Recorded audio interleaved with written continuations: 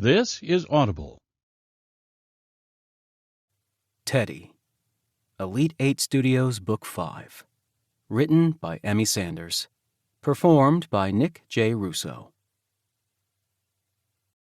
Content warning. This book contains homophobia and family conflict. Chapter 1. Kipp.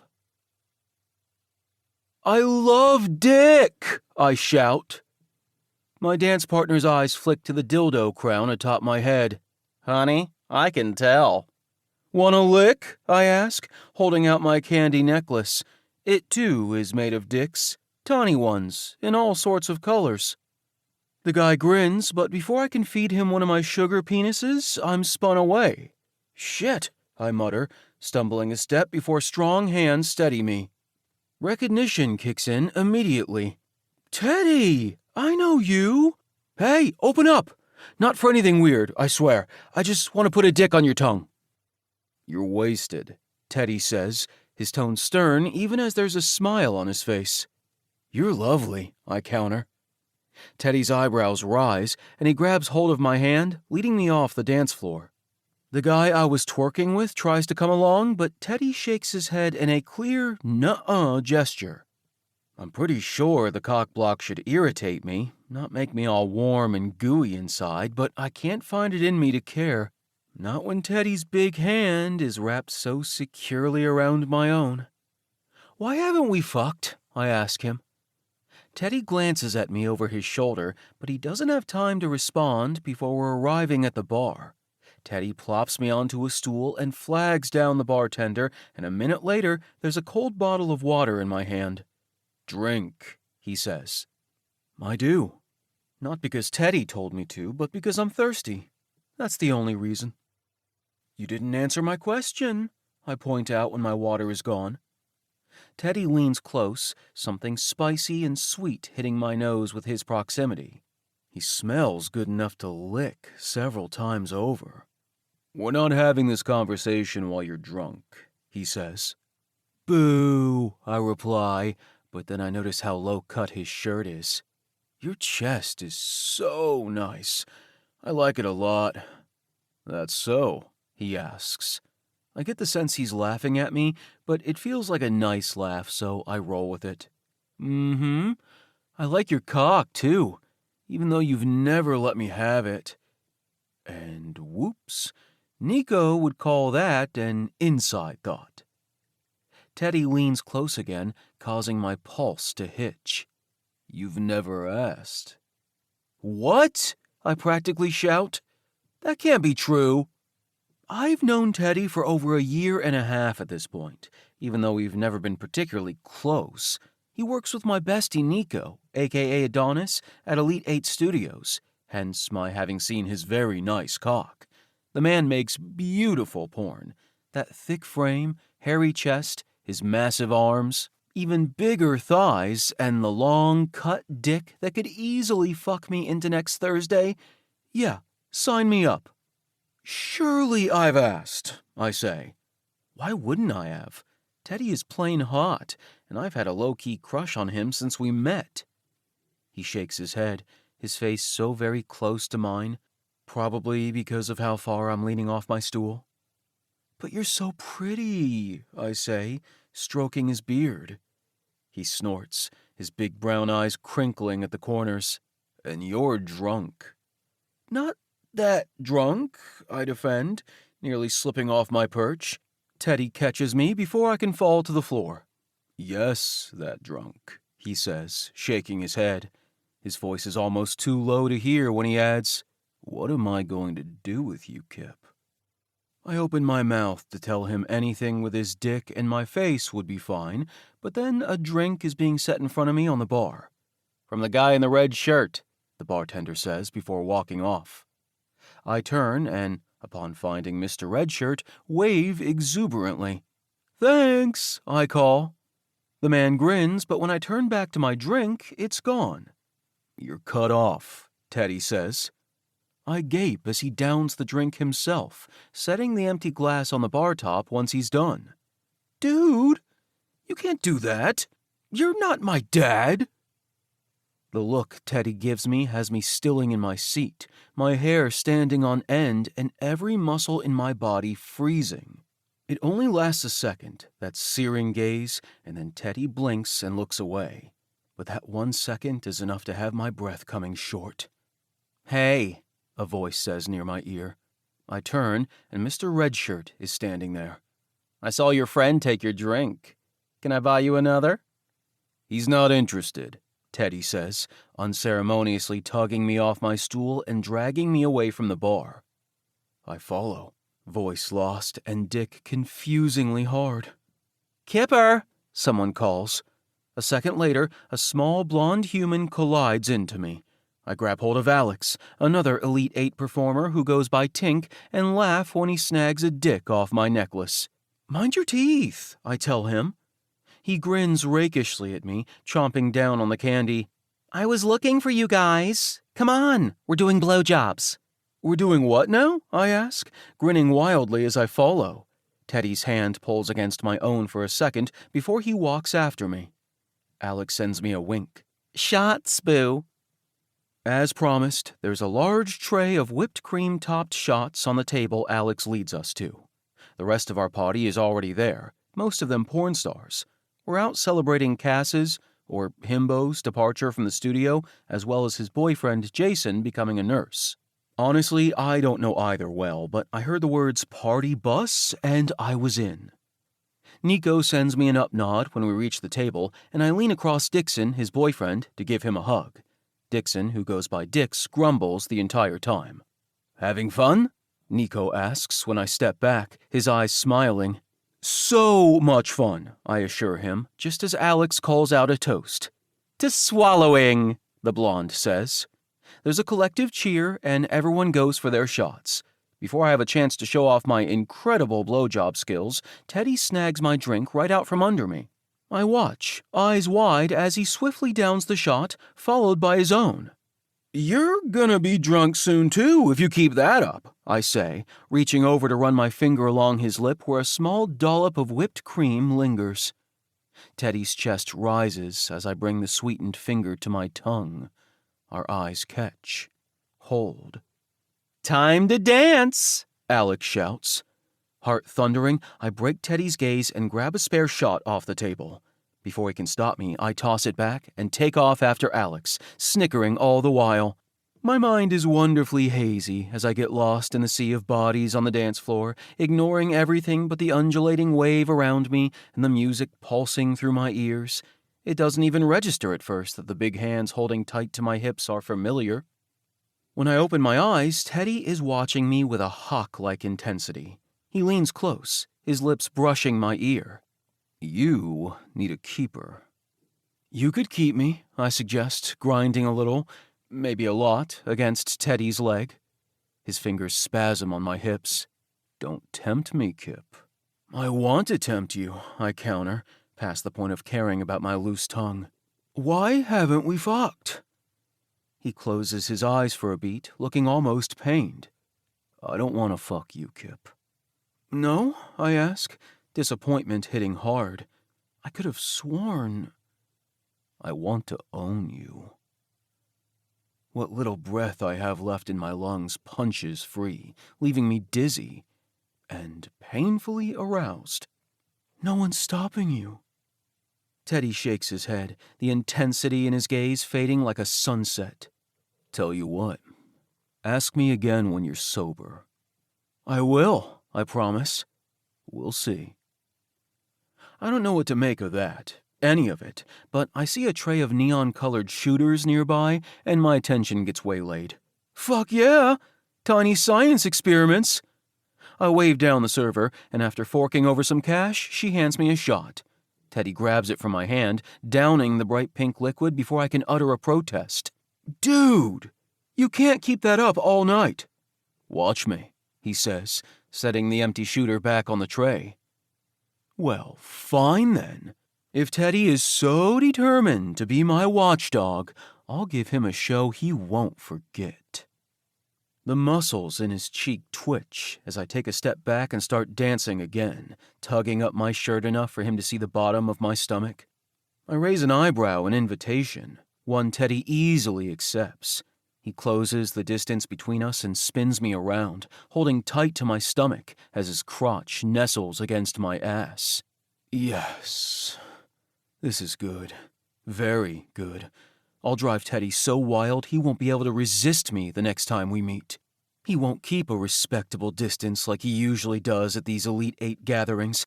I won't catch his eyes on me only for them to slide away in indifference. He'll want me. I'll make sure of it.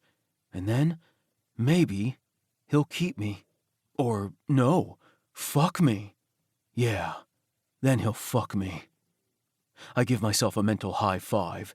It's a brilliant plan, absolutely bulletproof.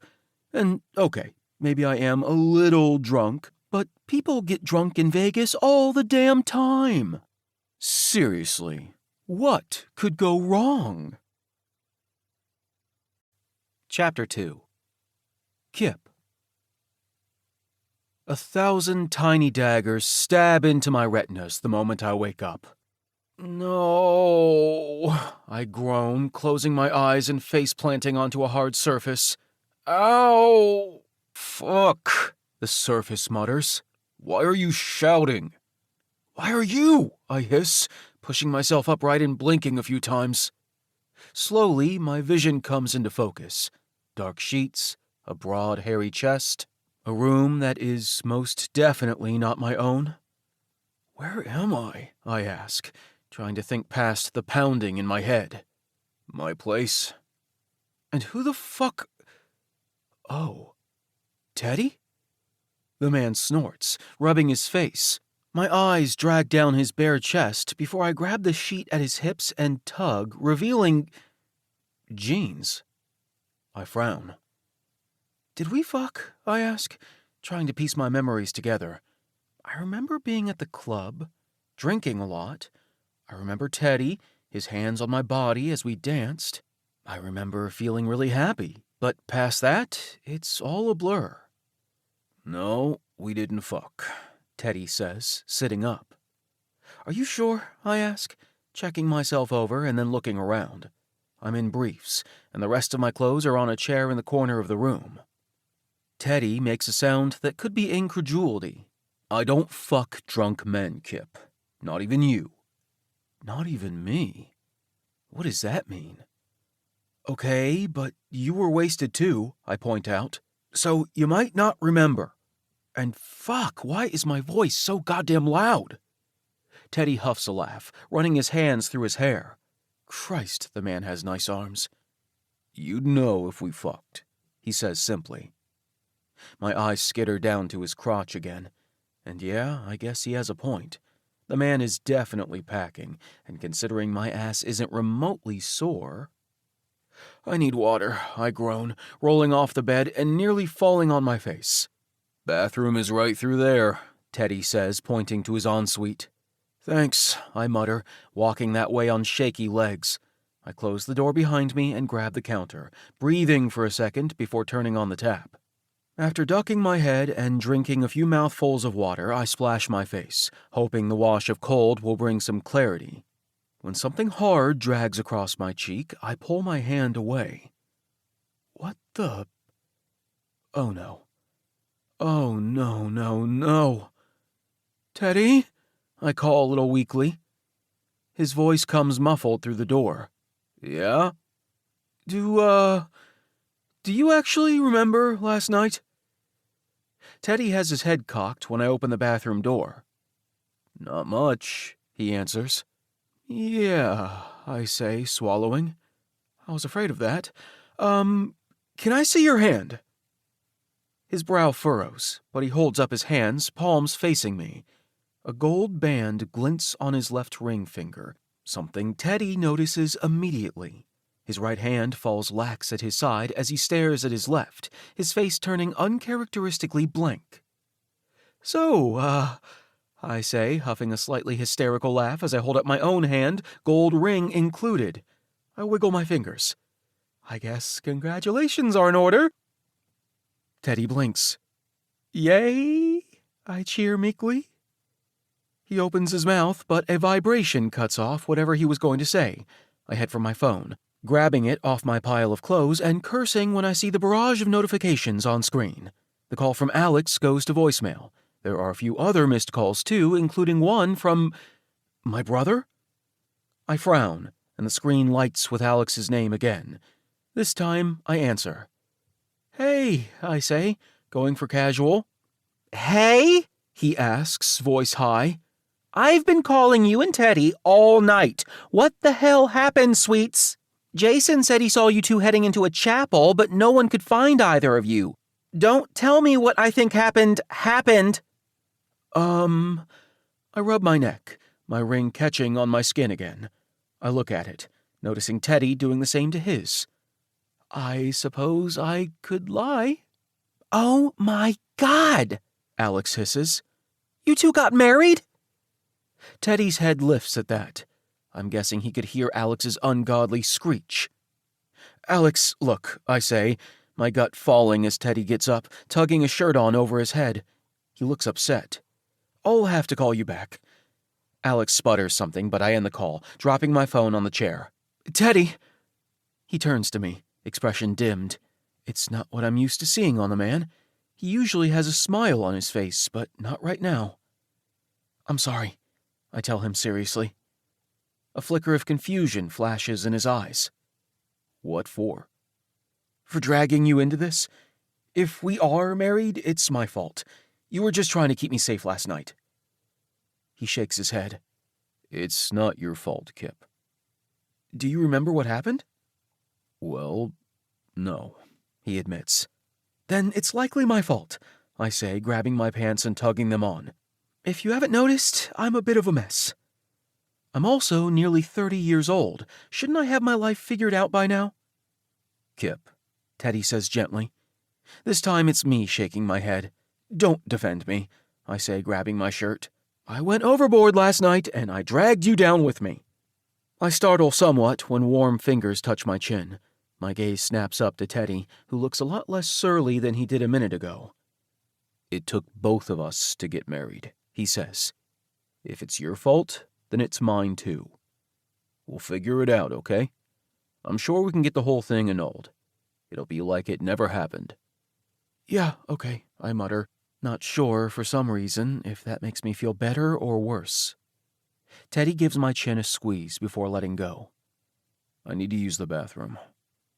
I nod as Teddy retreats into the ensuite, and then I pick up my phone. "Who even lets people get married when they're that drunk?" I say loudly. "I mean, I was wearing a dick crown, for Christ's sake. That should have been a dead giveaway. Oh, hey, where is that thing? Hopefully I didn't lose..." My voice sputters out when I open my Instagram. There are 2 new pictures posted on my account from early this morning. In one, Teddy and I are practically falling over each other, my arm around his neck and his lips pressed to my blush red, or maybe booze red, cheek. We're standing in front of a chapel. I labeled it, simply, Hubs. The next is a close-up of our joined hands, gold bands clearly visible. Below the picture is, "We did it." "Fuck," I groan. Suddenly my brother's phone call makes a lot more sense. "What's wrong?" Teddy asks, emerging from the bathroom. I swing my phone screen his way. "I don't think we can pretend it never happened." I leave Teddy's apartment in a funk. I don't bother responding to my missed calls or messages. I simply grab a rideshare home and silently berate myself for being so utterly reckless. 29 and gearing up for my first divorce. Annulment. Whatever. I need to send him a gift basket for putting up with this crap, I mutter. "Pardon?" my driver asks. "Oh," I huff a humorless laugh. "My husband. He deserves the biggest apology basket ever." "Which one do you think says, 'I'm sorry we got drunk and made major life decisions together'? Muffins or fruit?" The guy mumbles something I can't make out, and I slump in my seat, keeping my mouth shut for the rest of the drive. He drops me off in front of my building, and I head inside, eyes catching on my ring again as I stand at my door. My stomach rolls with something not entirely unpleasant, but I shake it off and turn the knob. My roommate pounces before I've taken 2 steps. "Holy shit, did you seriously get married?" I give Brody a rueful smile. Signs point to yes. Although technically we've yet to find paperwork confirming it, but the rings and pictures are pretty damning. I didn't even know you were serious about someone, Brody says, following me into the kitchen as I fill up a glass with water and chug it down. I'm fucking thirsty. If I'd known, I would have talked to you sooner, but this is actually pretty great. Wait, what? I ask, setting down my empty glass. Brody holds his hands together, giving me a big pleading smile that has me more than a little concerned. Well, Xavier and I have been getting serious too. Yeah? My roommate and I aren't exactly close, even though we've lived together for over a year. We get along fine, but Brody works the graveyard shift, whereas I have a typical 9-to-5 office job. We rarely ever see each other, and the times we do, it's usually in passing. Frankly, I don't even know who Xavier is. Uh-huh, Brody says. And I was trying to figure out a way to ask if we could have the apartment, but now I don't have to, right? What's your husband's name again? Oh, Teddy? Right, he says. Well, I assume you're moving in with Teddy? Honestly, the timing is perfect. Win-win all around. He grins as my gut does a nosedive. The thing is... Oh, and congratulations! He practically shouts, coming in and wrapping his slender arms around my shoulders. He bounces a little, bringing me along for the ride. I'm so happy for you! I cough, my wince going unnoticed. Thanks. This is so great! We're all going to be so happy, Brody says. Yeah, I mumble. So happy. I leave my apartment in a daze, a duffel bag over my shoulder. I feel a bit like a zombie as I walk down the sidewalk toward my car. Maybe I'm sleepwalking, and this is all just a dream. When my phone vibrates, I stop and pull it free. Yeah? Bro, why didn't you tell anyone at the office you were getting married? Jacob asks. You know we would have all come to your wedding. Fuck. My coworker must have seen the pictures too. Has everyone? It was kind of a spur-of-the-moment thing, I say a little numbly. Well, congratulations. Pretty sure Carly is already planning a party, so get ready. Will I see you at work on Monday, or are you going on your honeymoon? I'll be at work, I mutter, rubbing my face. All right. See you, man. Jacob hangs up, and I look down at my phone. A text comes through from my brother, his simple message more ominous than the words warrant. Vaughn. Mom and Dad aren't happy. Shit. Motherfucking... Excuse me, someone says, walking around me on the sidewalk. I mutter an apology and head toward the parking garage. Once inside my car, I slump forward, my head hitting the steering wheel with a thunk. I let myself wallow for a good long minute before dialing the one person who never fails to have my back. Kipp? I fucked up, Nick. Nico says something quietly, probably to Dixon, before addressing me. I was about to call. I'm guessing this has to do with those pictures you posted? Yeah, I say, throat clicking when I swallow. Did you two really get married? There's no judgment in my friend's tone, and that simple fact has my eyes pricking. Think so, I whisper. He hums, a thoughtful sound. Have you been fucking? Again, zero judgment. No, I say around a pained huff. We barely talked before yesterday. Sure, I've seen Teddy at Elite 8 events or at the Club Sublime, where the cast and crew hang out on Friday nights. Not the same club we were in yesterday for Cass and Jason's party, but we've crossed paths numerous times before, yet we've never had so much as a full conversation prior to last night. I don't know what changed. What are you going to do? Nico asks. I don't know. Get an annulment, probably. I rub at the ache in my chest. Tell me it's going to be okay, bro-friend. Nico huffs a small laugh. It will be. Teddy's a good guy. He'll help you get out of this. Yeah, I mumble. That should be a good thing, right? I might be out an apartment, too. What? Nico asks, more alarmed this time. I explain what happened with Brody to Nico's apparent frustration. Kipp, he groans. Why didn't you speak up? I flounder. I might, possibly, maybe, have a little bit of a chronic people-pleaser problem. My response is a murmured, I didn't know what to say. Nico sighs, but it's not an unkind sound. Come stay here. No, I say immediately. I'm not going to crash with you and Dixon. I already have a plan. You do? He asks. Yeah, I do. I'll be fine. Hopefully.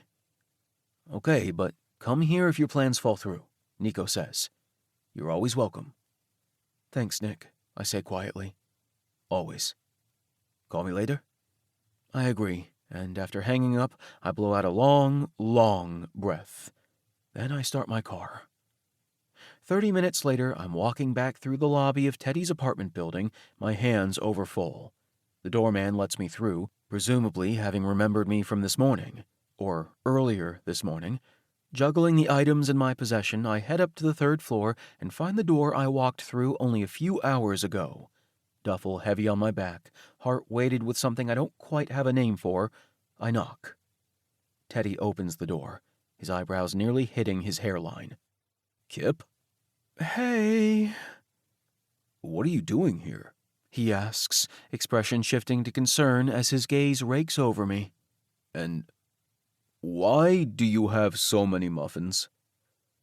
I let the baskets in my hands fall to my sides. I have a teeny tiny favor to ask. Chapter 3. Teddy.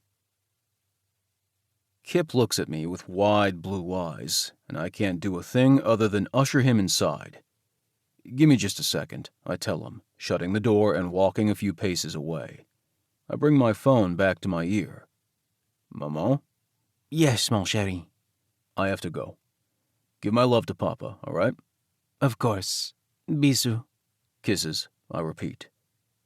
When I hang up, I realize Kipp is still standing inside the door, holding on to everything he arrived with. Mainly a bunch of muffins, although the large duffel bag slung over his shoulder doesn't go unnoticed.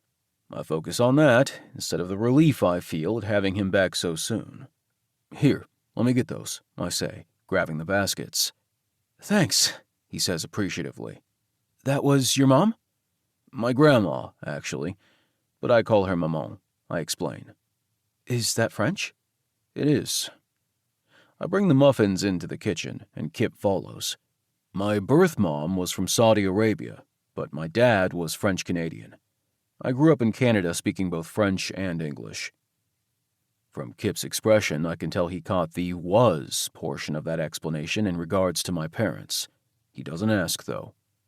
I didn't know that, he says, taking a seat on a chair in front of the island. His bag falls lightly to the floor with a thump.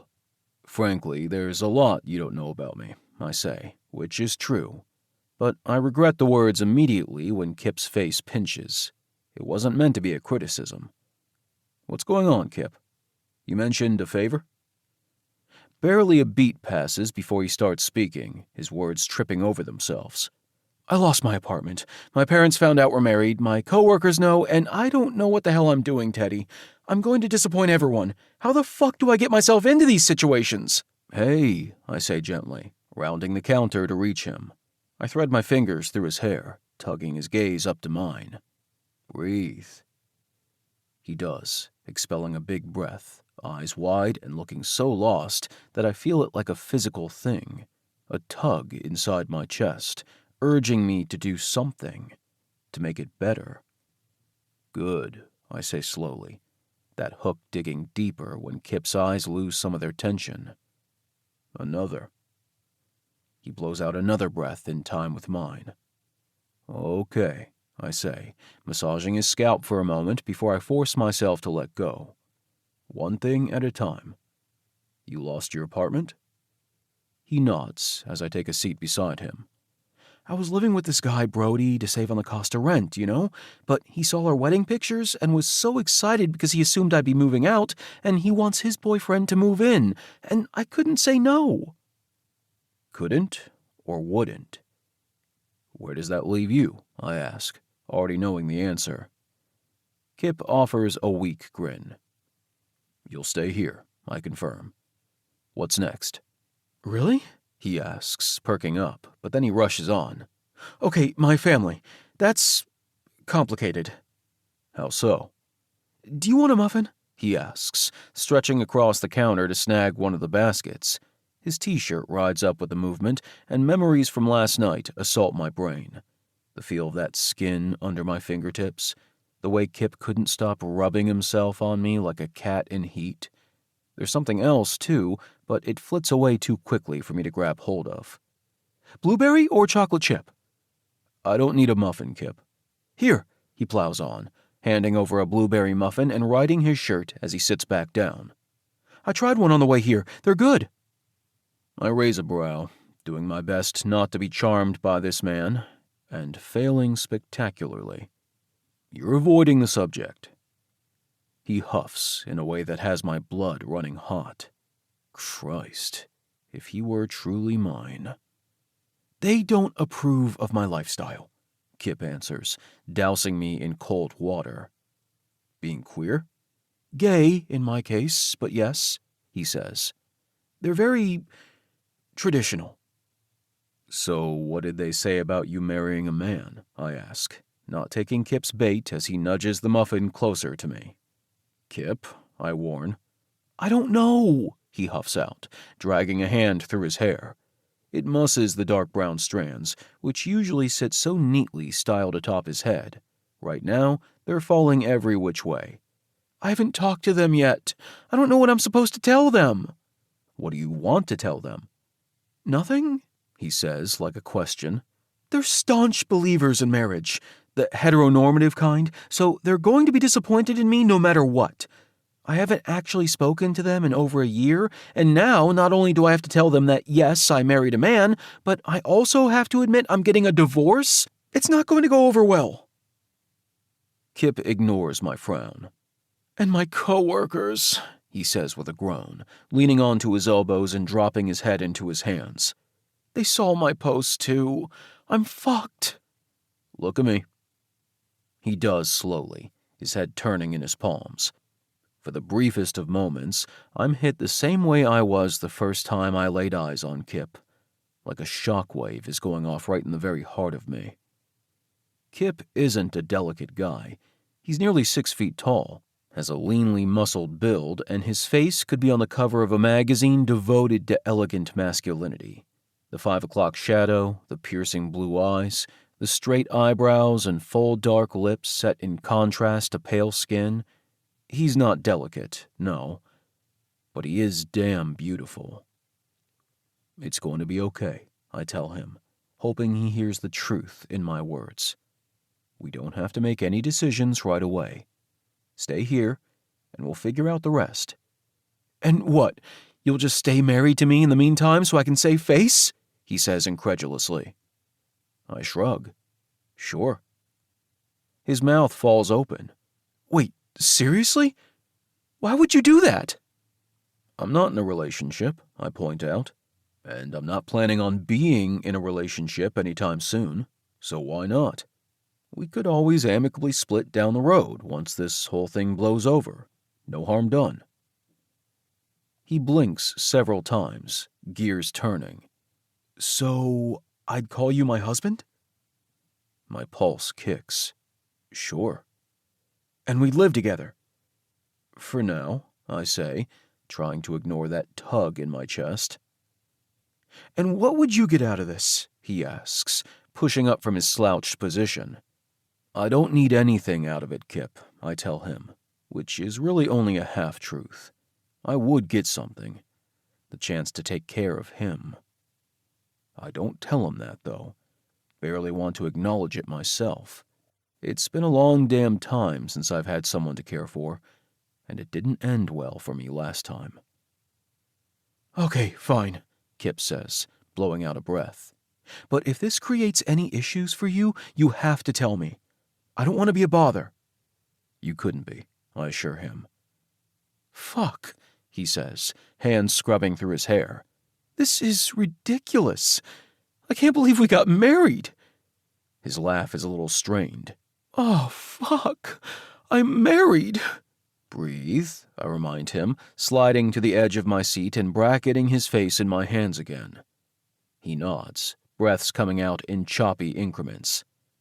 I think you're the best husband I could have asked for. It takes everything in me to hold back the sounds that want to climb out of my throat. The whimper, the growl. You barely know me, Kipp.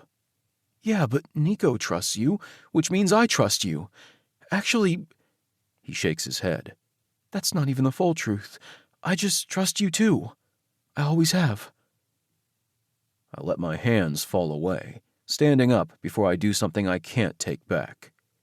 Come on, let's get you settled. Is the one bag all you have? Kipp grabs his duffel off the ground. For now, yeah. I told Brody I'd be back for the rest.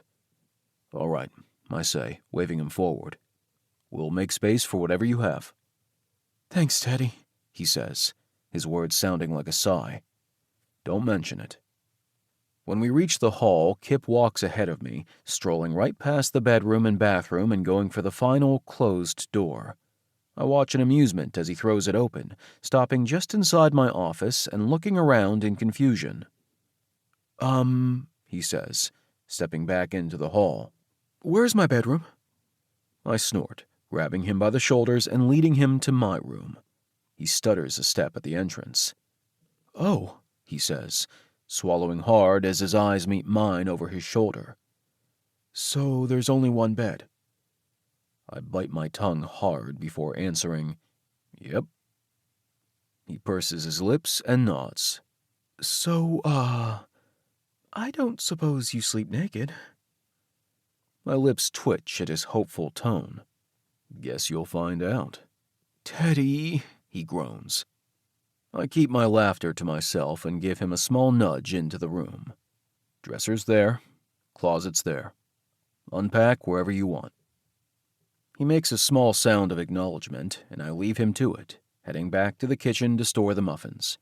I don't realize Kipp has followed me until I hear his voice close by. Teddy? He's standing at the entrance to the living room, hands on either side of the narrow hallway. Why haven't we fucked? I'm asking sober. My stomach tumbles over, and I ease out a breath. You never asked before. His brow furrows. And if I'm asking now? I grab a storage container to buy myself a few seconds. We're not having sex, Kipp. Why not? He says, just short of a whine. Because we're married. His mouth opens and closes once. Twice. I fail to see the problem. My lips twist, but I shake my head quickly. We can't get an annulment if we have sex, I point out. We could get divorced? When a bark of laughter leaves my mouth, Kipp grins, his blue eyes bright. You want us to fuck so we can get a divorce? I check. I mean, shit when you say it like that. Kipp, we're not fucking, I say, trying to keep my voice firm. And my resolve. It's a bad idea. Says who? Me. What about a little fucking? He asks, holding his thumb and forefinger an inch apart. Just the tip. I snort before clearing my expression and glaring as best as I can, which isn't very good at all. Kipp continues to grin at me. Kipling, go put your things away. His mouth falls open. How the hell do you know my real name? I know a lot about you. Now go. Dude, he complains, spinning around. I'm not your dude, I call. My husband is mean, he shouts from the bedroom. I laugh before clearing my throat. Don't get attached, I remind myself firmly. Less than a minute later, there's a yelp of happy surprise. Kipp reappears at the end of the hall, eyes wide. Holy shit, he says. What is this?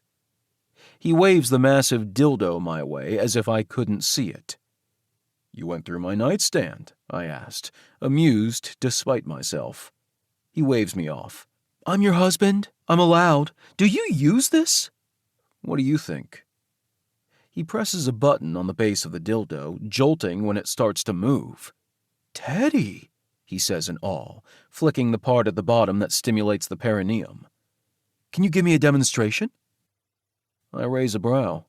Sure, I say evenly. Drop your pants and bend over. He blinks at me. What? My grin is all wolf. I never said I use it on myself. He visibly gulps, looking down at the dildo, contemplating, if I had to guess, whether or not he actually wants said demonstration. It's a huge toy, not at all for the faint of heart. Do you have something smaller? He finally asks, carefully turning the dildo off like it might bite him. You know, something a little less likely to eviscerate me? My lips twitch. Put it back in the drawer, Kipp. Teddy, no, he whines, coming to the edge of the kitchen and holding the dildo between his flattened palms. The tip hits his chin. Please, fuck me with the dildo of death, I beg of you. Not happening. I can take it. He eyes it again dubiously. I think. I point down the hall. Drawer. Kipp curses, wheeling around and heading toward the bedroom. Worst husband ever. Love you, I yell after him. His laugh has me grinning from ear to ear. Shit. I'm in so much trouble. Chapter 4. Kipp.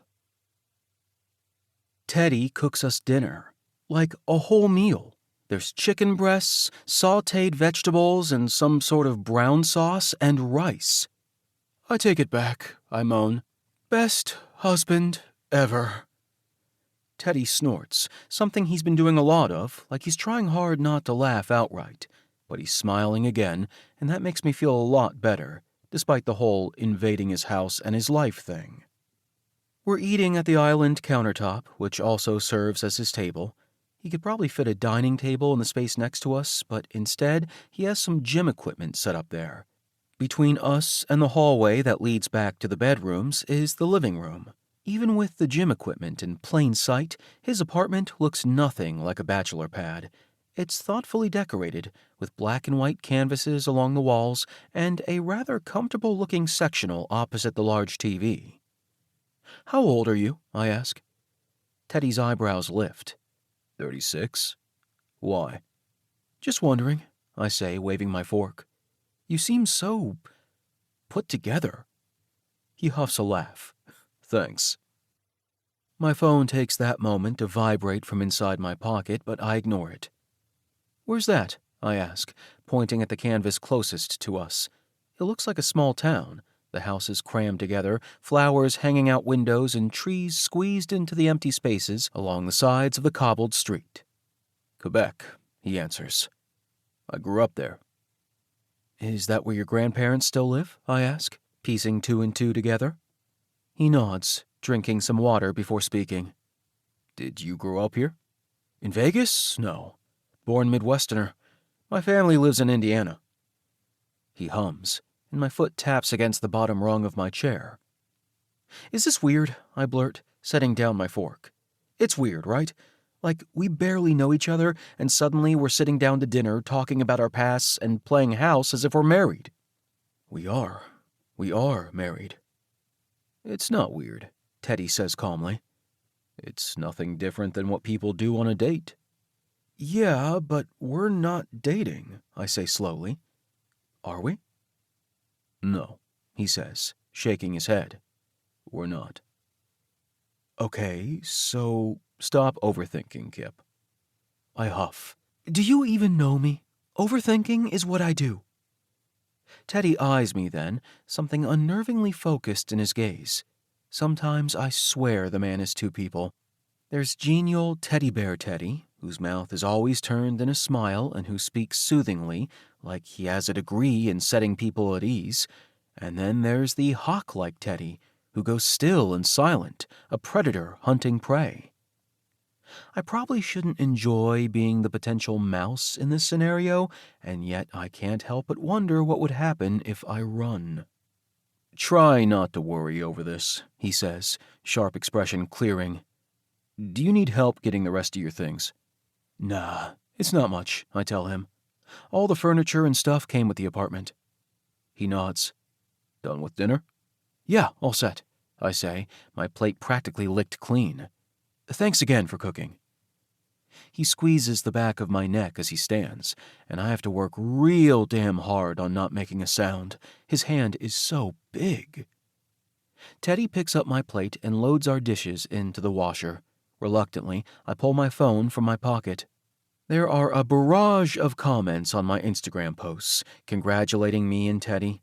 I don't know why I haven't taken the pictures down. I should, but they're so nice. So normal, almost, despite the circumstances that led to our drunk wedding and the fact that the whole thing is a sham. But we look happy. And even if it is fake, I can't quite make myself get rid of the lie. I'm going to take a shower, Teddy says, rousing me from my phone. Feel free to look around or watch TV.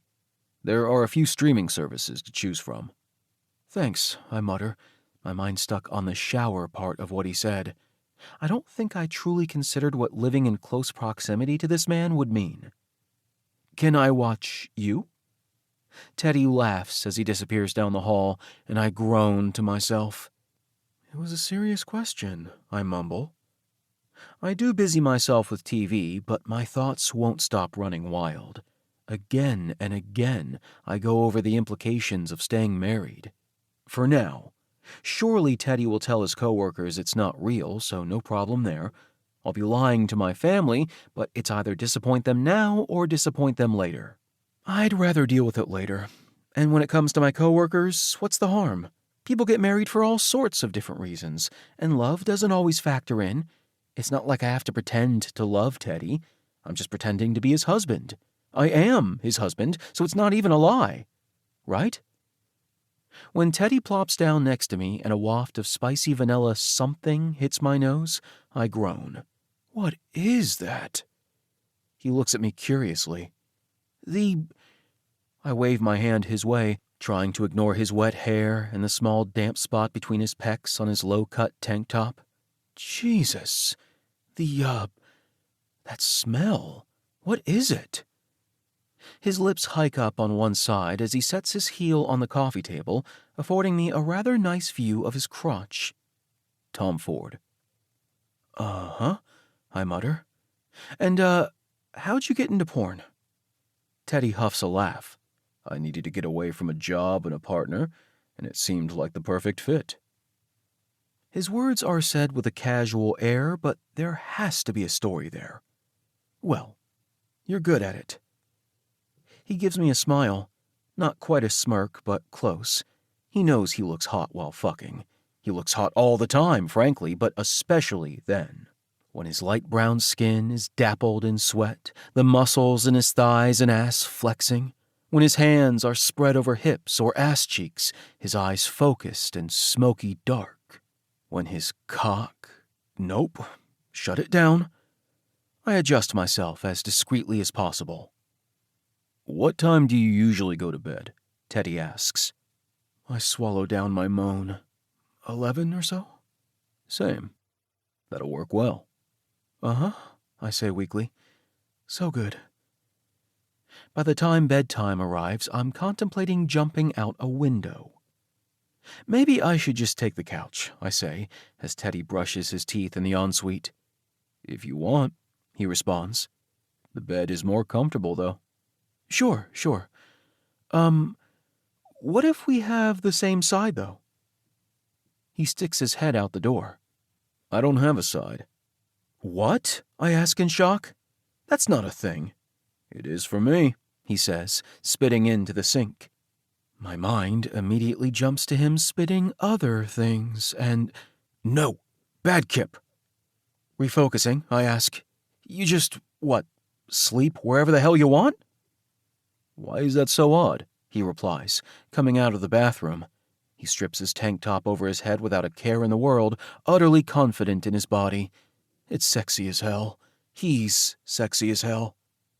Kipp? Yeah, I manage. It's just... everyone has a side. Not me. Any other reasons? He asks. Reasons for what? You to avoid sleeping in my bed. You didn't have a problem with it last night. Right, I say slowly, hoping my blush doesn't show. This whole sleep with but don't fuck your husband thing is throwing me. I'm not used to spending nights platonically in someone else's bed. It's fine. I like the left side. Left side in or left side looking from the footboard? I huff a laugh. Left side in. He waves me on, as if to say, have at it. I'm just gonna piss, I say, heading for the bathroom. I do pee, and then I brush my teeth, and then I wash my face, and then I contemplate at what point Teddy will think I'm in here taking a shit. Before I reach that point, I head back into the bedroom. The lights are set low, the overhead's off with only a soft glow emanating from beneath the top of the headboard. It's nice. I've never seen a headboard like that. I get undressed without a word, opting to wear only my briefs like I normally do to bed. I'm not sure what Teddy's wearing under the sheet. It feels odd, slipping in beside him. Despite knowing Teddy for well over a year, closer to 2, I don't know him. Not really. These past 24 hours have been like a small crash course into Teddy 101. But we're still only acquaintances at best. Maybe, given a little time, we could be friends. And then eventually we'll get divorced. So, a pretty natural progression, all things considered. Somewhere in the recesses of my mind is a manic laugh. You're overthinking again, Teddy says, eyes dark yet warm in the limited light. Yeah, I admit. Teddy reaches forward, fingers sifting through the hair at the side of my head. My eyes slip shut as he scratches there, like a tiny head massage. It'll be okay, Kipp, he says softly. Whatever you think is best, we'll do. If you want to get an annulment, we can go file the paperwork on Monday. No, I say, not yet opening my eyes. I'd rather wait. It's a lot, he says. His thumb presses near my temple, the pressure strangely relaxing. Yeah, I breathe out. Sleep, he says. We don't have to take care of anything tonight. I nod, and Teddy's hand slips away. I open my eyes in time to see him turning off the light, and then it's dark once more. It's not quick, but eventually I do drift to sleep. Hopefully, everything will make more sense in the morning. Nothing makes sense. I blink my blurry eyes, wondering if maybe I'm still dreaming, but the vision before me doesn't clear. Jesus, Mary, and Joseph. I swallow down my spit, holding on to the wall for support. Do you do this often? Teddy lifts his head, looking down the length of his body at me. His arms are stretched above him, hands holding loosely to the barbell that's now resting in its cradle at the top of the weight bench. He's wearing gym shorts that are gaping around his substantial thighs, and his furry chest is on full display. Yeah, Teddy answers. I do some reps most mornings. Why? I won't survive this. No reason, I lie. Can one die via blue balls?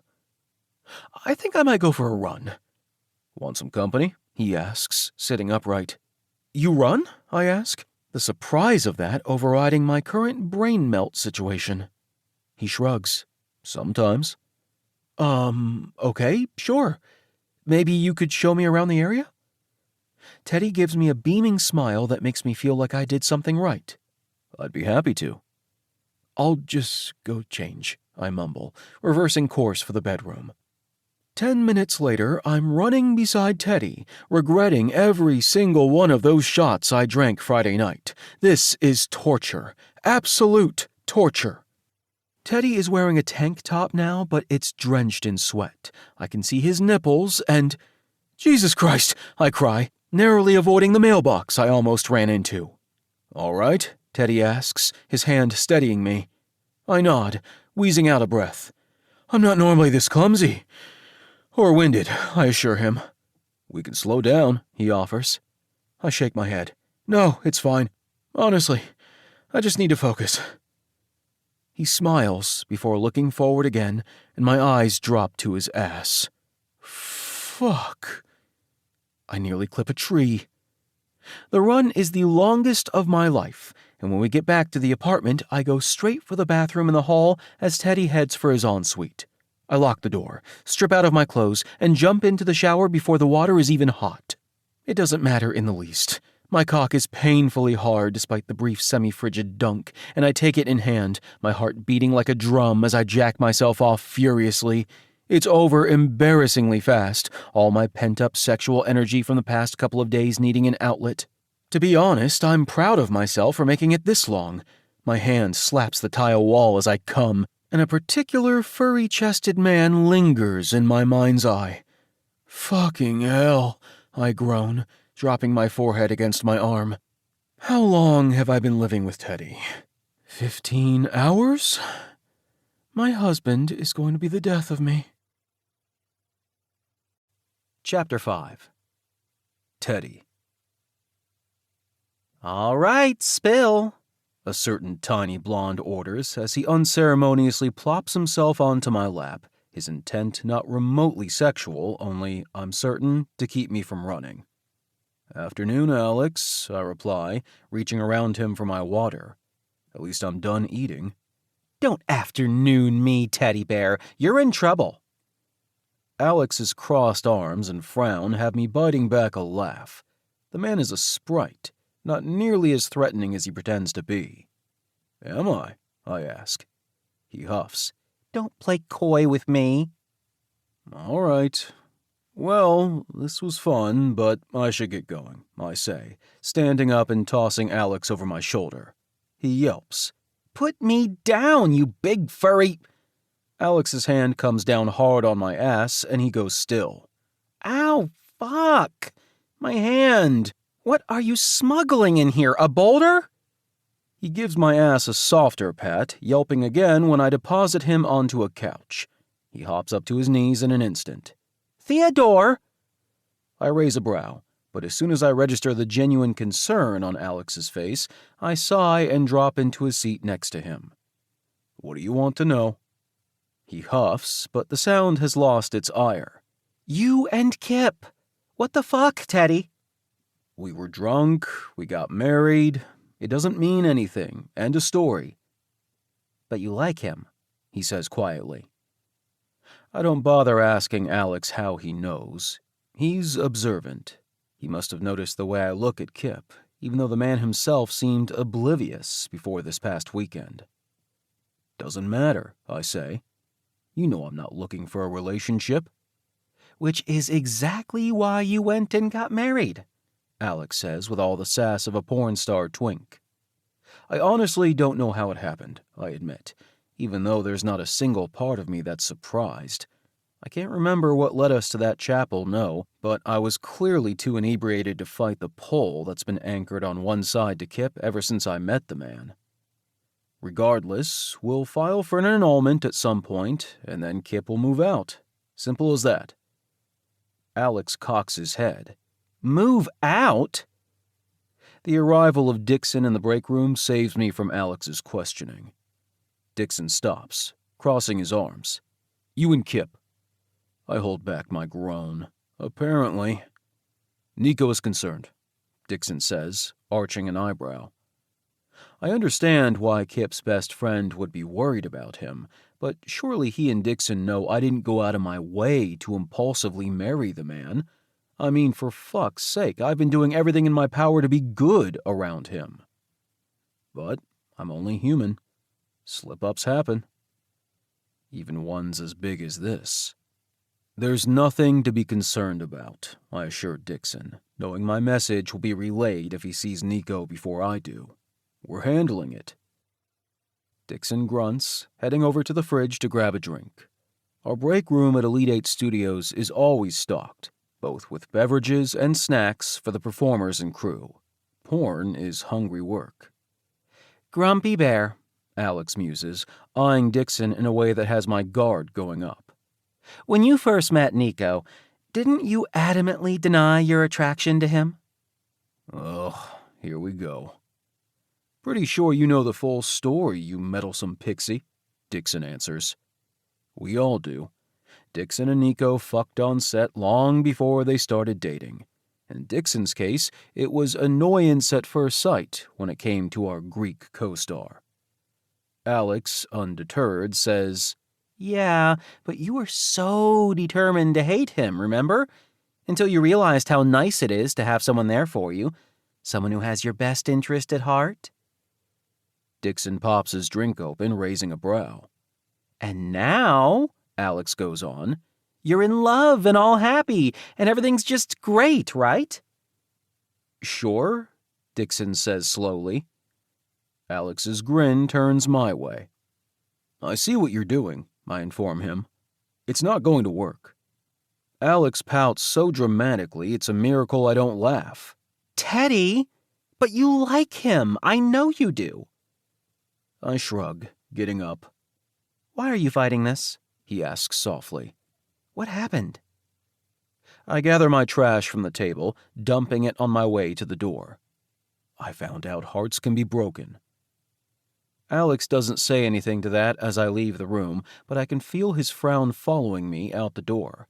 I shake it off as I stroll down the hallways of Elite 8 Studios. Lights are on outside Studio 2 and 3, indicating filming is underway. A few crewmen pass. Raylan waves from inside her small cosmetology den of horrors, and Nathaniel, the assistant producer, gives a nod as he talks on the phone. I swear the man owns more Argyle sweaters than any one person should. But hey, I'm not one to judge. Since I'm done filming for the day, I head out the door with the intent of going home. I'm halfway to my car when my phone rings.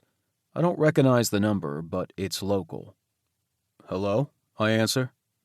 "Were you going to tell me?" I stop still, letting my phone drop down to my side as I look heavenward and sigh. This is why I don't talk about it. One word to Alex, and it's like I breathed the man into existence. I bring my phone back to my ear, not bothering with niceties.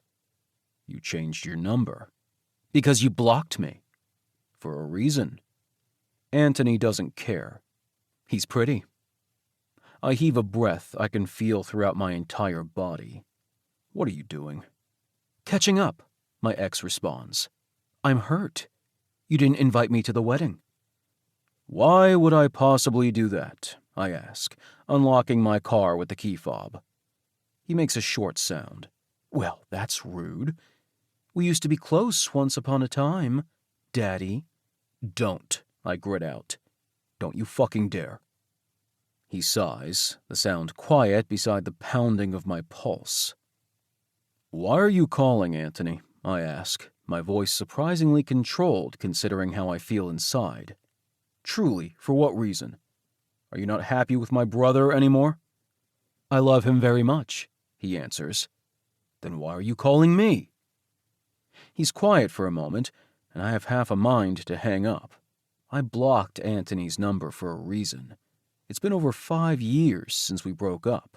Over 2 since I last talked to either him or Cameron. Neither has a place in my life anymore. "I miss you, Theo," he finally answers. "We could be friends, you know. All of us." "Yeah, no, not happening. Bye, Anthony."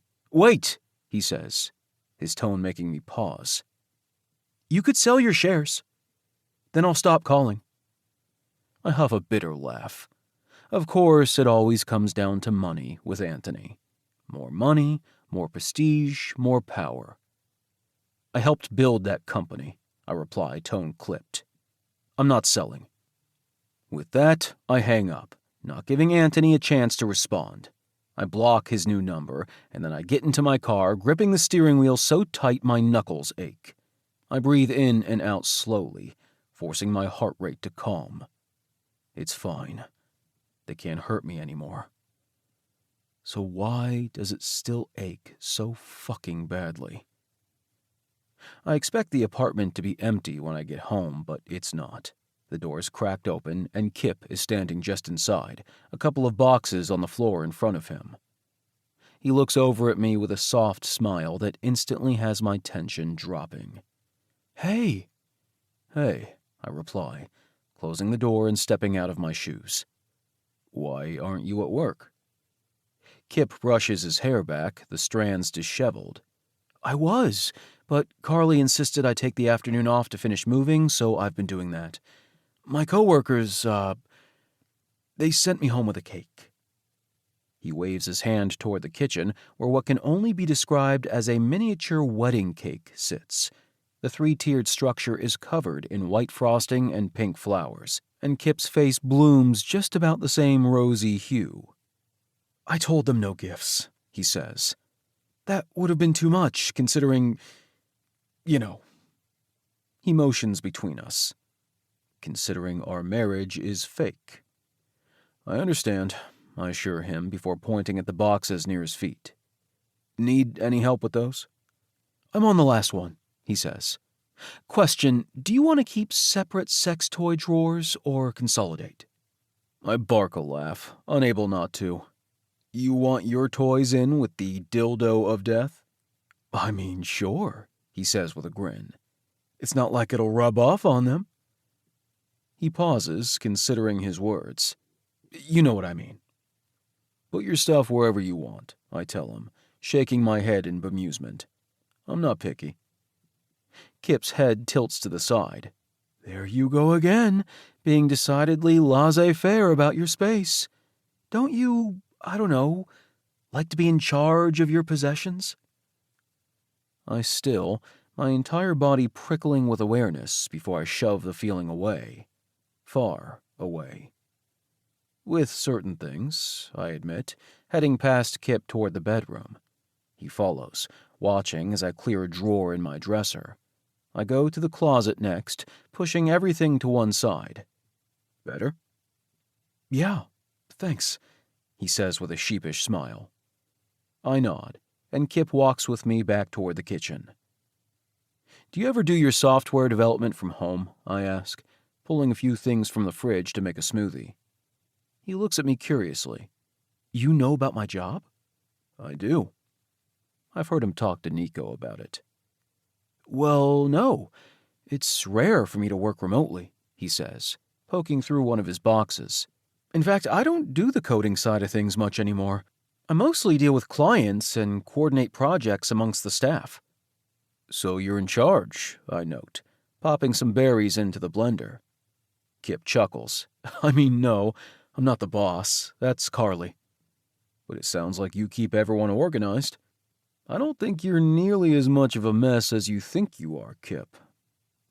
He looks at me with a crinkled sort of smile. Not sure about that. I shrug, powering on the blender. The yogurt and fruit mixes, the sound of it temporarily blocking out conversation. Once done, I dump the contents into 2 glasses, setting a reusable straw in one. I offer it to Kipp. Here. Oh, thanks, he says, accepting the drink. He takes a sip as I start cleaning out the blender. Holy shit. Teddy, that's good. I chuckle, although the sound he makes as he sucks down more of the smoothie has me feeling things I'd rather not think about. Glad you like it. Love it, he says, tucking the cup in the crook of his arm as he brings some clothes down the hall. I shake my head. Stop it. He's not yours. Kipp saunters back into the room, straw in his mouth, his cheeks hollow as he drinks. Not yours. Should we cut the cake? He asks. I still. What? Kipp motions to the white mini monstrosity on the counter. Our cake. I clear my throat and grab a knife, handing it over. Have at it. No. Teddy, you have to do it with me, he pleads, apparently not caring that he's systematically chipping away at every single wall I've so carefully erected. Hell, I'm pretty sure he knocked his way clean through the other night. Do I, though? I ask weakly. Yes, he says, tone firm. I mean, shit, this might be the only time I ever get married. I want to do it right, you know? This man, he's dangerous. Blowing out a breath, I concede with a nod. Fine, let's cut the cake. Kipp grins. When I step up beside him, I curl my hand over his own on the handle of the knife. I dutifully ignore the rapid thudding of my heart. Okay, so how do we do this? Kipp asks. Do we cut through all layers at once, or only the top? I vote top. He nods, and with more care than the occasion warrants, we cut a line through the center of the top tier of cake. Then we make a second cut, creating a small wedge. I let go, and Kipp uses the knife to pry the piece free. He plucks off a crumbling corner with his fingers and turns to me. Here, open up, he says before his eyes light. Hey, it's like Friday night! I huff a breath, shaking my head. Against my better judgment, I open my mouth. Kipp's fingers drag lightly across my bottom lip as he sets the bite of cake on my tongue. His gaze is focused, serious even, as he watches me chew. Then, with a glimmer of mischievousness, he rubs the rest of the piece down my nose and chin. We both freeze at the exact same time, and Kipp blinks at me, his face drawn in shock. He stammers. And then he takes off, running out of the room before I can stop him. Kipp? I'm sorry, he yells from down the hall. Shit, I didn't mean to. I wipe the cake off my face, huffing a laugh. Kipling, get your ass back here. Or what? He calls back, sounding very far away. You'll spank me? Oh, if only he knew. I'm not ready to die, Teddy, he shouts. I haven't even been divorced yet. My laughter falls from me like dominoes, one leading to another and another, until I'm all but toppled. Despite being supposedly terrified, I can hear Kipp laughing from down the hall, too. Fucking hell. No good can come from having feelings for my husband. Chapter 6. Kipp. Kipp? Huh? I mumble, still half asleep. Kipp, you're humping my leg again. I go still, and Teddy lets out a quiet chuckle. Sorry, I groan, detaching from my much too tempting bedmate and rolling onto my back. The room is still dark, the tiniest bit of light filtering in through the window from the nearby streetlights. This isn't the first time this week I've tried helping myself to some midnight Teddy. It's becoming a problem. Maybe I'll find someone to hook up with tonight, I muse aloud. Take the edge off. Teddy is quiet. I can't even hear him breathing. Is that okay?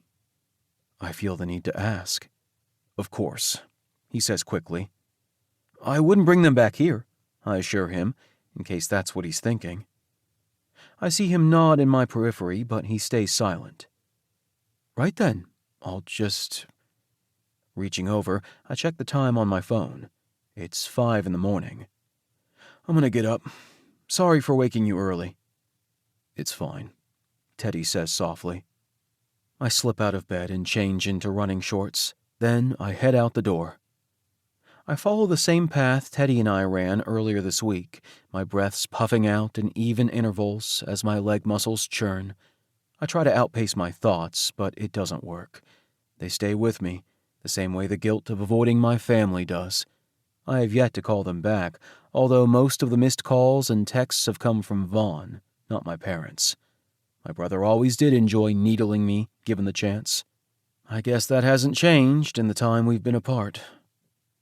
I know I need to buck up already and give them a call, but I'm afraid of what they're going to say.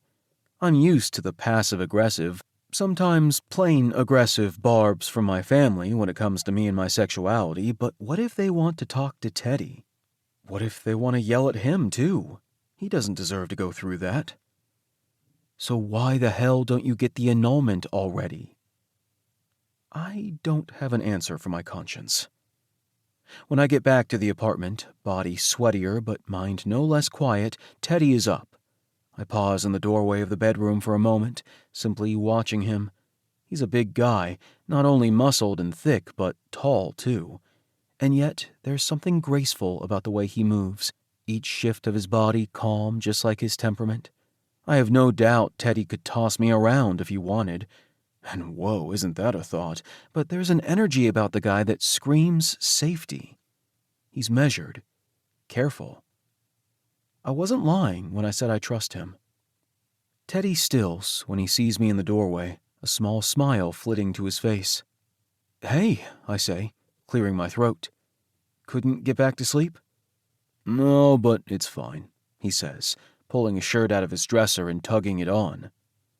Still, I feel bad for disrupting his schedule. "Regretting this yet?" The look he gives me is both soft and stern. "Not one bit, Kipp. So get that idea out of your head." "Okay," I breathe out, relieved. The idea of disappointing Teddy doesn't sit well with me. "I'm gonna hop in the shower." Teddy's eyes slip down my body at that, and I don't miss the appreciation in his gaze or the way he lingers specifically at my crotch. Well, well. "You like these shorts?" I ask, grinning as I step into the room.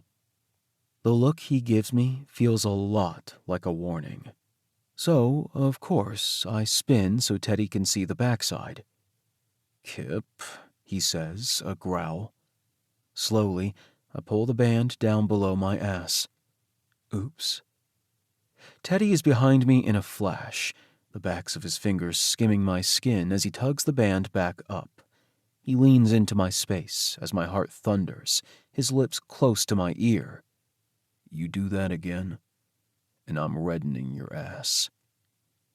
My cock jumps as Teddy backs away. "Promise?" I ask a little shakily. "Go take your shower, Kipp," Teddy says, disappearing into the ensuite. Fucking hell. I guess that's what I get for poking the bear. With a groan, I head into the bathroom. It's going to be a long damn day. "How's married life?" I huff a laugh, dropping into a seat across from Nico. We decided to meet for lunch today, a welcome distraction after the way my morning started. I can still feel the heat of Teddy's fingers brushing against my ass. Ugh.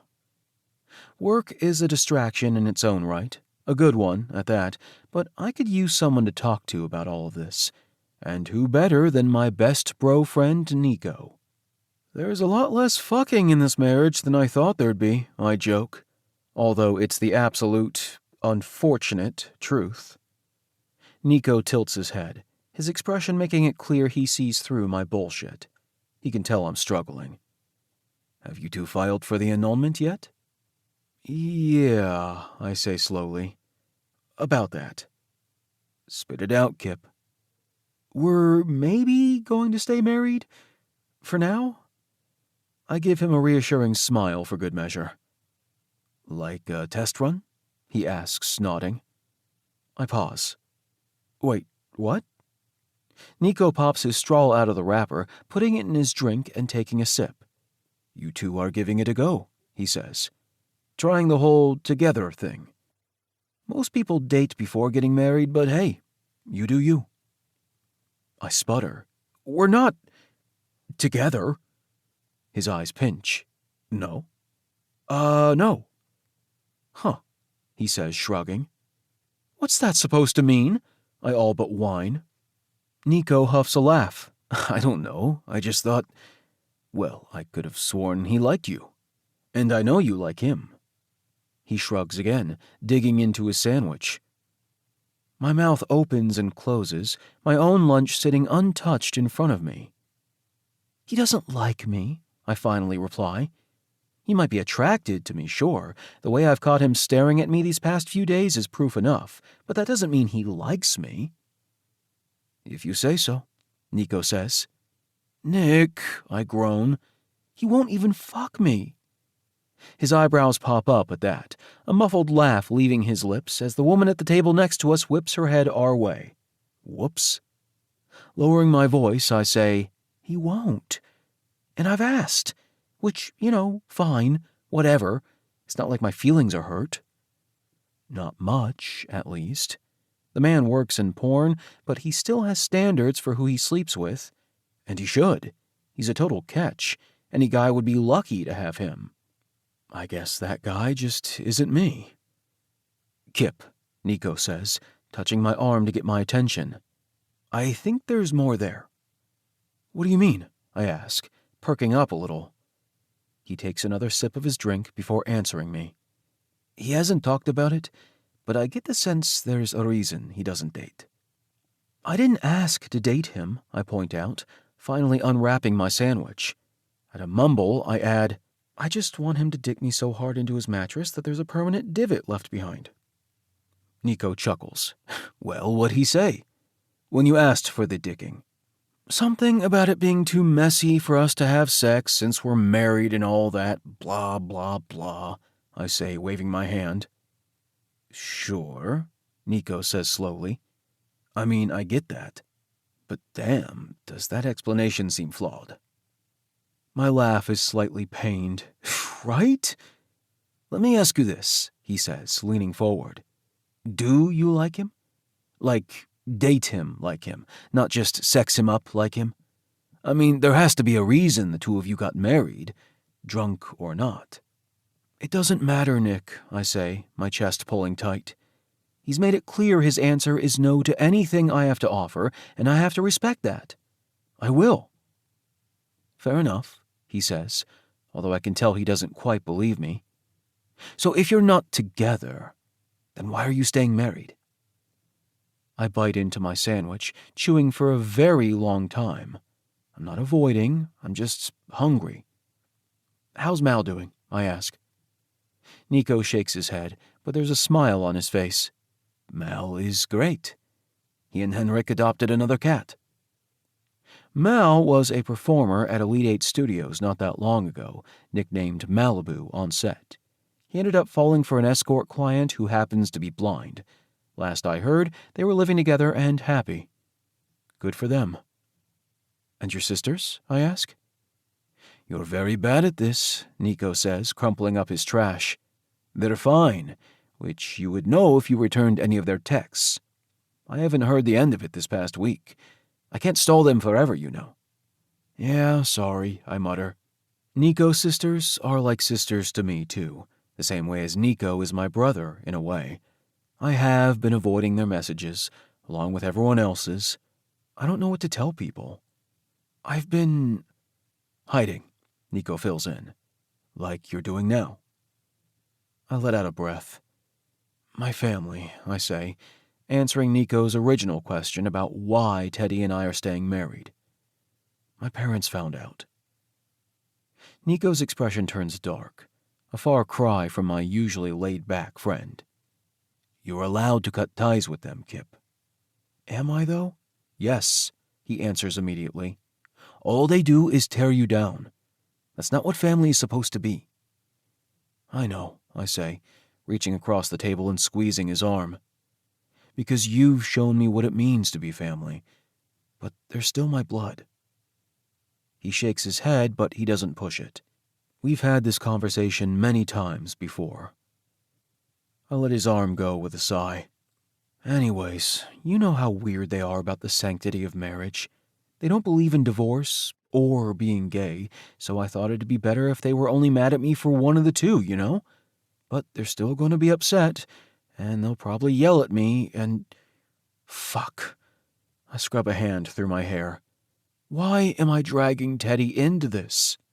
Tell them it's none of their business, Nico says, as if it's that simple. I don't know how to do that. Kipp, I say this with love. Uh-oh. You have the sweetest heart of anyone I know. But you need to grow some thorns. I'm very horny, I shoot back. Nico looks as if he wants to bang his head on the table, or bang my head on the table, but then he laughs. Fuck, I love you. Love you too, bro friend, I reply, making a heart with my hands. You're my number one. Yeah, Nico says, grinning. Just do me a favor, will you? The last time a favor was mentioned, I moved in with my husband. Your life, Kipp, he says, shaking his head. I know. I'm a natural disaster. More like a national treasure, Nico says. Aw. Just don't beat yourself up over this, all right? It's not your fault. It's not my fault that I got your coworker wasted, asked him to marry me, moved myself into his apartment, told him I didn't want a divorce, and then proceeded to hump him most every night because the man is built like a tree. He doesn't seem to know what to do with that. Are you calling yourself a dog? My face scrunches. That'd be pissing, not humping, wouldn't it? Nico waves his hand in the air. You know what? I don't need to know. What? No, I'm not saying I want to mark the man with my urine, I say indignantly, cringing when the woman next to us gets quickly out of her seat and leaves. Nico barely holds in his laugh. What I'm getting at, he says forcefully enough to get us back on track, is that these things happen. If Teddy is on board with this whole continued marriage thing, then stop taking all the blame onto yourself. Maybe, when all is said and done, the two of you will end up being good friends. We sleep in the same bed, I mumble. Come again? We sleep in the same bed, Nick. Is that friendly? He laughs, hands over his face as he shakes his head. You're so screwed, bud. Maybe so, but if Teddy isn't willing to be the one doing the screwing, then I'll just have to find someone who is. Chapter 7. Teddy. I'm not doing a very good job of keeping myself distracted. Kipp has been gone all evening, and I know what he's trying to accomplish. After getting home from work, he got dressed in a pair of pants that should be illegal considering what they showed off, added a tight white shirt that displayed his gorgeous body far too well, and then sauntered out the door with a cheeky, "See you later, honey." I nearly cracked a molar. It's my own damn fault. I know that. Doesn't mean I have to like what my husband is out doing. Damn it, this whole situation is messed up. I'm just about to admit defeat and force myself into bed when Kipp bursts through the front door in a cloud of chaotic energy and frustration. My pulse skips as he shoves the door shut and comes to a stop, holding up his hand. I was wearing my ring, he huffs. What? I ask, twisting from my spot on the couch to see him better. He waves his hand, gold band flashing. My ring, Teddy. The man storms over, falling onto the couch and rolling to his back, his head near my hip, shoes still on his feet. I tried to pull at the club, but the guy saw my ring and freaked. I told him you gave me permission, but he said hell no and that he didn't want any part in my weird cuckolding marriage. What the fuck? I press my lips together, fighting a laugh despite this predicament being less than amusing. I can't say I'm disappointed Kipp struck out, but I do feel bad considering how downtrodden the poor guy is. I sift my fingers through his hair. You want to know the other fucked up thing? Kipp asks. Tell me. I can't get it off. Now that definitely shouldn't make me happy. I tried in the bathroom at the club, he goes on, and it stuck. See? He proceeds to tug at the band to no avail before his hands flop onto the couch. I'm going to die of neglected dick because I'm in a sexless marriage and can't even lie about it by taking off my damn ring. A beat of silence passes before he adds, I can honestly say I never thought that sentence would come out of my mouth. Did you wash your hands before you left the club? I ask. He tilts his head back to look at me, brows pulling together. Yeah, I came home right after the bathroom fiasco. Why? I grab Kipp's hand. His mouth falls open when I suck his ring finger between my lips, getting it good and wet before I try to wiggle the band over his knuckle with my teeth. He swallows heavily, body twisting slightly so he can watch me. I know I'm playing with fire, but I can't seem to help myself. Can't deny Kipp at least some measure of comfort, even though I'm well aware this goes beyond comforting. But most of all, I can't stop myself from wanting him. I knew the moment I first met Kipp that he and I were kindred spirits in opposing forms. Call it intuition. Call it a hunter's instinct. Whatever the reason, I could sense the side of him that so desperately longed to let go. That little rabbit heart, beating fast, waiting to surrender, and God, how I want to be the one he'd show his belly to. But I can't. Can't ask that of him. Can't demand it. The thing that really gets me is that I don't think he knows it. As far as I can tell, Kipp has no clue he has a submissive streak a mile wide, and that fact, more than anything, makes it nearly impossible for me to resist this man who's currently looking up at me with wonder in his eyes. The things I could show him. It takes maybe half a minute before the ring slides over Kipp's knuckle. I pull his finger from my mouth and set the gold band gently onto the coffee table. Kipp's chest rises and falls, his pupils nearly blown as he stares up at me, waiting, seeing what I'll do. "There," I say softly. "You're all set." Thanks," he mutters, expression shifting to confusion. "So, you really want me to get laid, huh?" He chuckles, a nervous sound, and I internally curse, frustrated with this situation, the question I can't truthfully answer, and the fact that I want Kipp to be mine, no matter how much I try to convince myself otherwise. "I just didn't want you to hurt your finger getting it off," I say, brushing his hair off his forehead. It's not exactly a lie. Kipp's voice halts me as I stand. "Teddy." I close my eyes for a long second before turning. Kipp sits up, looking so lost that it tugs at me again. "What's going on here?" he asks. My heart thumps, a near painful thing. "You said something that night," he goes on. "Before we got married, I remember you saying you wanted to own me. What does that mean?" "Kipp." "I always felt like you were ignoring me," he says, driving a nice little knife between my ribs. "If we ran into each other, you were perfectly nice, but it's like you went out of your way to avoid me. Until Friday night. Why?" "Because I couldn't stand watching you pick another man that wasn't me." I scrub over my eyes. "Do you want me?" Kipp asks quietly. "Fuck." "Doesn't matter," I answer. "We're not having sex, Kipp." He makes a frustrated sound. "Then why do you keep flirting with me and, giving me finger blowjobs? I don't get it." I heave out a breath. "You're right. That's not fair of me to do, and I'll stop." "No," he says quickly, blue eyes flaring wide. "I don't want you to stop. I don't understand, Teddy. And I'm not trying to push you past your boundaries. I won't do that. But you keep saying we're not I don't want to when it comes to us fucking. And I don't really know how to take that." When I don't speak, unable to come up with a suitable response, Kipp's face scrunches.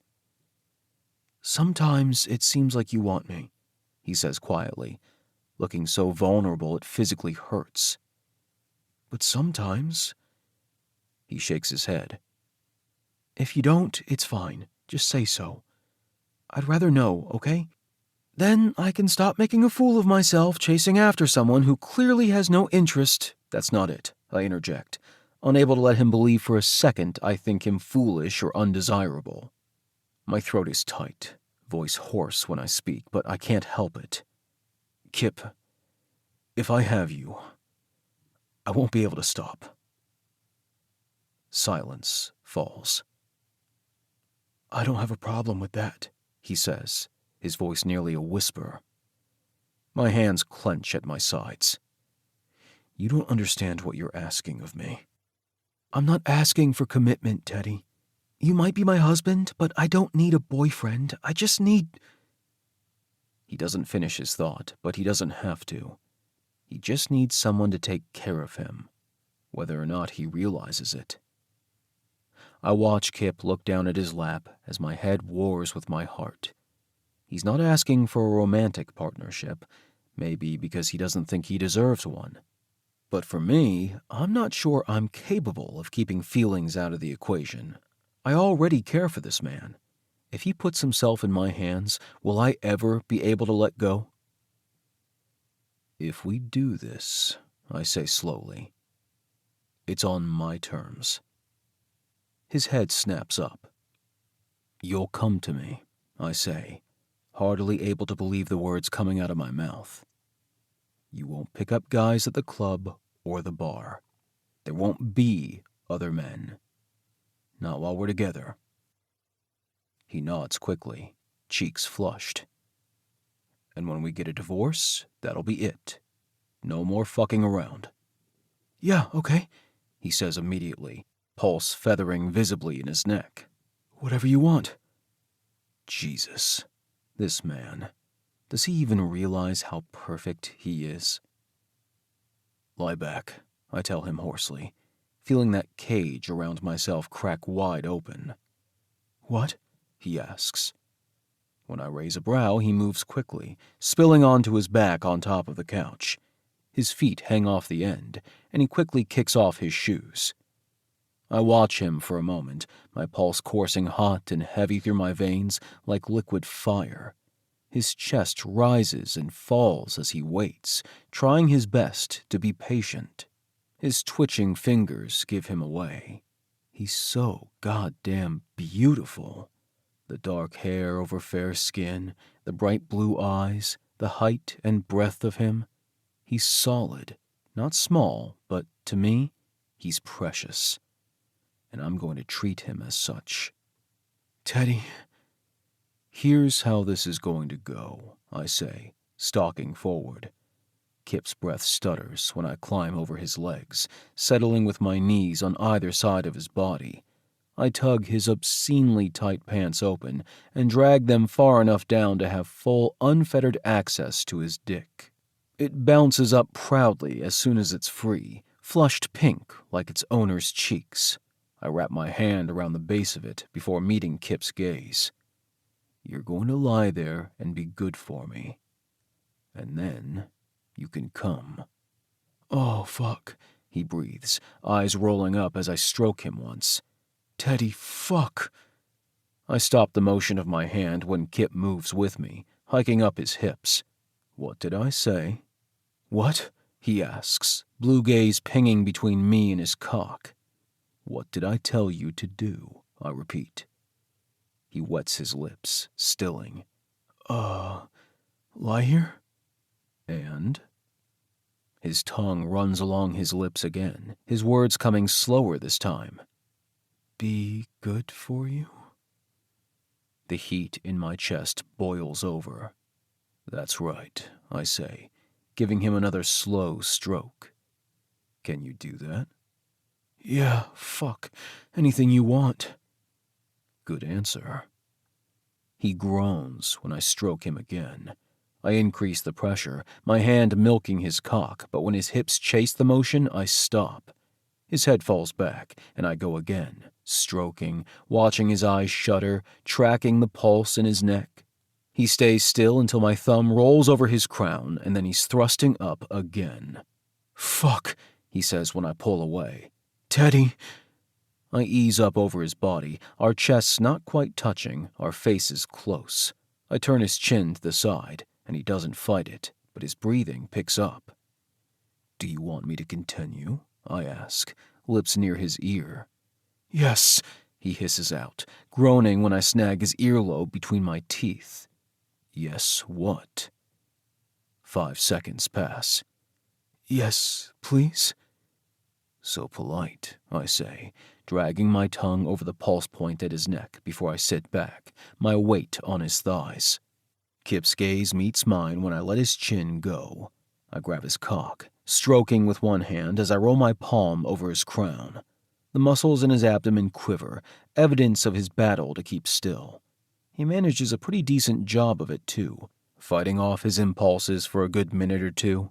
But as soon as I tighten my grip with the intention of getting him off, he chases the pressure. I release him. Fuck, he says, covering his face with his hands. You can do this, sweetheart, I say gently, giving him a slow stroke. Just let me take care of you.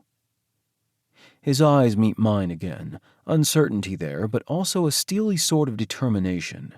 Kipp is a pleaser. It's something I've noticed in his interactions. He's charming and forthcoming, and I'd bet my life savings that he often leads his sexual encounters as a way to make sure his partners are getting what they want. Yet now, I'm asking him to hand that power off to me. He wants to, craves it, I can tell, but he's scared. He doesn't need to be.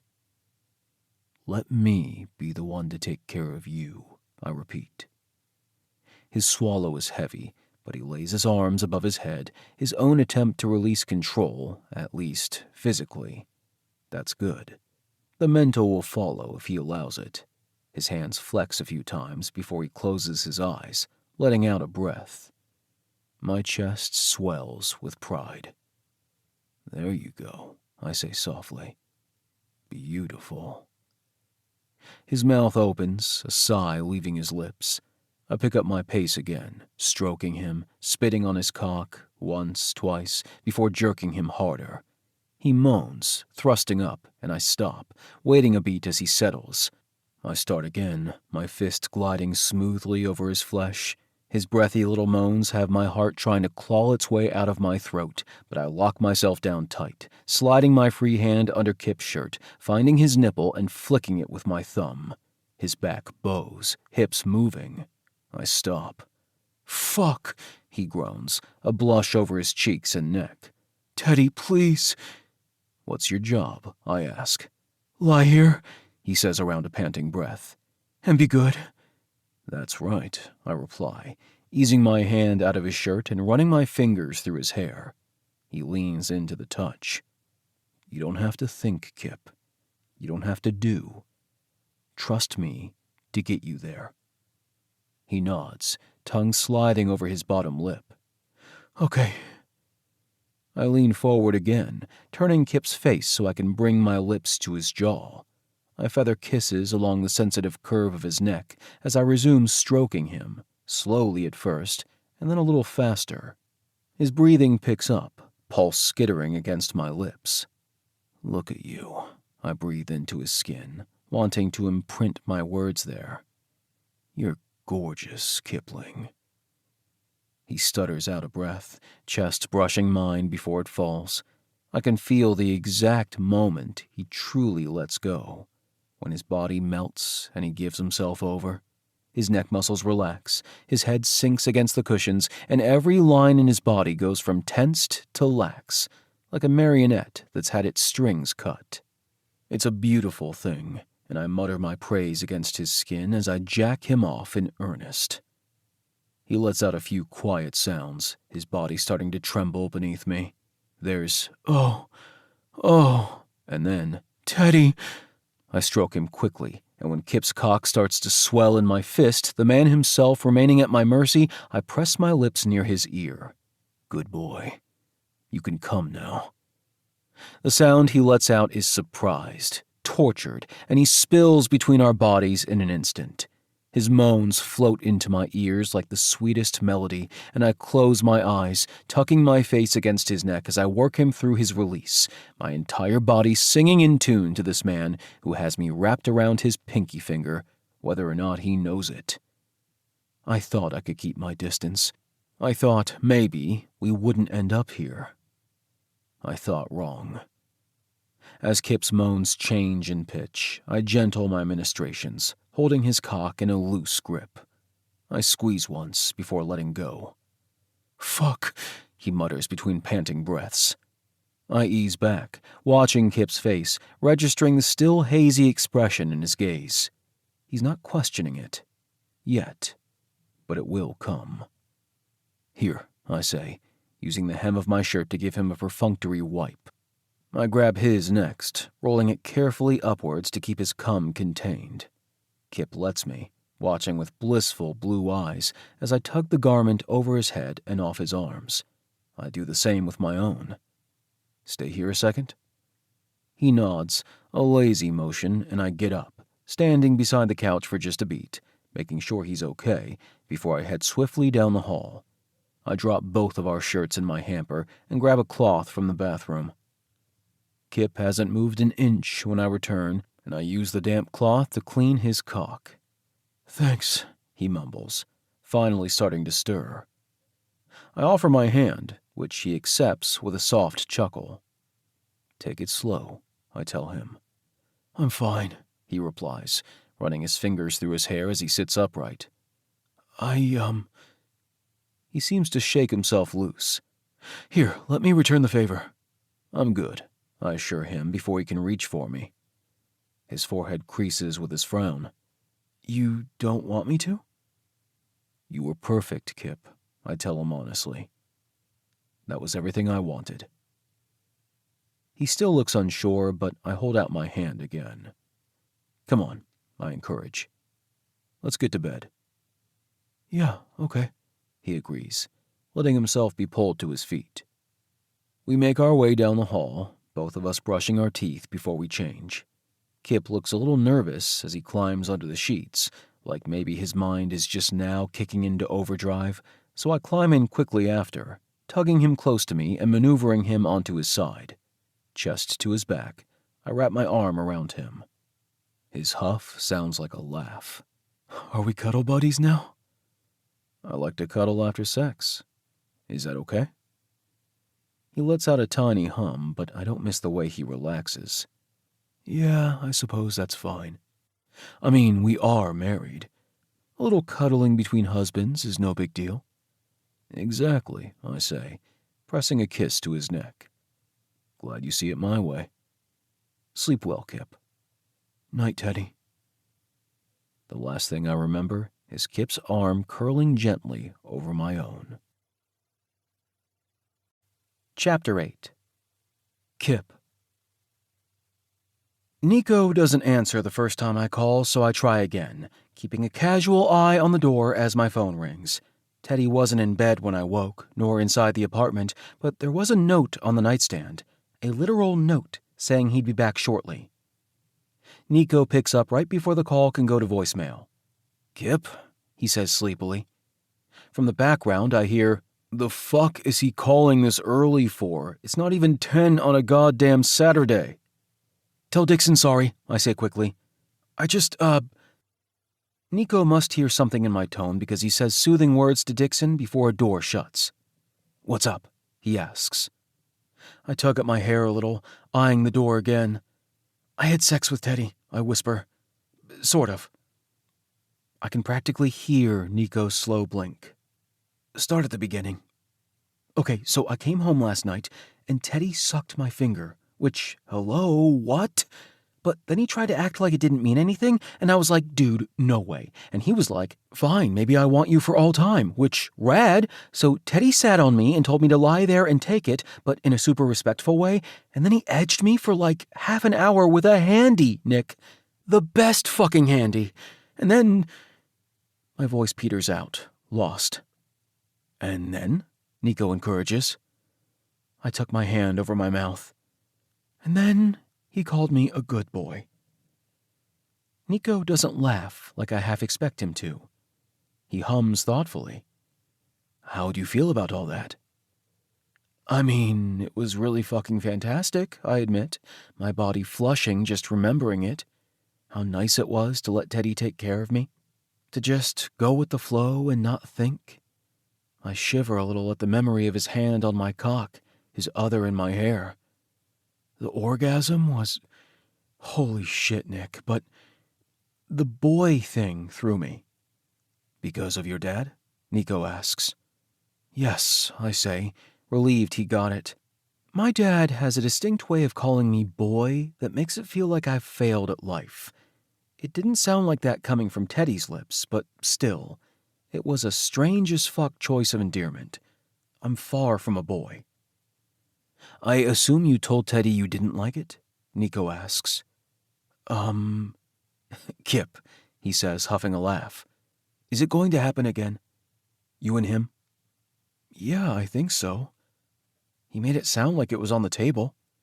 Which, thank fuck. Sex with my hot as hell hubby? Yes, please. This whole marriage thing is already looking up. Okay, then you need to tell him, Nico says, being much too reasonable. Yeah, maybe, I mumble. He chuckles. But otherwise, you enjoyed it?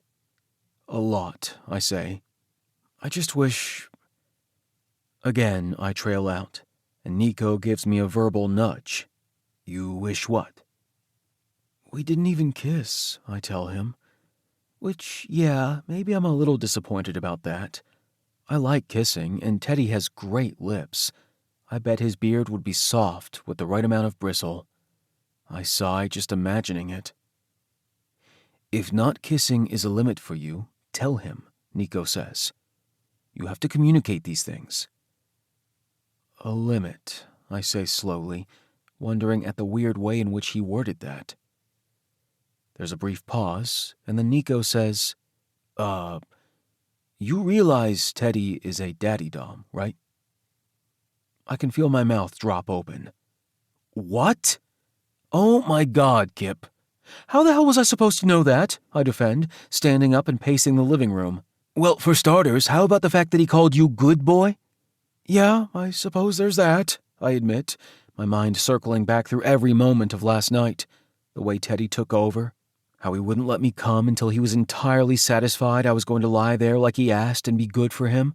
How utterly commanding he was in a calm, controlled way that made it incredibly easy for me to follow his demands. How he was happy to take care of me without reciprocation. Oh, there it is, Nico says. I swallow roughly, whispering into the phone. Does that mean he wants me to call him Daddy? I swear Nico chuckles, but it's a quiet thing. You'll have to ask him. I groan, walking over to the window. I can't ask him that with words. And what does that make me in this scenario? The door unlocks, and I hiss urgently. Shit, he's here. Gotta go. I slip my phone in my pocket as Teddy comes through the door, a couple grocery bags in hand. He notices me immediately, a small smile on his face as he looks me over. Hey, you're up, he says, all calm and handsome and stuff. I'm pretty proud of my response, all things considered. Hi. Teddy tilts his head a little, pausing. You okay? Sure. His smile shifts, crooking up at one end. I can hear you thinking from here. Just a second. Let me put these away real quick. Teddy heads into the kitchen, still fully visible but facing away from me, and my eyes catch on the coffee table where my ring is sitting. It's odd how quickly I got used to wearing it and how bereft my hand feels now that it's gone. Would it be weird to put it back on? Teddy is still wearing his. Before he can turn around, I snatch the ring off the table and stick it on my finger, having to give it a little wiggle to get it over my knuckle. All right, come on, he says, waving me toward the door. Wait, what? Where are we going? I figured we could walk and talk, Teddy says. You'll be more comfortable if we're moving. Jesus, it's like this guy knows me. Yeah, okay, I agree. Teddy waits as I slip into shoes, and then the two of us head down to the sidewalk, Teddy leading me in a direction that looks more residential. We're quiet for a few minutes until the sound of traffic dies down. The houses in this area are pretty, many of them with landscaped front lawns suited to the desert climate. Teddy is the first to speak. You were wondering about last night. I puff out a breath. Yeah. He nods, as if he expected as much. Were you at all uncomfortable? My instinct is to say no because, with the exception of that one short B word, I wasn't uncomfortable in the least. Frustrated at first, sure. I considered taking myself in hand a time or two when Teddy decided he was going to stop playing nice with my dick, but then I just let him lead, and it was nice. A relief. In the end, I answer truthfully. For the most part, no. I wasn't uncomfortable. Nico would be so proud. Which parts weren't you comfortable with? Teddy asks. Shit, I have to say it. Teddy reaches over and gives my hand a squeeze, like he knows I'm having trouble. He looks down, seemingly surprised to find the ring back on my finger, something I refuse to feel guilty about. It's my ring. I'll wear it if I want, even if it is maybe a size too small. Teddy lets my hand go before long, but the squeeze helped. Are you really a daddy? I ask, amazed by how even my voice comes out.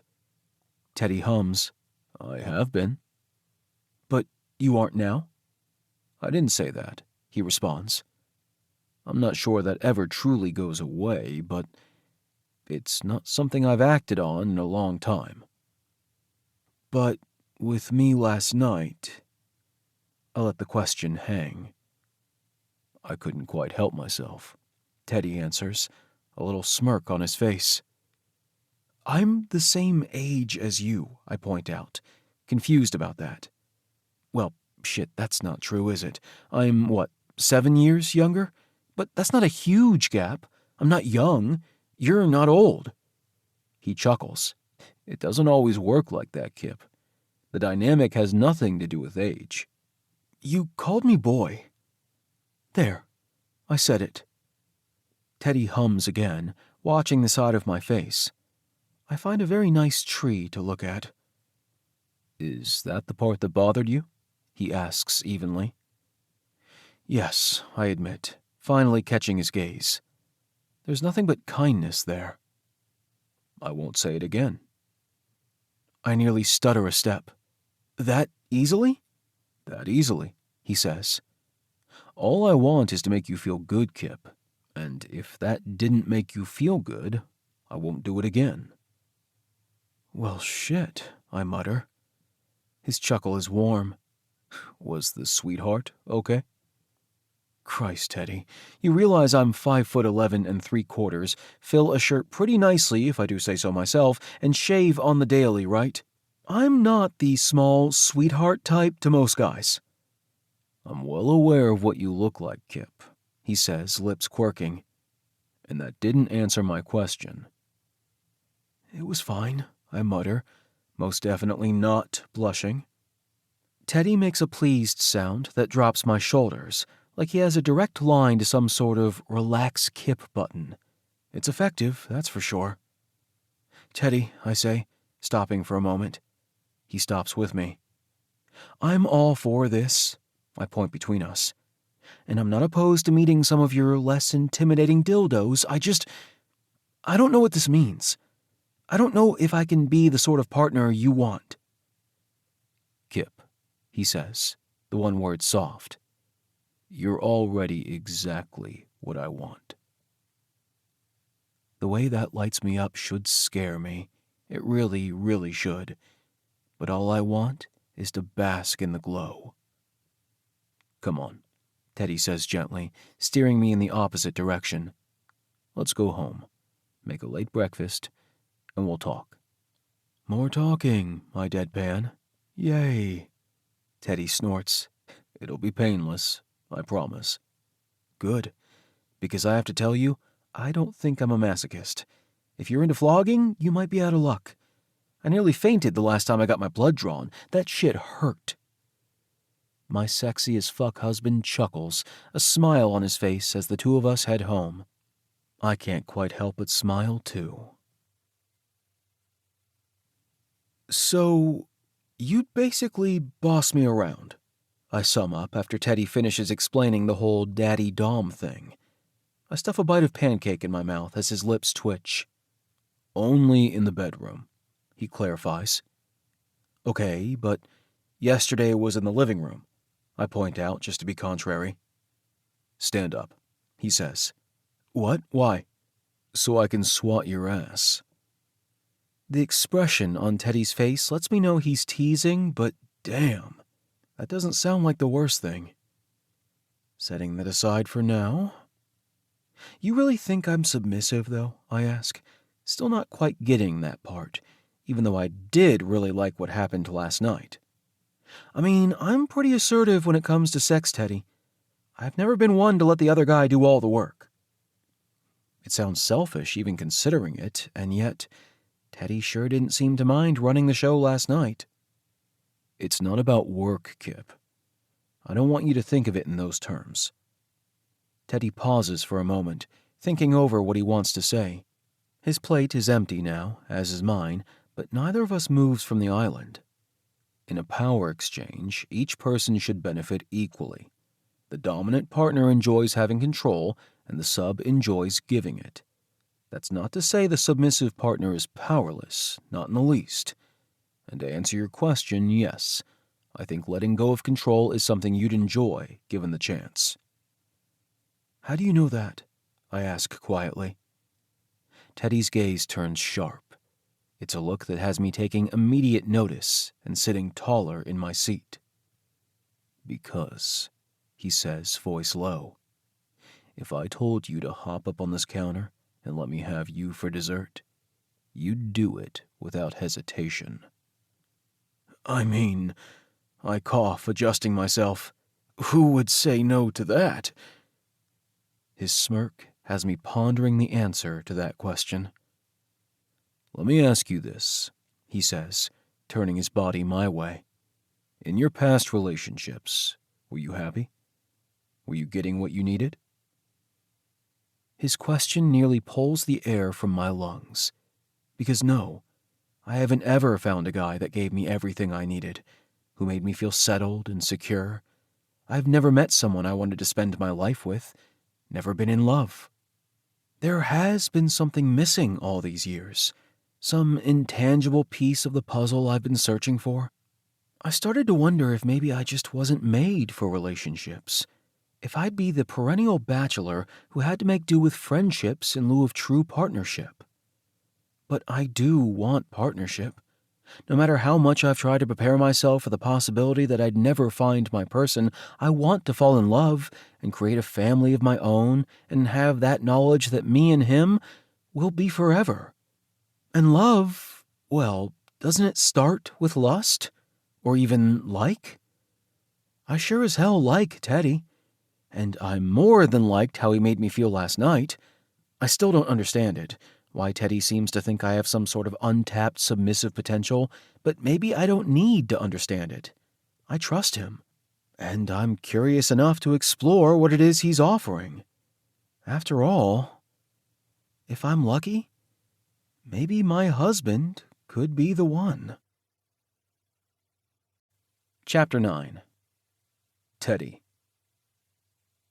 Since it looks like Kipp's head is about to explode, I suggest we take a breather. He nods wordlessly before bringing his plate to the dishwasher and loading it inside. I follow, giving his neck a squeeze before he can run off. He shoots me a smile, his shoulders lowering, and then he leaves the room. I settle on the couch, letting him have the privacy of the bedroom. He only stays in there for 5 minutes. I want a kiss, he declares, storming back into the room. Right now? I ask, my pulse jumping. In general, he says, waving his hand through the air. We're supposed to negotiate terms, right? That's a thing? My lips twitch. Has he been Googling? We can do that. So, kissing, he repeats, sitting next to me on the couch. He stays that way for all of 3 seconds before he flops sideways, his head landing in my lap. Is this okay? More than, I assure him, sifting my fingers through his hair. Okay, so I like kissing, he goes on. And I'm verse, but I do prefer to bottom. His eyes meet mine, checking in, and I give him a nod. And, he falters. I don't know. You go. I give his hair a gentle tug until he relaxes against me. I want to hold you after sex, Kipp. Blue eyes flash to mine in surprise. Aftercare is just as important to me, I explain. I need to be close, to know you're safe and not having an emotional drop. That can happen? He asks. I nod. Anyone can feel down after a physical connection, but submissives in particular are putting themselves in a very vulnerable position. Subdrop can happen after you experience an endorphin high, and if you feel yourself crashing, emotionally or physically, I want to know. I don't want you to hide that from me. Okay, he says, swallowing. Thank you, I reply, toying with his hair again. Beyond that, my tastes are quite simple. Bossing me around? My lips twitch again. I only want to make you feel good, Kipp. That's what I enjoy. So, like, no contracts or punishments? No. And no whips and chains and stuff? None of that, I assure him. That's not so scary, he says, which makes me laugh. No, it shouldn't be. And, I tug his head back, waiting until he meets my eye. What is it? He swallows roughly. Do I need to call you Daddy? He asks, voice shaking slightly. Ah. Only if you want to. If it makes you uncomfortable, then no. Simple as that. If you want to, well, I shrug. I do like it. Because you want to take care of me, he says. Not quite a question, more like he's puzzling it out for himself. I give him a warm smile, running my hand down his chest and anchoring there. Yes. He blows out a breath. Sounds kinda nice. It's almost unbearable, the fondness I feel at those words. It's a tight, hot thing in my chest, the steam of it rising up and making my eyes sting. I've shied away from this for so long, years. But I can't turn away from Kipp. Can't deny him anything. This man, he's brash and excitable, a bit reckless at times, and most definitely scattered. But he's also sweet and sincere, and I don't think he's ever had someone there to take care of him. Someone to tell him it's okay and that he doesn't have to keep it together all the time, that he can be messy and bright and beautiful and imperfect, that he can fall down and someone will be there to pick him back up. I want to be that person, however inadvisable. I want to be the one he trusts, even if our time is limited. Even if, when all is said and done, Kipp and I get divorced and go our separate ways. It's going to hurt no matter how much further I fall. I might as well enjoy the plummet. What are you doing today? I ask, sensing our conversation is over for now. Oh, not sure, actually, he says, stretching his legs. Usually on the weekends, I just catch up with friends and do laundry and stuff. Well, if you want, you could join me. Some of the guys from the studio are helping Emil move his things to his new place. Kipp tilts his head, catching my eye. Manual labor? Sign me up, he says, hopping up and bouncing on his toes. He claps his hands together once. Well, we doing this or what? Chuckling, I follow Kipp off the couch. He smiles widely, and for a brief moment, my gaze drops to his lips, gut swooping as his one and only demand rings in my ears. I like kissing. No, I'm not sure I will survive this, but fucking hell, I've already made my choice. Let me text Emil, I tell Kipp, and then we'll get going. Whoa, Kipp breathes, stepping through the open front door into Emil's apartment. That's a lot of books. He's not wrong. On the floor are boxes and boxes of books, mostly paperbacks and hardcovers in neat stacks. But there are textbooks, too, dozens of them. Emil is a psych major, I explain. Kipp knows Emil, who goes by Felix on set, just as he knows all of my coworkers. But considering Emil tends to keep to himself, and Kipp generally joins us to party, I'm guessing the topic might not have come up. So the smarty pants glasses aren't only for show, Kipp jokes. No, I'm incredibly farsighted and have astigmatism, Emil says, appearing from down the hall. Can't see a thing without them. He gives us a shy smile as he comes to a stop a few feet away. Thanks for coming. I appreciate the help. Of course, I tell him. Are the other guys on the way? Emil nods, glasses slipping down his nose. Yeah, they should be here any... Bro-friend! Kipp yells in excitement, dragging Nico in for a hug as the curly-haired man clears the door. Nico chuckles, slapping Kipp's back. Kipp holds out his fist to Dixon next. Dixon, rather reluctantly, taps their knuckles together. Oh, me too, Alex cries, launching himself onto Dixon's back. For fuck's sake, where did you come from? Dixon grumbles, even as he grabs onto Alex's legs, making sure the smaller man doesn't fall. Alex holds his fist Kipp's way. Bring it in, Kipper! With a massive grin, Kipp pounds Alex's fist. They make dual explosion sounds afterwards. And that about sums up the next 10 minutes. Alex's boyfriends come in the door behind him, more of our coworkers arrive, and pretty soon we're all hauling boxes and furniture down the stairs. At least there's only one flight. This is fun, Kipp says, wiping his forehead as we stand beside the moving truck. I shake my head as he tugs up his t-shirt, clearing non-existent sweat from his brow. He gives me a swift grin, well aware of what he's doing. We've been at it for 5 minutes, I point out. You might be singing a different tune later tonight when you're too sore to climb into bed. You could draw me a bath, he suggests, batting his eyelashes. Maybe rub my sore muscles a bit? I bite my tongue. He's definitely been Googling. You're going to test me, aren't you? Not that I thought for 1 second Kipp would stop being his flirty, confident self just because he agreed I could boss him around in bed. Kipp feigns shock. Me? No. I'll be good. He walks a step past me before whispering, Daddy. The slap to his ass should not have been a surprise, but Kipp yelps and runs off, laughing as he disappears inside the building. Fuck, this man is going to test me. I have no doubt I'll enjoy every minute of it. When I get back up to Emil's apartment, Dixon and Nico are maneuvering a couch through the room. I step out of the way, noticing Kipp off near what looks to be a small terrarium. Who's this? Kipp asks Emil. Oh, Emil huffs, stepping closer. That's my hermit crab.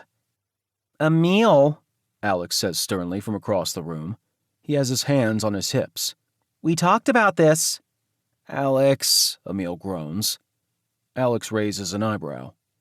Emil sighs, turning back to Kipp. That's Sir Arthropod, his royal cuteness, burrower of sand and creator of dreams.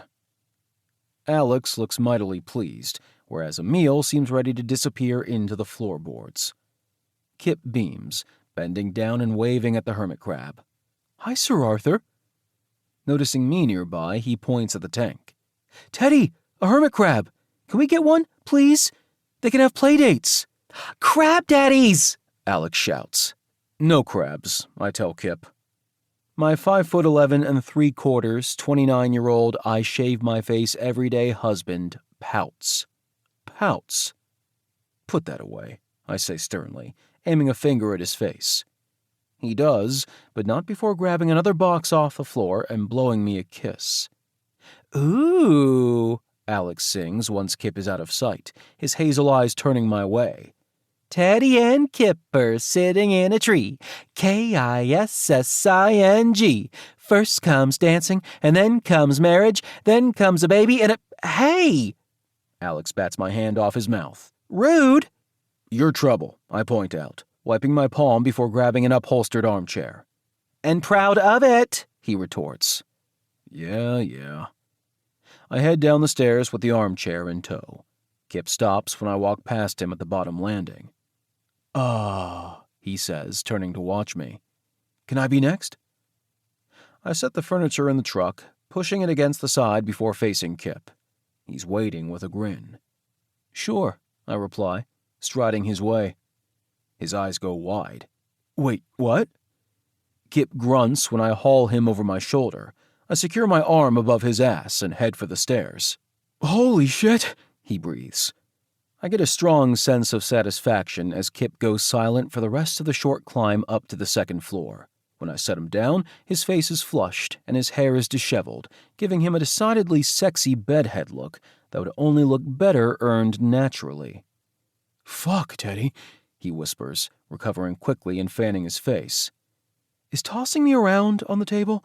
Because I've never been with a guy who could pick me up before, and that was hot as hell. Yes, sweetheart, I say in a low voice, tugging his shirt back into place, fingers lingering. I think that could be arranged. His blush darkens. My ringing phone interrupts the moment, and I pull it from my pocket, the smug smile I'd been harboring slipping away. I'm tempted to dismiss the call, but I have a feeling I know why my brother is trying to get in touch, and it'd be better to head him off now before he gets any big ideas. Excuse me, I mumble to Kipp, walking down the hall. His forehead pinches in clear worry, but he heads back inside as I answer my phone. I'm not selling my shares, no matter what Anthony implied. Cameron is quiet for a beat. Is it true? You got married? I sigh, stepping out of the way as Alex and his boyfriends pass with boxes in their hands. None of your business. It is my business if it becomes our business. Did you get a prenup? Jesus Christ. Let me repeat myself, Cam. My life is none of your business. It stopped being your business the moment you fucked me over with my boyfriend. Theo, he chides. Are you really hung up on that? It was 5 years ago. I clench my jaw tight. I haven't been Theo for a long time. Cameron and Anthony are the only ones who still call me that, and the nickname chafes like an ill-fitted boot. If you're asking if I'm ready to forgive you, the answer is no, I say. Why won't you sell the shares? You don't even work here anymore. And whose fault is that? I grit out. He doesn't deign to answer me. You're not acting on behalf of the firm. You don't care about running the business. You're just holding on to those shares despite Anthony and me. You never understood, I say, shaking my head. Understood what? He asks, sounding put out. What it meant to me. Starting that business with you, Cam. Building something from the ground up. You didn't care that it was my dream. You didn't care that it was never about profits to me. You were greedy, and you stomped all over me on your pursuit to the top. You made my staying impossible, and you never looked back. And now what? You want me to sell? I let out a frustrated sound. I don't care about the money. I never did. And believe it or not, I don't sit around plotting ways to get my revenge. Those shares are mine. I earned them with my own goddamn sweat and tears. They mean something to me. And you can't ever take that away. I'm not selling. I hang up before my brother can respond, and then I block his number like I should have done years ago. Family doesn't betray you. Family doesn't stab you in the back. I thought once that Cameron loved me, and maybe he did. Maybe he even does. But not all love is healthy, and I've come too far to let myself be dragged back into that twisted mess. With a sigh, I stick my phone in my pocket and head down the hall to Emil's. My co-stars are hard at work, nearly having cleared the entire space. Kipp catches my eye from the kitchen, a small box of utensils in his hands. Hey, he says, walking over. Everything all right? As I look at Kipp's gentle smile and the way his eyes are creased in concern, I think that, yeah, maybe everything will be. Yep, I tell him. Feeling sore yet? Why? He asks a little cautiously. Just wondering what temperature you prefer for your baths. He looks surprised for all of a second before he laughs, loudly and without restraint. Do I get salts, too? Anything you want, Kipp. Anything you want. Chapter 10. Kipp. We get Emil set up in his new apartment without issue. He thanks us profusely, buying pizza for the entire porn star fam, which I guess includes me now. I've officially become part of the Habs, Husbands and Boyfriends Club, even if technically my whole marriage with Teddy is a sham. Doesn't matter. I've leveled up. By the time Teddy and I get home, the sun has set, and I'm a strange combination of sore and horny. I know the bath thing was a joke, one I started, but damn does that sound good right about now. Although anything with Teddy's hands and my body sounds pretty damn good if I'm being honest. Watching the man haul furniture all day was a lesson in patience, and I've never been a patient guy. I'm debating the merits of whining about my muscles just to see what would happen when Teddy tugs off his shirt. Come on, he says, heading toward the ensuite. Hop in the shower. Seriously? I ask, gaping after him. He wants to shower together? If you want, he replies, his smirk telling me he knows exactly what I want. I don't think I've ever moved so fast. Teddy chuckles as I race past him and tug off my clothes. He starts the shower, and I simply stare at him. His broad, furry chest, the ridiculously strong arms, his dark beard, and holy shit, there go his pants.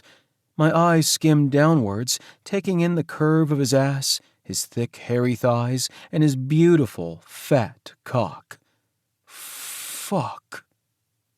Have I told you how hot you are? I ask. It's unfair, really. Teddy's lips twitch as he checks the shower temp. Get in. I mean, I go on, stepping inside the stall, you look like that, but you're also a nice person. Like, genuinely kind. Do you know how rare that is? Teddy backs me into the wall, and my breath leaves on a gasp. His thigh slides between my legs, forcing me to widen my stance, and his hand trails up my chest until he's gripping the side of my neck, his thumb beneath my chin. I swallow against the digit. I don't always play nice, he says, his voice deceptively soft. Can I touch you? I refrain from blurting, "You already are." Instead, I nod vigorously. Yes, anytime. Blanket permission. He smiles, his hand circling my erection. My eyes roll up as the back of my head hits the tile. I want to be clear about something, he says, stroking me slowly. A couple somethings, actually. First, when we're like this, I'm in charge. I nod again. Yes, yep, got that message loud and clear. Good, he says, thumb rolling over my slit. I buck into his hand, unable not to. Unlike last time, he doesn't tell me to keep still. He rolls his thumb over my crown again and again until I'm moaning, writhing, and then he stops. I pant a breath as his hand squeezes my neck gently. But outside of sex, he goes on, waiting until I meet his eye, you're not under my control. I'm not going to tell you how to act or give you rules to follow. I'm not going to dictate your life, and I don't think you want me to. I shake my head. No, I don't. I can see why the concept would appeal to some, the loss of choice, the enforcement of routine. But I've been treated like a wayward child by my family all my life, and I don't want the same treatment from my partner. Teddy starts stroking me again, the shower forgotten. That brings me to number 2, he says, thumb skimming the front of my throat as his other hand works my cock so slowly I feel like I might combust. I'm not your guardian, but that doesn't mean I don't want to take care of you. My breath catches. So, if you want a bath, Teddy says softly, I will run you one. I will cook for you sometimes, as I suspect you might for me. If you're cold, I will get you a blanket. It has nothing to do with control. It's about looking after what's mine. Got it? I nod, even as my heart pounds. It sounds a hell of a lot like Teddy is talking about what people do in a real relationship, but we don't have that, do we? We're just 2 husbands having sex, which... Fuck, that doesn't sound better. Good, Teddy says again, letting my neck go. Now that that's settled, we can have some fun. I don't have time to ponder those words before Teddy is removing his thigh from between my legs and spinning me toward the wall. I catch myself, palms flat on the tile, as Teddy grabs my leg, hoisting it up until my foot is on the ledge at the side of the shower stall. Jesus, I breathe out, pulse racing at the quick and easy manhandling. You make me feel like a damn rag doll, Teddy. He steps in close, the heat of him at my back. His fingers trail over my ass, between my cheeks, down to my balls. Would you like that? He says in that calm, low tone. He toys with my sack, his other hand landing flat beside mine on the wall. Do you want to be my doll, Kipp? My breath leaves in a rush. Mine to toss around and care for, he says, lips near my ear. His hand journeys along my perineum before he taps my bent leg. Mine to maneuver however I want, fuck however I want. Holy shit.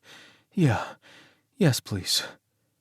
Teddy's hand returns to my ass, fingers pressing against my hole. Mine to use and cherish and play with. Is that what you want, Kipp? To be treated like the precious baby doll you are?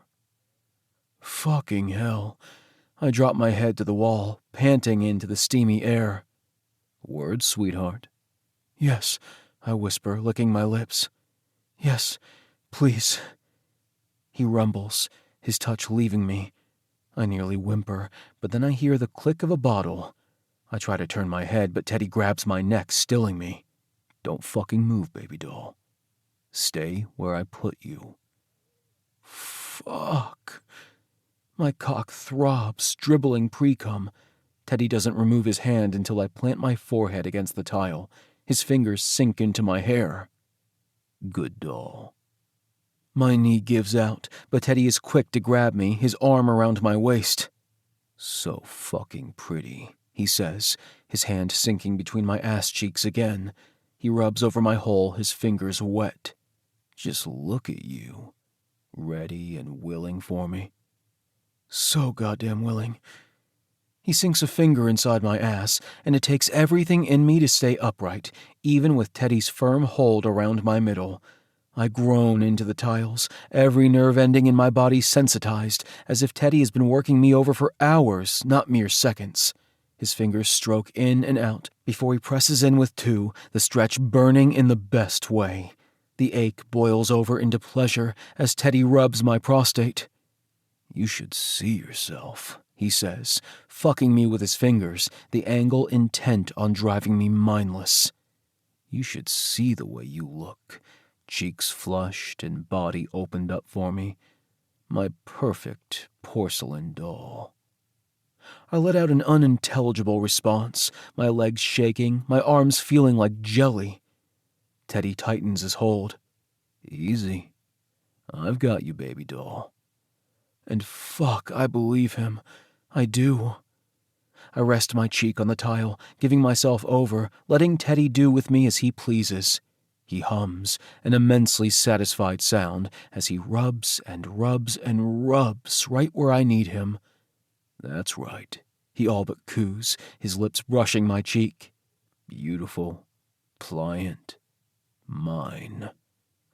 My orgasm hits me before I even register I'm about to come. 1 second, there's Teddy's fingers in my ass, his arm around my waist, and the feel of his beard bristling my jaw as he says that word. Mine. And then I'm shooting, my cock bucking against air, my cum hitting the shower wall as everything around me blanks. I'm so boneless I barely register the loss of Teddy's fingers. But then I'm being spun back around, and strong arms are supporting me, one of Teddy's hands behind my head, cushioning me from the wall. He stares at me for the longest singular second of my life, and then he kisses me. I swear I come again, just a little. It's like an electric spark, a jolt through my system, and then bliss. His lips are soft, yet incessant, warm. They're the promise of something too wonderfully scary to name. He kisses me like he wants to, not because I asked him to. He kisses like sweet summer rain. When he hikes my leg up over his hip, I don't think, I just hold it there. Gorgeous, he says, lips meeting mine again as he strokes himself. Yes, yes. Fuck. Come on me.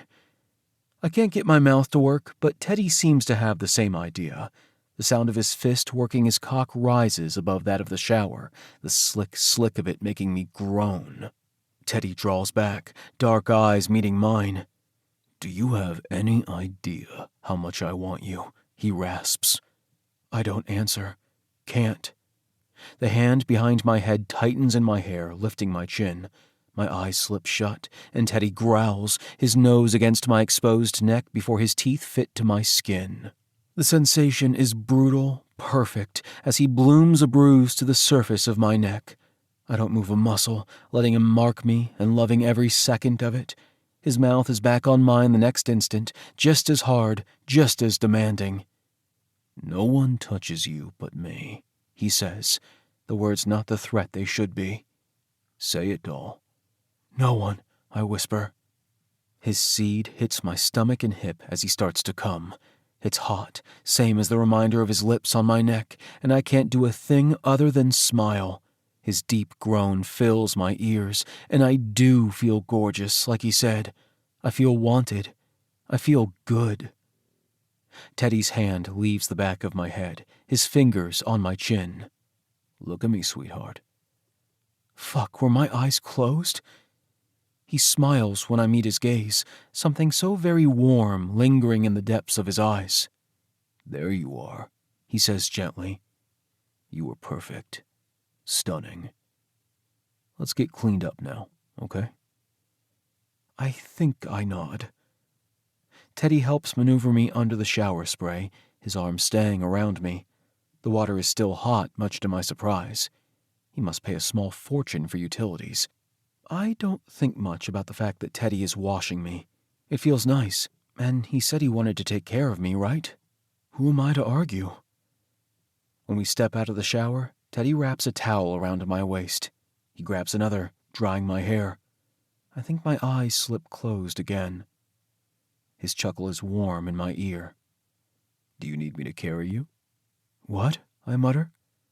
He chuckles again, swooping me up over his shoulder like he did earlier. Come on, doll. Let's get you to bed. Teddy drops me onto a soft surface. A few seconds, or years later, warm arms wrap around me from behind. With the last of my strength, I roll toward the source of that heat, burrowing against a firm yet comfortable pillow. No, not a pillow. A chest. Arms tighten around me. The last thing I remember is fingers in my hair and the feeling of utter peace. Consciousness is slow to come. Everything feels fluffy and white, like I'm floating amongst clouds. There's the nicest smelling something beneath my face, vanilla and cloves if I had to guess, and warmth is all around. My eyes snap open when I remember last night. I glance upwards, finding Teddy still asleep on his pillow. My pulse settles almost instantly, but my cheeks heat when I remember Teddy's new nickname for me. Doll. Fuck, why is that so hot? I shouldn't want to be compared to something pretty and delicate, and oftentimes feminine, should I? Then why did you like it so much? Fuck if I know. Nor do I know why it was so much easier this time to let Teddy have his way with me. There was barely a fight inside my mind. I wanted him to take over, to show me what he claimed I'd enjoy. And damn if I didn't enjoy the ever-loving heck out of it. I've never dabbled in BDSM. Don't know much about it apart from what I've recently learned via Google and Teddy himself. But I always thought it sounded mean, that it was about pain and tying people up and flogging them into submission. Obviously, my preconceived notions weren't entirely correct. Not to say some people don't enjoy those things, but the way Teddy treats me is nothing like that. He's soft and sweet, and only the right amount of hard. If that's what I have to look forward to with him as my dom, sign me the fuck up. It felt natural, intimate even. And holy smokes, do I need to slow my roll. I shouldn't be thinking intimate and Teddy in the same breath, because he told me, as soon as we're divorced, this is done. It's not long term. It's just about getting off. Right? Morning, Teddy says, startling me. Oh, hey. He rubs my arm, and I tilt my head back, meeting his eye. He taps the point between my brow. Thinking hard? Yeah, I mumble, chewing my words for only a second. I think I might be submissive. Teddy snorts, but it's a gentle sound. Yeah, I think so too. Well, I didn't know, mister, but just you wait, I say, stretching out my limbs. Now that I do, I'm going to be the best goddamn sub you've ever had. That's so? Teddy asks, eyes crinkling with his smile. Uh-huh. I groan as my back pops. I'm not a 90% effort sort of guy, Teddy. If I'm doing something, I go all in. In that case, he says, hand trailing down my back and coming to a stop at the top of my ass. He holds there possessively. If you still want me to go all in, I'll need your test results. He taps between my cheeks for emphasis, as if his meaning wasn't abundantly clear. Yeah, I cough out, the idea of Teddy's cock in my ass making my dick perk. I'll go to the clinic tomorrow. Teddy leans down, smudging a kiss against my forehead.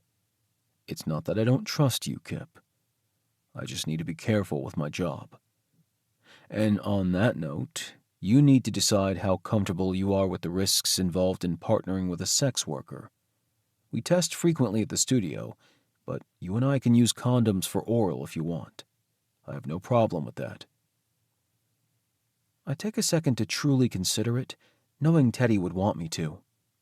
How long have you worked at Elite 8? He hums. 5 years. Have you ever contracted anything? No, he admits. Then no condoms for oral, I answer. I'm tempted to tack on, or anal, but Teddy didn't offer that as an option. Maybe he doesn't want to go there with me. After all, bareback screams commitment, and Teddy and I are, well, not quite committed. The ring on my finger flashes in the light, calling me a liar. So, anyways, I say, whipping out a smile, you said something last night about cooking for me? Teddy's rumbling laugh has me grinning from ear to ear. Chapter 11. Teddy. Hey, Philip, is it? The teen across from me nods, fiddling with his work shirt. There's a badge for a gas station on his breast pocket.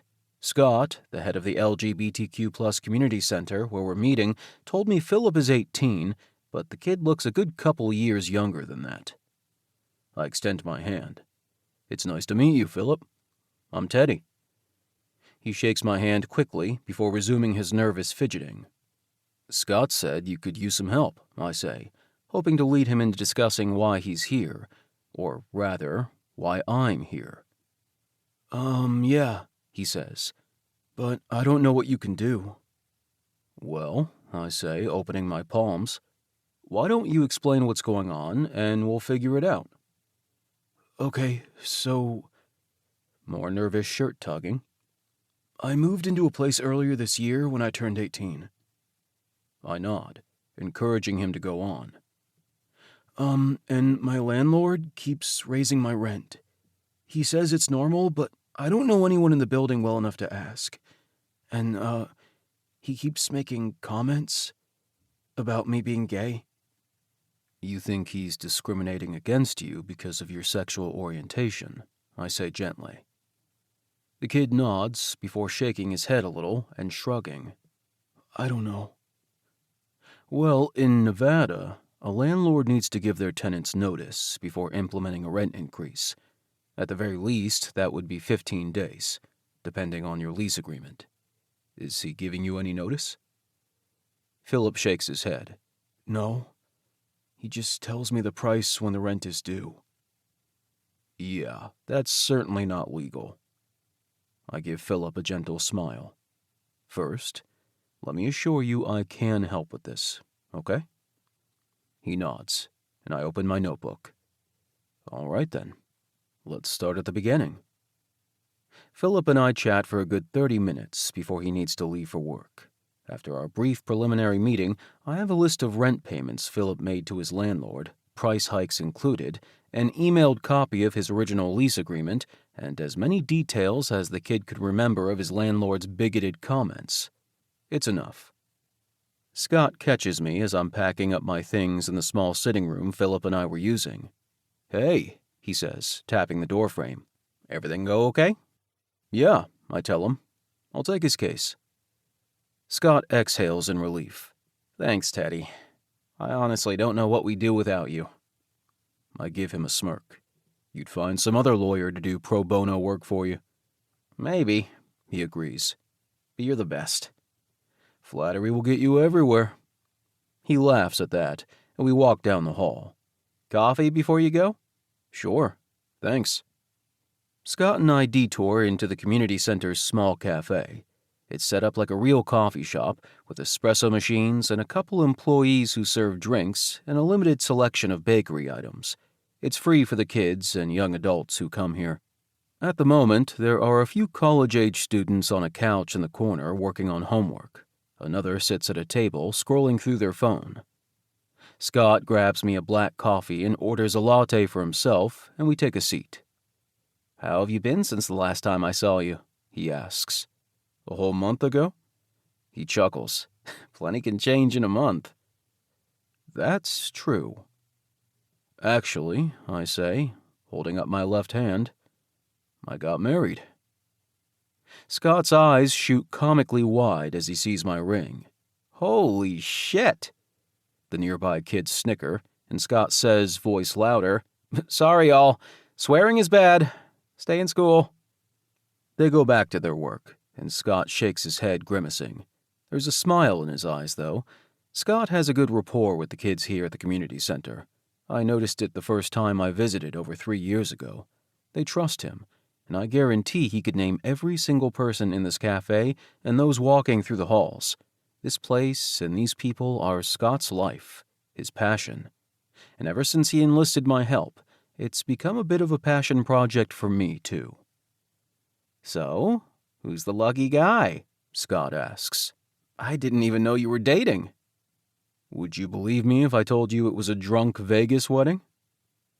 Scott eyes me before snorting. Not a chance. What's the real story? I keep my laughter to myself. Mostly. I've known him for a while, but nothing happened until recently. Why's that? He asks, taking a sip of his drink. Because I was scared? Because I got burned so badly by my last relationship that I can still feel the scorch marks? I guess the timing wasn't right, my answer. I probably shouldn't be discussing this with Scott in the first place, but he would have noticed my ring eventually. Besides, I count him as a friend, and it feels nice to speak freely about Kipp.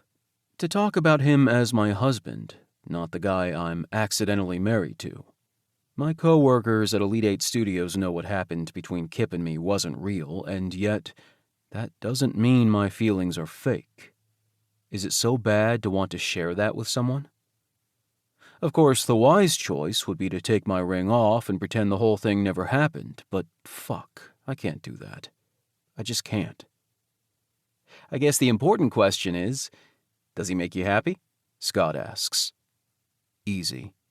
Yeah, he really does. After my visit to the community center, I stop by the gym for a workout. It feels good, putting my body through the paces. I try to exercise daily, a habit that keeps my mind centered and my body in shape. By the time I get home, it's early evening, and Kipp is back from work, stretched out on the couch like a cat. He perks up when I walk through the door, a grin lighting his face. I try to ignore the way my insides warm at seeing him. Hey, where have you been? He asks, before wincing. Yeesh, I swear I didn't mean for that to sound so suspicious or, like, needy. I'm smashing this whole husband thing, aren't I? I huff a laugh, toeing off my shoes and setting down my gym bag. You're doing just fine. Were you at the studio? He asks, sitting up. I don't for 1 second consider lying to Kipp. No, I wasn't. I was at the gym, and before that, I was working a case. Kipp's head tilts to the side. A case? Here goes. I guess this is the part where I tell you I'm a lawyer. His mouth falls open. Are you freaking kidding me? No, I say with a chuckle, heading into the kitchen. Kipp pops off the couch and walks my way, stopping on the other side of the island with his hands braced against the countertop. Are you telling me my husband is a lawyer by day and a porn star by night? Do you, wear sexy singlets under your suits in the courtroom? My laugh is louder this time. When have you ever seen me wearing a singlet? Never, he says, which is a damn shame. Are you serious about the lawyer thing? Not that I'm doubting you, but fuck, that's... It's what? I ask, pulling some pasta from the cupboard. I mean, impressive as shit? And hot? Can you debrief me? I bark a laugh and Kipp grins. I am serious, I tell him, filling a pot with water. I do practice law, just not as part of a firm any longer. I do pro bono work for the LGBTQ+ community center downtown mostly. Kipp blinks at me. What? I ask. Can I suck your cock? Kipp. I'm not kidding, he says, laughing once. Holy shit, Teddy. You deserve a goddamn cocksuck for that. I shake my head, fighting my ridiculous smile. Maybe after dinner. Kipp groans. Actually, no oral yet, remember? I point out. He groans again, slumping against the counter. Yeah, I went and got tested during my lunch break today. Should have results within a few days. I pull out my phone, scrolling to my most recent results. I aim the screen Kipp's way. All negative on my end. He barely glances at the screen before nodding. If I can't suck your dick, is there anything I can do to help with dinner? My lips twitch. Want to make a salad? Lettuce, he says with a shiver, coming around the island. I've never understood the point. It's good for you. Yes, Daddy, he mumbles. He yelps when I whip him with a towel, and then he cracks up. When we sit down to dinner a short while later, my phone rings. Mind if I pick this up? I ask. It's my grandparents. Of course, Kipp says, waving me on. I accept the call, putting it on speaker. Allô? Salut, mon chéri. Ça va? Hi, maman. I'm good, I respond. Could we talk in English, please? I have a friend here. Oh, she says. Oui, of course. Who's your friend? His name is Kipp. Kipp, my grandmother, Elodie. Hi, Grandma Elle, Kipp says easily. Her soft chuckle comes over the line. Hello, Kipp. In the background, she calls for my grandpa, telling him she's on the phone with me and my friend. I don't miss the way she says the word with meaning. Are you having dinner? She asks, her accent curling around the letters in a way that's familiar. It reminds me of warm, blanketed hugs and garlic cooking in the kitchen. We are, I answer. Chicken parmesan. I made the salad, Kipp puts in. My grandma chuckles again. That's good, mon chéri. Vegetables are important. Kipp rolls his eyes when I give him a victorious smirk. Theodore? My grandpa says. Hi, Papa. I'm here with my friend Kipp. Kipp, my grandfather Luca. Hello, Kipp, my grandpa says. It is very nice to meet you. His English is a little more stilted and formal than my grandma's. He speaks the language well, but he grew up in a community of almost entirely French speakers. My grandma, on the other hand, was bilingual from the time she was young. Same as me and Cameron.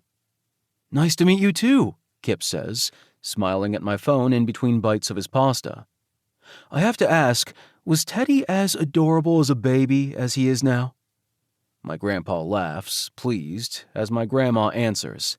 Oui, you should have seen his cheeks, so pinchable. Kipp's eyes trail down my body, landing on the side of my ass. I don't doubt it, he says, bouncing his eyebrows. Behave, I mouth. He draws what I believe is supposed to be a halo above his head. Mon chéri, my grandma says, you should show him your photo album. Oh yes, Teddy, you should, Kipp agrees. Maybe another time, I say, shaking my head as Kipp pouts. Papa, how's the garden this year? My grandpa launches into a rundown of their vegetable garden as Kipp and I finish our meal. It doesn't surprise me how at ease Kipp is while talking to my grandparents, but it does make me wonder about his own family.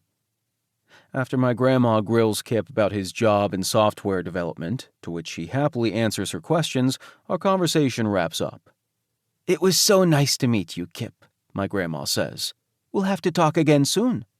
Yeah, I'd like that, Kipp says, his cheeks turning an adorable shade of pink. My grandpa gives his love in French. I return the sentiment, and then it's my grandma's turn. Bisous, she says. Kisses, I reply. When I end the call, Kipp gives me a smile. Bisous means kisses? He asks. I nod. It's how we say goodbye. It includes a kiss on the cheek if we're together. That's really nice, Kipp says, expression soft and yet almost sad. I'm guessing, based on what he said of his parents, they don't have something similar. So, your name is Theodore? I hum, collecting our dishes. It is. Kipp grabs our glasses, following me around the island and into the kitchen. And chérie? What's that?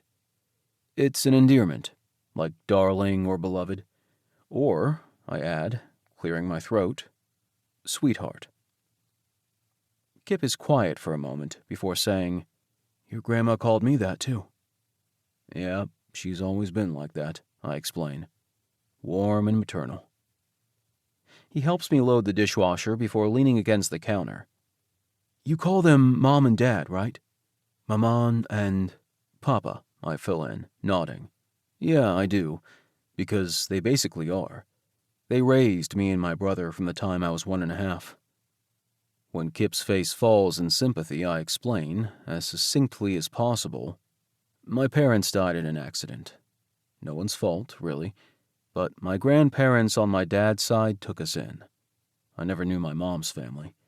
She met my dad in Canada while on a study permit. Her parents didn't approve of the marriage. I'm sorry to hear that, Kipp says. All of it, really, but I'm glad you have your grandparents. Yeah, I say with a small smile. I am too. You didn't mention about us being, well, you know, he says, his words almost tentative. Does that bother you? I ask. No, he's quick to say. I mean, it's not like our marriage is real. It's no big deal. I was just wondering. There's a twinge in my chest that I do my best to brush off. I'll tell them eventually. Maybe the next time I visit. Once I figure out what to say. Yeah, I get it, Kipp says. Want to watch some TV? Sure, let's do it. Kipp walks ahead of me into the living room, practically leaping the last few steps onto the couch like the kid at heart that he is. I chuckle, not minding one bit when he shifts around to set his head in my lap. I sift my fingers through his hair, wondering what the hell I'm doing. Wondering how I'm possibly supposed to give this up once Kipp decides he's ready to go on his way. Chapter 12. Kipp. Having a husband is great, I tell Jacob. I have someone to eat dinner with and watch TV with. We take showers together, which is just plain good for the planet, you know? All that water conservation. And I have someone to cuddle with anytime I want. That might be my favorite part. All the cuddling. Or Teddy's chest. Or his thighs. Or, damn, am I really supposed to pick a favorite? Oh, Teddy is my favorite. There. Solved. Jacob looks at me a little strangely, standing in front of my desk with his project notes in hand. Granted, he didn't ask for an update on my life, but hey, he was updating me about his web design. Figured I'd return the favor. Were you not doing those things before? He asks. Oh, right. I mean, Teddy and I are closer now since the wedding. True. I feel like I know him better. Also true. Well, honestly, I'm happy for you, man. Are we going to meet him soon?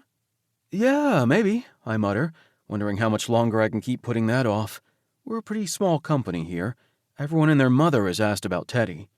So, you had a question about integrating the pre-existing logo into your design? Right, Jacob says, getting back to it.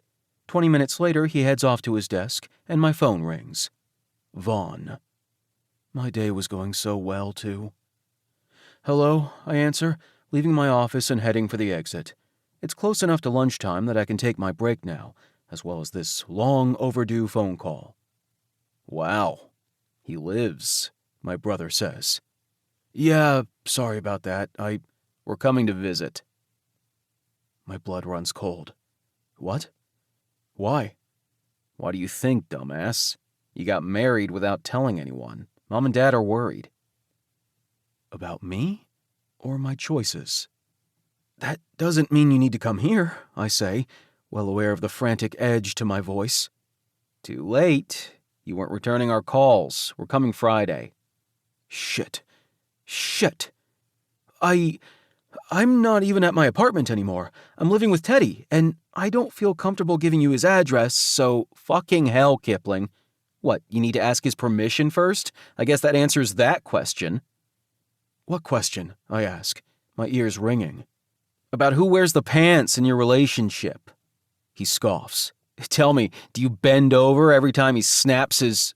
My brother's voice cuts off, and it takes me a second to realize why. Oh shit. I hung up on him. His text comes swiftly. Vaughn. Friday, princess. You better text your fucking address. With a groan, I slump against the outside of the building. What a goddamn mess. Why are they even coming? I'm nearly 30 years old.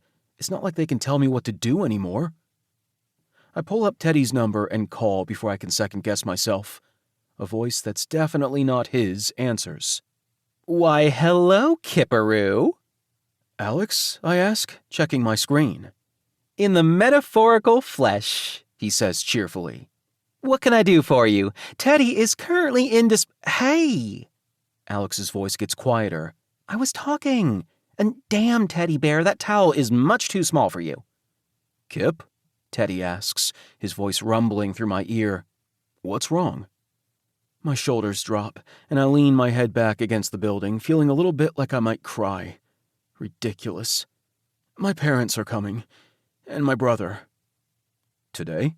Friday. I don't know what to do, I admit. Do you want to see them? He asks softly. I shake my head. I have to. He doesn't ask why, and I'm grateful for it. How do I explain they're my family? I can't just say no to them, can I? Do you want me with you? Teddy asks, his voice breaking through my thoughts. Fuck, Teddy, I do, but I don't. Why do you? He asks, his tone gentle and without judgment. I can hear Alex saying something quietly in the background, and Teddy mumbles a response before his voice is in my ear again. Kipp? Am I interrupting work? I ask, pushing off from the wall. I walk behind the building where a small sliver of green space sits. No, I'm done filming, Teddy answers. I'm in the locker room now, so why do you want me there? Because you make me feel safe. And shit, did I really just say that out loud? Teddy hums. It sounds like approval, and suddenly I don't feel so bad about my admission. And why don't you want me there? He asks. Because I don't want you to meet them. They're not nice people, Teddy. I don't want them to be not nice to you. He seems to mull that over. But it's okay if they're not nice to you? This sounds like a trap. He huffs a small sound that might be a laugh. I'll be there with you. My body deflates in an instant. I don't want them at the apartment, though. Then you pick a place, he says. And if we need to leave early, we will. Thank you, I whisper. There's that hum again. I've got you, sweetheart. Fuck. I clear my throat. You're good at this husband thing, you know. Pretty sure I hit the jackpot when I locked you down. Pretty sure you're good at it, too, he counters. How do you figure? 'Cause I'm messy, can't cook nearly as well as you, I tend to hump you when you're trying to sleep, although, granted, I'm usually mostly asleep too, sometimes, and I legit don't even know how to balance a checkbook. Actually, does anyone even own one of those anymore? The point is, I'm pretty sure you pulled the short straw, my friend. Kipp, he says, warm laughter bleeding through his tone. You called. Yeah, I say slowly. I know I called. No, he says, definite laughter in his voice now. It tempers, though, when he says, You called me when you were upset. That means a lot. Oh, I whisper. Don't worry, he says softly. You're nailing this husband thing, too. God, this is complicated, isn't it? A bit, he says, making me realize I said that aloud. Don't overthink, Kipp. I'm here if you need it. It doesn't have to mean more than that. But it does. It means so much more. Are you wearing a towel? I ask, desperate for a change of topic and belatedly remembering Alex's comment. Teddy hums. I am. A small towel? It's a normal-sized towel, he says. But you're not a normal-sized man. You're like a bear. Which, honestly, go us queers. That's such a good description. He huffs a laugh. Kipp, I feel bad for twunks, though. Like, wouldn't minks be better? Muscle twinks? Instead of twink hunks? Kipling. I'm just saying there are better options, and don't even get me started on otters. Sweetheart, are you supposed to be working right now? Teddy asks, pulling out what I now recognize as his daddy voice. Oh, I say, my entire body rolling in a shiver. Right. Lunch, actually. But yeah, my time is running out. Go get something to eat, he says gently. I snort. Is this where you tell me to eat my greens or you'll redden my ass? I didn't think we were doing that whole do what I say or I'll punish you thing. The sound Teddy makes can only be described as a purr. Believe me, Kipp, my hand on your ass would be far from a punishment. Oh? I clear my throat and try again. Oh? His chuckle is dark, but his words soft. Thank you for calling me. Tell Alex thanks for answering. I swear he mutters, such a brat. But it sounds so fond I can't even be mad about it. See you tonight, Kipp. Later, Hubs. When I end the call, I sigh. I actually freaking sigh. I'm in such deep shit. When I get home, my afternoon having been thankfully free of family-related disturbances, a grunt greets my ears. I perk immediately, seeking out Teddy like a homing missile. I find him on the weight bench, my shoes getting left behind like detritus. My work bag follows. Damn, I say appreciatively, eyes sweeping over Teddy's form. He's doing bench presses, his tank top decently soaked with sweat. His legs are spread, thick thighs on display as his arm muscles pop. Honey, I'm horny. Home, I'm home. He snorts. Is that safe to do alone? I ask, grabbing a chair from the island so I can watch. He sets the barbell in its cradle before sitting upright and giving me his full attention. I keep the weights low when I'm at home, so yes, it's safe. I nod. Uh-huh. So you don't need a spotter? His lips twitch. You want to spot me? I want to do something to you, I mutter, as my eyes catch on a piece of paper on the countertop. Hey, what's this? Teddy answers as I pick it up. Marriage license. It just arrived. Holy shit. I skim through, reading aloud. Join in lawful wedlock Theodore Maxwell Lavoie and Kipling Delaney. Lavoie? I clear the squeak from my throat and try again. Kipling Delaney Lavoie, née Mercer. We're both quiet for a moment.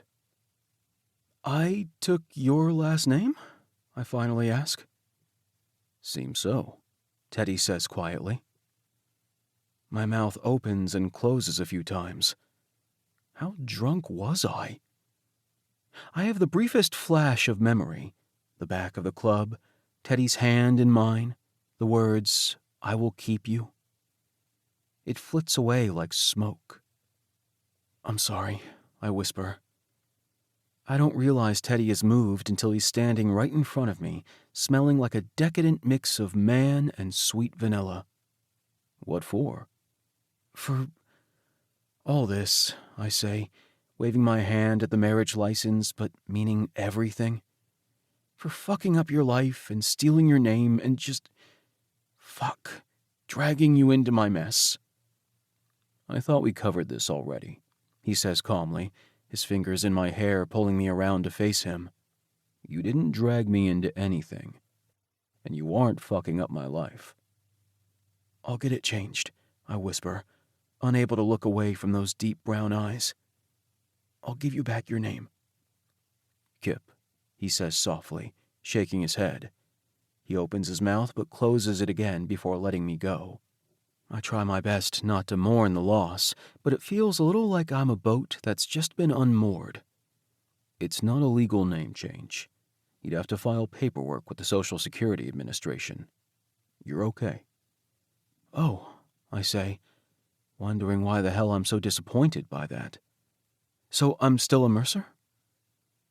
There's a pause before he says, yes, you are. Okay. Well, there's that, at least, I mutter, blowing out a breath. Guess the pictures weren't wrong, though, huh? We really did tie the knot.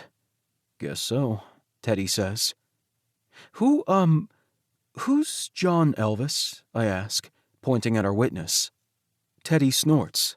I'm guessing we got married with an Elvis impersonator. I groan. I can't believe my memories of this are gone. If we ever get married again, we're recording the whole thing.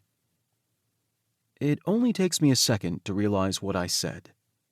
Not that we'd get married again, I hasten to add. Or if we did, it wouldn't be at a Vegas chapel. It'd probably be somewhere understated but nice, like near the mountains at sunset. That'd be a pretty backdrop, you know? And holy shit, I swear I'm not planning our second wedding. Teddy chuckles, which is good because otherwise I'd be very concerned about getting tossed out on my ass. The man is definitely a saint for putting up with me. You want an outdoor wedding? He asks, his fingers tracing over the shell of my ear. I swallow. I haven't actually thought much about it. Lies. He hums, his hand falling away. Maybe next time. What? What, Teddy? I call after the man who's now halfway down the hall. Teddy, you can't honestly tell me you'd marry me twice. You've met me. You know my red flags. Every single one of them. I pause to consider. I think. He chuckles loudly. A second later, the shower comes on. Fuck. Why the hell does my husband have to be so damn charming? And why the hell don't I want him to stop? Chapter 13. Teddy. Daddy. Silence. Daddy. Daddy. Daddy. I press my lips together tight. I can see you smiling, Kipp says. Just because your eyes are closed, that doesn't mean you're invisible. I do my best not to laugh, I really do, but a snort sneaks out. Aha! Kipp cries triumphantly. You're awake.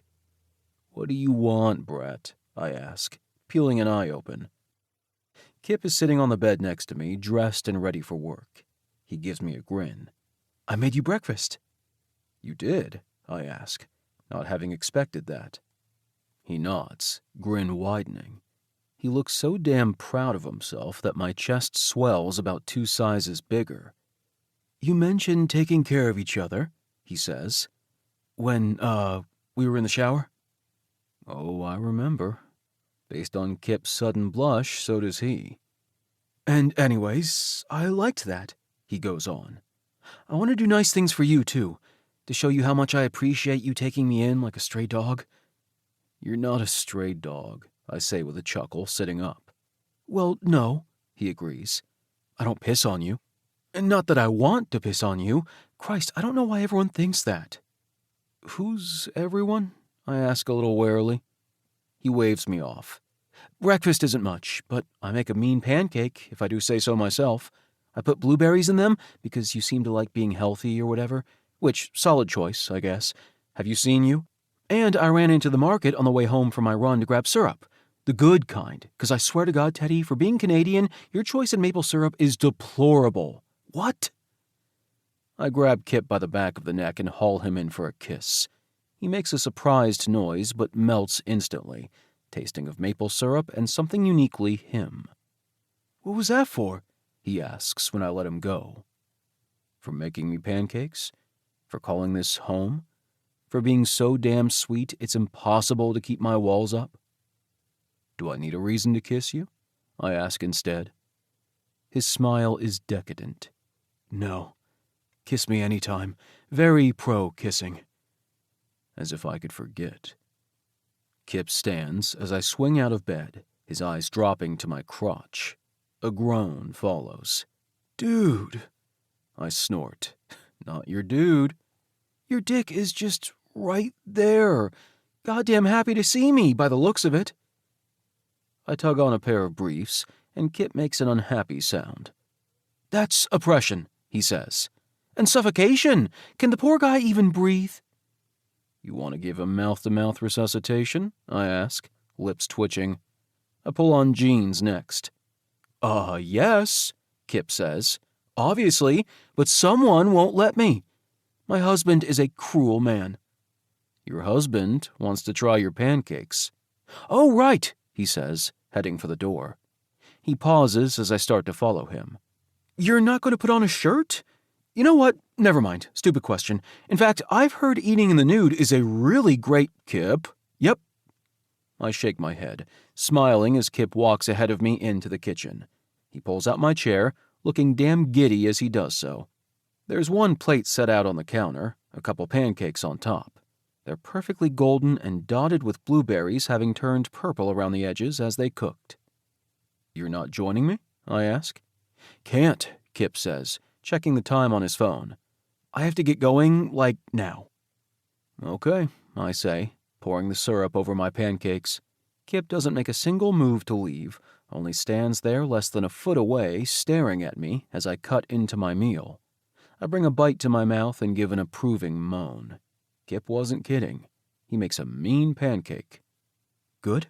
He asks quietly, eyes on my lips. Mm-hmm. Perfect. Thank you. Yeah, he breathes, eyes still on my mouth. I make a show of my next bite, groaning low as I pull the fork tines from between my lips. Kipp's mouth pops open. So good, I say slowly. He exhales. Yeah.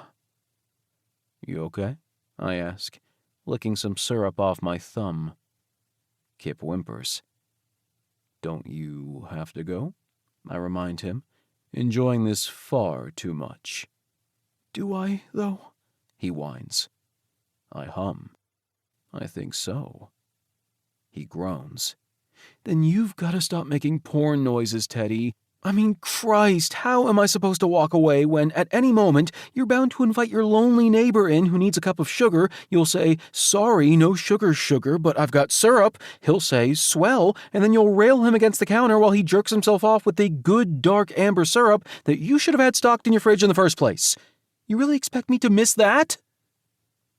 It takes a moment to respond, so many thoughts circling through my head. One stands out the most. Why wouldn't it be you? Pardon? Kipp asks, looking dazed. Why wouldn't I be railing you in this fantasy? Because it's porn, he says, like it's obvious. Porn isn't real life, it's fiction, and you would never treat me with anything but honesty. The way my breath punches from my lungs. You're right, though, he says, grabbing his keys off the counter. I do need to go. I'm probably already going to be a few minutes late, which, not a big deal, but still. He leans in and smacks a kiss against my cheek. Enjoy your orgasm pancakes, honey. Later. And then he's out the door. I sit there for a long minute, reeling. And you would never treat me with anything but honesty. When I finish my thoughtfully made breakfast, I clean up and pull out my notes for Philip's case. I'm hoping his landlord will agree to a settlement, but whether or not we take him to court, Philip shouldn't have to remain in that building. It takes most of the morning to find a suitable alternative, an apartment with similar cost of rent in an area that would be safe enough for an 18-year-old kid. I make an appointment with the realtor to check it out this afternoon. When I call Scott to make sure I'm not overstepping, he insists I'm not and that it's a good idea. He also says he'll join me for the viewing. You don't have to, I tell him. I know that, but if the idea comes from me, Philip might be more agreeable to moving. This way, I can say I checked out the place and approved, he says, which I can't really argue. And that's how I find myself inside a shoebox apartment a few hours later with Scott and the realtor, Allison. It's small, Scott points out. So was his last place, I note. I looked up the building online.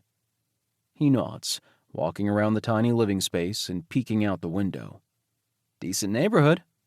It is, Allison puts in, a collection of information about the apartment on a clipboard in her hands. Low crime rate, lots of older couples nearby or families starting out. Are you shopping for your son? Not quite, Scott says, leaving it at that.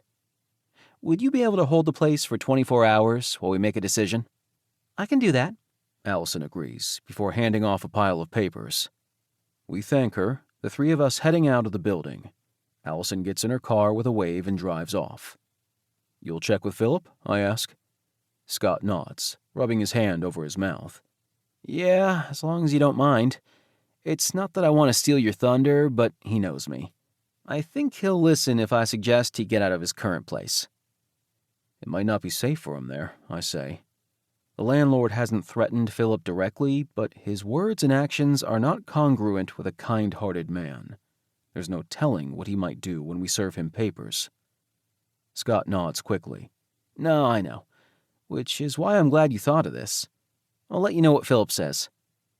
I nod, checking the time. "Are you heading back to the community center?" "Nah, no point. I just turn around and go home. Want to grab a bite?" I consider it. "We could do that, so long as you don't mind me inviting my husband. Or you could come back to my place and I'll cook us something." "Well, shit, let's do that," he says, clapping me on the shoulder. "I'm not one to turn down a homemade meal. Lead the way?"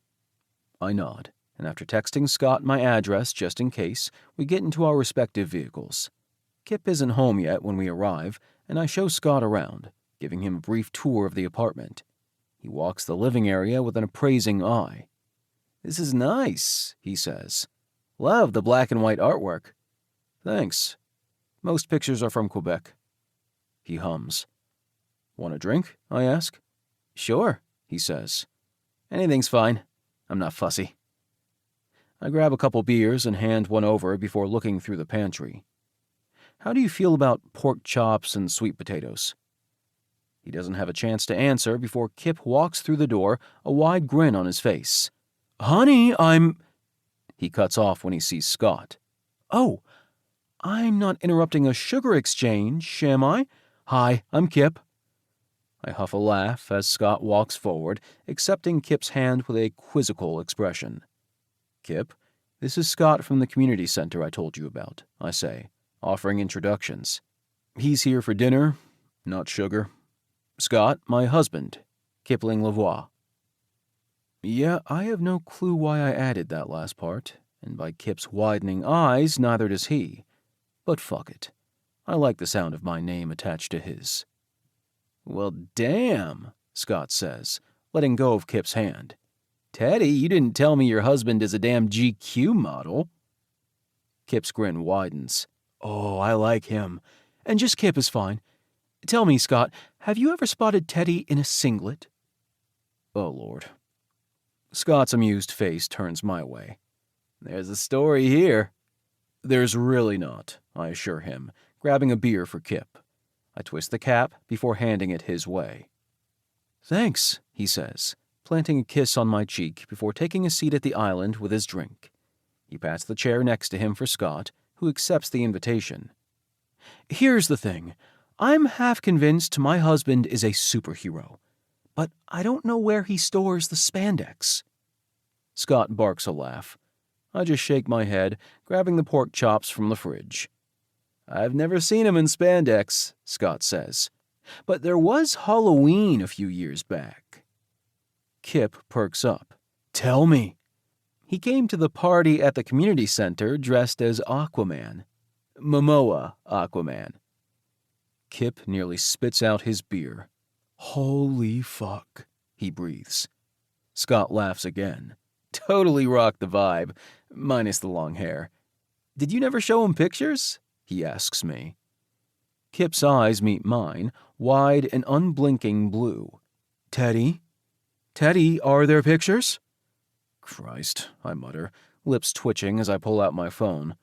I find my one and only picture from the event and flip the screen Kipp's way. "Sweet baby Jesus," he mutters. "Why do you look wet?" "Broke a couple hearts that night," Scott says, an almost wistful tone to his voice. "Probably broke a couple dicks, too," Kipp puts in rather inappropriately, to which Scott laughs. "You realize you likely have a standing role in many guys' spank banks, right? I mean, especially considering—" Kipp trails off, eyes flaring wide as he realizes what he almost let slip. My job at Elite 8 Studios. Although in truth I wouldn't mind Scott knowing. Scott simply makes a pff sound. I'm well aware Teddy works in porn. You are? Both Kipp and I ask at once. Kipp looks relieved. Thank fuck. Not my fault, he says, hands raised. Scott huffs a laugh. You never said anything, I say to Scott. He shrugs. Neither did you, which is why I didn't bring it up. But come on, Teddy. I run a queer community center. Someone recognized you the second time you stopped by. I had to explain that yes, that meeting in my office was strictly professional. Kipp snorts before covering his mouth.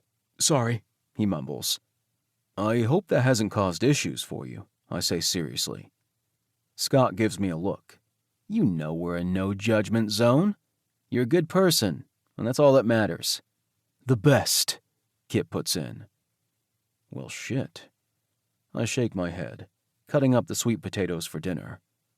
So, Kipp, Scott says, moving on from that minor bombshell. Teddy tells me you guys knew each other for a while before you got together. What precipitated the change? Oh, boy. Kipp's smile spreads slowly across his face, his eyes meeting mine for a drawn-out moment. Well, you see, he says theatrically, like any good story, it began with a crown of dicks. Chapter 14. Kipp. I like him, I tell Teddy, turning the lock on the door now that Scott is left. Seems like a good guy. Teddy shakes his head, although there's a smile on his face. You just had to tell him about us getting blackout drunk, didn't you? Hey, I didn't say it was our wedding night, I defend. Sure, that has to count for something. Move over. I'm doing dishes. Teddy steps aside without complaint, wiping his hands before crossing his arms across his rather nice chest. What? I ask, sensing his gaze on the side of my head. You're quite enchanting, you know. I nearly drop the plate I'm holding. What? Enchanting? You are, he says around a chuckle, taking a step closer. My blood pressure shoots up. You had Scott wrapped around your finger practically from the moment you met. Same as me. I don't... Teddy isn't wrapped around my finger, is he? That's preposterous. He's barely acknowledged me for over a year. And I've seen the way you charm others. Men, he says, his words a touch on the hard side, even though I can tell he didn't mean for them to be. You've been watching me? I ask quietly, staring at the soap bubbles on my hands. Would that bother you? He asks, another step closer. It feels like a hot stone has been dropped into my gut, the sensation not at all unpleasant. No, I whisper. He hums, so close I can feel the vibration. Good thing none of them can have you. Isn't that right, sweetheart? Ugh. Words, he whispers, lips brushing my ear. None of them, I reply, my voice hoarse. Teddy squeezes my neck, and then he walks away. I spin my head to follow his departure. Where are you going?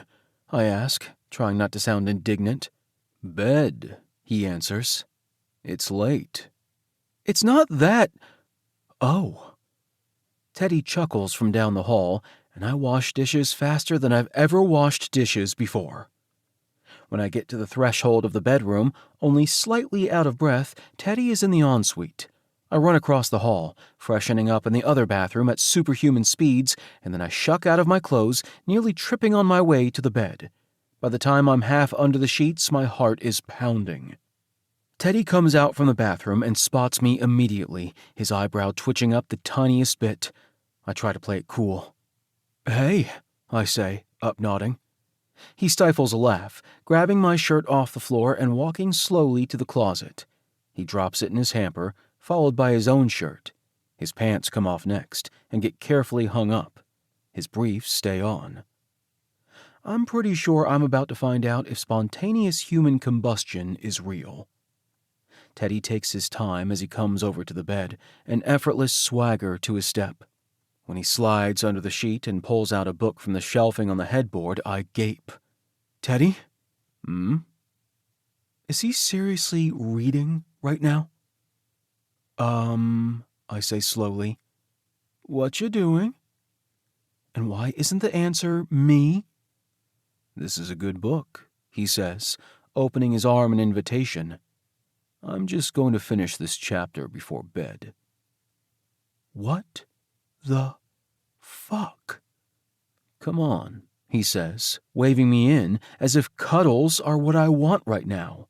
Which, okay, maybe they wouldn't be bad, but still, this is not what I thought was happening, and my dick hasn't gotten the memo to cool the fuck down. Deciding that, okay, if Teddy wants to cuddle, he can feel exactly how excited I am to cuddle. I roll into him, head in the crook of his arm, my leg thrown over his, and my dick poking his hip. I make sure to give a little wiggle, so there's no way he can miss my bare, hard-as-hell excitement on his body. He smirks. Smirks. Well, fine. If he's going to be like that... The moment my hand slides toward my dick, Teddy's arm tightens around me. Don't you dare, he says in that low, calm voice, never once looking away from his book. Teddy, what? My follow-up dies on my tongue as Teddy's gaze turns my way. Did I say you could touch, doll?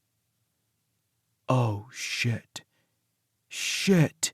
Teddy is in daddy mode. I feel momentarily faint as all of my blood rushes south. I manage to shake my head the tiniest bit. No. That's right, he says, eyes back on his book. I take care of you, remember?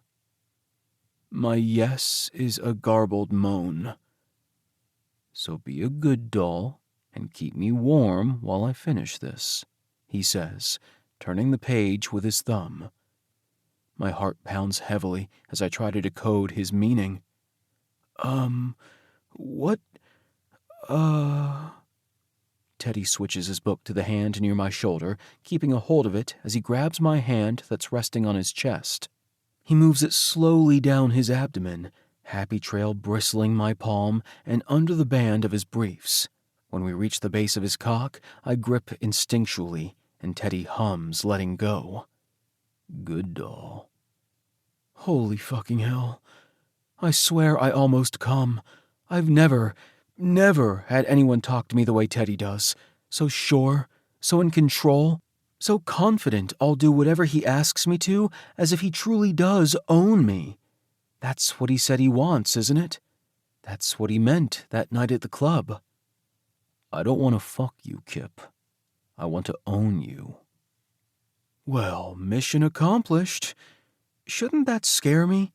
Because all it feels like is the most amazing hug. Like strong, warm arms wrapped around me, cocooning me from the rest of the world, protecting me. The sound of Teddy flipping another page in his book is like a paintbrush caressing my skin. It sends a shiver down my spine, my hand squeezing Teddy's cock reflexively. Fuck, I'm holding his cock. Just holding it. Why is that so goddamn hot? The minutes feel like hours as Teddy makes me wait. Delayed gratification, maybe? I've never been very patient, but I've also never been so damn hard in my life, so maybe there's something to it? When Teddy's fingers start stroking through my hair, I realize his book is gone, back on the shelf behind him. I must have zoned out. I meet his gaze, that molten brown, seeing nothing but approval there. It's like static settling over my skin, a pleasant buzz. Teddy nudges me onto my back, rolling over my body. My hand never leaves his cock. None of them get to have you, he repeats, fingers tightening in my hair like he's holding a leash. Tell me again, doll. None of them, I answer, my heart flitting, my mind calm. I only want you. Teddy grins, and then he's kissing me. He plucks my hand off his cock, putting it above my head. He collects the other, too, holding both of my wrists tight in his grip as he rubs against me, dick on dick. As Teddy gets us off, whispering sweet words all the while about how I'm his precious baby doll, how I'm so perfectly good for him, how I'm beautiful and his. I float off into space. It'll be okay, Teddy assures me for the billionth time, his gaze finding me in the mirror. We're meeting my parents in an hour. I finger brush some product into my hair, trying to tame the strands. My hair is getting too long. Teddy steps up behind me, dipping his lips to the back of my neck. I close my eyes, heat and comfort following his touch. I like your hair, he murmurs. Like holding it, I shoot back. I open my eyes to find him smirking at me. Smug bastard. You look hot, I tell him, because he does. He's wearing smart gray slacks and a salmon-colored button-down that I'm fairly sure is a statement for my family. Yes, I'm a man who likes men and wears pink. Got a problem with that? I approve wholeheartedly. You look good too, he says, eyes raking over me in a way that has my dick perking. Yeah, I say with a grin. Want to show me how much? We could stay here and... Teddy smacks my ass, the sound a sharp echo in the bathroom as he leans close. Behave. And then he walks out the door. Oh, Teddy, I moan, adjusting my dick. That was mean. But are you still thinking about your hair? He calls. No, I grumble, wriggling my hips. I'm thinking about my husband's big as fuck hands. My phone pings on the counter. A text. Nick. Doing okay? I let out a breath, heading into the bedroom as I compile a response. Me. Think so. Ask me again in a couple hours. Nick. I wish you'd let them go. I don't know how. Nick. Text me if you need to bail. Me. Thanks, but Teddy will be there to defend me. Have you seen the man? Pretty sure he could carry me away like a football. Nick. I'm shaking my head. Good luck. I pocket my phone, searching for a tie before I decide, fuck it, I'm not wearing a tie. It's just dinner with my ultra-conservative parents and outwardly homophobic brother. No big deal. Christ. Kipp? Teddy says softly, standing in the doorway. Yeah, I'm ready, I tell him, trying to believe it. Teddy and I load into his car, him driving. The restaurant I asked my family to meet us at is all the way across town. I wanted the distance. Would you tell me a little about them? Teddy asks. I groan but nod. It's only fair. Yeah, so I came out when I was 16. It just wasn't really an option for me not to. I knew they weren't going to react well, but you've seen me. I'm a what you see is what you get kind of guy. Teddy huffs quietly. I ended up blurting it over dinner one night, I tell him. My brother Vaughn is 2 years older than me. He looked about ready to kick me in my face. My parents were calmer, but they were just oozing disapproval. That was the first time they told me I had to make better choices. Better choices, Teddy parrots, shaking his head. He doesn't sound happy. Yeah, I know, I mutter. They do think it's a choice, being gay, or queer, or anything remotely non-heteronormative. My dad told me to lock it down tight, and my mom enrolled me in a youth group at our church. And Vaughn? He asks. Yeah, he basically just started being a dick to me. All the time. Hasn't stopped, really. Teddy takes a turn, his movements calm even as his eyes look flintier than usual. When did you move out? They moved, actually.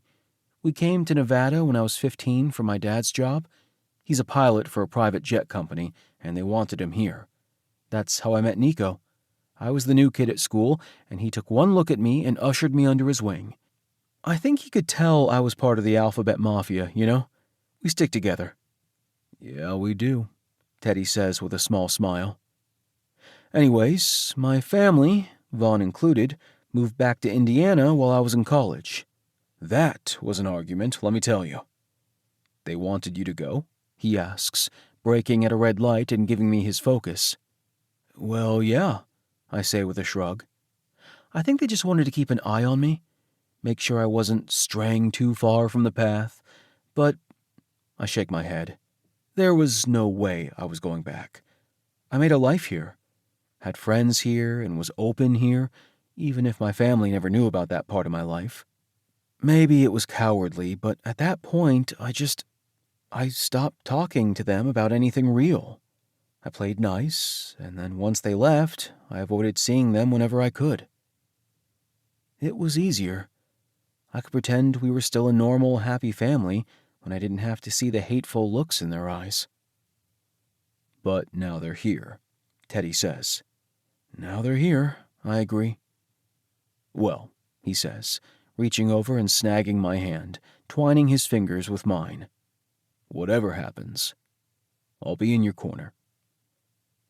I blink a few times, looking out the window and willing my voice to come out even. Thanks, Teddy. He hums softly. We pull up to the restaurant with 5 minutes to spare, and I start sweating immediately. They've never seen me like this, I mumble. Like what? Teddy asks. Gay? Outwardly gay? He squeezes my hand, waiting for me to meet his eyes. You've always been you, Kipp. If they couldn't see that, it's their loss. Fuck. How do you want to play this? He asks gently, never looking away. Do you want me to keep some distance? Treat you like a friend? Because I can do that if you want. Or I can be the most adoring, loving husband a man could ever ask for. It only takes me a moment to find my voice. Be my husband, Teddy. I'm done hiding. A smile curves his lips. There you are. Let's do this, sweetheart. Yeah, I breathe out. Let's go. Chapter 15. Teddy. Kipp walks into the restaurant with his head held high, but I can see the moment he catches sight of his family. He jolts slightly, his hand tightening in mine, and he tries to mask his emotions. His worry still rings out loud and clear, though. Kipp tells the hostess he sees our party, and I follow his lead as we walk their way. Their gaze finds us one at a time. First his mother, her eyes widening and flitting down to our clasped hands. Next his father, his head turning and an immediate glower jumping onto his face. Last is Vaughn, Kipp's older brother. He looks excited, as if he gets off on making Kipp hurt. Maybe he does. Kipling, his mother says in a hushed tone the moment we reach the table. Mind yourself. Anyone could see. I'm assuming she's referring to our scandalous hand-holding. I don't care if they see, Kipp says, his grip bruising as he takes a seat. I sit beside him, making sure my chair is close. Told you, Vaughn says with an air of haughty nonchalance unbecoming of a 31-year-old. He's not even trying to hide his indecencies anymore. Boy, Kipp's dad says sternly, seemingly unbothered by his other son's comment. You will cease this nonsense at once. What nonsense? Kipp says with a near-manic laugh. Holding my husband's hand? He raises our joined hands above the table for emphasis, and his mom turns a little pale. We raised you better than this, she says quietly, her fingertips against the necklace on her chest. How could you defame the holy bond of matrimony? There's nothing unholy about being queer, I put in, figuring at this stage we're past the point of polite introductions. And honestly, Kipp's family is pissing me off. Vaughn snorts as his father looks right through me. This was such a mistake, Kipp mutters under his breath. Are we ready to order? A waitress asks. Another minute, please, I tell her, since everyone else at the table appears to be in a silent standoff. She nods, before quickly hustling away. Kipling, his mother says again, not even acknowledging me. Were you coerced? Coerced? he asks in surprise. She fidgets uncomfortably before holding her hand to her mouth, like maybe she thinks I won't hear her. We want to help, she whispers. If you were coerced, we can help you. Help me, Kipp repeats, his tone flat. He grabs his water off the table, downing it in 3 neat gulps. Yes, his mother says. You can get an annulment if you were forced. Oh my God, Kipp mutters, setting down his glass and dropping his head into his palm. Holy shit. Language, boy, his father grits out. You will not take the Lord's name in vain. Like he cares, Vaughn says, waving a hand dismissively. The little fruit is obviously going to hell. What's blasphemy on top of it? I do my best to breathe through my sudden, overwhelming anger. This is Kipp's family. These are the people who are supposed to love and support him. They're the ones who should have his back, who should be accepting of the whole of him. Instead, they're only here to condemn him. Kipp warned me. I just didn't expect this. But I suppose if anyone understands what it feels like for family to fail you when you need them most, it's me. I squeeze Kipp's hand, trying to get his attention. He looks over at me, blue eyes devastated. Much to the audible horror of his family, I pluck his chin up from its downcast position and bring my lips to his. It's short, just a press of mouths, but Kipp's sigh makes it oh so worth it. Can I ask, lips skimming his. His eyes ping between my own for a brief second before he nods. Letting go of his chin, I turn to his family. Kipp is gay. That's part of who he is, not a choice. But even if it was, I'd be proud of him for choosing it, for loving a person who makes him happy even in the face of those who disapprove. Do you know how hard it is being out? How much strength that takes, even in today's society? Because it's unnatural, Vaughn says. It's not, actually, I reply. There are plenty of species that exhibit homoerotic behavior. His mom gasps. Your son is remarkable, I go on. He's kind and sweet and holy himself, and I couldn't be more happy to call him my husband. If you can't support that, maybe we should go. No offense, but I already don't see family Christmases in our future. I chance a glance Kipp's way. He's smiling at me, his eyes wet. You have no right being here, his dad cuts in, his voice low but undeniably laced with a threat. You're not a part of this family. He's a part of mine, Kipp says, blowing out a breath. And Teddy is right. We shouldn't have come. Kipp slides his chair back, and his mom makes an aborted noise. His dad sets a hand on the table near Kipp, the thump of it stalling his departure. We never threw you out, he says, his blue eyes nothing like Kipp's. They're cold and harsh and uncaring. We didn't abandon you because of your proclivities. Kipp sighs tiredly. That's not the ringing endorsement you seem to think it is, Dad. We tried to help you, he goes on. You should be grateful that we care. Kipp takes a second to look at his family, one at a time. Finally, he says, Caring shouldn't hurt so much. I don't hesitate to stand the moment Kipp does, and together we walk out of the restaurant. Vaughn lobs an insult at our backs, but I ignore it, my chest bursting with pride. Kipp makes it all the way into the car, strong and solid and sure, before he finally cracks. The moment the doors shut, his hands land on the dash in front of him, and he takes in a shuddering breath. Fuck. All right, I ask, gripping the back of his neck. He shakes his head, even as he says, Yeah, I don't know what I was expecting. Part of me thought, just maybe, they were going to be happy for me? That they wanted to come meet you because you were someone important to me? Or so they would have thought, he says quickly. I give his neck a squeeze. I know what you mean, I say. not wanting to linger on the tenuous validity of our marriage. But they only wanted to make sure you hadn't, brainwashed and kidnapped me.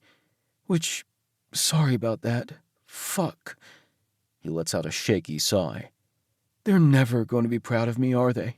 He asks, meeting my gaze. No matter what I do, they won't support me. They won't approve of me being gay.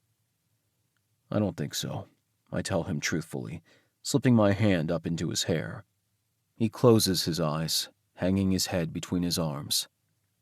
But you don't need their approval. I know, he whispers. I just wanted it. I know, sweetheart. He huffs a small sound, leaning into my touch as I lightly scratch his scalp. Fuck, that feels good. You always make me feel good, Teddy. My heart tries to take flight. How about you let me take you home, then, I say. I can make you feel real good. Yeah? He says, turning his head. A smile settles on his lips. That was cheesy, I hope you know. But hell yeah, let's do that. A slap on the window has the both of us turning. I hope it's worth it, Vaughn says through the glass, his face an ugly, twisted facsimile of the man beside me. I hope you enjoy spreading your legs for this asshole, you ballless bitch. Dude, Kipp calls back. I'm not spreading my legs for an asshole. I'm spreading them for a dick. Get your goddamn facts straight. Vaughn slaps the window again before backing up and making a lewd gesture at his crotch. And you bet your ass it's worth it, Kipp yells. Vaughn flips him off as he walks away. Jesus, I mutter. He's a charmer, isn't he? Kipp's laugh is devoid of humor. He plunks his head back against his seat, turning to face me. He doesn't get it. He thinks one of us has to be the woman in the relationship. Guess he decided it's me. You know that's bullshit, right? I can't help but say. Kipp rolls his eyes. Of course I do, Teddy. Not only is his implication that women are lesser, downright archaic and misogynistic, but being a man or a woman or any combination or absence of the two has nothing to do with what someone chooses to do in the bedroom. Gender isn't a status, a box to check, or a certain standard to live up to. It's whatever it means to each individual person. I'm proud to be a man who takes it up the ass. There's no goddamn shame in that. You, I say slowly, are quite possibly the most magnificent creature I have ever met. His smile is instantaneous, lighting up his whole face. It dims quickly, however. Teddy, I'm sorry. After all that, I guess there wasn't really a reason for us to stay married, was there? We should have just gotten the annulment in the first place. Not because I was coerced, obviously, but... He shakes his head. We can get divorced now if you want. This whole idea was stupid. I bite back my instinctual response that I don't want a divorce, that none of this is stupid, that it feels terrifyingly, utterly real.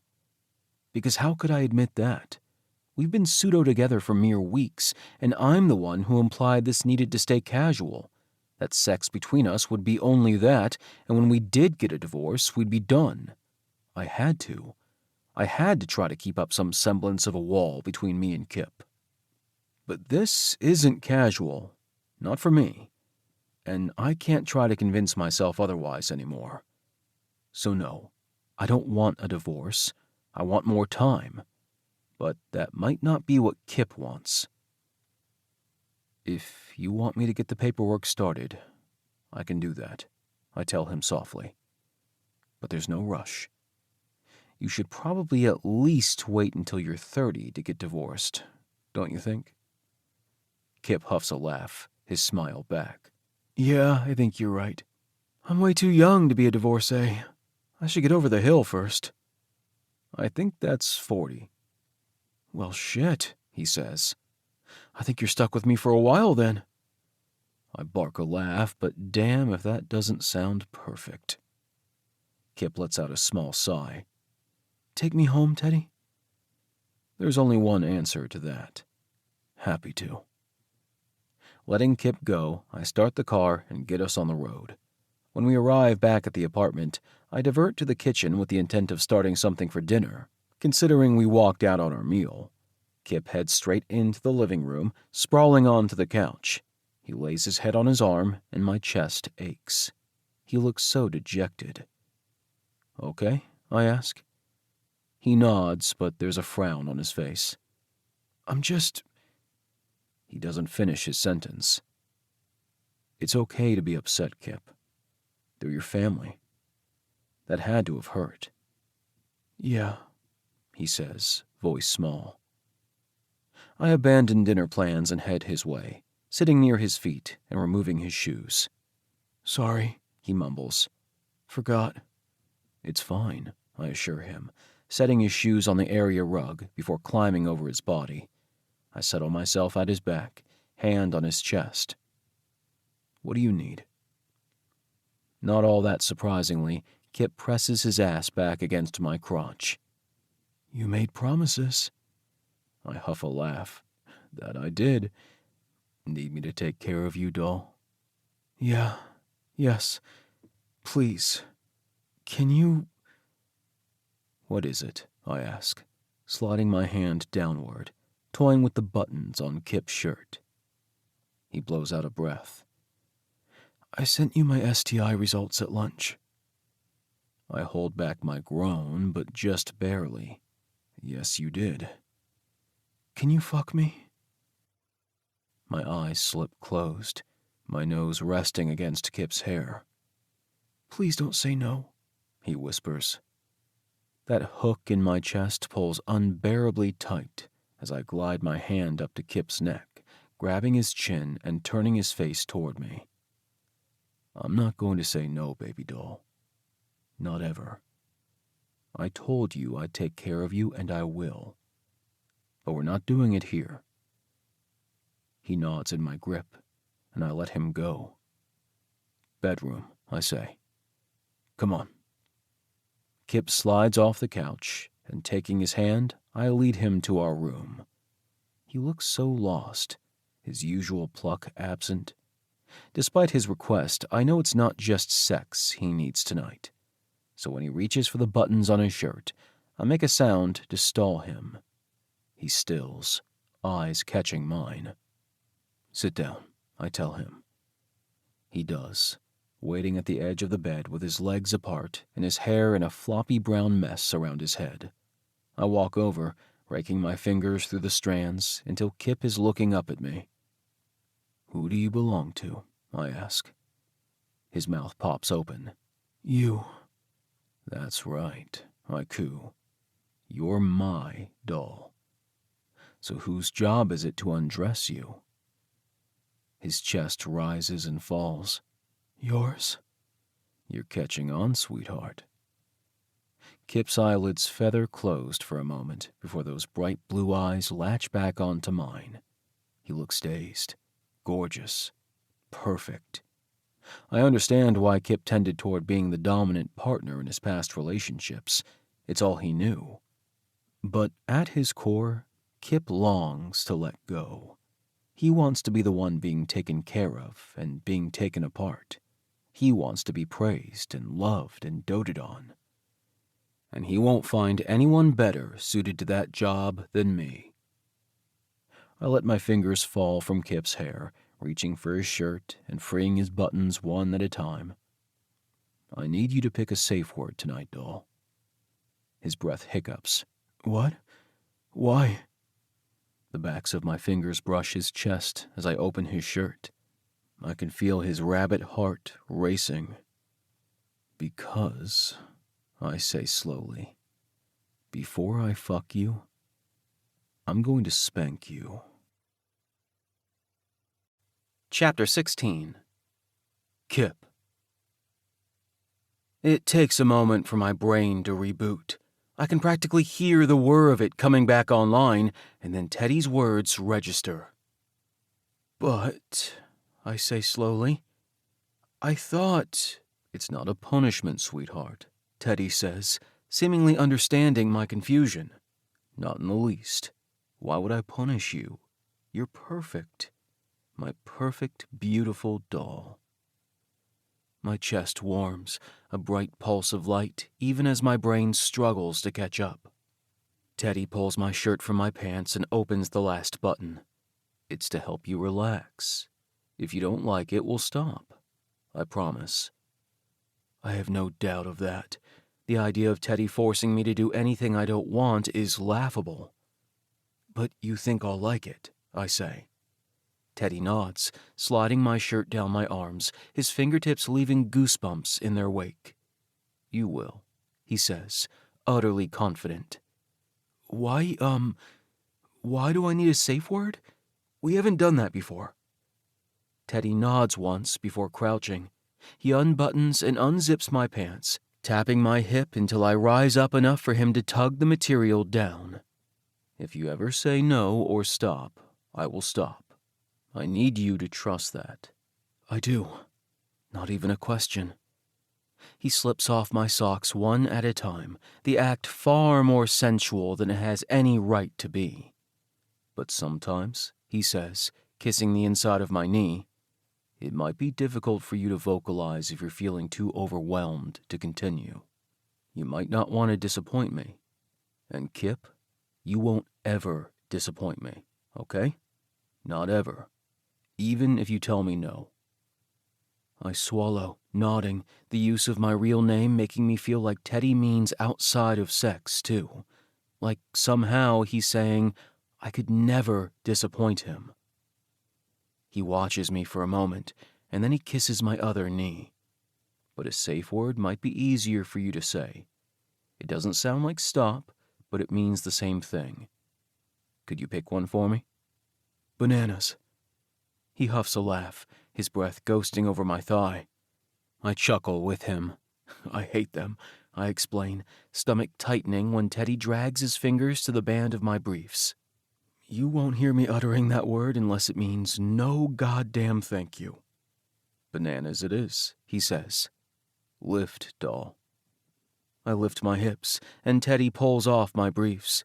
He hums as his eyes take me in, and a wicked smirk graces his lips. He stands and steps away, and I watch, stomach doing flips as he goes to the nightstand. He drops a condom, lube, and a butt plug on the bed. First, he says calmly, walking back around to where I'm sitting, I'm going to play with you. Because you're mine. Mine to play with. Mine to pleasure. Isn't that right? Fuck yes. I clear my throat. Yes. That's right, baby doll, he says, tugging my head to the side, the wide grip in my hair not hurting in the least. My pulse thunders. You are mine. Mine to take care of. Mine to enjoy. Which means all you need to do is listen and be good for me. Think you can do that? Fuck. Yes, I can do that. Good. Teddy guides my head back around, and, without hesitation, he crashes his lips into mine. The kiss is consuming, hungry, and I whimper into it, my mind already spiraling away. I want to own you. That's what he said. I want that too. I want to be his. When Teddy lets me go, I nearly protest. But then his hand is landing flat on my chest, and he's shoving me onto my back. I haven't finished bouncing when Teddy drops to the floor between my legs. He tugs me forward until my ass is at the edge of the mattress, my knees spread wide to accommodate his bulk. I swallow heavily as his brown eyes meet mine. Now, he says coolly, be a good doll for me and lie still. And once I'm done tasting you, I'll let you wear my handprint on your ass.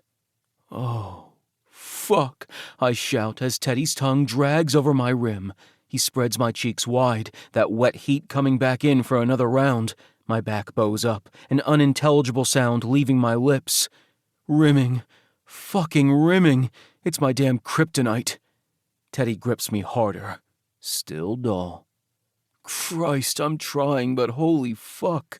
That tongue, soothing and prodding, that beard against my skin, it's too good. Way too good.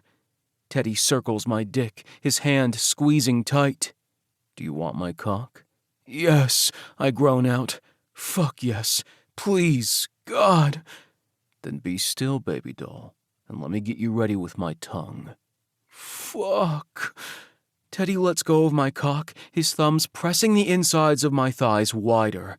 He buries his face in my ass, licking me relentlessly, and holy hell, I try to be still, I really do, but my cock is twitching, my hips have a mind of their own, and I can't stop wriggling. Thank fuck he doesn't stop, but he does give my thigh a stinging slap that has my mind blanking with an oh. I go boneless a second later. There you go, he soothes, his hands trailing over my skin, his tongue lapping at me broadly. Fucking gorgeous. Look at you spread out like the good doll you are. Oh, God. Teddy kisses my asshole, kisses it with closed lips in a way that has me blushing and fighting the urge to writhe. And then wet fingers press against me. Fuck, I breathe. When did he even open the lube? The man's a master Blunt fingers slide in, opening me up with an effortless glide. He curls them upwards. Do you know why I'm going to plug you? He asks. I'd forgotten about that. I shake my head, lick my lips. No. Because... He fucks his fingers in and out slowly as my legs tremble. When my hand is hitting your ass, that plug will be kissing your prostate. Oh, shit. It'll feel good, sweetheart. I promise. It'll sting until it doesn't, and you won't be able to think about anything else. But that, he says, removing his fingers, is why you're going to love it. I don't understand, not entirely, but I trust him. If it's too much, he'll stop. I know he will. Teddy asked me once if I was getting what I needed from my past relationships, and the answer was no, I wasn't. I want to know what's been missing. Show me, I breathe. Oh, baby doll. The tip of the plug presses against me, and Teddy pushes. It would be my genuine pleasure. I breathe out as the plug settles inside my ass. It's no bigger than his fingers, but it's big enough to feel. The base is flared, keeping it in position as Teddy rises up off the floor. The look in his eyes has my entire body flushing hot, my cock throbbing. This, Teddy, this is the one who hides under the surface. It's the one with whip-sharp eyes and a cocky presence that makes it impossible to look away. It's the one who makes me feel as if I'm being hunted. Is it too much to hope I'm his only prey? Teddy climbs onto the bed and leans in to kiss me again, his hands in my hair, his presence big and safe and warm as he blankets me. When he pulls back, he catches my gaze. Remember what I told you I like? What it is I want? It takes me a moment to figure out what he means. You want to make me feel good. That's right, sweetheart. And I'm going to do that, okay? I nod, and with one final press of his lips to mine, Teddy tugs me upright. He maneuvers me without a word, his hands on me soft, even as he flips me around as if I'm weightless.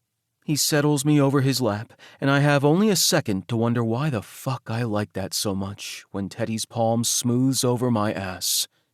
You're beautiful, doll. Gorgeous through and through. Your smile, your eyes, this silky, soft hair. His fingers thread into my hair as if to make his point. It's like a goddamn tension release button, and my muscles go lax as he tugs at the strands in a soothing manner. Utter perfection. You can come any time, okay? Come? While he's spanking me?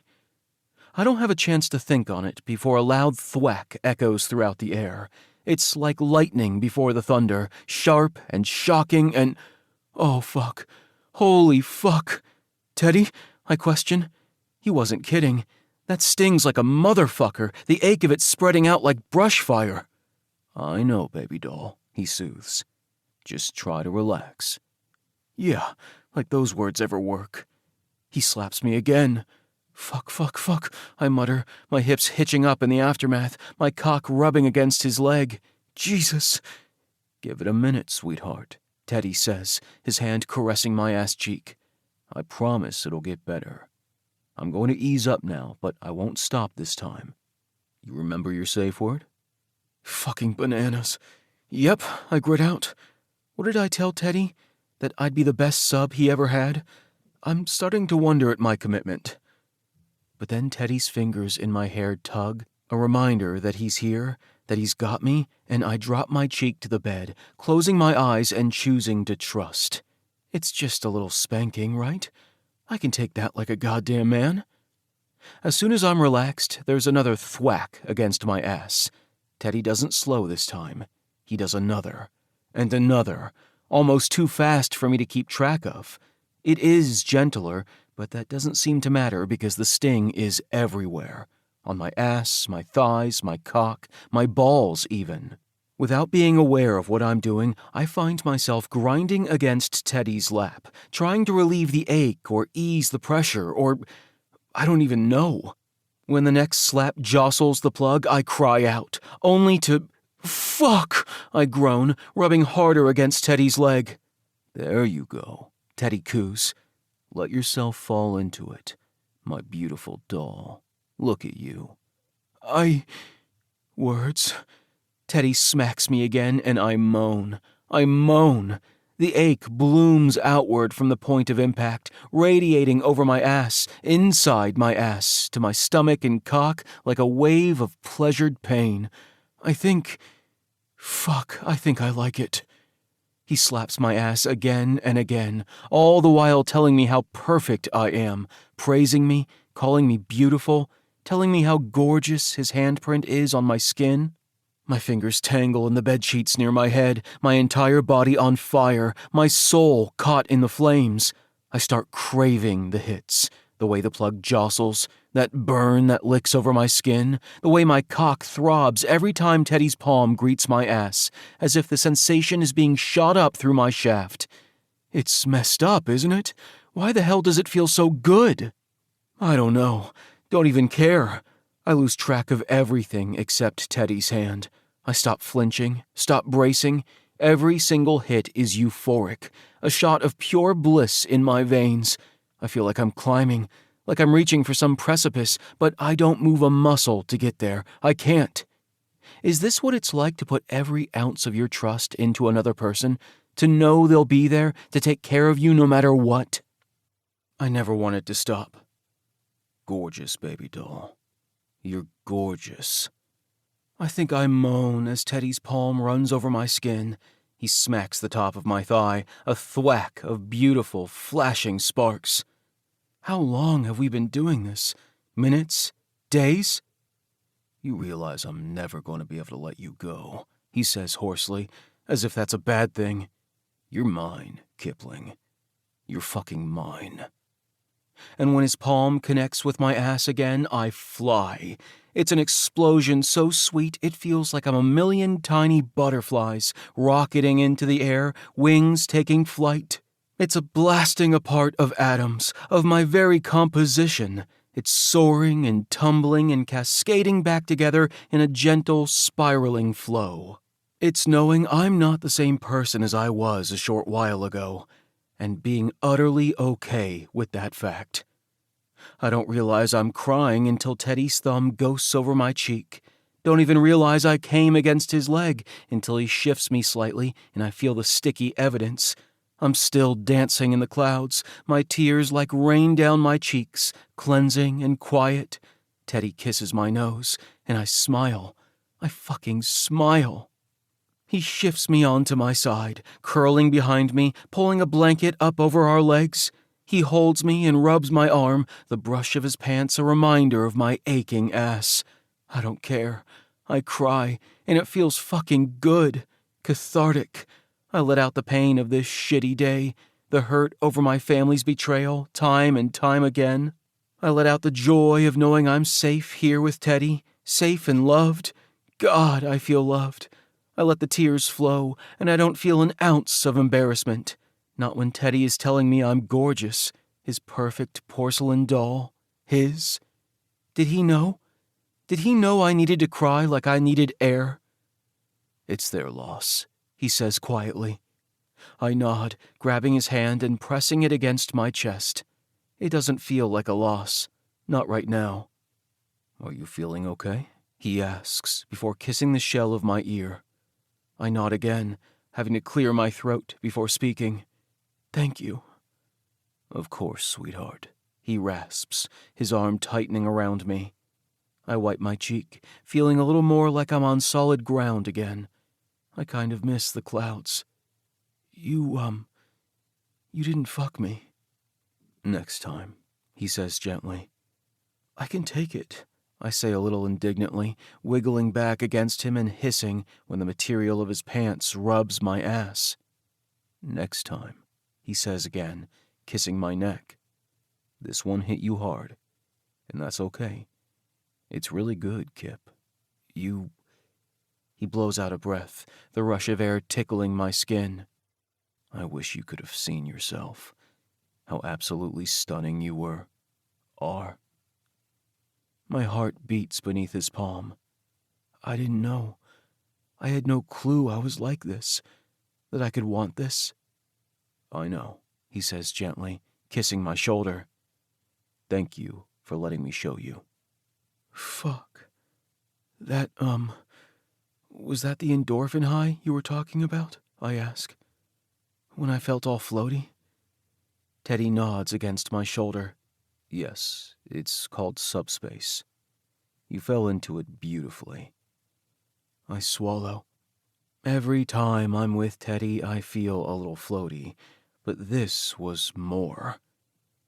Am I going to crash now? You're already back on Earth, he assures me. And I'm going to hold you and feed you and look after you tonight to make sure you stay there with me. Okay? Yeah, I say, feeling my eyes well again. Thank you. No thanks necessary, he says softly. That's my job. It takes me a moment to ask the question on my mind. And you?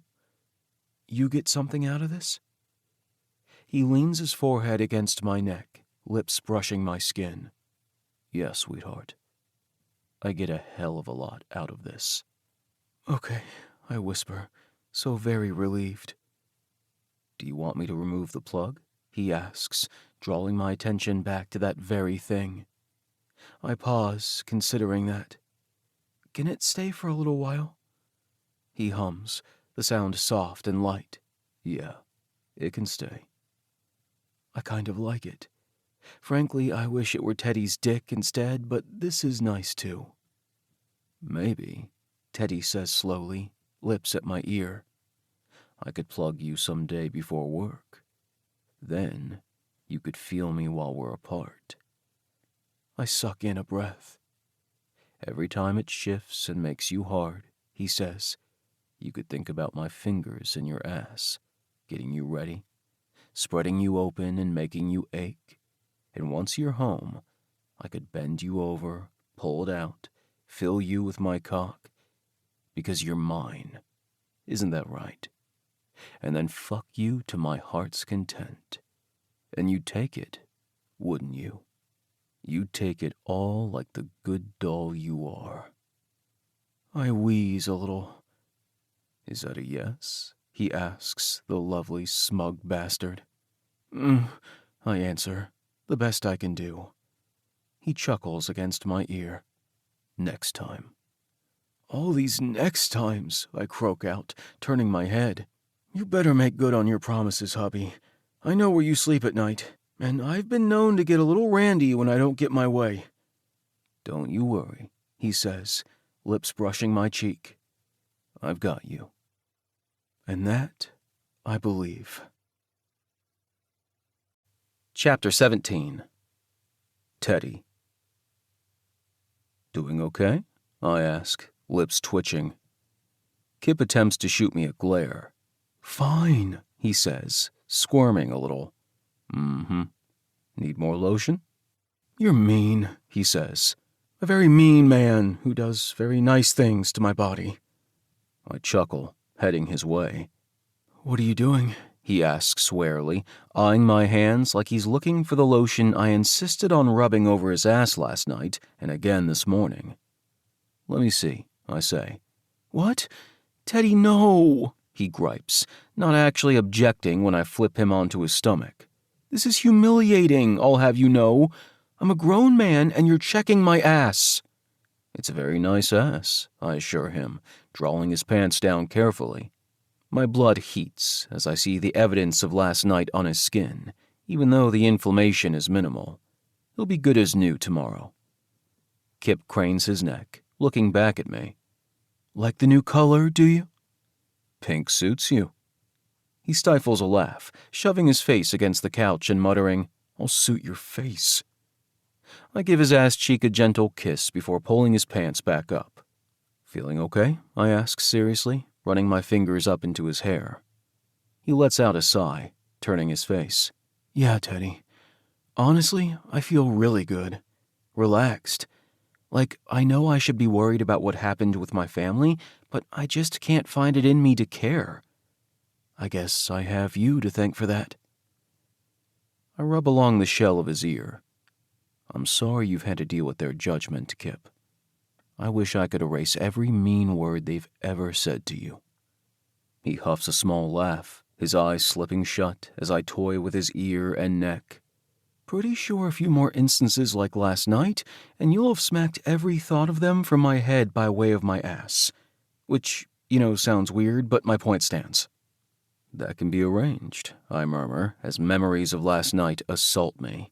Kipp laid out over my lap, squirming and flushed, his moans as the sensation shifted from pain to pleasure, how utterly perfect he was in his submission, in his trust, and the way he fell into subspace like he was meant to be there. Kipp swallows, shifting slightly so he can see me. Can you explain why I like that? Because it hurt, but then it felt good, I fill in for him. Well, yeah, he says quietly. I nod, running my hand over him, his leg, his side, anywhere I can reach. Have you ever had a runner's high? He cocks his head slightly. Yeah, I have. It's kind of like that, I explain. When you experience prolonged physical or mental stress, your body releases endorphins to counteract the pain. It's a natural defense mechanism that helps you cope. In the case of impact play, like spanking, there's also adrenaline mixed in that heightens your body's stress reaction. You get a dump of those endorphins to balance that, and with enough repetition, it can give you a sort of natural high. Some people find it very therapeutic. Yeah, he says. I can understand why. I give his shoulder a rub. My goal was never to hurt you, I tell him, wanting to make sure he understands that. It was to help you past that threshold. You told me you have a low pain tolerance, so I kept the impact light. Seriously? He says, an adorable pout on his lips. That was light? It was. Jesus, he mutters. So basically you're telling me I'm a wimp? No, I assure him, sliding over his body until he's lying flat underneath me, chest to chest. You're perfect. That was perfect. And it won't be as bad next time because your body will know what to expect. Kipp blinks up at me, slowly sliding his arms around my shoulders. I'm not a dainty guy, Teddy. I've never been tossed around, never been handled the way you handle me. I didn't think it would be something I'd like, but you make me feel... He closes his eyes for a moment until I nudge his nose gently with my own. What? I ask softly, my heart pounding like a drum. He lets out the smallest of breaths. You make me feel fragile in a way I've never allowed before. And I like it. A lot. Please don't break me. Kipp's phone rings before I have a chance to answer him. It's like a gunshot piercing the air, and we both flinch. I sit up as Kipp reaches for the device on the coffee table, his expression falling. I'm going to answer this, he mutters, bringing his phone to his ear. Hello? I give Kipp's leg a squeeze as I stand up, offering him some privacy. He sighs into the phone as I make my way toward the kitchen. I know, Mom, he says quietly. I know. But you have to understand, I can't help how I feel. And asking me to hide who I am and be miserable all my life isn't fair. He's quiet for a minute, and I keep half an eye on him while I collect ingredients to make smoothies. He sits upright, wincing as he settles on his ass. When he runs his fingers through his hair, he stills and brings his hand out in front of his face. His expression, the way his eyes soften when he catches sight of his ring, has my heart pumping wildly. I turn away, not knowing what my own face might be giving away should Kipp look at me. Yeah, I get it, he says, sounding defeated. If that's how you feel, I can't change that. But I'm a grown man, Mom. I'm not under your roof anymore, and you and Dad don't get to decide how I live my life. There's a hum, and then, yeah, okay. Bye. Kipp lets out a sigh, the thunk of his phone on the coffee table following. All right, I ask. He nods slowly. I guess. What'd she say? Kipp leans back against the couch cushions, idly twisting his wedding band on his finger. She implied it was very rude of me to talk back and then leave yesterday after they came all this way to see me. She said she's extremely disappointed by the choices I'm making. And she reiterated that they only want what's best for me, and couldn't I try to see that? He makes a frustrated sound. It's fine. It is what it is. I think this whole thing was a long time coming. I wasn't really expecting to tell them off last night. I don't know where that came from, to be honest. I hum, dumping some yogurt into the blender. I think maybe you were ready. Ready to lose my family? He asks wryly. Ready to put yourself first, I counter. And, just maybe, having me by his side gave him the bravery to do so. The thought warms me. I should call Nico, he says, sounding lost in thought. Sure. Want to do that now or after a walk? Is that a thing now? He asks, standing up and coming into the kitchen. You taking me on walks? I'm pretty sure that's not my kink. No, I ask, suppressing a smile. You don't want to be a good pup for me? His brow furrows, like he's actually considering it. No, definitely not. I chuckle, popping the lid on the blender. I'm glad. I'd much rather play with dolls. Kipp's face reddens as the blender runs, 2 spots of rosy color rising on his cheeks. When it's quiet again, Kipp says, Dolls? Plural? Oh, did I strike a nerve? I leave our smoothies in the blender as I head his way. He tracks me, bright blue eyes on my person, as I come around the counter to stand directly in front of him. I thread my fingers through his hair, tipping his head up half an inch. You know what my job is, I say. He nods. Yes? It's not this. He shakes his head slowly, and I know he understands what I mean. What I do at the studio is worlds apart from my personal life. I don't have an attachment to my scene partners, emotionally or romantically, and if Kipp held any jealousy over my position in Elite 8 or the fact that I have sex with the men there, I would know. He wouldn't be able to hide it from me. The same way he can't hide what it is he's feeling now. But you, I tell him slowly, are the only one I want. Singular. He swallows. Okay? He nods in my grip, tension dropping. Okay. You're really good at this husband thing, you know? 10 out of 10. Highly recommend. Anyone ever tell you that you use humor as a deflection? I ask.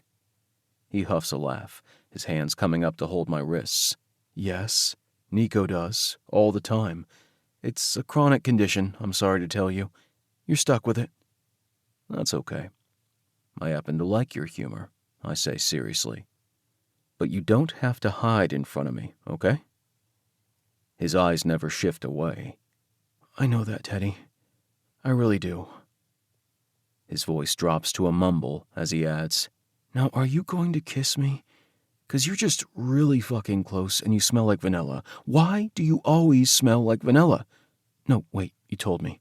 Tom Ford. Good choice, by the way. Smells great. As do you. And fuck, why aren't you kissing me yet? Kipp's ramblings cut off when I bring my mouth to his. The sound he makes is what I'm quickly becoming addicted to. Soft and pleased as it is, like my lips against his are a surprise every time. His tongue greets mine, his hips press close, and he tugs on my wrists like he's considering using my arms as leverage to climb up my body. I'm so in trouble when it comes to this man. When I break away, he mutters, "Fuck." My thoughts exactly. "Ready for that walk?" I ask, letting my hands drop. Bark, he deadpans. With a chuckle, I grab 2 tumblers from the cabinet. Drinks loaded, we head out. How long have you lived here? Kipp asks, his hair flopping over his forehead as we walk.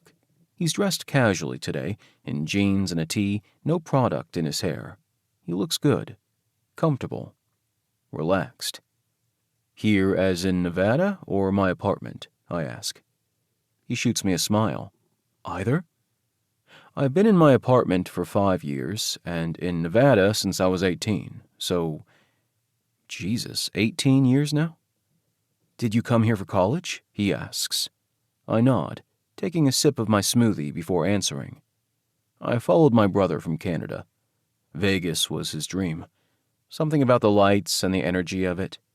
Ever since he was young, he wanted to move here. Got his wish. And you? He asks softly. I shrug. I wanted to practice law, and since we were going to do that together, it made sense for me to come here too. Kipp is silent for a moment. Not long, but long enough to tell me he's thinking through what I said. You haven't talked about him much. Cam? No, we're not close anymore. Why not? This time it's me who's silent for an extended beat. He and my boyfriend got together in an attempt to take control of the business. Kipp stops walking. When I turn around, he's staring at me with wide eyes. What? I huff a humorless laugh. Yeah, that about sums it up. Kipp catches up to me quickly. Holy hell, Teddy. Are you okay? It was a long time ago, I say, which doesn't really answer the question. Damn, he says slowly.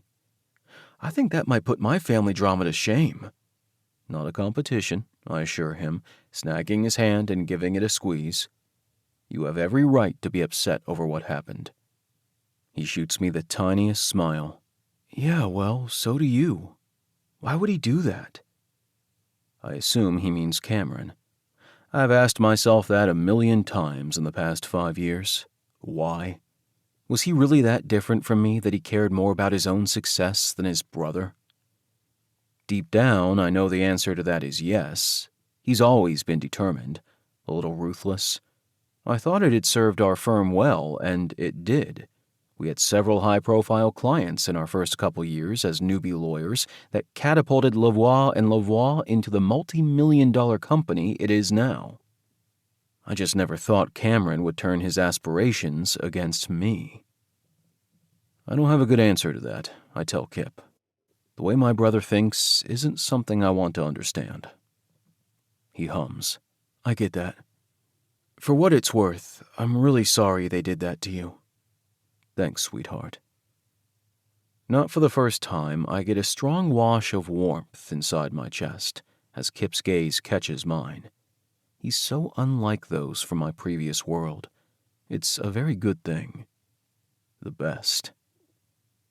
Did, Kipp looks sheepish. I'm almost afraid to ask, but did they succeed in taking over? I blow out a breath as we round the curve back onto our street. They got rid of me, but no, they didn't get the business. Chapter 18. Kipp. Did you know Teddy is a lawyer? I ask Nico. He's chopping dill for the tzatziki as I dice onions for a stuffed pepper dish. He looks at me in surprise. Is he? Yeah, I say around a huff that's mostly awe. Is that not the hottest thing you've ever heard? Nico's mother clucks her tongue at me. Watch your fingers, Piety Moo, she scolds lightly, her use of my child taking all the heat out of the warning. Sorry, Mama Adamos. She gives my arm a squeeze, a dish towel over her shoulder as she grinds the lamb for the peppers. Who's Teddy? Elena asks from the other side of the room. One of Nico's coworkers, Cassandra answers, helping her young toddler Calliope add blocks to her tower on the floor of the kitchen. And Kipp's husband, Nico mutters under his breath, giving me a smirk when I shoot a glare his way. The room falls deathly silent for all of 2 seconds before Nico's sisters erupt, all 4 of them talking over one another. Oh, good! We're allowed to talk about it now? Ioana says, abandoning the peppers she'd been hollowing out. I never said you couldn't, Nico replies. I just said to be nice. Ioana pouts. I'm always nice. You married Nico's co-star? Elena asks. She's the middle of the bunch and by far the scariest. I thought you said he's a lawyer, Sophia puts in, Ioana's twin. They're the youngest. People can be more than one thing, Cassandra, the oldest, replies. Why the hell didn't we hear about it ahead of time, huh? Elena asks, hands on her hips. He didn't know ahead of time, Nico explains, which isn't as helpful as he thinks. And now? Elena presses. What do you have to say for yourself, Kipp? Because we've been waiting weeks for some sort of explanation as to why one of our favorite people didn't tell us he was married of all things, and you've been over here an hour and still haven't said a word. My mouth opens and closes uselessly. Well, Elena says. Paidia, Nico's mom cuts in, the Greek word meaning children. Let Kipp breathe. I shoot her a grateful smile. I'm sure there's a very good reason he's been keeping secrets from us, Mama Adamos adds, which makes my stomach fall somewhere in the vicinity of my feet. I was drunk, I blurt inside this blue-tiled kitchen that has held some of my favorite memories over the years. My favorite memories amongst my favorite people. It's funny how the Adamoses have been more of a family to me than my own blood. From the first time Nico brought me home for a big traditional Greek meal with his big Greek family, I felt accepted. And although I knew my own family would disapprove of what happened between me and Teddy, I think I dreaded telling these people how badly I fucked up even more. Would I disappoint them too? I couldn't bear the thought. But I can't avoid it any longer. Frankly, I'm surprised they didn't pounce the moment I walk through the door. Sucking in a breath, I prepare myself to air the truth and accept the consequences. I was drunk and got married on a whim, I explained to my silent audience. I don't even remember it. Our relationship isn't real, and Teddy and I are planning on getting a divorce. Soon, I think. I'm sorry. Cassandra gets up off the floor. Why are you sorry, Kipp? For disappointing you, I say, unable to stop the wobble in my voice. For not telling you the truth? I didn't know what to say.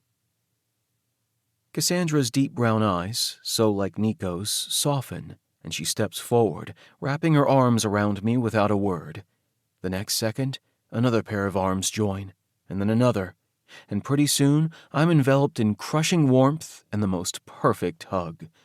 Everything around me blurs as my eyes fill with tears. You could never be a disappointment to us, Mama Adamo says, her heavily accented voice washing over me like cinnamon and cloves.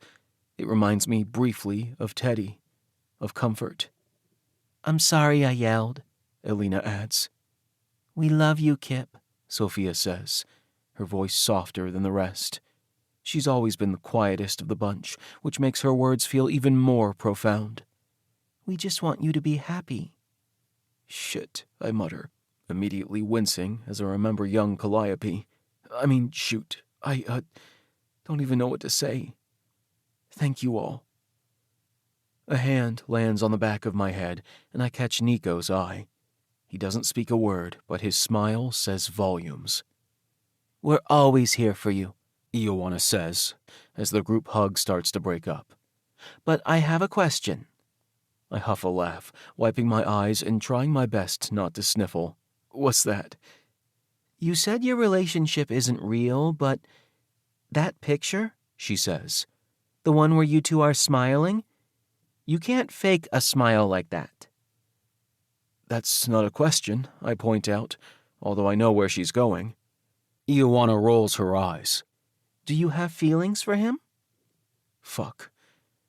Yeah, I do, I admit. 6 pairs of eyes soften.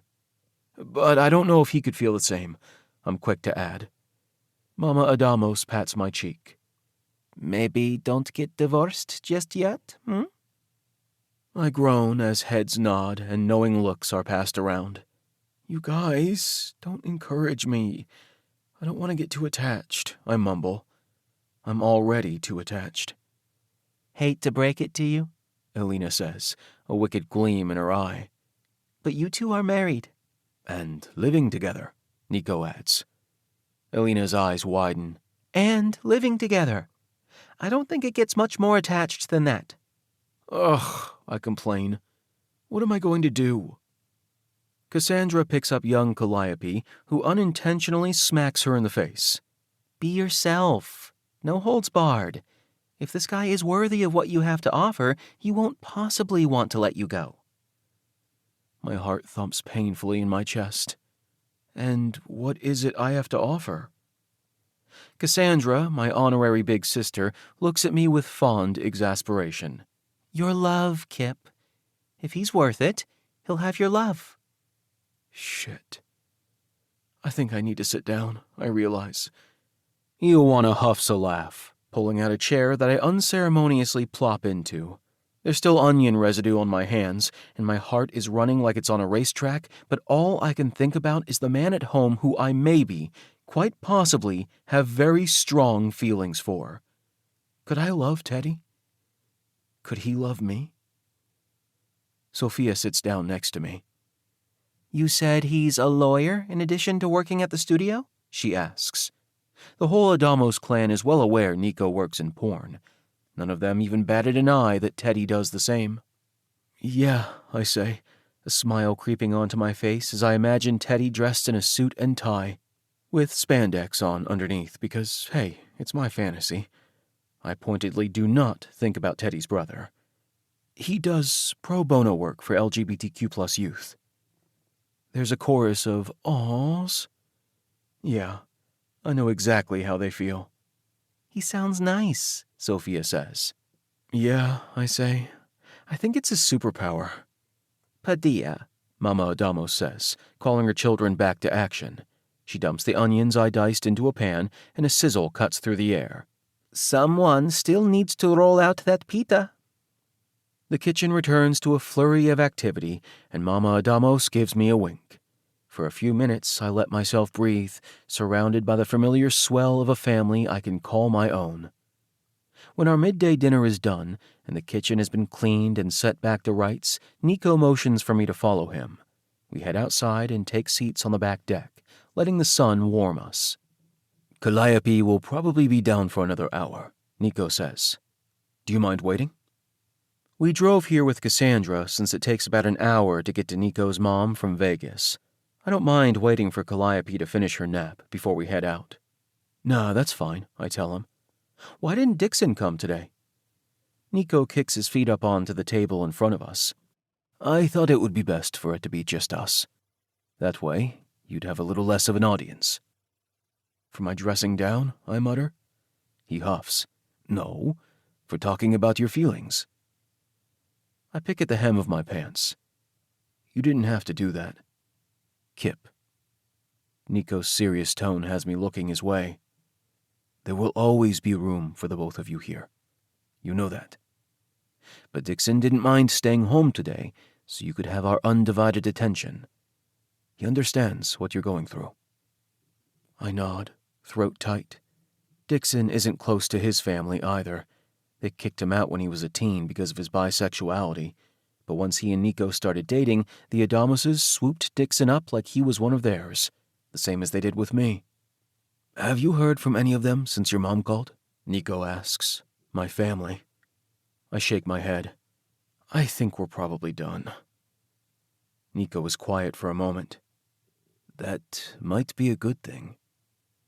In my head, I know that. But here, I tap over my heart. Hurts. Yeah, he says quietly. I get it. How has Teddy been during this whole thing? A bark of laughter escapes my mouth, and Nico looks at me curiously. What? He asks, chuckling. Dude, Teddy is kinky as fuck. Nico laughs for real, nodding. Yeah, that's kind of one of those poorly held secrets at the studio. You know, like how Dixon is actually a softie inside, how Jerome and Nathaniel have been in a relationship for years, Teddy is a daddy dom, and Emile is an exhibitionist. Whoa. Hold up. Jerome and Nathaniel? Nico shrugs. I'm like 98% sure. Half the time, they're wearing each other's mismatched socks. What? What does that have to do with... How do you mix up socks, Kipp? I think that over for all of 2 seconds, the lone hamper in Teddy's room coming to mind. Oh. Nico huffs a laugh. How do you even figure that out? I ask. I pay attention, he says with another shrug. Never heard about Teddy being a lawyer, though. Yeah, remember when you said you thought there was a reason he didn't date? Nico cocks his head. Yeah? I think it has to do with that. And the asshole ex who cheated on him with his brother. Nico hums, but he doesn't pry, and I appreciate it. It's not my story to tell. I don't even know the whole thing. But then he opens his mouth and just has to ask, so what kind of kinky shit have you been getting up to, my friend? I cough. Well, in for a penny, as they say. The other day, Teddy made me pick a safe word, and then he spanked me until I cried and came. Nico chokes on absolutely nothing. Shit, he says, voice strangled, but then he laughs, loudly, until I'm laughing right along with him. Your life, Kipp. I know, I sigh out. Isn't it great? As our chuckles die down, Cassandra sticks her head out the door. Callie is up, she says. Ready to leave whenever. Thanks, we'll be right in, Nico tells her. She nods and closes the door, leaving us alone once more. Can I tell you something? I ask Nico. He nods. Always. I really like it. Being his... I don't say boy because it doesn't feel right. I'm well aware our dynamic is similar to a daddy-boy relationship. Teddy is dominant, he calls the shots, and he's teaching me, carefully and thoughtfully, how to enjoy submission, something I never even knew I could enjoy or crave. But our specific relationship is our own. It's unique in a way any relationship is, and I'm not Teddy's boy. I'm his doll. For us, for me, that's right. I like being the one he takes care of, I settle on. It feels really good to just trust that what he tells me to do is what he wants. It's no more complicated than that. I trust him, and he takes care of me. And somehow that makes him happy. It makes me happy, too. Nico nods slowly, his eyes never leaving mine. You know, I never thought about it before, but it makes sense. What does? I ask. You, he says gently. You go out of your way to please people. You know you do. Maybe, I mumble. But who doesn't want everyone around them to be happy? If they're happy, they don't have a reason to dislike your actions or you as a person. And I think I see what Nico is getting at. But I assume being submissive means letting go of all that worry. At least for a little while, he goes on. And with Teddy, you know you're safe to do so. You don't have to try with him. Like you said, he tells you how to please him, and you know he won't abuse that trust. Yeah, I say a little hoarsely. So I can see it, Nico says. And I'm glad you found someone to help you let go of all that pressure. He's not mine, Nick, I nearly whisper. Maybe not fully. Not yet. But he could be. I nod, not speaking for a moment. My throat is burning, and I'm scared to hope, scared he could be the one. Because what if I'm not his one? He makes it quiet, I tell Nico. What do you mean? It's so loud sometimes. Up here, I say, pointing to my head. There are opinions and deadlines and second-guessing and just a lot of noise all the time. But Teddy, he makes it quiet. Nico squeezes my arm. Sounds nice. Yeah, I rasp. It is. Nico and I stay outside for a few minutes longer, but eventually we get up and head home with Cassandra and Calliope. Nico drops me off last, giving me a quick hug from the driver's seat and reminding me it's okay if I like him, that Teddy is one of the good ones. I tell him I know. When I get inside after a long afternoon and evening of being gone, I almost expect all of my feelings for Teddy to have been blown out of proportion inside my own head. Like maybe I was remembering him wrong or adding a rosy glow to our kinky kind of friends with benefits pseudo-marriage. But the moment I see him on the couch, I know that's not the case. He smiles, big and broadly, and my insides light like a supernova. "Hey," he says warmly. I head toward him on autopilot, falling onto his lap. He chuckles, his hand going to my hair, and I damn near purr like a cat. "Have a good time?" he asks. "Yeah," I answer. "Glad to be back?" "Yeah." His fingers slip under my waistband, just barely touching the top of my ass. "How are the cheeks doing?" I snort. "You were right. All better." "See?" he says. "I bet the lotion helped." "I already said you were right. You don't have to gloat." He chuckles, fingers drifting along my skin. "I'm glad you're back, too." My heart beats fast as Teddy's fingers sift through my hair, as his other hand rests above my ass like a gentle claim, as his heat and spicy warm scent envelops me. Maybe I do have feelings for my husband. I just don't know how to tell him that. Chapter 19. Teddy. "All right?" I ask Philip, who's been staring at the inside of his small kitchen for the better part of 2 minutes. Scott and I just finished moving him into his new apartment, and although the teen was on board with the switch in location, he seems withdrawn now that we're finished. Yeah," he says, turning around. "I can't believe you guys did all this." "It was the least we could do," Scott replies. Philip shakes his head, looking around the living room now. He had a couple pieces of cheap art we hung on the walls, but the apartment is still pretty bare. "Sometimes it feels like no one cares," he says quietly. "But—" He doesn't finish his sentence, but the look Scott gives me tells me he understands perfectly. It's all too easy for queer kids to fall through the cracks. Sometimes their families turn them away or are apathetic to their struggles. Sometimes they simply need to know they're not alone, that there are people out there who understand what they're going through on a personal level. It's why Scott created the community center in the first place. He wanted to help those kids and young adults any way he could, and he does. "We're here if you need us," Scott tells him. "And I promise you, there's always someone who cares." Philip nods, but he doesn't say a word. Scott and I leave him to get settled in his new home, having left housewarming gifts in the form of some groceries in his fridge. The kid was living on ramen. Scott stops me when we get outside the building. "Any response from the landlord?" "Not yet, but I'll let you know once I hear anything." Philip's lease was a month-to-month rental agreement, so it was easy enough to terminate.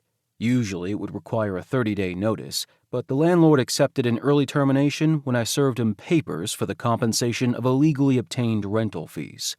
I've yet to hear whether or not the man is going to fight us on it. All Philip wants is his money back. Hopefully, we won't have to go to court to get it. Scott gives me a nod. "Keep me in the loop. And Teddy?" "Yeah?"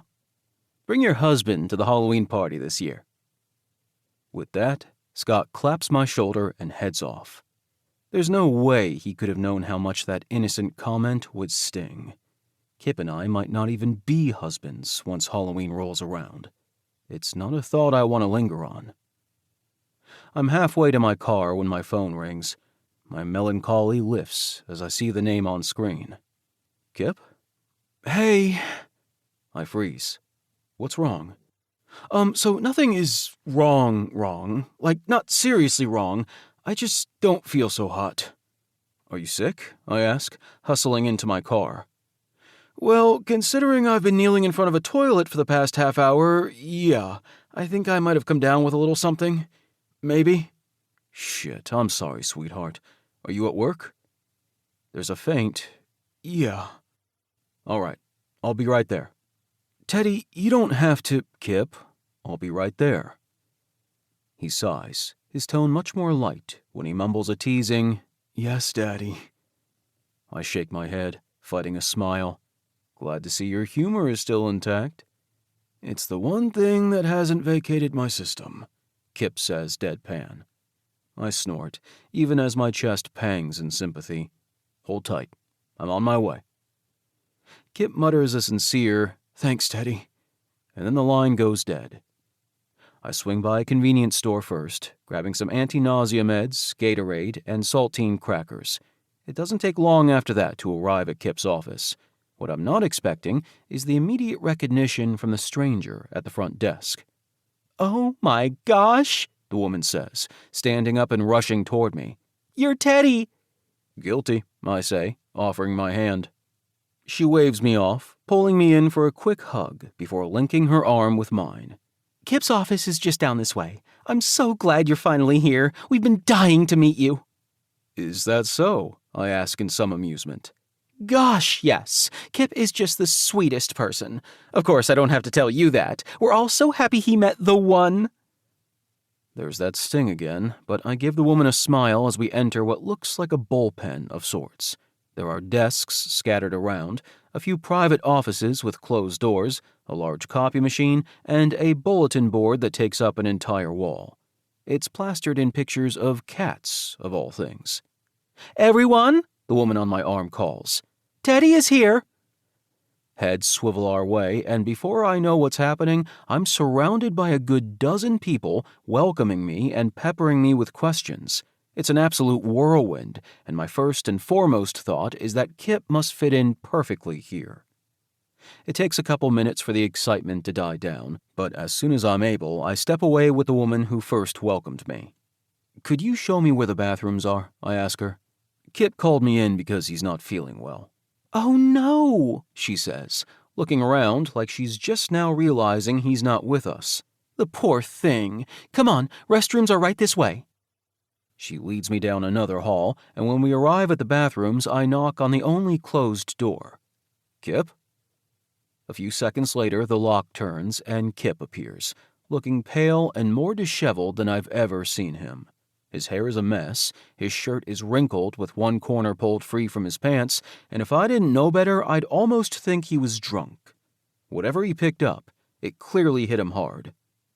"Sweetheart," I murmur, stepping forward to wrap an arm around his waist. "I'm kinda sweaty," he says.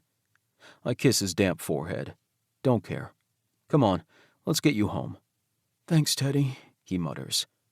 When he sees his coworker in the hall, he gives her a weak smile. "Marcia, could you let Carly know I'm heading home early today?" "Of course," she says, standing aside as we pass. "You just focus on getting better, sweetie." Marcia heads back into the bullpen as I lead Kipp toward the front door, keeping pace with his slow gait. "Doing okay?" I ask. He nods, but it's a measured thing. "I think I'm sick, Teddy." "Yeah," I say with a huff. "I think it's likely." "I might get you sick." "If you do, you do." He groans as I get him settled in the car. "There's a bag by your feet if you need it," I let him know. He groans again, leaning his head back against the seat. "Let's just not talk about it." I dutifully keep my mouth shut as I get into the car and drive us home. Inside, I get Kipp set up on the couch, a blanket beneath him that he insisted on because I'm gross, Teddy, and another over top of him to keep him warm. I have him take some of the anti-nausea meds and drink some water, but when I pop the top on a Gatorade, he groans again." Do you need the bathroom?" I ask. He curses. "Think so." I whisk him that way, and the moment we reach the doorway, Kipp falls to his knees and hugs the toilet. I rub his back, wincing as he heaves. "Don't look at me, Teddy. I'm hideous." "Never," I assure him, brushing his damp hair off his forehead. He makes a pitiful sound, trying to hide his face. "You're never going to want me again after this." "Impossible, sweetheart." His huff is incredulous, and I hand him a wet cloth that he uses to wipe his face. After that, I give him some mouthwash, which he spits into the toilet. "Want to know a secret that's not really a secret?" I ask, running my thumb along his ear. He meets my gaze hesitantly. "I like taking care of you," I say softly. "But not like this," he says, forehead creased. "Even like this."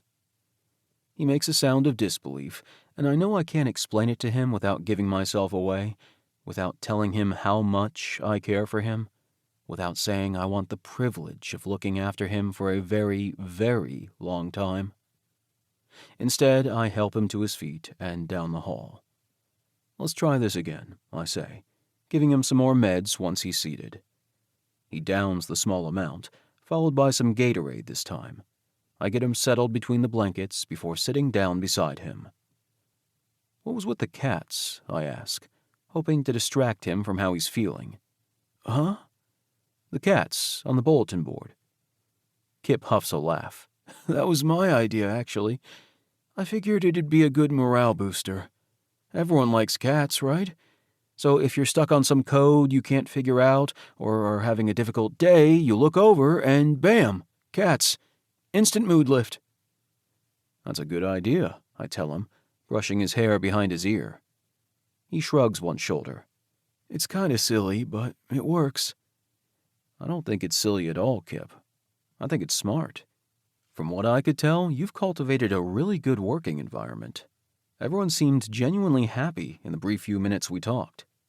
"It's not because of me," he defends. "But you're part of it. Stop selling yourself short." He huffs when I give his ear a tiny pinch. "Thanks, Teddy, for everything."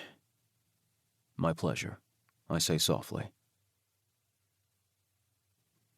"I'm dying," Kipp moans sometime later. "That's what this is. I'm sick with death." "I think it might be food poisoning," I tell him, rubbing his back as he reclines against the outside of the bathtub. We've been at this for several hours, alternating between lying on the couch and rushing Kipp to the bathroom so he can empty the contents of his stomach. I don't think he has any contents left. "Poisoned," he croaks. "I didn't think that'd be the way I'd go, Teddy." "You're not going anywhere. You'll be just fine." After Kipp heaves the tiniest something into the toilet bowl, he looks over at me. "Teddy, what's that?" I check the bowl, glad, not for the first time, for my steel stomach. There are brown flecks amongst the clear liquid from his Gatorade. That's dried blood. "Okay, up you go." Kipp groans as I help him to his feet. "Where are we going?" "The hospital." "No!" "Yes. Sorry, sweetheart. It's likely just irritation from throwing up, but I'm not taking any chances." Kipp moans as I help him clean up, get dressed in fresh clothes, and head down to the car. But he doesn't once try to stop me. That, in itself, tells me volumes. He leans his head against the window as I drive, the street lights and other cars brightening the otherwise dark streets. There's a bag at his feet we don't talk about. When I pull up to the emergency room, Kipp looks over at me. "Nico should get my sex toys." "What?" I ask, completely mystified. "If I die, he gets my sex toys. It's what bro friends do." "Kipp." "And I don't have a huge savings, but what I do have should go towards something nice. Like charity. Oh, the LGBTQ+ Center." "You're not dying," I assure him, getting out of the car and heading around to his side. He leans his weight on me as I help him out. "If you haven't noticed, I tend to joke around when I'm uncomfortable." "I've noticed," I say softly. He nods a little. "I'm just not feeling so good right now." My chest clenches tight. "I know, sweetheart. That's why we're here. Let's get you better." "Okay," Kipp says tiredly. The walk into the hospital takes a minute, and when we arrive, I'm fully prepared to lie about who Kipp is to me so that I can stay with him once he's admitted. But then I realize I don't have to lie at all. He's my husband. With Kipp's help, I fill in his paperwork, and the receptionist tells us it will only be a minute before we're brought back. Considering he's vomiting blood, I'm not surprised there won't be a long wait. Kipp leans his head on my shoulder once I reclaim my seat beside him. His emergency bag is in my pocket, just in case. "Teddy," he says, eyes closed. He looks exhausted, with dark circles under his eyes and his usually bright complexion waxy and pale. "Yes, sweetheart?" "I'd do it again, you know." Jesus, he sounds drunk. "What's that?" I ask, holding his hand between my own. "Marry you?" I draw in a breath, my heart trying to beat out of my chest. "I've never wanted to marry someone before," he says. "I never saw someone standing next to me in front of the mountains. But you'd look nice there." I swallow down the lump in my throat, knowing I can't hold Kipp to those words. He's not himself. He's practically delirious with fluid loss and exhaustion. But hell, how I wish he'd say them for real. "I'd be proud to stand up there with you," I tell him, meaning it, even if he doesn't remember the words come tomorrow. He hums happily. "My husband." I clear my throat, kiss his temple, squeeze his neck. "For however long you'll have me." Chapter 20. Kipp. When I wake up, it's clear I'm in a hospital. The why of it takes me a moment to remember. Right. My inners trying to become outers. I groan to myself quietly, but when I catch sight of Teddy asleep in a nearby chair, the sound dissipates. The furniture is barely big enough to hold him, and Teddy himself is slumped down, his head hanging back at an awkward angle. But fuck, he's here. And that means a lot. As if sensing I'm awake, Teddy stirs. He cracks one eye open, and then the other. "Hey," he says, stretching and sitting upright. "You're up." "Yeah, hi. How long have we been here?" Teddy checks the time on his phone, although the light streaming in through the window tells me it's at least the next morning. "About 10 hours. Are you feeling better? You were pretty out of it for a bit." "Yeah, I'm okay. I think." I notice the IV drip and hold up my hand. "I'm guessing this has something to do with that?" Teddy rubs his eyes as he stands and comes over to the bed. "Yeah. They gave you a bunch of fluids and some meds. You don't remember?" "Only bits and pieces," I admit. "Food poisoning?" He nods. "Seems so." I blow out a breath. "Well, considering you didn't get sick, I think we can rule out contamination from the apartment. Must have been my lunch." "What'd you have?" he asks. I grimace a little. "Shrimp tacos?" Teddy's lips twitch. "Never again," I groan. "No more shrimp. Ever. Actually, no more crustaceans, period." "I thought you wanted a hermit crab." It takes me a minute to remember what he's talking about. I'd almost forgotten my 15-second conviction that I wanted a pet crab like Emil's. "Well, I wouldn't eat it," I point out. Teddy huffs a laugh. "The doctor said you're fine to leave so long as you're feeling well enough. What do you say? Should I grab a nurse?" I nod. "Please, take me home, Teddy. I just want to lie on the couch all day and be a potato." "You'd be a very cute potato," he says, leaning down and kissing my forehead. My pulse skips, and I'm grateful I'm not hooked up to a heart monitor. "I'll be right back." As Teddy steps away, I look down at what I'm wearing. "Am I in your sweatpants?" He shoots me a little grin as he opens the door. "I have my own sweatpants, you know." My call goes unanswered, and Teddy chuckles as he walks away. Pfft, dressing me in his clothes like I'm his... Fuck, like I'm his doll. Because I am. And great, now I have a boner in a hospital. Nico is never going to let me live this down. Hey, Teddy, I call. The man appears from down the hall, his shirt sleeves pushed up past his forearms. It's been 24 hours since we got back from the hospital, and although Teddy spent some of that time in his office working, right now he's freshly showered, his hair damp. I drink him in for a moment before remembering my very important question. Why do you never talk to me in French? He cocks his head. Do you want me to? You wouldn't understand me. Yeah, but isn't it supposed to be sexy? His lips twitch. I hate that damn twitch. And by hate, I mean love. Teddy walks into the room slowly, stopping at the end of the sectional where I'm lying and have been for most of the morning. He leans close, his hand on the back of the couch, his arm muscles doing very nice things. Comment te sens-tu, ma petite peut-être? He says. I open my mouth before clearing my throat. Twice. What does that mean? How are you feeling, my little potato? I bark a laugh. Seriously? Mm-hmm. Did it sound sexier in French? Yes. Yes, it did. And now I'm very much lamenting the fact that I'm still as tired as a dog because I'd really like to hump your leg right now. Which, okay, that doesn't make a whole lot of sense, but you know what I mean. Teddy leans back and crosses his arms, although his expression is soft. You sound better. I feel better. Recuperating at home with Teddy probably had a big something to do with that. Teddy twists his lips a little. It doesn't look like a happy twist. What is it? I ask. I'm supposed to head into the studio this afternoon. Would you be okay if I left?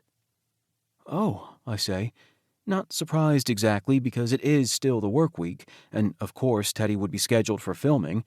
I'd just gotten so used to having him around while I played legitimate hooky, and the idea of him leaving now bums me out. But I'm an adult. I don't actually need a keeper. It's fine, I say quickly. I'll be okay. Is all he says. What, Would you want to come with me? I perk up immediately. Come with you to the studio? Where the porn is made? There go those twitching lips again. Mm-hmm. Could I watch? Would you want to? He asks, sounding genuinely curious. Yes, obviously. Holy fucking fuckballs, can I seriously? Would that be allowed? He smiles for real this time, his cheeks dimpling at the sides. Should be fine. I'll check with Jerome, but as long as you don't interrupt filming, I don't see why not. Oh my god, oh my god, oh my god! I fling myself off the couch, nearly tripping over my blanket in the process. Best day ever! Bring Kipp to work day! Yeah, okay. What do I wear, leather?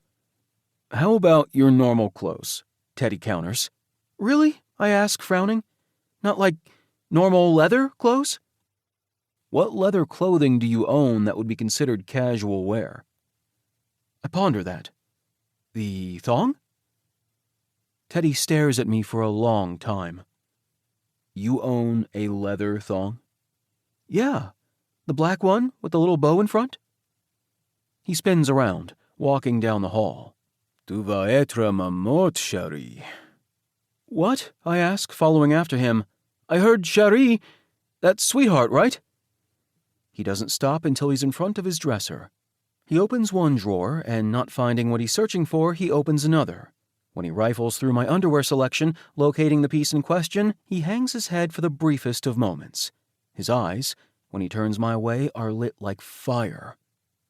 Are you really feeling okay? He asks, pushing off from the dresser and stepping close, the thong between his fingertips. I swallow, my voice nearly lost. Yes. He nods, looking me over before he undoes the button of my jeans. I'm going to make you a smoothie before we go.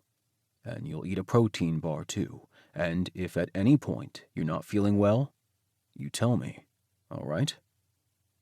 I nod, not breathing a word. Teddy tugs off my pants, tapping my legs so I step out of them. My briefs follow, leaving me in the nude from the waist down. "You're going to wear this for me," he says, his tone not leaving any room for argument, not that I would argue. "And while you watch me fuck my scene partner, you can think about how I'm thinking of these." Fuck. Teddy eases the leather up my legs, the motion gentle and smooth. He tugs it over my half-hard cock, positioning me just so beneath the unforgiving fabric. His fingers glide over the little bow last, eyes meeting mine. "Beautiful baby doll." I nod, my heart pounding. Teddy replaces my jeans before standing up. "Ready?" "Yep," I eke out. Teddy's grin is a touch feral. True to his word, my tease of a husband has me eat a protein bar before we leave and drink a smoothie on the way to the studio. Honestly, I don't mind him looking out for me, especially considering I have been regaining my strength after the complete upheaval of my intestines. I've seen the outside of the Elite 8 Studios building before, but I've never been inside it. Today, Teddy leads me right to the nondescript door on the nondescript building, enters a code, and we walk inside. "Oh my God," I breathe. Teddy chuckles as I hasten toward the massive neon Elite 8 Studios sign on the wall inside the door.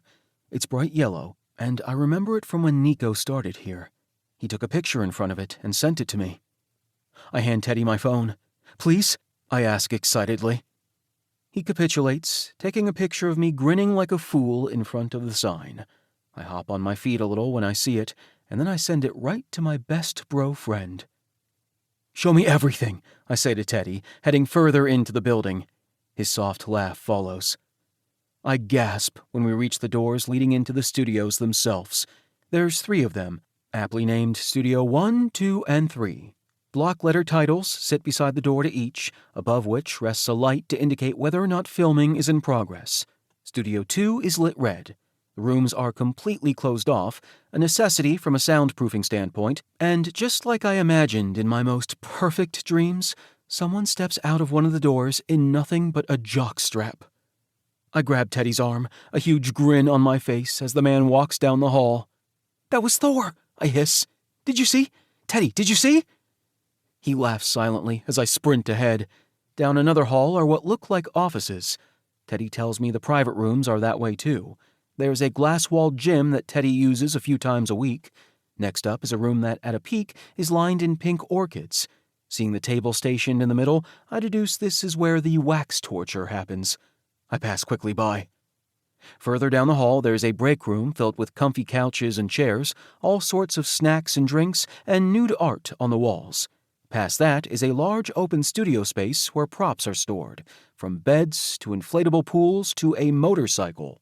And then there's the locker room. I spin to Teddy with wide eyes. "Can I?" He shakes his head, a small smile on his face. "Afraid not. Performers only." I groan, although I understand the need for that sort of privacy. Even in porn production, boundaries are important. "Fine," I mutter. And then add, because I can, "My husband is mean." The playful slap to my ass has my blood pooling south real damn fast. "Fuck," I breathe, my cock pressing against the leather of my thong. "Behave, sweetheart," Teddy says, grabbing my chin in a light hold and placing a kiss near my ear. He hums before leaning back, and I swear I can feel the rumble of it in my cock. "Come on. You can hang out in the break room while I go talk to Jerome." "Yeah," I say, clearing my throat. "Sounds good." As Teddy heads off to clear my visit with the boss, I peruse the art on the walls inside the break room. It looks like stills of the performers, possibly taken during filming, but they're cropped such that they look tasteful in a way, like classy erotic art. I wonder if Teddy would let me hang some of him in our apartment. His apartment. His, because I won't be there forever. Shit. The reminder is sobering. An excited gasp draws my attention toward the door. "Kipper!" Alex cries. "Hey, Alex," I say with a grin. The blond man comes in for a hug, squeezing surprisingly tight. My fragile insides. Teddy said you were here. How's it going?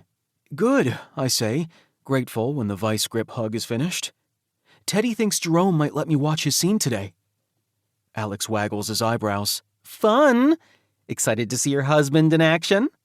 God, yes. His responding smile is bright. You two are so cute. The husbands that share together stay together. I huff a laugh. Sure, I hedge. Except we're not actually together. Alex's eyes narrow ever so slightly. What Why does everyone keep hmming me? Just, Alex says. Teddy has been smiling a whole lot these past few weeks. He's always smiley.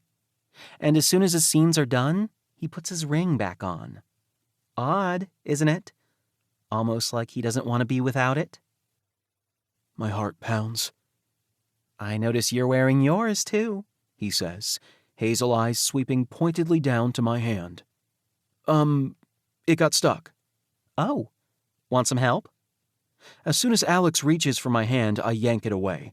I'm good, I say quickly. His smile is much too knowing.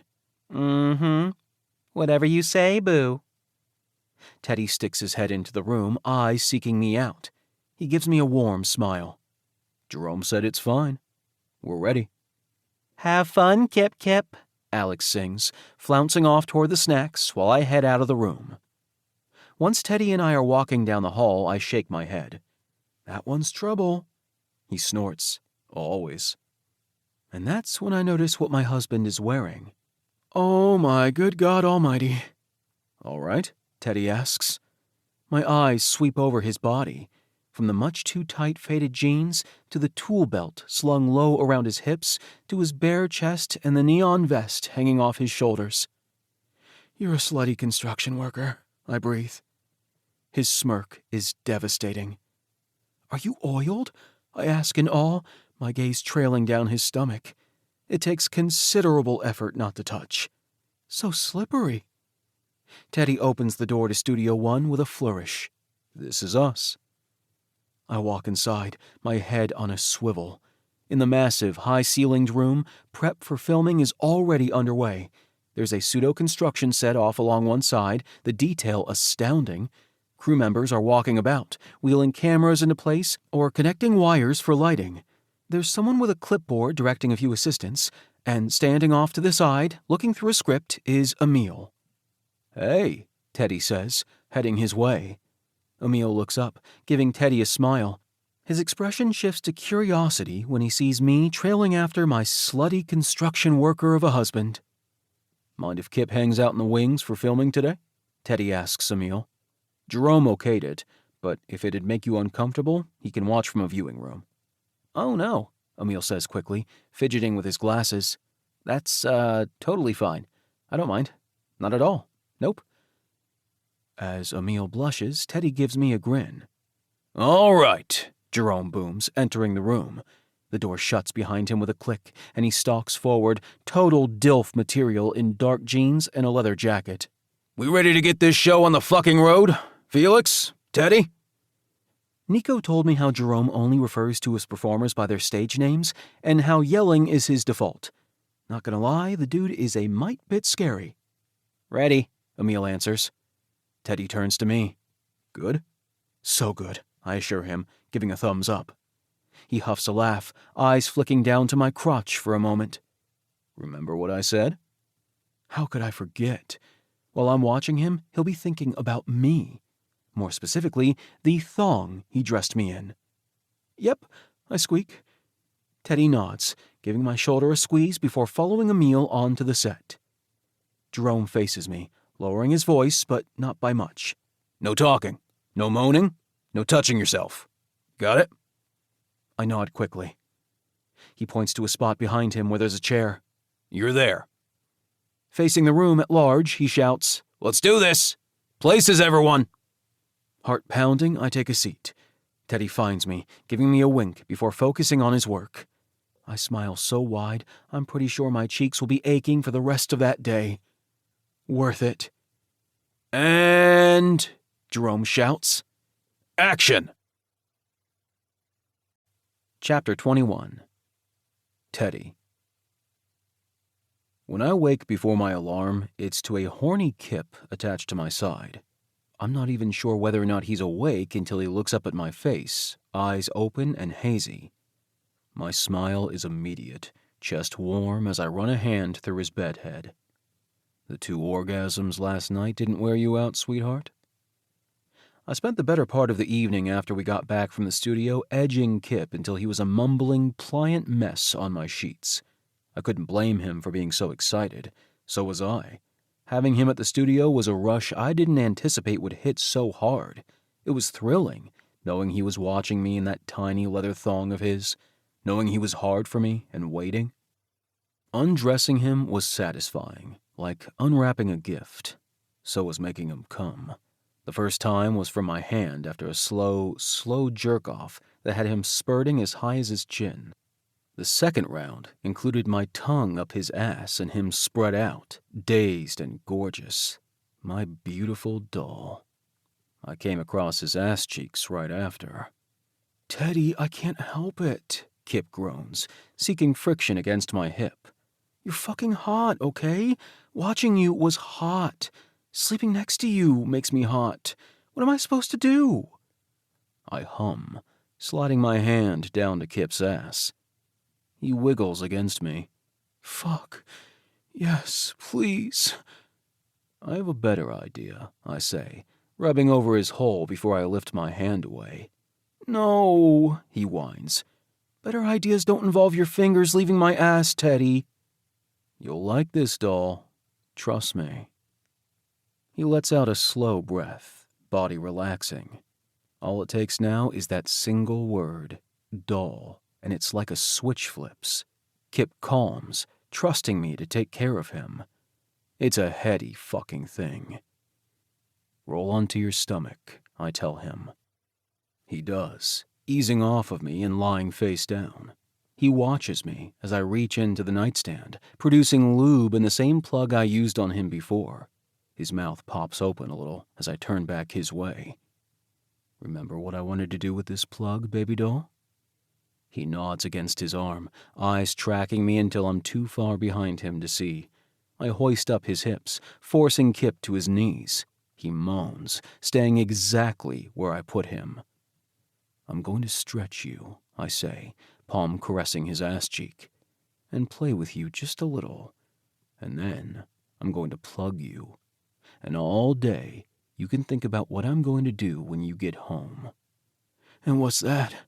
he asks, voice hoarse. I kiss one ass cheek and then the other. "You still want my cock?" His breath leaves him in a rush. "Please." "Then if you're good," I say, bringing lubed fingers to his ass, "you can have it tonight." Kipp curses, dropping his forehead against the mattress. He stays perfectly still as I work my finger into his ass, rubbing my other hand over his thigh and the soft hairs there. "Fucking gorgeous," I murmur, teasing his prostate while I reach beneath him to give his dick a slow stroke. He remains unmoving, even as he trembles. "So good for me, aren't you, doll?" He groans, letting me work him open, letting me take my time. His legs start to shake in earnest when I fuck him with 2 of my fingers, my palm rolling over his leaking crown. "Teddy," he breathes. I slip my digits free and he slumps, his breath ragged. Perfect, baby doll. The lubed plug slides in easily, settling into place. "You can take it out if necessary," I tell him, "but it goes right back in." He nods in understanding. "And before you come home," I go on, "you're going to go into the bathroom and get yourself ready. But you don't come, got it? No matter how much it aches. When you walk through this door, I want that plug right where I put it, and I want you ready for my cock. Understood?"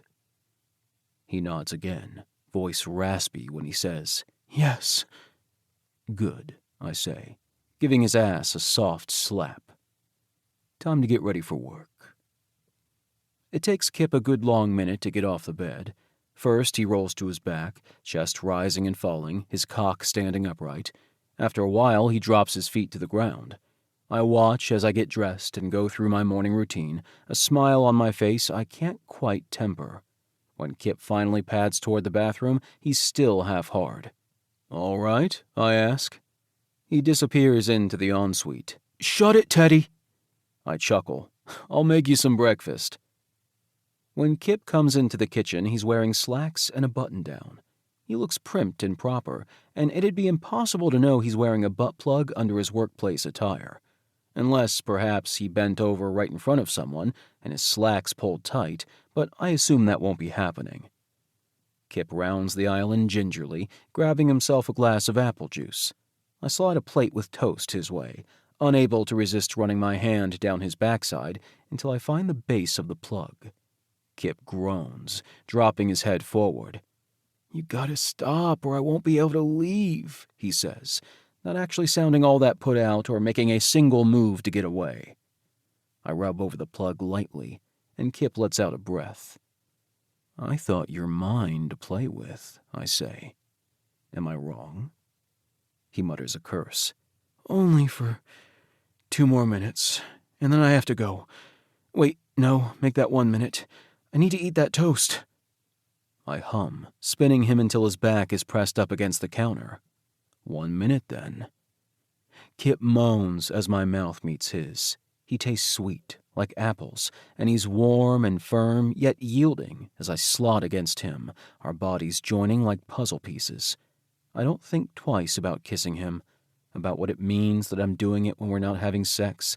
I don't think about anything other than this man at my fingertips who feels like all the things I've carefully avoided for so very long. He feels like mine, and it takes every ounce of my willpower to pull back and remind myself that no, he's not mine. Not for real. And I best remember that. "I'm gonna have a hard-on all freaking day," Kipp huffs out, pressing his hand against my chest. I step back, and he turns toward his toast. "All day, Teddy. Do you realize I had to pick out my loosest pants to hide my perma-erection? Thought went into the decision. And here you are, just poof, decimating my brain cells. Like, who needs cognitive thought, right? I'll just let my little brain lead the show today. Not like I even have a choice in the matter." Kipp bites into his toast, shaking his head as he chews. "When I get home," he says, not even looking at me, "you better fuck me so damn good I pass out. I'm not even kidding. Don't get me wrong, this is hot as fuck. Like, I'm pretty sure it's the hottest thing that's ever happened to me, and I've done my fair share of hot shit. But you better make good on your promise, Teddy. And goddamn make me yours, or... I don't know, I'll come up with some sort of threat that isn't humping your leg, and I'll threaten you with it." My pulse thrums heavily as Kipp finishes his breakfast. "Now I really have to go," he says, wiping the crumbs off his fingers. "And I'm not going to look at you or my erection will be back, so see you later." Kipp is nearly to the door when I notice his keys sitting on the counter. "Kipp?" He stops, and I pick up the keys, jangling them. Hand over his eyes, he walks back my way, snagging them without meeting my gaze. "Have a good day, honey," I tease, my heart still pounding. He groans, and then he's out the door. In some 10 hours, he'll be walking right back through it. His words cycle around my head like a hurricane. "And goddamn make me yours." At noon, I can't quite resist texting Kipp to see how he's doing. I sit at my weight bench, muscles burning pleasantly after my workout, and type out a message. "Me. How's it going?" Kipp's answer comes swiftly. "Baby doll. Today is hard. Hard, Teddy. Everything is hard." I snort a laugh. "Me. Mm-hmm. Baby doll.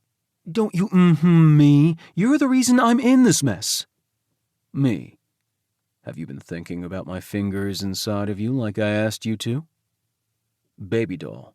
Teddy. God, he's perfect. Me.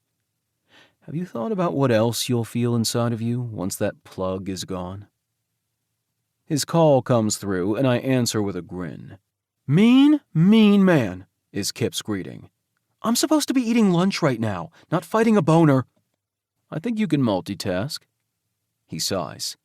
We're not going to be able to do this all the time, okay? I'm seriously having trouble concentrating today. My chest rolls with heat at the assumption that we will have the opportunity to do this again at some point, followed by worry that maybe this is pushing him too far. Do you need to call it quits? I ask seriously. He scoffs. No. Fuck no. I'm not saying the B word, he practically whispers. You know which one I mean. This is not a plantain-adjacent situation. I huff a laugh. I wanted this, he goes on. And I'm managing, sorta. But if I have some big meeting or an important deadline or something... You say no and it's a no, I remind him.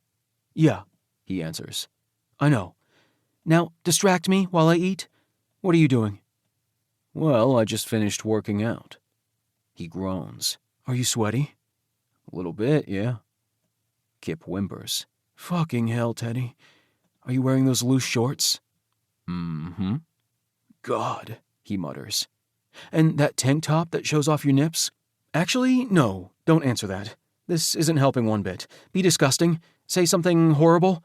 Tell me you secretly hate puppies or children. Would you believe me if I did? No, he says immediately. Because you're perfect. You probably love puppies, and kids think you're the coolest because you're like a big teddy bear.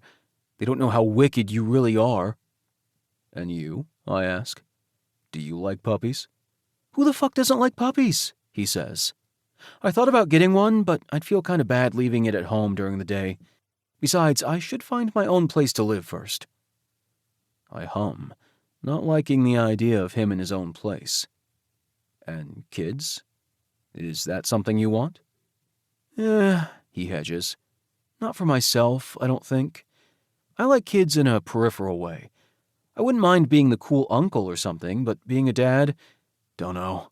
I can barely take care of myself. You're more competent than you think, sweetheart.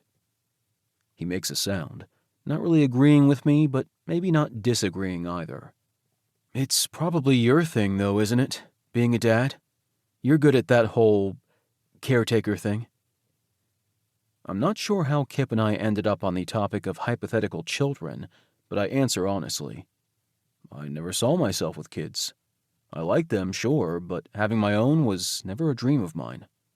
Oh, well, okay, Kipp says. He chuckles a little. I should probably get back to work.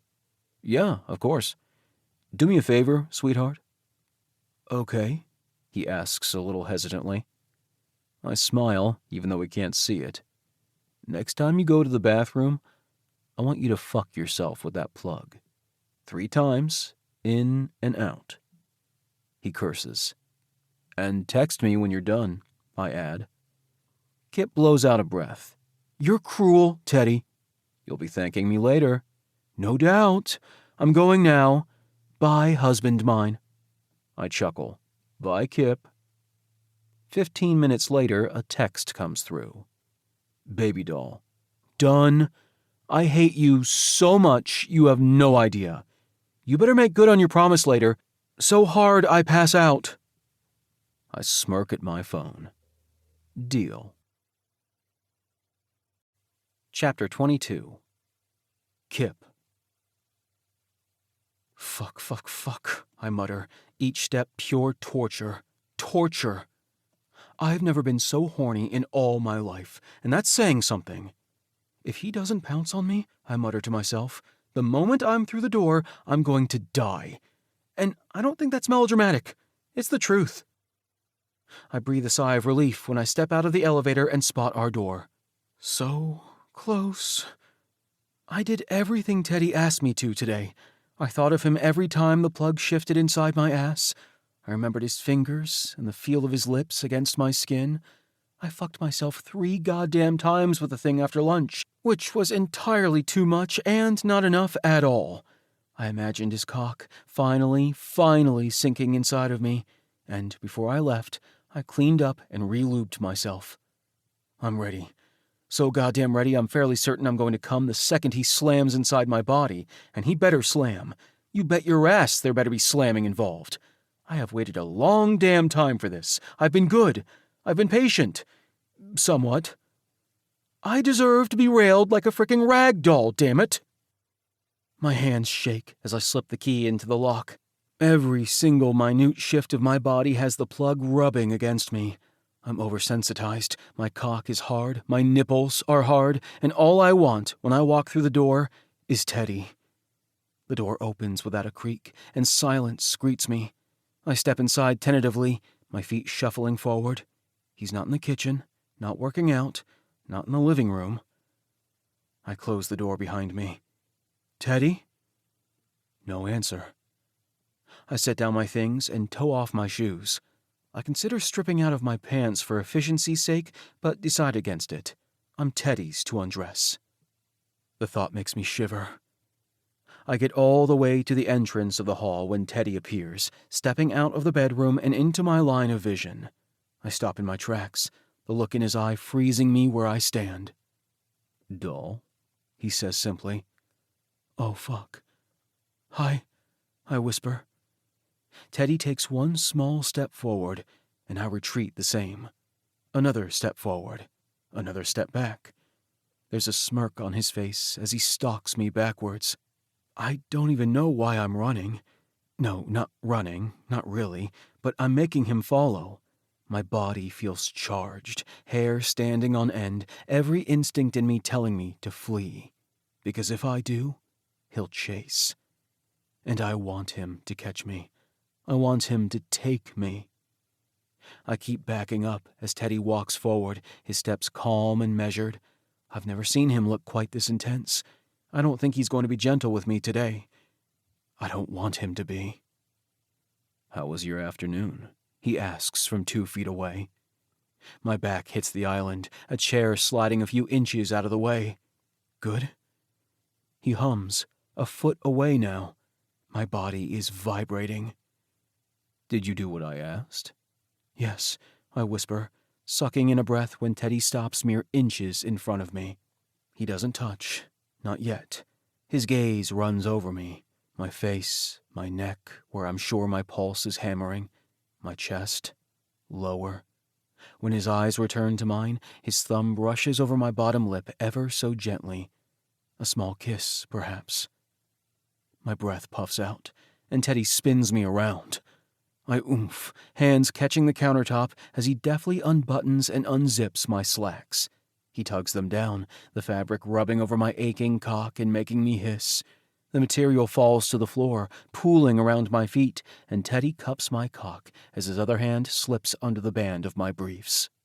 I pull in a sharp breath, my heart pounding, anticipation firing like electricity in my veins. The tips of Teddy's fingers roll over the plug, the tiny movement a spark. You're not going to come unless I say so, he says, voice utterly calm. You won't, he assures me, despite that seeming impossible. He lets my cock go, hands tugging down my underwear. Because if you're close, you're going to tell me. Fuck. Got it? He asks, letting my underwear join my pants around my feet. I nod. "'Kay." Good doll. In a quick move, Teddy grabs my hands, stretching my arms across the counter and slapping my palms down flat with a thwack. The position has me bent over the surface and entirely at his mercy. There's the brush of his fingertips at my ass again, and then the pressure of the plug. My heart hammers as Teddy pulls it out slowly, stopping with the widest portion at my rim. Do you know how hard it was thinking of you at work all day wearing this plug? He asks. Thinking of you waiting for me to fill you. I don't answer. I don't think I can. He lets the plug go, and I gasp as it settles back inside my body. There's some shuffling behind me, the sound of a zipper, and then his hands are back, one on the base of the plug, the other on my hip. Do you know how many times I imagined sinking inside this ass? He tugs on the plug again. This time he keeps going, and I breathe a sigh of relief as it slips free. Are you going to keep my cock nice and warm, doll? Fuck. Yes. That's right, he says in that low, even voice. And why's that? Because I swallow, resisting the urge to press back and feel him. Because I'm yours. You are mine, He says, lifting my leg until my foot rests on the rung of the chair beside me. My breath comes short, fingers curling against the countertop as I feel the head of his cock press against me. I'm entirely exposed, utterly his. I've never felt anything better. My baby doll, he says fiercely, and then he slams into me. Air whooshes from my lungs, my body lurching forward from the impact. My cock throbs, but Teddy stills, his hips at my ass, his dick filling me fully and stretching me so perfectly wide I nearly swoon. He doesn't retreat and snap forward again. He only rolls his hips, the gentlest of movements that reminds me exactly of how the plug teased me all day long. I understand why he's doing it, why he's giving me time to adjust, but fuck, I don't want time. Every shift of his cock inside my body only makes me long to feel the full length of him taking me again and again. I want him to obliterate me. I want to be owned. Teddy, I groan. Please. The sharp slap to my ass has me going up on my tiptoes. Who do you belong to, doll? Fuck you. Who takes care of you? I groan as he circles my cock, jerking me once. You, I answer. That's right. So be good and take what I give you. I cry out as Teddy slaps the side of my ass again, the burn of it spreading, my entire body tingling, skin tight. He grinds against me, so damn deep inside my body I hiccup a breath. I try to push back on him, try to gain some leverage, but Teddy's hands cover my own, his lips finding my neck as his body drapes over mine, forcing my chest flat against the countertop. I will fuck you so damn hard you feel it for days, he promises, still grinding slowly. I will take you apart and put you back together again. But first, I'm going to feel you, because that is my right. And I've waited a long damn time for it. My breath punches out of me, and I nod.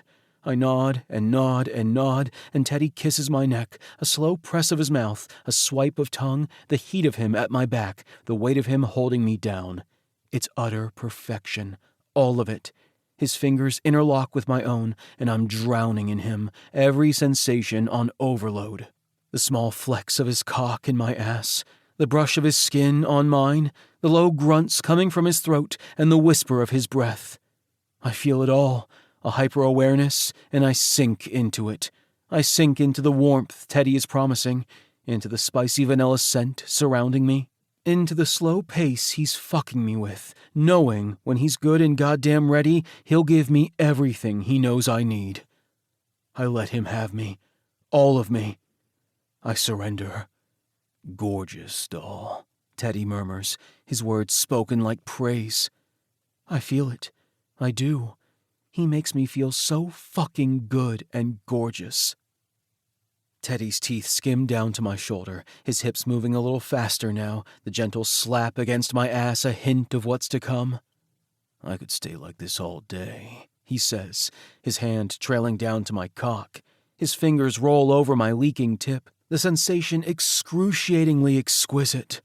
I'd stay right here with my cock buried in your body, my perfect doll. I'd fuck you for hours just to feel you hug me tight, so goddamn sweet, so eager for it. I moan my assent, not having the brain power to produce words. And if I needed a break, I'd leave you right here waiting for me, my plug in your ass until I was ready to come back and fill you up again. Oh, God, why is that so hot? You'd be good for me, he all but purrs, picking up his pace a little, his cock retreating a few inches, only to slam back in. Isn't that right, baby doll? Because you're mine, and my doll is always good. I roll my head against the counter. Yes, yes, anything. That's right, sweetheart. Tell me if you're about to come. I don't have time to mourn the loss of Teddy's warmth at my back, because the moment he's upright, he grabs my hips, slips nearly all the way out of my body, and rams back in again. I suck in a breath, everything in me coiling tight like a spring ready to unload, the anticipation and need and simmering heat that's been eating away at me all day snapping into sharp focus. It's like a wrecking ball, barreling at me with a speed so fast it leaves me dizzy. "Teddy," I gasp. He wraps a hand around the base of my cock, squeezing tight as he stills completely. He stays like that for a good 30 seconds before slowly releasing my cock. And then he starts fucking me again. "Oh, God," I breathe, barely having come down at all. He doesn't slow. He fucks me hard, his hips slapping my ass, his cock ramming home again and again. I know he's not aiming for my prostate because the man knows where it is. He's going to make this last, and I can't decide if that sounds like the absolute best thing or the worst. "Teddy," I groan. That hand wraps back around my cock. "Good doll," he praises, fucking me in long, languid strokes. His other hand leaves my hip and sifts up into my hair, the touch grounding and familiar, thrilling and comforting all at once. "Beautiful. You take me so well." I moan, at his words, at his touch, at the way he's denying my orgasm even as he drives into my body. Fuck, he's everywhere. He slows again, grinding shallowly and letting me come down. A good couple minutes pass, and when my breathing is evened out and I don't feel like I'm about to fall over the edge, he lets go of my cock. "Do you know the first thing I thought when I saw you?" Teddy asks. I try to shake my head, but everything is weighted. My body, my limbs. Suddenly, I'm grateful for the counter under my chest. Teddy's fingers comb through my hair, his other hand grabbing a hold of my hip. He thrusts into me hard, nailing my prostate, and I call out, pulling back my orgasm by sheer will alone. He stills again, rocking into me gently. "I thought, that man has the power to bring me to my knees. He's gorgeous, and he wants, and I would do anything to keep him, to make him mine." I shake my head. That doesn't make sense. He didn't want to keep me. He didn't want me at all. Teddy's fingers tighten in my hair, tugging gently. "Do you understand the power you have over me, Sherry?" Teddy slams into me again, scattering my thoughts. My foot slips off the chair, and he wraps an arm around my waist, supporting my weight and hiking my leg back into place. "Stay where I put you, doll." I moan, lying lax against the countertop, trying to keep myself in place as Teddy fucks me with precision strokes. My limbs feel like noodles, and fuck, I'm about to come. "Teddy," I croak out. He slips entirely from my body, and I nearly fall on my ass. "Shh," he says, sweeping me up into his arms. My briefs dangle from my foot for a moment before falling to the floor, and Teddy carries me down the hall as I blink my eyes, trying to keep track of where we're going and why even the air on my skin has me ready to blow. I think I say Teddy's name again. He just kisses my forehead before laying me out on the bed. I watch, the world a little hazy around the edges, as Teddy strips off his jeans. He was fucking me in his jeans? And his shirt? Holy hell. He saunters back to the bed, his cock bobbing between his legs with a swagger of its own. He's wearing a condom, and he climbs back over my body, warming me at once. Hands are in my hair, lips press lightly to my own. "I'm yours too," he says, the words barely computing. "Are you?" I slur. He nods, his nose brushing mine. He presses back into my body, and I groan, back bowing. Teddy's hips meet my ass, my knees bent up on either side of him. He holds my head in place, his mouth meeting mine, his tender kiss at odds with the way he starts rutting into me. Oh, God. Is there a point past coming? Because I feel like I'm there. Like I've floated away from this plane, and somewhere back on Earth, Kipp is coming his brains out. But here, in this place, I'm climbing and climbing and climbing, and the mountain never ends. Teddy's lips brush over my cheek, my forehead. "You're so beautiful, sweetheart. Every part of you. It hurts. Do you get that? It hurts how much I want you." God, does he mean it? "Fuck," he mutters, leaning back. His hand wraps around my cock. Come now, baby doll. You did so good. With his permission, I splinter apart, and piece by piece he gathers me back up, holding me safely in his arms. Chapter 23. Teddy. Kipp sleeps well through the night. No dinner, no late-night TV with cuddles on the couch. He passes out before his cock is finished throbbing in my hand, and I clean him up, clean myself up, and then wrap him in my arms until morning. I wake early, before the sun has risen. As I flip pancakes and bacon, I contemplate my options. I could tell him this has gone far beyond casual for me. I could admit I have feelings and see if he feels the same. I could even suggest we stay married indefinitely, because what's the harm? It's worked pretty well for us thus far. But I'm scared. That's the honest truth. I've been doing my best to convince myself I could walk away when the time comes. That when Kipp shows up and tells me he's ready for a divorce, I'll sign the papers, shake his hand, and we'll go back to being casual acquaintances, or maybe friends, or who the fuck knows what. But how can I do that? How can I possibly let this man go? What if he wants me to? When I hear footsteps padding down the hall, I lower the burner and round the island. Kipp comes into view, looking like an utterly rumpled and perfectly gorgeous mess. He sees me and smiles. "Hey," he says quietly. "Hey," I reply, helping him onto a chair. He's wearing sweats, but nothing else. He chuckles a little. "I'm perfectly capable of seating myself." I don't tell him it's me who needs the reassurance that he's okay. "Hungry?" I ask. He nods, yawning at the same time. "Fucking famished. Is it seriously morning? You fucked me into oblivion." I can't quite help the twitch of my lips. I finish plating his bacon before answering. "You did tell me to fuck you so hard you passed out." He snorts. "That I did." "And?" I ask, a little nervous to hear his answer, nervous to know whether or not he remembers the words I let slip free. He plants his elbows on the counter, cheeks in his hands. "Mission accomplished," he says with a huff of pleased laughter. I smile, trying to catch more from his face, but he just blinks sleepily and yawns again. "Still tired?" I ask. He shakes his head, like he's trying to knock some thoughts loose. "I mean, I shouldn't be, but damn, I'm exhausted." "Here," I say, sliding some food his way. "This'll help." "Thanks," he says, giving me a grateful smile. He digs in while I grab another plate and take a seat next to him. We're quiet for a minute. "Did you come?" he asks suddenly, turning to me.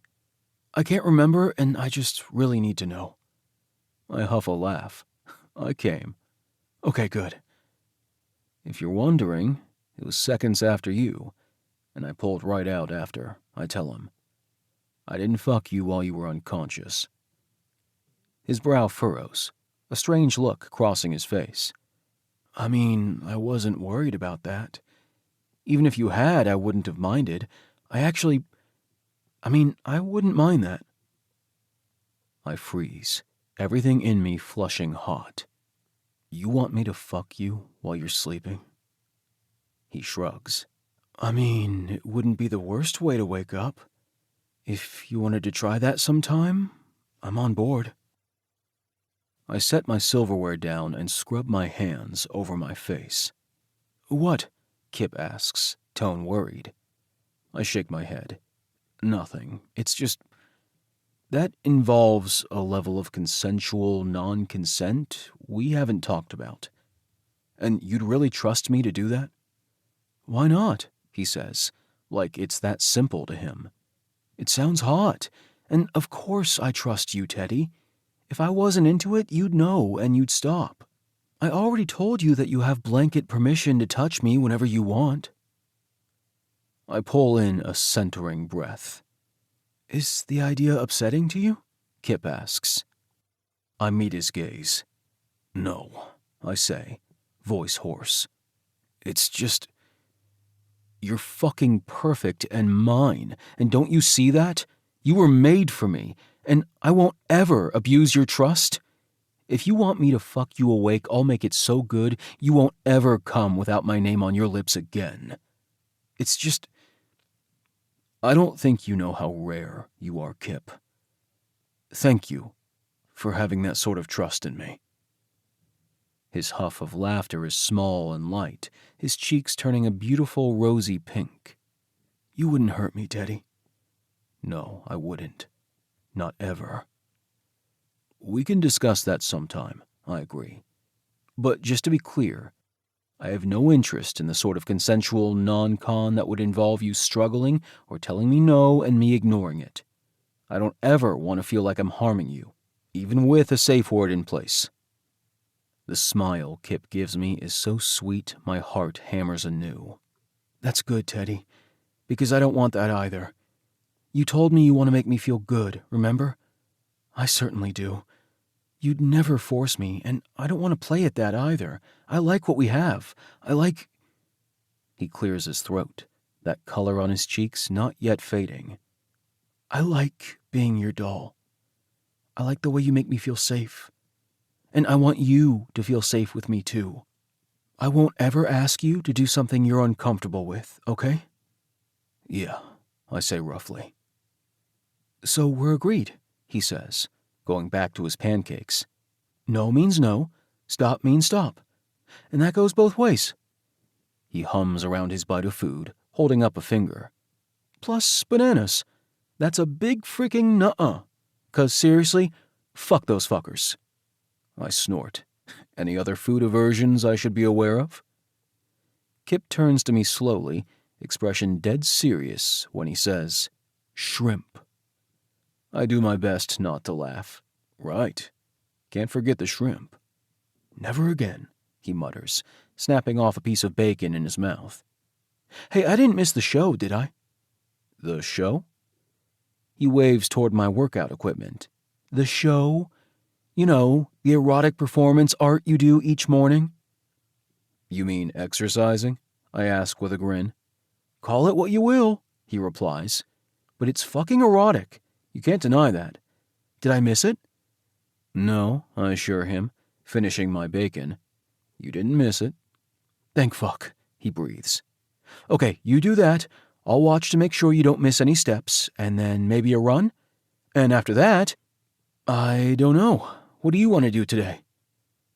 My smile grows wider, Kipp's assumption that we'll spend our Saturday together warming me through. Anything, Kipp. Anything, if it's with you. Theodore. I sigh. I should have known I couldn't outrun this forever. I've been lucky to escape his wrath up until this point. Yet, with one word, I know I'm not getting out of it this time. The firing squad awaits, ammo loaded. Time to face my fate. Alex clears his throat, loudly. Theodore! Hey, Alex. He plunks down onto the bench beside me. I'm already dressed and showered, my scene having finished a while ago. It looks like Alex is just getting here. The locker room is empty except for us. You know why I'm here, he says, tone serious. I do. Before you tell me what I want to know, I'm going to tell you something. Oh boy. We've worked together for years, he says. Yes, I agree. And while I push sometimes, I know when to back off. Okay, I say slowly. I'm not backing off this time, he says, hazel eyes bright. And do you know why? I'm afraid to ask. Teddy Bear, you're always looking after others. You're like a quiet sentinel, watching, checking in, making sure we're all okay. You do that caretaker thing of yours, but you never let anyone look after you. It's true, Alex barrels on. And don't try to tell me otherwise. You're like one-way glass.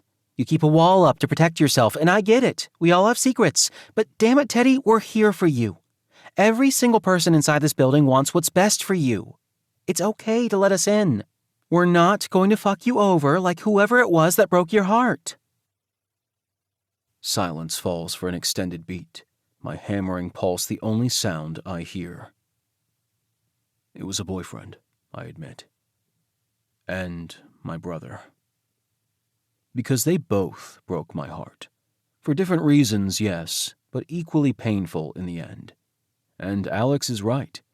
I haven't shared with these people, haven't wanted to let myself be vulnerable to anyone again. But it's too late for that, isn't it? I'm already cracking apart, those tender insides exposed to the air. I let Kipp seep his way in, and now I'm not sure how to go about shoring myself back up. I'm not even sure I want to. "Oh, boo," Alex says softly, rubbing my back. "I'm so sorry." I got into porn because I didn't want to risk my feelings again, I tell him, the words spilling free. I used to be a lawyer. Still am, technically. I heard that. I'm from Quebec, I go on. I have dual citizenship. And I'm pretty sure I'm head over heels in love with Kipp. Alex stills. "Teddy." I'm terrified, I tell him, meeting his gaze. Scared shitless. I fucking love him, and I'm pretty sure I have since before we got married. It was love from afar, maybe, but I knew the potential was there. I knew it. It was all the little things, like how Kipp's smile made me feel soft, even if it wasn't aimed at me. How every time he'd dance with someone else, I'd watch him, seeing the cues he left that his partner never picked up. The fact that he was frantically searching for someone to take over, to just take over already and let him relax for once. It was how I knew I could be that man. I knew I could make him happy if only he'd let me. I just wouldn't let myself. Until the night when everything changed. And now I've seen that smile aimed at me. I've tasted his lips, his tears, his cock. I've held him and shared his bed and heard his laugh every single day. I know how utterly right it feels to be the one to take care of him. And I don't think I can give that up. If Kipp left, I think he would take that piece of me with him, strip it right from my bones. I want to be his husband, for real. For better or for worse, and in all the ways that count. I want to be his. "Teddy bear," Alex says softly, reaching up to cup my cheek. "That man is gaga over you. You don't have to be scared of him."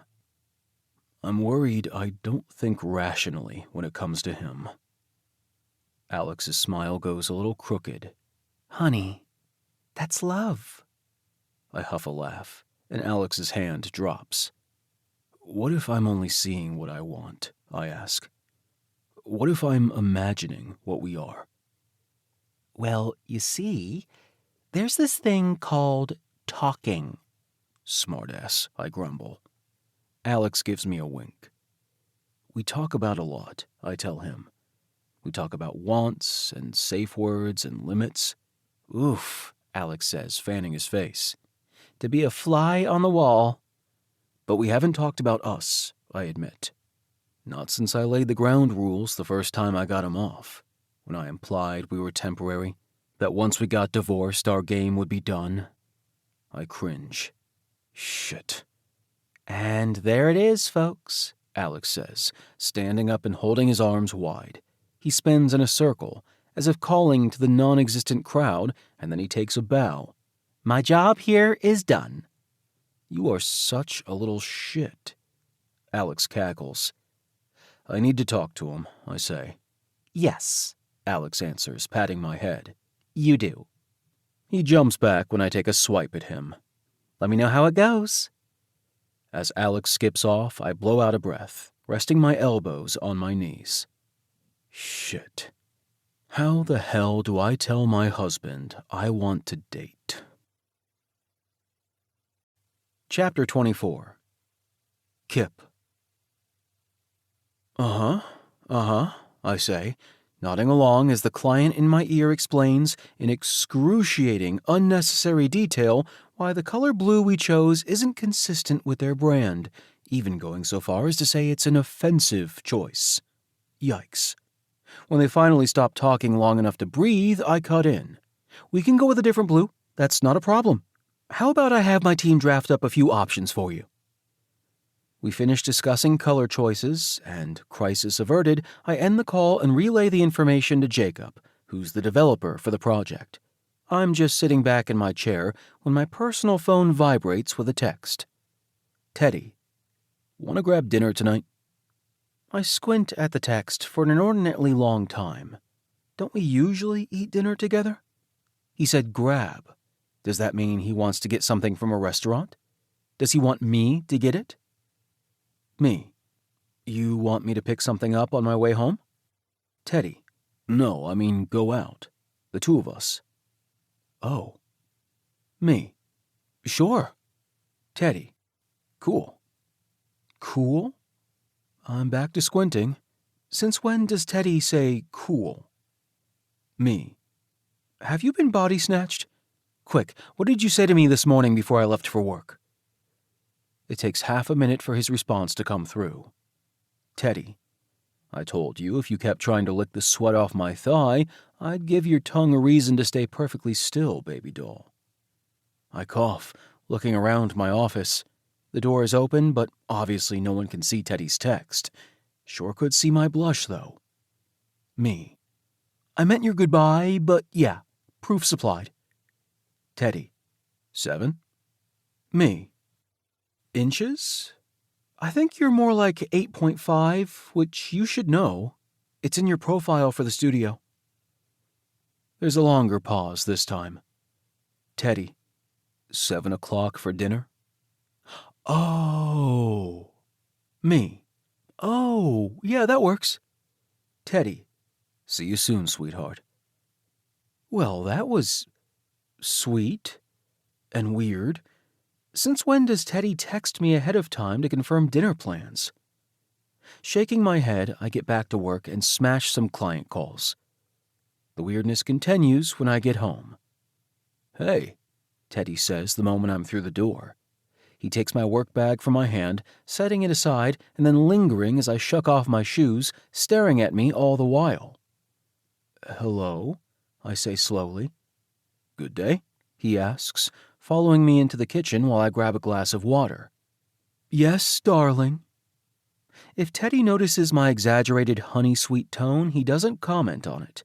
He watches me as I drink the liquid down, his gaze not that hawk-like one, but something much gentler. You feeling okay? I ask. Of course. Okay. Teddy follows me as I head down the hall into the bedroom.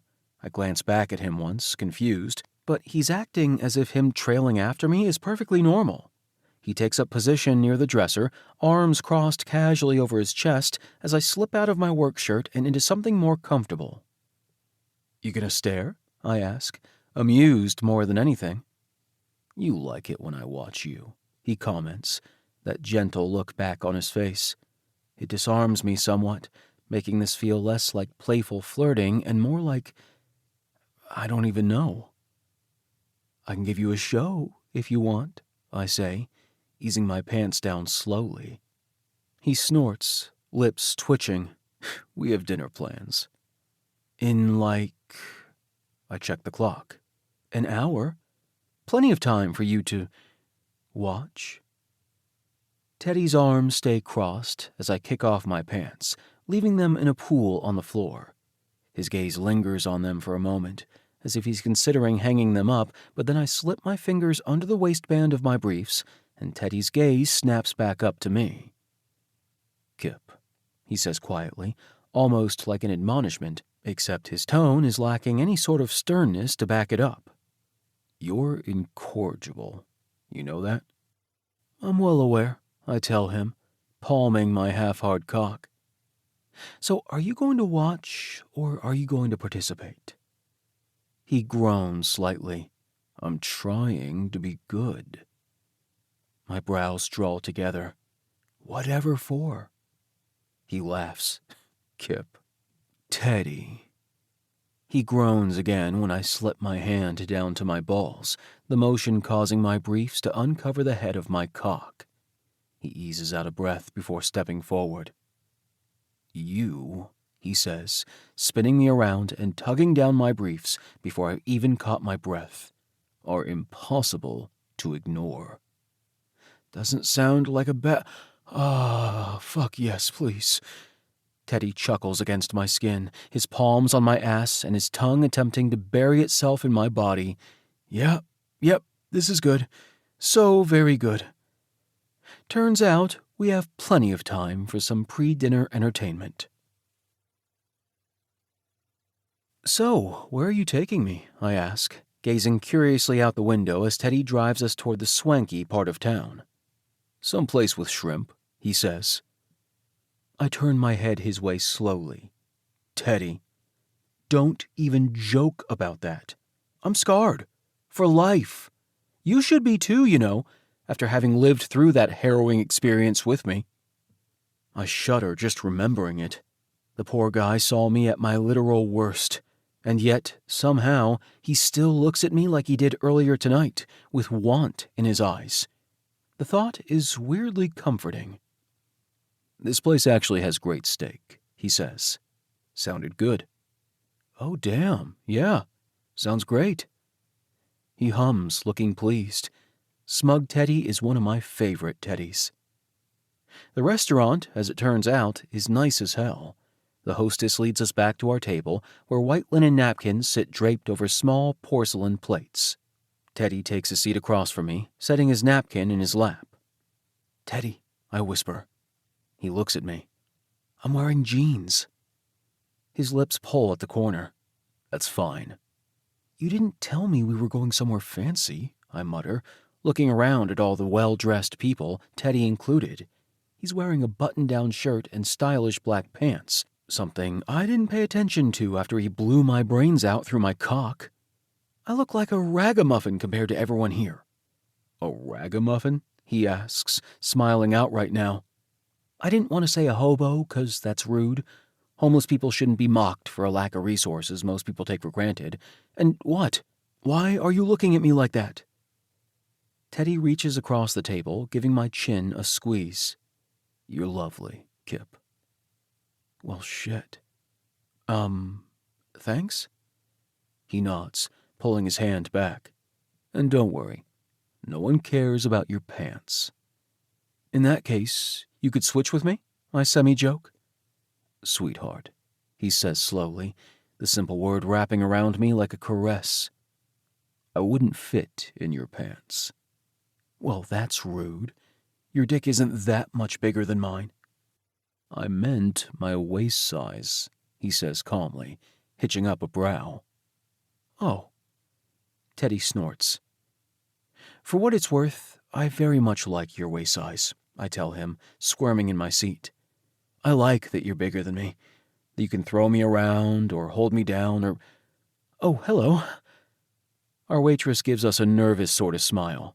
Hi, I'm Lola, your server for tonight. Great, I say as she fills our water glasses. Teddy laughs under his breath when I shoot a wide-eyed wince his way. Lola goes over a few specials, takes our drink orders, and heads off. I hang my head in my hands. Can't take me anywhere. Kipp, Teddy says lightly. I enjoy your brand of mayhem. Is that so? I ask, raising my head. He hums. It's endearing.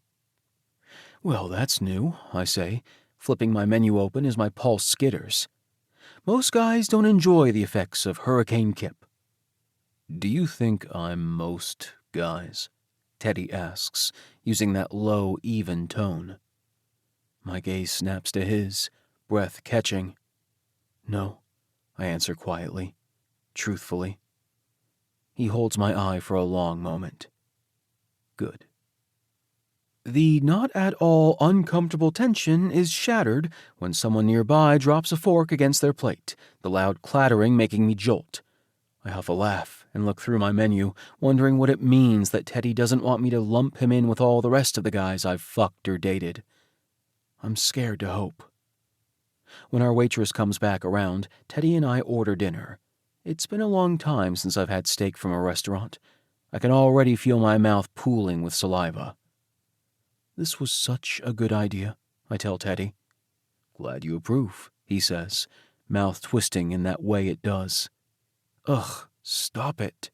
What? He asks, looking mildly alarmed. Stop being so damn attractive. I'm only human, Teddy. If you're expecting me to look at your stupidly gorgeous face all dinner and eat my meat like I'm not thinking about your meat, well, I hate to break it to you, but your expectations are set too high. He huffs a laugh. I'm entirely serious. It's a good thing I can't smell you from here. Is it? He asks, tone soft. Do you know how hard it is not to bury my face in your neck every time you smell all... I wave my hand around, looking for the right word. You? It's just my body wash, he says, eyes crinkled. No, it's not, I retort with a shake of my head. It's you and the body wash. It's like, sure, that stuff smells good, but when I use it, it's not the same. When it's on you, it's like... I close my eyes, letting myself sink into the memory.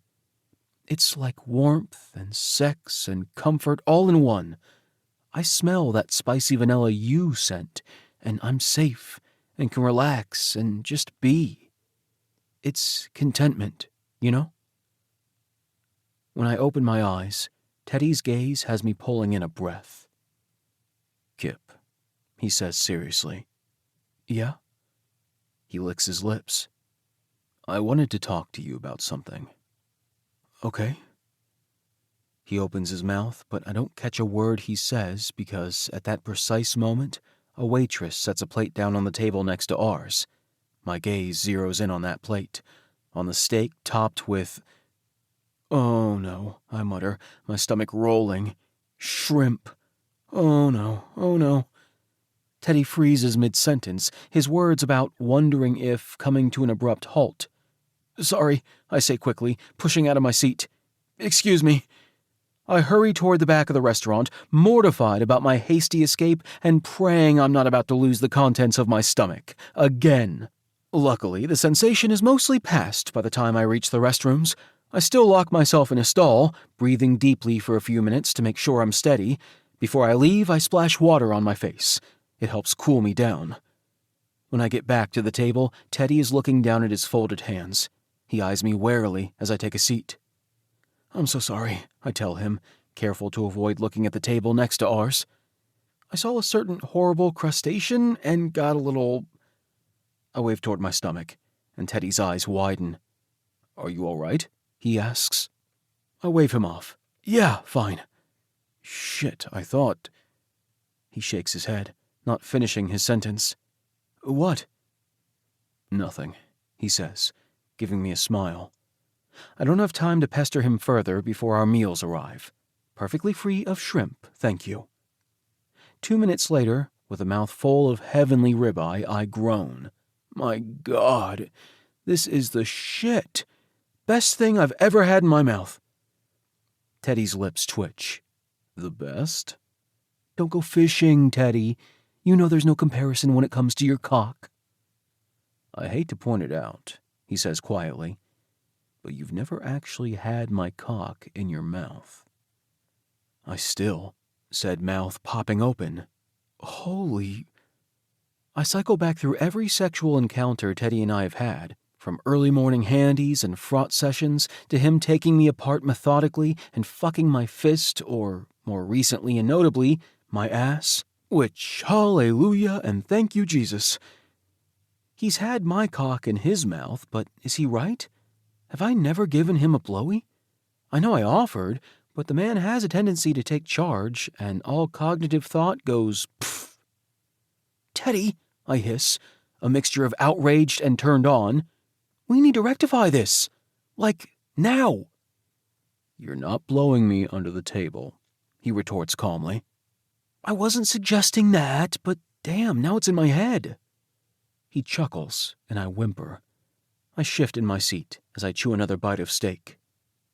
In the car, I offer. No. Bathroom?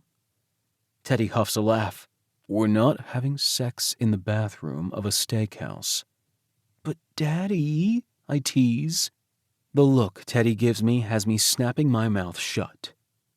There will be plenty of time, sweetheart. It can wait until we're home. And fuck, that kind of warms me through. So mean, I mutter affectionately. Teddy's smile feels a little bit like the smell of his body wash on his skin, warm and full of contentment. Plenty of time, huh? I like the sound of that. Chapter 25. Teddy. Talking to Kipp at dinner didn't go quite like I had planned. First, he hoofed it away from the table while I was in the middle of explaining to him what these past several weeks have meant to me, a fact that had me thinking the worst until he returned. And then we were talking about blowjobs of all things, and I couldn't get the moment back. Now, we're walking side by side toward my car that's parked a couple blocks away, and Kipp is telling me about the blue incident he had at work. Hearing him describe his day in such vivid detail, hands flying and eyes bright, has a smile on my face. When he suddenly stops walking, I nearly trip, having been watching him and not where I was going. "What's that?" Kipp asks, pointing across the street. I follow his line of sight to a lit-up club. The outside is painted red, the exterior classy but mysterious, in a way that leaves you assuming you could be looking at anything from a bar to a brothel. However, I know exactly what's inside, having been there a handful of times before. It's a salsa club, I tell Kipp. He looks at me with wide eyes. No shit. And how do you know that? I shrug. I know how to salsa. He stares at me for a solid 3 seconds before grabbing my hand and tugging me toward the crosswalk. Oh, Lord. We're going in, Kipp declares, not asking my opinion on the matter. I'm gonna see my goddamn husband goddamn salsa, Teddy, and don't you dare think about depriving me of that honor. I huff a laugh as Kipp smashes the button for the crosswalk. As soon as the light turns green, he tugs me across the street. Salsa, he mutters, shaking his head. Fucking hot. Can you roll up your sleeves?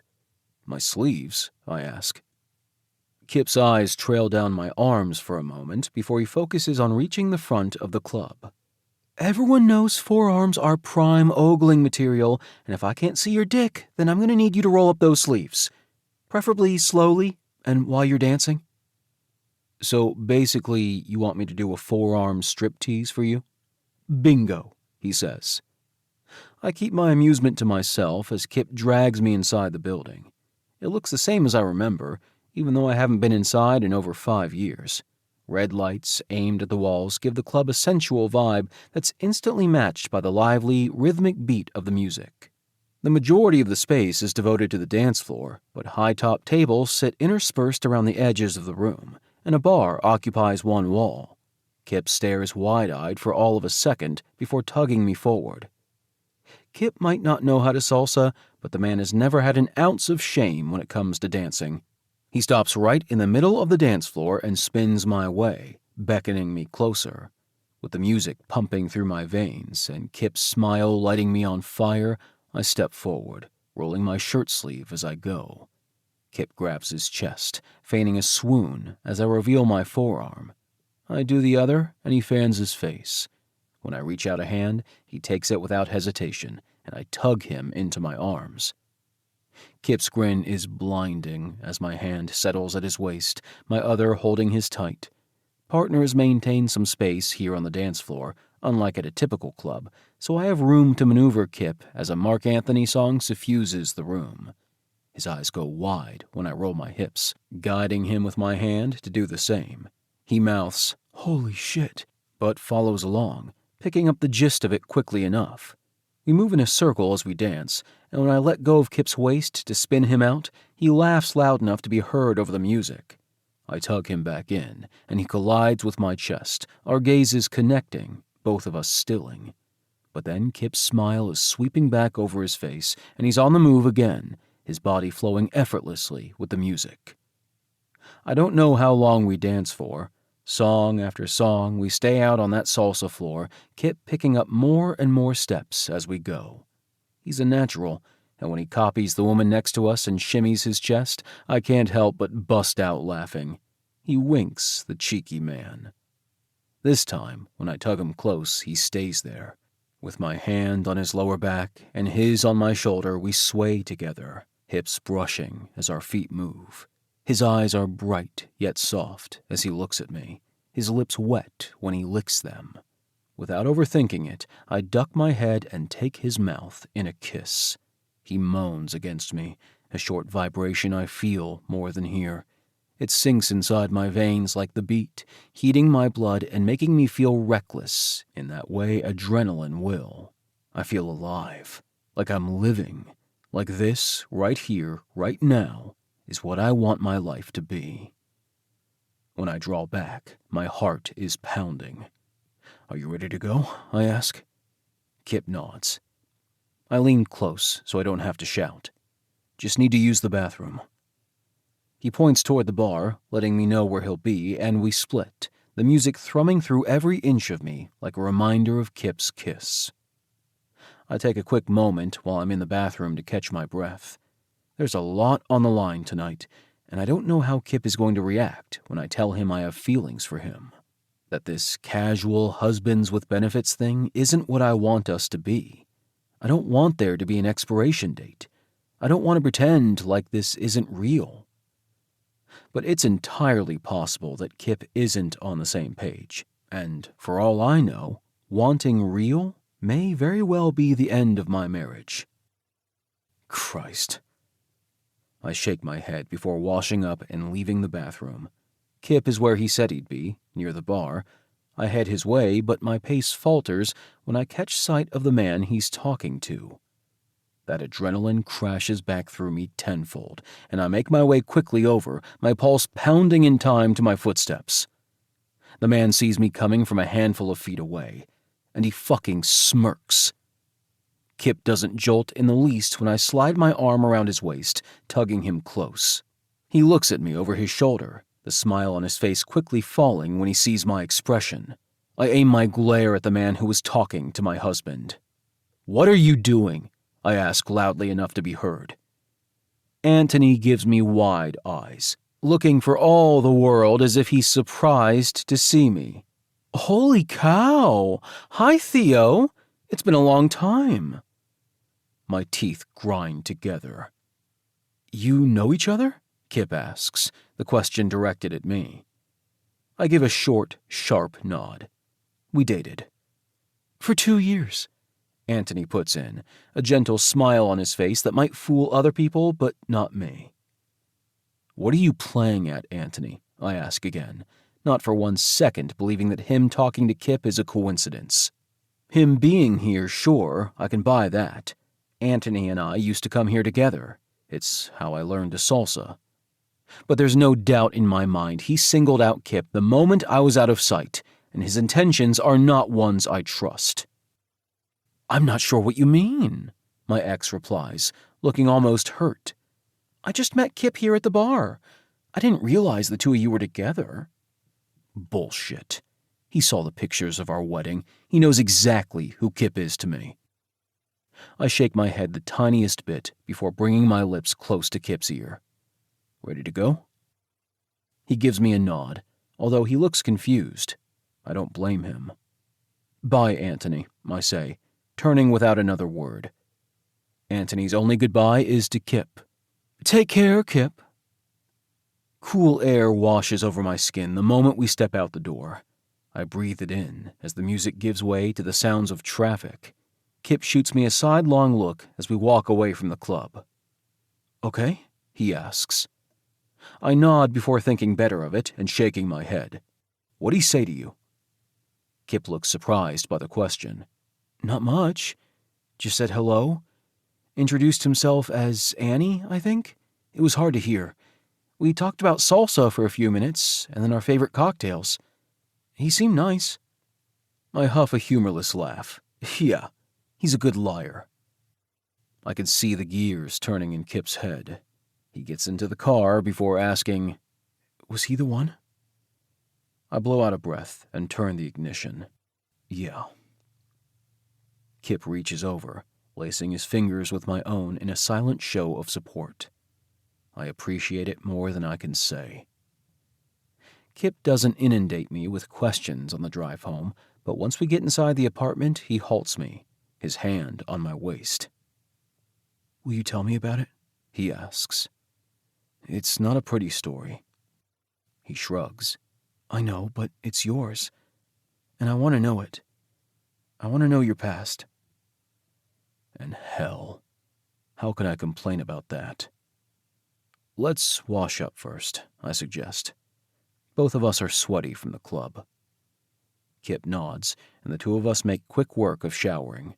There are no wandering hands, not this time, but there are heated looks that neither Kipp nor I try to hide. Dressed in comfy clothes, we sprawl out on the couch, Kipp lying between my legs, his head on my chest. I thread my fingers through his damp hair, one arm tucked behind my head. It takes me a minute to figure out where to start. I met Anthony what feels like ages ago. He came on board at our law firm after Cameron and I hit it big. Sometimes it feels like our success was overnight, even though I know that's not the case. We worked hard, and we made a name for ourselves. But with the notoriety came issues. "What sort of issues?" Kipp asks, his palm resting on my stomach.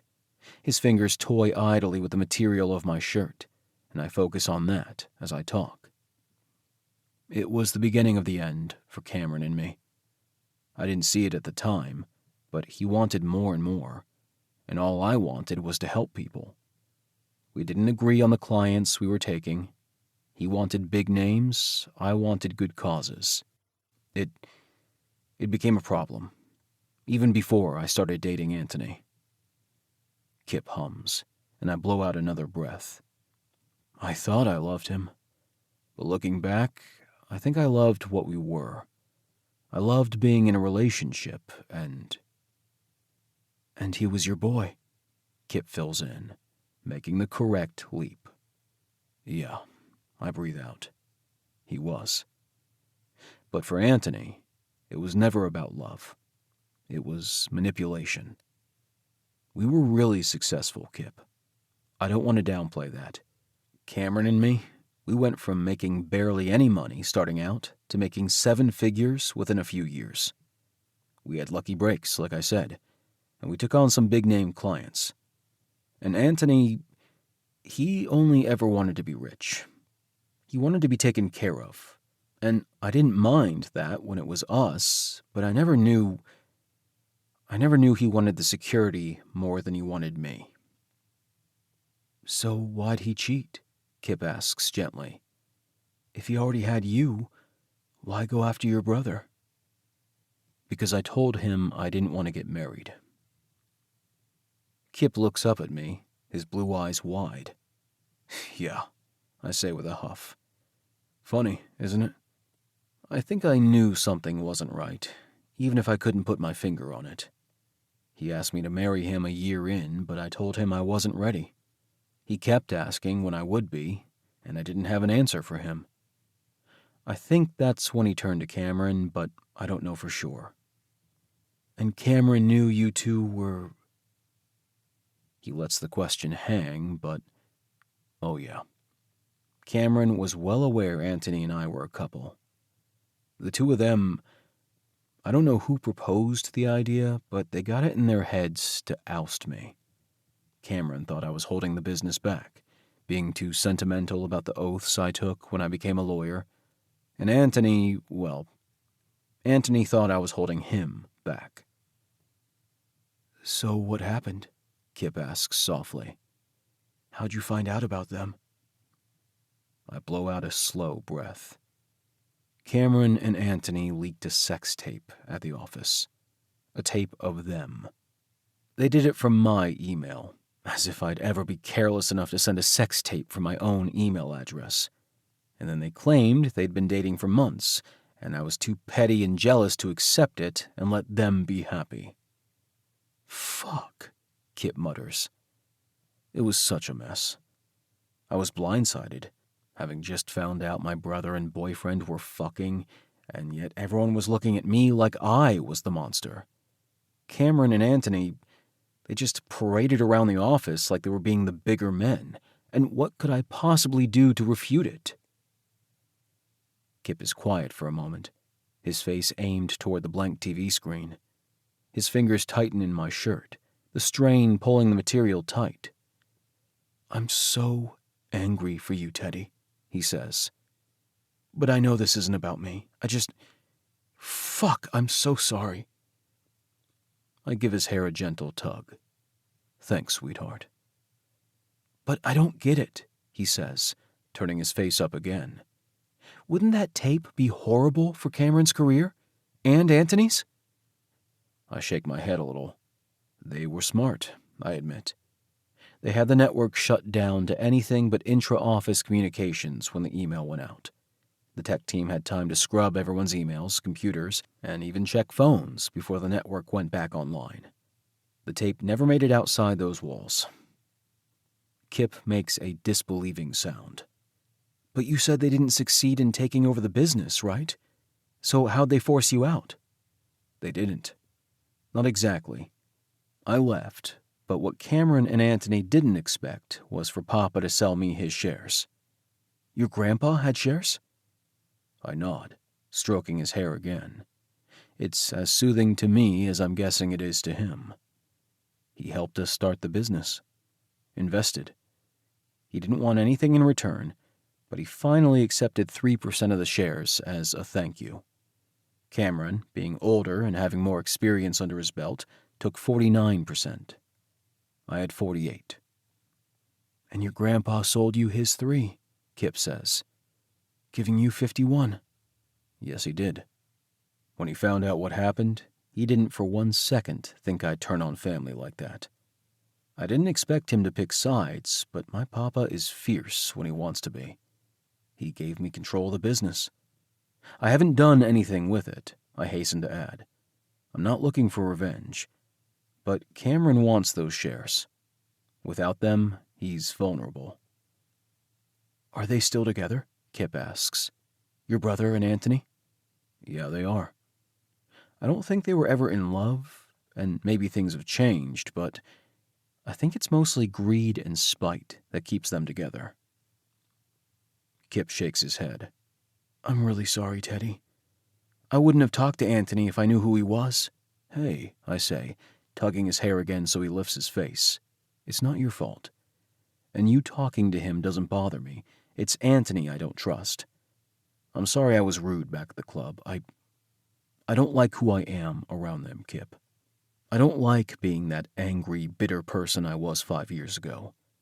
Every time I think I'm past what happened, something like this pops up, and here I am again, turning into the monster they tried to make me."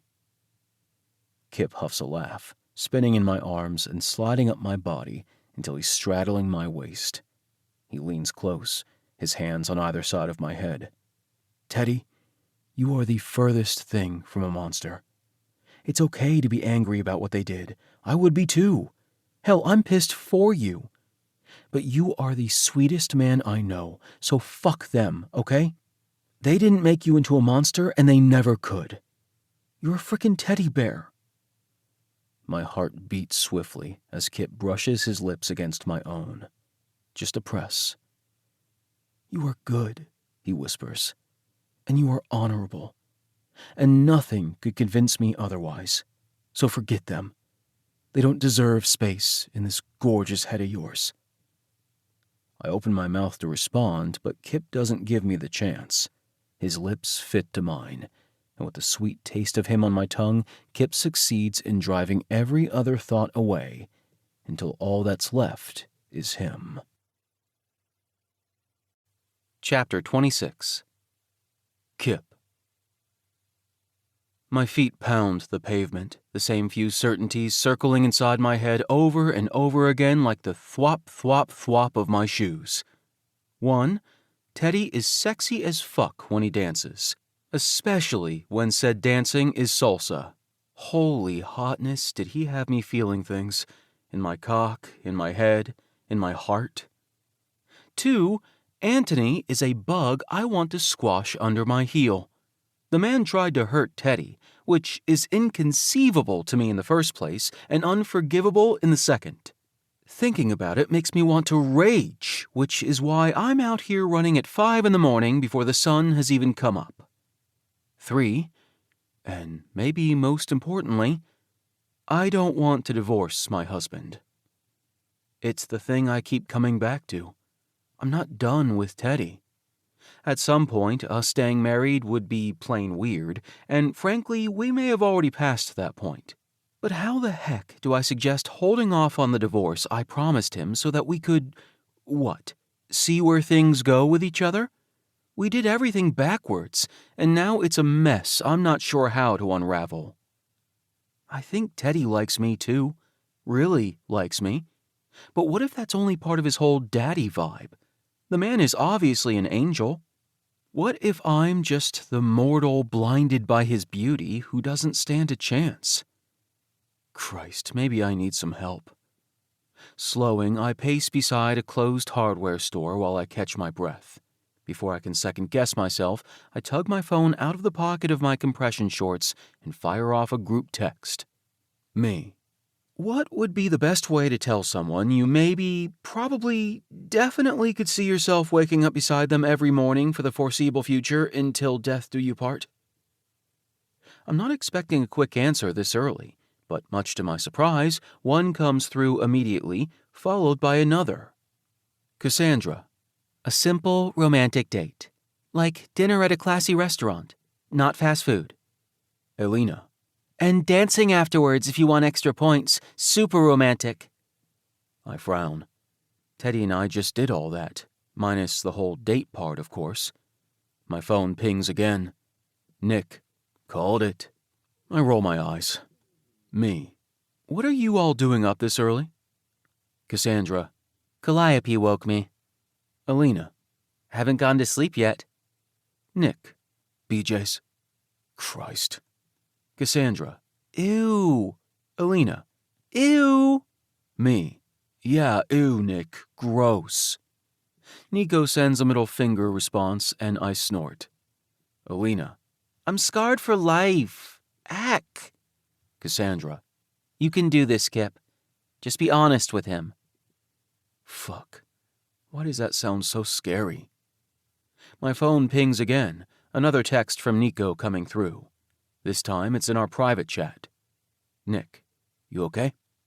Me. Not sure. I really like him. Nick, just tell him. What do you have to lose? Me. A husband? A home? My dignity? The list could go on. Nick. I think you two are where you are for a reason. He likes you too, bro-friend. I grasp my chest. Me. You bro-friended me. Buddy? Nick. Yeah. I may be kind of like you too. I've got to go, though. Dixon is grumping at me and about to take matters into his own hands. It takes me a second to figure out what he means. Me. You were mid-blowjob, and you paused to text me? Dude, that's true friendship. Nico sends me an eggplant emoji, and I crack up, tucking my phone back in my pocket. Teddy is still sleeping when I get home, so I slip inside the ensuite to shower, leaving the door cracked. When a wash of cold air rushes over my skin, I snap my eyes open to find Teddy in front of the sink, his form blurred through the foggy glass. I shut off the water and open the shower door. Morning, Teddy says around his toothbrush, meeting my gaze in the mirror. His eyes sweep over my naked body, lingering on my crotch. He spits out his toothpaste and turns when I don't answer. Everything all right? Heart racing, I drop slowly to my knees. Teddy inhales a sharp breath, and, emboldened, I slide my palms up his thighs and over the briefs covering his cock. The material dampens under my hands as water drips from me to the floor. I meet Teddy's gaze. Please. His nostrils flare, the desire in his eyes unmistakable. Fuck, sweetheart. My mouth, preferably, yes. He huffs a laugh, expression going soft as his hand slips into my hair. My eyes close for a moment, as I lean into the touch. But then I open them and ask again. Please, Teddy, I want to make you feel good, too. After only a beat, he lets go of my hair to tug down his briefs. They fall at his feet, his erect cock bobbing in front of my face as Teddy steps out of the material. Standing naked over me, he slides his fingers back into my hair and grabs his cock. Open up, doll. Fuck, yes. I open my mouth, tongue flat and waiting as Teddy strokes himself a few times, his hand in my hair keeping me in place. It feels like the easiest thing, kneeling before him, placing myself at his feet and in his hands.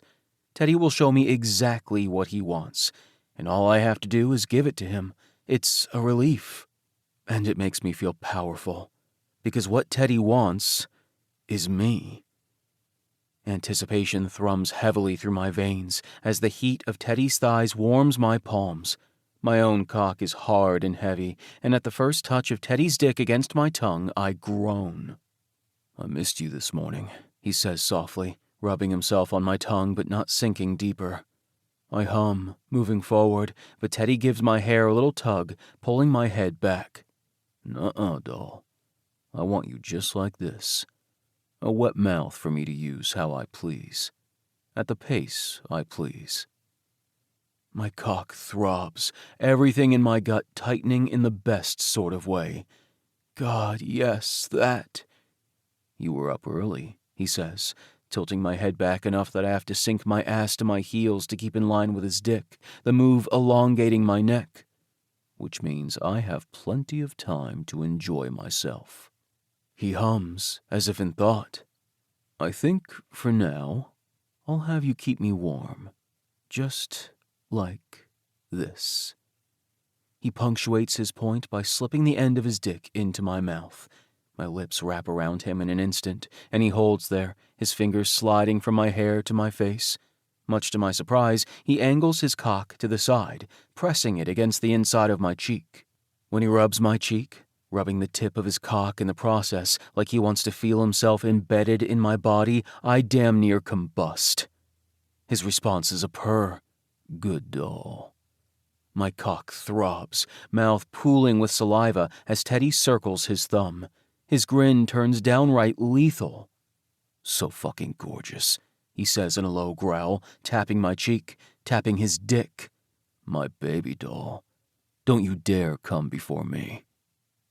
The words have barely sunk in before Teddy straightens out, his hands cradling my head as his cock sinks deep inside my mouth.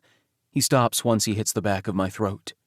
Fuck, that's perfect, he croons, and holy fucking fuck, he's not even thrusting. He's just waiting, like he really does want me warming his dick, like he wants to stay inside of me for as long as he possibly can. My moan is muted around Teddy's dick as the man starts to retreat. I don't even have time to bemoan the loss before he fucks my face again, and again, and again. Each glide painstakingly slow, each one ending with my mouth and tongue cradling his cock for good long seconds. When I manage to relax my throat enough for him to keep going, he slips fully to the root and stalls. Wild approval flashes in his eyes as I hold his entire cock in my mouth and throat. Through blurry vision, I could almost swear his expression morphs to one of tenderness, but then the tears spill out of the corners of my eyes and Teddy pulls back, gifting me with breath. My lungs heave, my cock so hard it hurts. Could I come like this? It damn sure feels like it. Teddy traces my lips with his thumb as the end of his dick rests in my mouth. Beautiful, doll. I didn't know you could do that. I doubt Teddy wants to hear about the countless hours of diligent practice it took to obliterate my gag reflex and learn how to deep throat like a pro, so I don't say anything at all. I hum around him, asking for more. Please give me more. He does, slipping into my throat again, his hand raking through my hair as the seconds tick by. Is this better? Are you satisfied now that my cock is buried in your throat? Yes. God, yes. Would you be more satisfied with my cum on your tongue? Fuck. Don't you dare touch yourself. he says, when I move to do that very thing. Your orgasm is mine. I squeeze my eyes shut, my cock jerking, my balls tight. Teddy retreats, and I suck air in through my nose, saliva dripping down my chin as he pets my hair, his fingers raking through the strands again and again. Open your eyes, sweetheart. I do, and his approval shines loud and clear. Suck, baby doll. I've never sucked a dick faster. I work his cockhead with my tongue, cheeks hollowed as I suck him in heavy drags like the most perfect lollipop. Pre-cum hits my tongue, and I groan, working him over harder, desperate to get him off, to be what he wants, what he needs.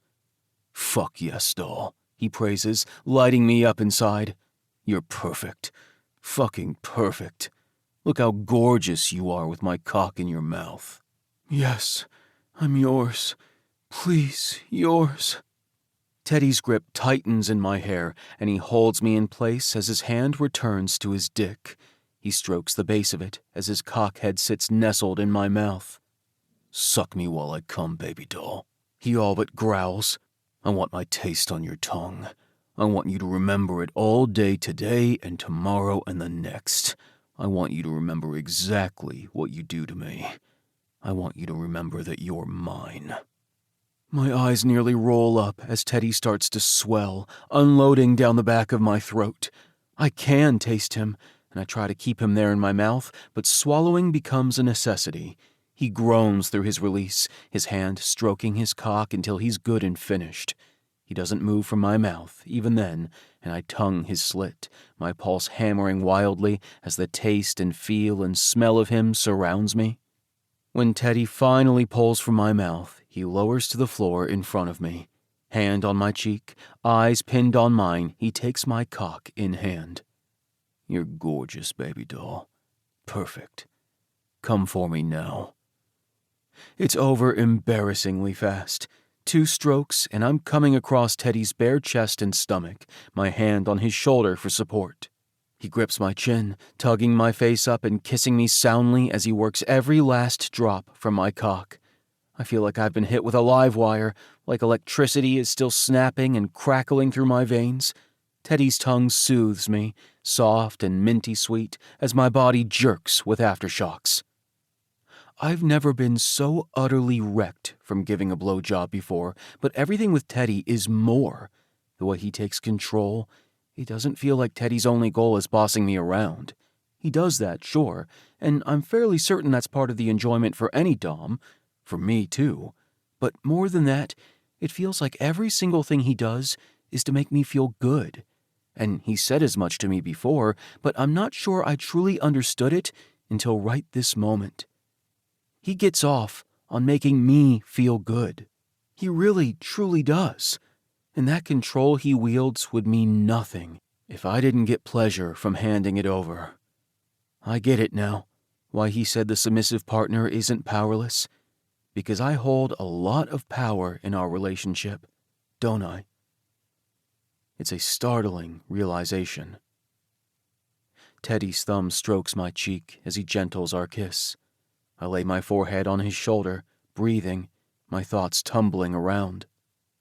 Okay, sweetheart? He asks gently.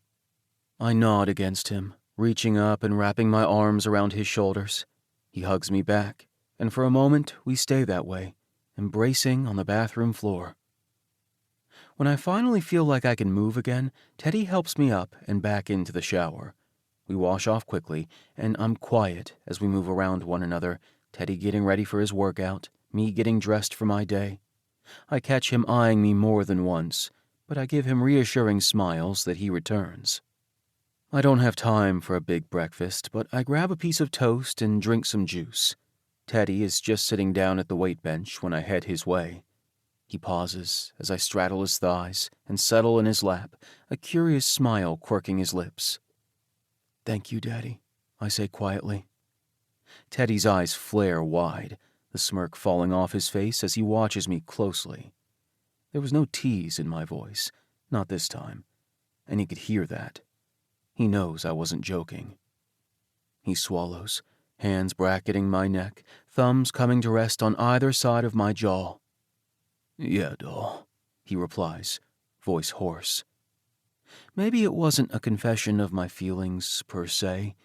Maybe I'm still working on that, working through the conviction that I'm not too much for this man, that, unlike the others, I fit with Teddy in a way that feels lasting and right, and he fits with me. But that word means something to Teddy, and I can see it in his eyes. He knows it means something to me, too. I can't say for sure what was missing in my past relationships, if there was one thing I was searching for, a single key, but fuck, Teddy sure unlocked something in me all the same. I kiss my husband chastely, just a press of lips, and then I lift off his lap. When I leave for work, the memory of his taste stays with me, just like he wanted. Chapter 27. Teddy. Knock, knock. Scott looks up from his desk, a smile dimpling his cheeks. "Hey, Teddy, come on in. Shut the door if you want." "You sure that wouldn't start rumors?" I ask, leaving the door open as I step inside his office. Scott snorts. "None I haven't heard before. So what's up? You have an update on Philip's case?" "I do," I say happily. "The landlord's settled." "Well, that's great. No drama is good drama." I huff a laugh, but he's not wrong. "I think I saw Philip heading into the library earlier," Scott says. "Should we see if we can catch him?" "Sure." Scott and I head toward the community center's library/study space. There aren't any younger kids around at this time of day, but a few older teens are stationed at computers, and some of the private study room doors are closed. Scott points over to the back corner, where Philip is sitting in a chair with headphones in. He looks up as we approach and tugs out the earpieces. Hey, he says, sitting taller. "Hey," Scott replies, taking a seat across from the teen. I do the same, as Scott asks, "Mind if we talk in here? It's good news."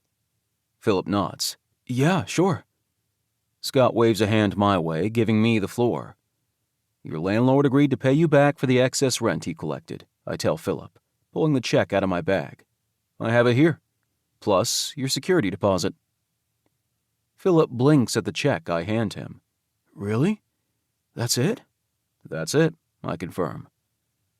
"But that was so easy," the teen says. "That's why we keep this guy around," Scott teases, clapping me on the shoulder. I shake my head, although there's a smile on my face. Sometimes it is that easy. Not all lawsuits go to court. "Well, thanks," Philip says, looking a little shell-shocked. "I didn't think anyone would care, and thank you guys, for everything." "Of course," Scott says gently. He notches his head at the sketch pad in Philip's lap. "Schoolwork or fun?" "Both," the teen answers with a small laugh, flipping around the paper so we can see the beginning stages of his sketch. It's the outline of a human, the proportions on point. "It's for a class, but I like to draw, so—" He shrugs. "Are you an art major?" I ask. He nods. "I can tell," I say. "That's really incredible." "Thanks," he says quietly, setting the pad back on his lap. "It's been tough. I mean, classes and working. It's hard to find time for both." I hum. "You know, I have a friend who got his art degree while working a full-time job. I bet he'd be happy to talk to you about what worked for him." "Really?" he asks. "I don't want to be a bother." "You wouldn't be, promise. Alex would be happy to help. Let me give him a call, if you have a minute." Philip nods, and I pull out my phone. Scott shoots me a smile as I get up and step around our seats. Alex answers swiftly. "If it isn't my favorite teddy bear," he says before clicking his tongue. "Actually, my third favorite teddy bear. Sorry, Teddy, my men come first." I huff a laugh. Third place is fine. I have a favor to ask. "Oh," Alex says. "Intrigue. What can I do for you?" I have an 18-year-old with me who's working on his art degree. He's trying to find a balance between classes and his job. "Who is this teenager, Teddy? Do Do you have a love child I'm unaware of? Not mine, I say, shaking my head. It's a long story. Would you have time to talk to him? Of course, Teddy Boo. Call me back via video so I can chat with him properly. You wearing clothes? I double-check. He scoffs. I will be once the video connects. With a chuckle, I end our call and reconnect via video chat. Once Alex is on screen, I walk back over to Philip and Scott and hand my phone to the teen. This is my friend Alex. Alex, this is Philip, I say, giving introductions. Hi, Boo, Alex says excitedly. Philip stares, mouth slack and cheeks rapidly flushing. Hi. Looks like Philip might have a thing for pretty twinks. I give him some privacy and retake my seat. Scott nudges my shoulder as Philip tells Alex about his coursework. You're good at this, Scott says. What's that? He shrugs a little. Being compassionate? Helping without being asked? If you ever need a job, let me know. You'd have one here. Doing what? I ask curiously. Any number of things. Organizing events, fundraising, helping the kids. There's always work to do. I hum. Scott checks to make sure Philip is still engaged with Alex before asking, Kipp doesn't mind your job? I snort, a smile curling my lips. No, he rather likes it. He even comes to the studio with me. Well, honestly, that's great, Scott says. You two seem well suited. Yeah, I say. We're perfectly suited. If only our marriage was real. Thanks again, Philip says, his words catching my attention. I really appreciate it. You bet, sweets, Alex replies through the phone. Call or text anytime. I'm happy to help. The teen mumbles out another thank you before handing my phone back. Wow, he says. Yep, Alex tends to have that effect on people. All set? Scott asks. Philip nods. Yeah, thanks again. Anytime, Scott answers, standing. You know where to find me if you need anything. I say my goodbyes to Philip, and Scott and I head from the library. As we reach the front of the building, Scott stops with me. Think about what I said, okay? We'd be lucky to have you here, Teddy.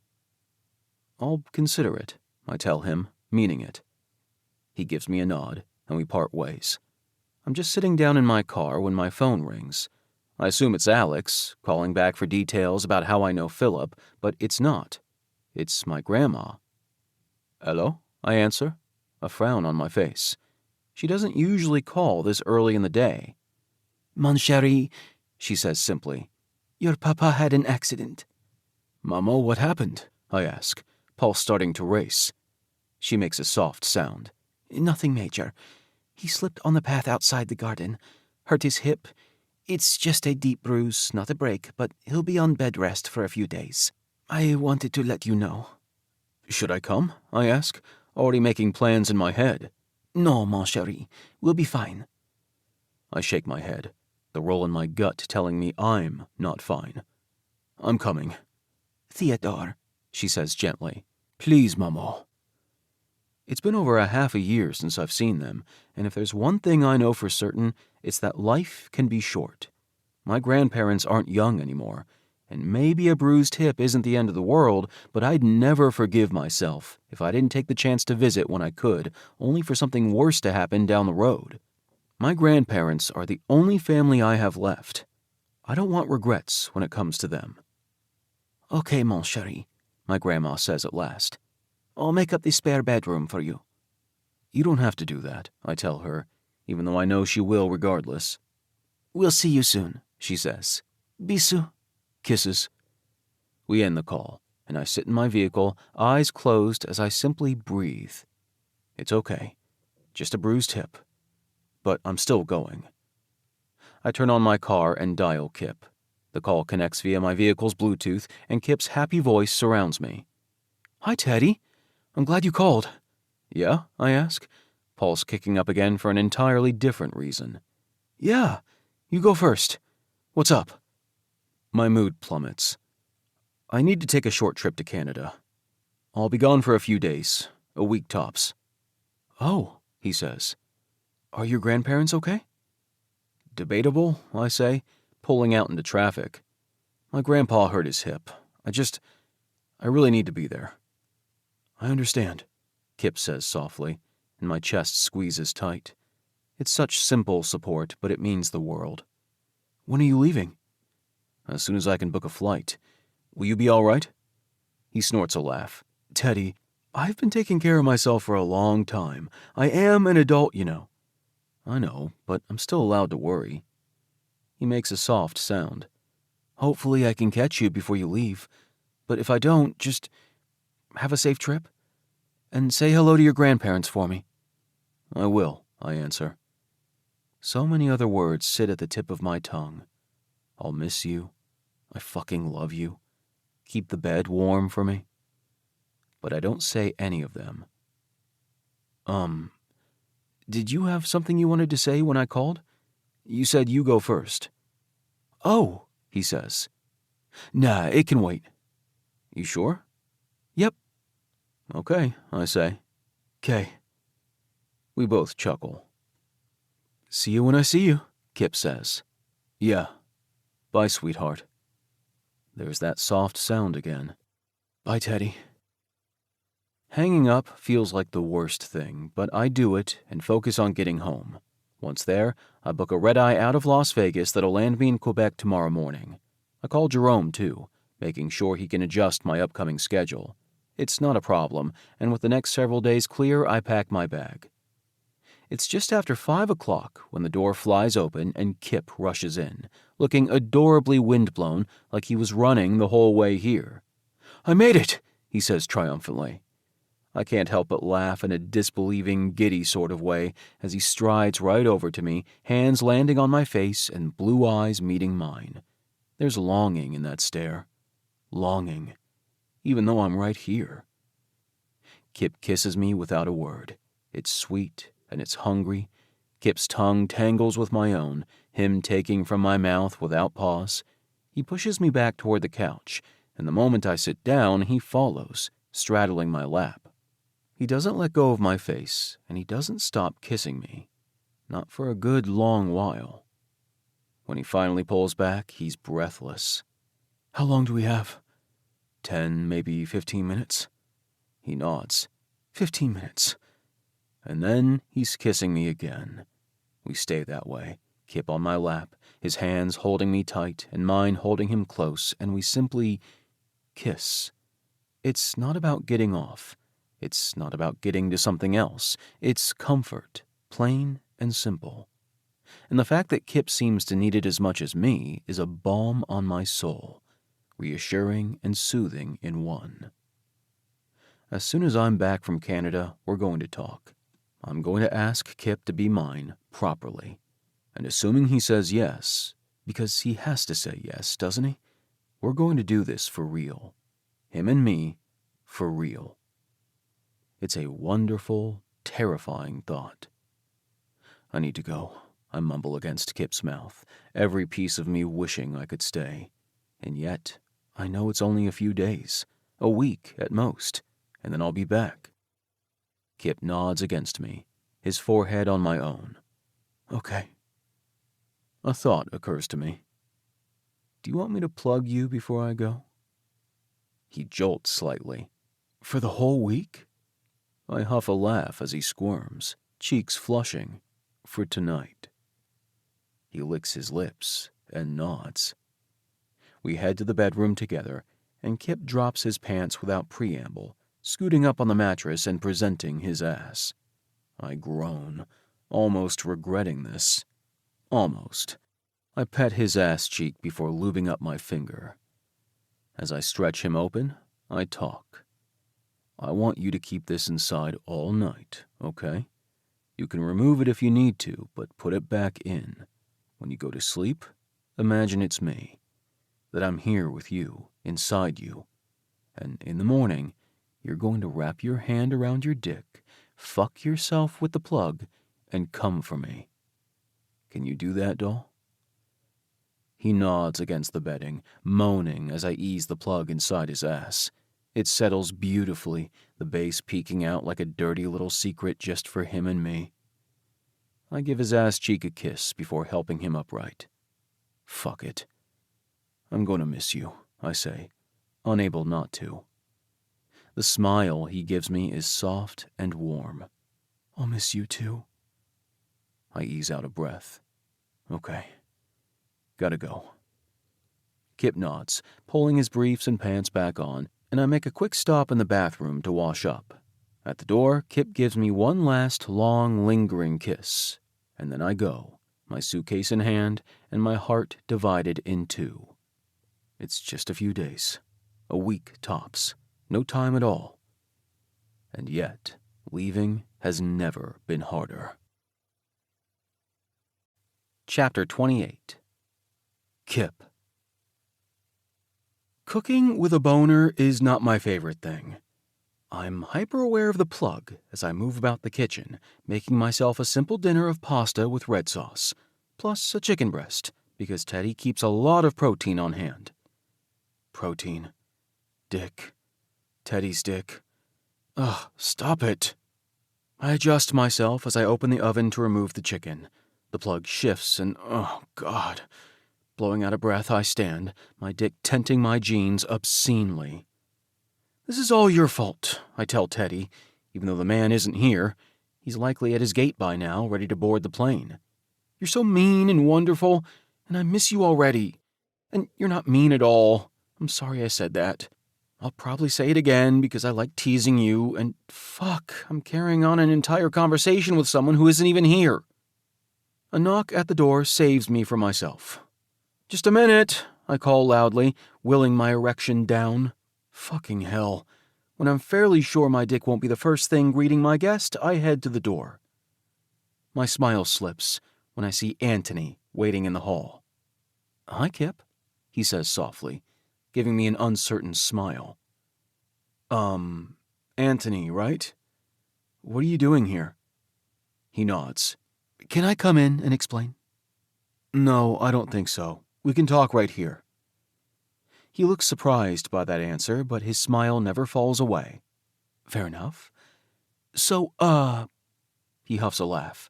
This is going to sound odd, but, I wanted to make sure you knew what you were getting into with Theo. An uncomfortable tingle slithers down my spine. What do you mean? How long have you known him? He asks. Over a year and a half? And did he ever tell you he's worth millions? What the fuck? I keep my mouth shut, and Anthony's lips purse, his expression screaming, "You poor thing." I didn't think so, he says evenly. Considering you live here. The hell is wrong with this place? It's nice. Anthony rolls onward. Theo plays the martyr really well, Kipp, but he's not a nice man. It took me years to see it. You should get out now while you still can. Uh-huh, I say, edging back, but Anthony takes a step forward, his hand on the door. Please, he says. I don't want to see you get hurt like I did. Did you sign a prenup? I grip my teeth, not about to give anything else to this man, but he must be able to read it from my face because his brightens. You're entitled to that money, Kipp. Whether you stay married or get divorced, half of it should be yours. I don't need his money. You will once you leave, he pushes. I shake my head, but Anthony plows on, crowding into my space. I know what he's like. And at first it feels good, right? It feels like the best thing in the world, letting him take care of you. I never thought he'd change, but he did. My pulse hammers wildly, and I take another step back, wanting out of this interaction, but Anthony follows me, the tip of his boot inside the apartment now. It was small things at first, he says, spanking me harder, pushing my limits, not listening when I said no. Cameron got me out of there. He saw and he saved me. I shake my head. You're lying. He's a good manipulator, Kipp, he says, nearly mirroring what Teddy himself told me of Anthony. He'll hurt you eventually. You need to go. Please listen to me. Go, now, I say firmly, trying to close the door. Anthony steps back, but he doesn't remove his hand. If he sells his shares, he's worth millions. That money is yours, Kipp. Don't forget that. Having said what he came here to, Teddy's ex backs away and turns, disappearing down the hall. I shut the door, my pulse thundering heavily, every single part of me wishing I could hear Teddy's voice in my ear, soothing me, saying it's okay, that I'm fine, that we're fine. I call him on instinct, but he doesn't answer. He must be on his plane already. With a sigh, I sink to the floor, wincing when the plug jostles. I thunk my head back against the door, my dinner in the kitchen probably cold by now. It doesn't matter. Fuck. There's no doubt in my mind Anthony is full of shit. Well, not about Teddy being worth a lot of money. I already knew that. Teddy told me as much before, albeit indirectly. It wasn't hard to put 2 and 2 together when he said he had majority shares of a company worth at least 7 figures. Probably more than that now. So yeah, I know Teddy is theoretically rich, even if all that money isn't in his bank account. But the part about him being abusive? Bullshit. Complete and utter crap. My chest aches, knowing that man is the one who hurt my Teddy. Anthony is a good liar. His voice and expression screamed sincerity, but I know Teddy. We might not have been married, or, hell, on regular speaking terms until recently, but I know that man. I know his kindness, his caretaker instincts. I know his laugh and his smile and even the way he thinks. I know his heart. I know he'd never hurt me. Anthony and Cameron want those shares. They want full control of the company because right now, Teddy holds a cleaver over their heads. He'd never let the blade drop, but they don't know that. He could cut them off at the head any time he wants. He's too good for that, of course, but the potential is there. Assholes. Part of me thinks they deserve to suffer. They deserve to live in worry after what they did to Teddy. But part of me wonders if Teddy is only torturing himself, keeping that last tie to his past and the people he once loved. Would it be better for him to just let it all go? Not having the answer, I pick my sore ass up off the floor and reheat my dinner. I eat alone at the table, but the picture of that quaint street in Quebec greets me from the wall. Pretty soon, Teddy will be there. I wonder which house is his grandparents'. Next to that canvas is another in black and white. It's a pond with geese and a few ducks. 2 little boys sit at the edge of it. I never asked, but now I wonder if that's Teddy and Cameron. They're turned away from the camera so I can't see their faces, but it would make sense. The clothes look dated. I ache all over again, wishing Teddy were here but knowing he's heading to exactly where he needs to be. I ache for his betrayal, too. For what he lost. He didn't deserve that. Doesn't deserve to still be going through it. And they definitely don't deserve him. With dinner finished, I watch TV for a bit, the throb in my ass blooming back into pleasure as the minutes pass. I squirm on the couch, knowing I won't touch myself or relieve the building tension. Not yet. When I go to bed, I shoot a quick text to Teddy for him to find once he lands. Me. Thinking of you. I fall asleep, imagining Teddy is inside me, and in the morning, I come with his name on my lips. Whoever said distance makes the heart grow fonder was an asshole. It's true, but it sucks. It's only been 2 days, and I already feel like a moping, sad sack of a human being who can't function without their one true love in their arms. God damn it. I've turned into a fictional teenage heroine. The thing is, I went from barely speaking to Teddy to living with the man, to seeing him every single day, to expecting him to be there in the mornings when I wake up and in the evenings when I come home to decompress. He became part of my routine, something I could depend on. And now he's gone, leaving a big, warm, vanilla-scented gap in my day. I don't like it. I miss him. And texting hasn't been enough. I still need to tell him about Anthony's visit, too, which has been grating at me like a sliver in my toe. But you don't drop a, hey, your asshole ex showed up to sabotage our relationship and fuck you over at someone via text. Not that we even have a relationship, not officially. We're just husbands who fuck and kiss and who maybe have feelings for one another. My life, I groan. When my phone rings, I nearly fall off the couch in my haste to reach it. Hello? Teddy chuckles. Hey, Kipp. Sweet Jesus, your face, I whisper, staring at the man I haven't seen in 2 days. He's smiling at me, all handsome and bearded, and looking like he smells good, and fuck. I miss you. His smile softens. It looks like he's outside in front of his grandparents' garden. I miss you too, sweetheart. I try not to whimper. Are you wearing my shirt? He asks. No comment, I say primly, smoothing the material over my chest. How's it going over there? How's your grandpa? He's doing as well as can be expected, Teddy says, running a hand through his hair. He's still on bed rest for another day or two, but is griping about it. It's a good sign. I'm glad he's okay, I say seriously. Do you feel better? Being there? Yeah, Teddy breathes. I'm glad I came. I think I would have regretted it otherwise. I get it. You doing okay? He asks. Eating enough?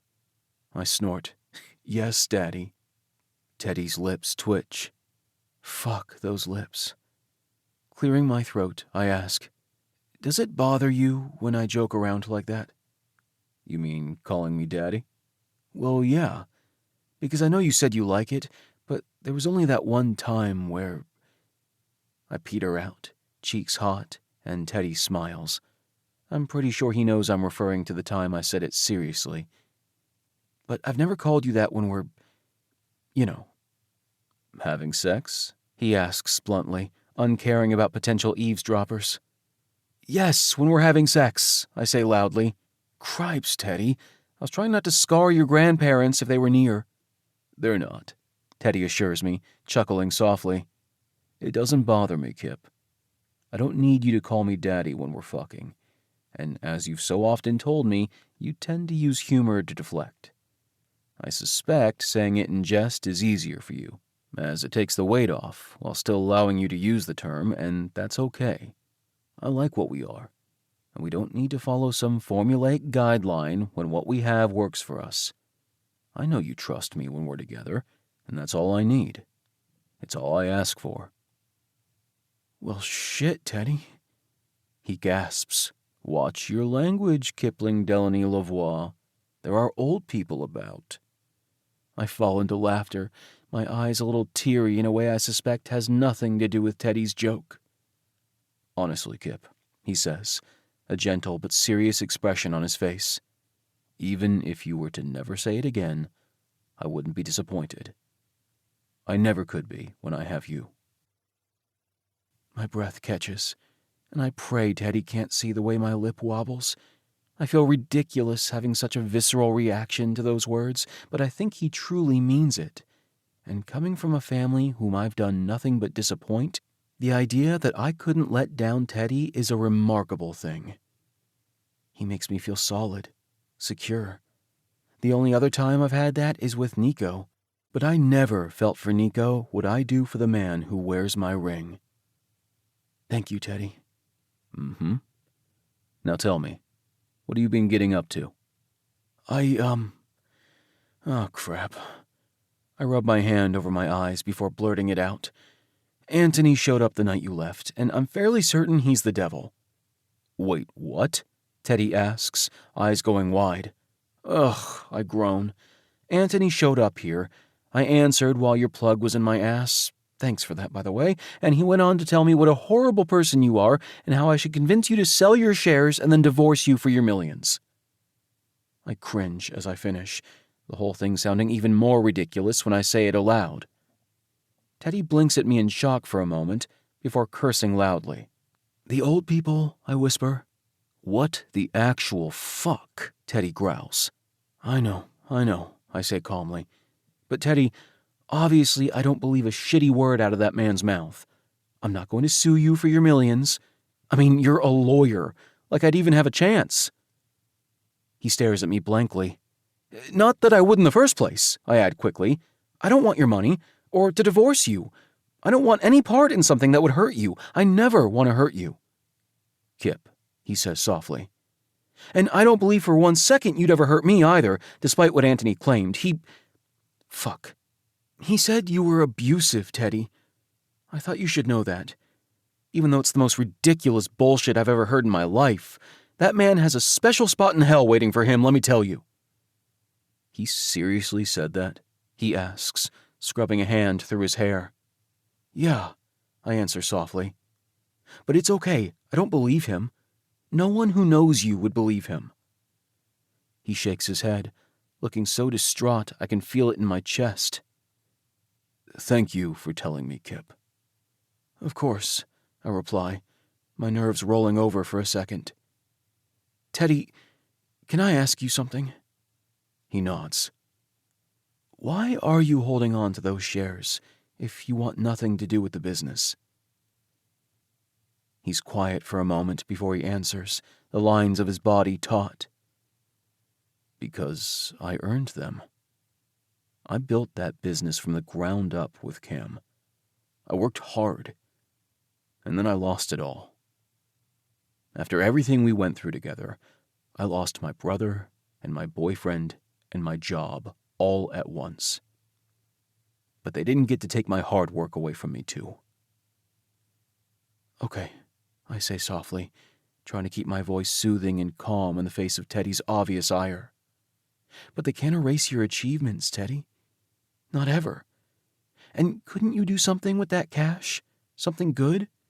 You could fund a whole fleet of pro bono lawyers for kids who need them, or, I don't know, start a scholarship program for up-and-coming law school students. I just think you're hanging on to the last tether that ties you to a painful part of your past, and maybe you'd feel a little lighter if you cut the cord. He huffs, shaking his head. It's not about the money, he says hotly, kind of missing my point. It's not. Okay, I say placatingly. I'm sorry. I didn't mean to make you upset, and I'm not trying to push you. I care. I want what's best for you. I'll let it go. Sorry. It's not my business. It's fine, Teddy grumbles, but clearly it's not. I pushed a button I should have left alone. Right on the heels of giving him news of his meddling ex, I did the same thing. Meddled. I'm sorry, I repeat. Stop apologizing, Kipp. You did nothing wrong. Sure feels like it, though. Okay, well, sweetheart, he says, and my gaze snaps to his.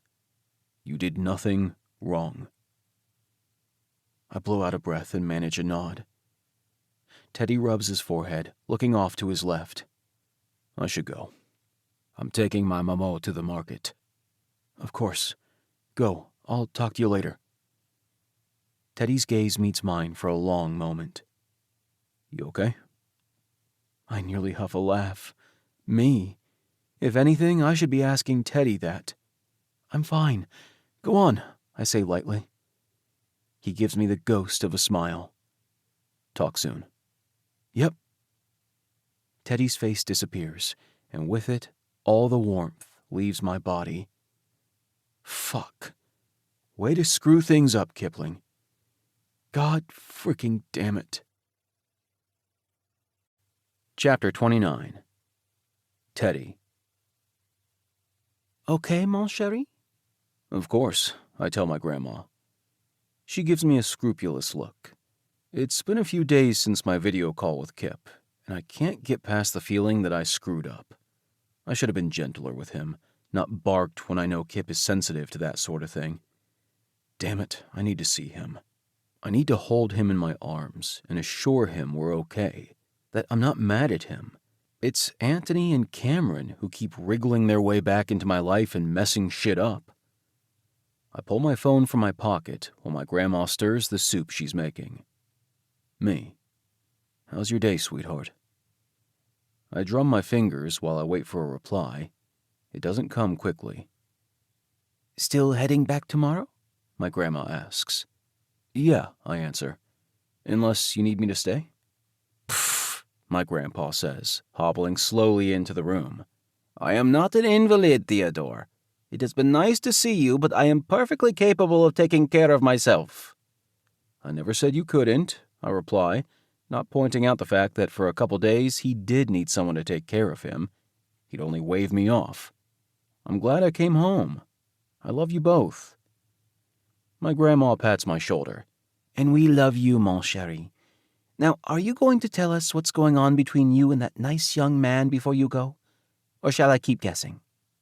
I huff a laugh, sitting at the table as the smells of herbs and chicken perfume the kitchen. Maman sits next to me while Papa prepares himself a cup of tea.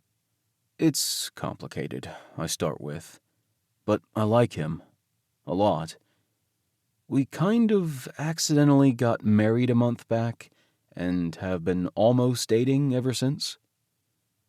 My grandpa sets his spoon against the side of his mug, his expression more befuddled than anything.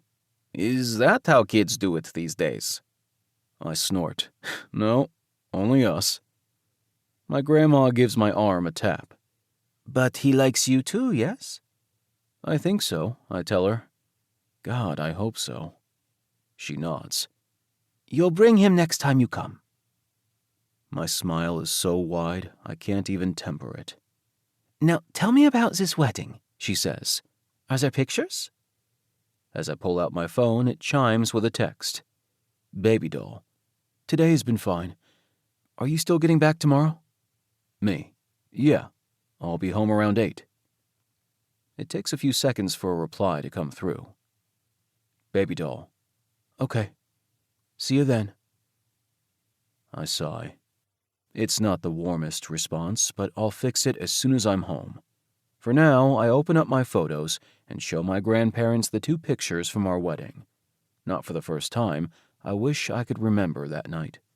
I wish I could remember saying I do. It feels like I'm vibrating as I walk the last few steps to my front door. It's only been 6 days since I saw Kipp in person, since he kissed me goodbye, but it feels like a lifetime ago. My trip put more than just physical distance between us, and I'm anxious to rectify that. It's quiet as I slip my key in the lock and push open the door. Kipp? I call lightly. He appears from down the hall, coming into the living area slowly. Hey. Christ, he looks nervous, like he's waiting for a blow. It damn near breaks my heart that I'm the cause of that. Hey, I say softly, stepping toward him. Welcome home, he says, flashing me a smile that misses the mark. Kipp, I say gently, stopping in front of him. I slide my hands up into his hair, and his eyes feather closed before snapping open again. Look, I'm sorry, okay? He says quickly. It wasn't my place to pry, and I owe you an apology for that. I forget sometimes that we're not actually... He waves his hand in the scant few inches between us. You know. You have nothing to apologize for, I tell him again. I'm not mad, sweetheart. His lips purse, like he doesn't quite understand. Wait, what? I'm not mad, I repeat. And I handled that conversation poorly. I'm sorry. His face goes through a complicated roll of emotions. Well, I don't know what to do with that, he all but huffs, reminding me of a disgruntled kitten. I refrain from telling him so, fairly certain it wouldn't be appreciated right now. Do you want me to be angry with you? I ask, stepping closer, close enough to feel the heat of him at my front. Well, no, he says. I just expected it. God. Kipp, I don't think I'm capable of true anger when it comes to you. You're quite possibly the sweetest man I know, and all I could think about these past few days was coming home to you. I wanted to hold you and kiss you and be with you again. I couldn't stop missing you. Really? He asks hopefully. Really? I mean, it's kind of ridiculous though, isn't it? It wasn't even a full week, he says, lips inching closer to mine. I shouldn't want you this much. My heart beats fast, fingers still caught in Kipp's hair. It doesn't make sense, he mumbles, blue eyes meeting mine before dropping to my lips. Sweetheart, I breathe. Kipp doesn't reply. He just crashes his mouth into mine. He moans into the kiss, as if he can't help it, his lips pillow-soft and sweet and feeling like home. It's such a relief, having this man at my fingertips, tasting his desire on my tongue, that I don't hold back. I let him taste every ounce of my returned desire for him, tightening my hands in his hair, holding him in my grasp as I take and take and take. He goes pliant under the onslaught, the tension draining from his body as the two of us stumble through the room toward the couch. Kipp hits it first, his ass landing on the back of the sectional, his hand traveling down to cup my hardening cock. I have just enough sense to pull back before things get too heated. Kipp, wait. What? He groans, pulling me back in, nipping at my lip and rubbing me through my jeans. Want you. I know, but fuck, hold on. I managed to get out, forcing a few inches between us. We need to talk. About us. He makes a disapproving sound, his lips shiny and red, hair disheveled and eyes swinging between my own. We talked already. You said you missed me and I missed you. God, how I missed you. Isn't that enough? I don't want to talk anymore, Teddy. I want you to spank me and fuck me and own me. I want you to keep me. Is that too much to ask? My pulse hammers, my mouth opening in shock. What do I need to do? Kipp nearly whines. Need me to repeat my safe word? Bananas. Now fucking wreck me, please. I need it. He reaches for me again, but I grab his hand. Kipp. No, he says, the one word panicked. I want you to fill in that place that's been empty, Teddy, because no one else, least of all me, seemed to know what was missing until you. You showed up, and you made me feel whole, and you can't take that away. You can't. You make me happy. You make all the doubt quiet. You make me believe happily ever afters could be possible for a guy like me. So please, please don't ask me to leave you. Please don't make me. Kipp's wide blue eyes ping between my own, and I stutter a breath, tugging him to me until there's absolutely no space left between us. His hands grip my shirt, face tucked against my chest, and I hold him tight as his back heaves beneath my palms. Kipp, I breathe, my heart squeezing in a mixture of joy and aching regret that I avoided this conversation for too long. I'm not asking you to leave. I won't. I don't want to, Teddy, he mumbles against my shirt. I'm not ready to lose you. I shush him, kissing his hair. Sweetheart, when I said I want to talk about us, I meant the opposite. I don't want to keep pretending we're married. Slowly, he leans back, meeting my gaze with wet eyes. We are married. You know what I mean, I say softly. I don't want to pretend this isn't real, Kipp. That I don't love you, and you don't have feelings for me, and all of this, all the nights together, and laughing, and fucking, and goddamn moments where you're in my arms just like this, that it doesn't mean something more. This isn't fake. You and me, it's not a lie. I can't pretend otherwise anymore. Looking dazed, he shakes his head. You love me? I do. So fucking much. I love you, Kipp. He opens and closes his mouth. But I'm such a mess. I huff a laugh, my eyes stinging.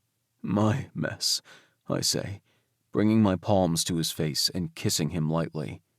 My husband, my Sherry, my beautiful, perfect baby doll. His fingertips dig into my chest, forehead coming to rest against my own. God, I love you too, Teddy. And I'm so glad we got drunk married, because if we hadn't, I don't think we'd be here, and I really like it here. Yeah, I croak out. Yeah, I'm quite possibly the luckiest guy in the world to have landed you. I think it was the neon shooters. Went straight to your head. I chuckle hoarsely as Kipp lifts his face, his lips brushing my own. I do, he says. I want this too. No more pretending. I kiss his cheek, his forehead, his lips, my hands shaking until Kipp steadies my wrists. "Now would you please fuck me?" he asks quietly. "I want you to show me I'm yours. I want you to prove it." I blow out a breath before hoisting Kipp over my shoulder. He yelps happily, his hand slipping down under my waistband and grabbing my ass. He doesn't let go until I toss him onto the bed, and then he watches me hungrily as I shuck my clothes. Naked, I grab his ankle, tugging him to the edge of the mattress. His breath hitches, but he groans as I flip him onto his stomach and tug his feet to the floor. Reaching underneath him, I undo his jeans quickly, pulling the material down with his briefs. Kipp lifts his foot free, widening his stance as I spread his ass cheeks, and then he grabs the comforter, moaning as I drop to my knees and tongue his ass. "Fuck, fuck," he chants, pushing back against my face. The thwack against his ass cheek rings through the room. Kipp's moan quickly follows. "Teddy." I hitch up his leg, sliding his knee onto the bed so he's wide open for me. "Keep it there," I tell him, diving back in. Kipp groans long and low, the most gorgeous sound. He reaches back and grabs under his knee, keeping his leg in place as I loosen him with my tongue. Once I'm able to spear it inside of him, I grab the lube. "You want it hard tonight, baby doll?" "Yes. God, please," he says. "You want me to show you who you belong to?" He groans, pushing against the fingers I slip inside his ass. "Yes." "You want me to keep you?" I ask, pumping into him, my other hand pressing indentations into his ass cheek. He hiccups a breath, tightening around me before loosening again. "Please." It's a whisper, and I kiss his ass cheek, adding a third finger. Once Kipp is a mumbling, incoherent mess, I pull my fingers free and roll on a condom. I maneuver him onto his back before hefting him up into my arms. Kipp's eyes go wide as I spin us, sitting on the bed with Kipp in my lap. "Ride me, baby doll. Show me how much you want me." Kipp curses, fumbling below himself for my cock. Holding it aloft, he sits down, taking me into his body with a wild groan, his head tossed back. I sink my fingers into his hair, holding him in place as his ass comes to rest on my thighs. "Squeeze me," I tell him. He does, eyes half-lidded, hands on my waist. "Now move." Kipp leans forward, his head dropping beside mine as he starts to ride my cock. He loops his arms over my shoulders, finding purchase, and I grab his ass, feeling the sway of him, the jiggle as he moves up and down. His body fits me like a glove, hot and tight and perfectly slick, and as soon as Kipp finds a rhythm, I bring my hand down against his ass cheek hard. He jolts, his cock bucking against my stomach as he groans. "Don't stop," I tell him. He picks up his pace, body sinking over me again and again. "You want me to spank you and fuck you and own you?" "God, yes," he whispers. I slap his other cheek, and Kipp cries out, but he doesn't stop moving. "Fuck, Teddy." "You want me to prove that you're mine?" I ask, giving him another slap. He moans, his hands scrambling at my back, his ass flexing under my fingertips. "Words," I remind him. Yes, he says, voice quiet and already half-slurred. "I want—" "What do you want?"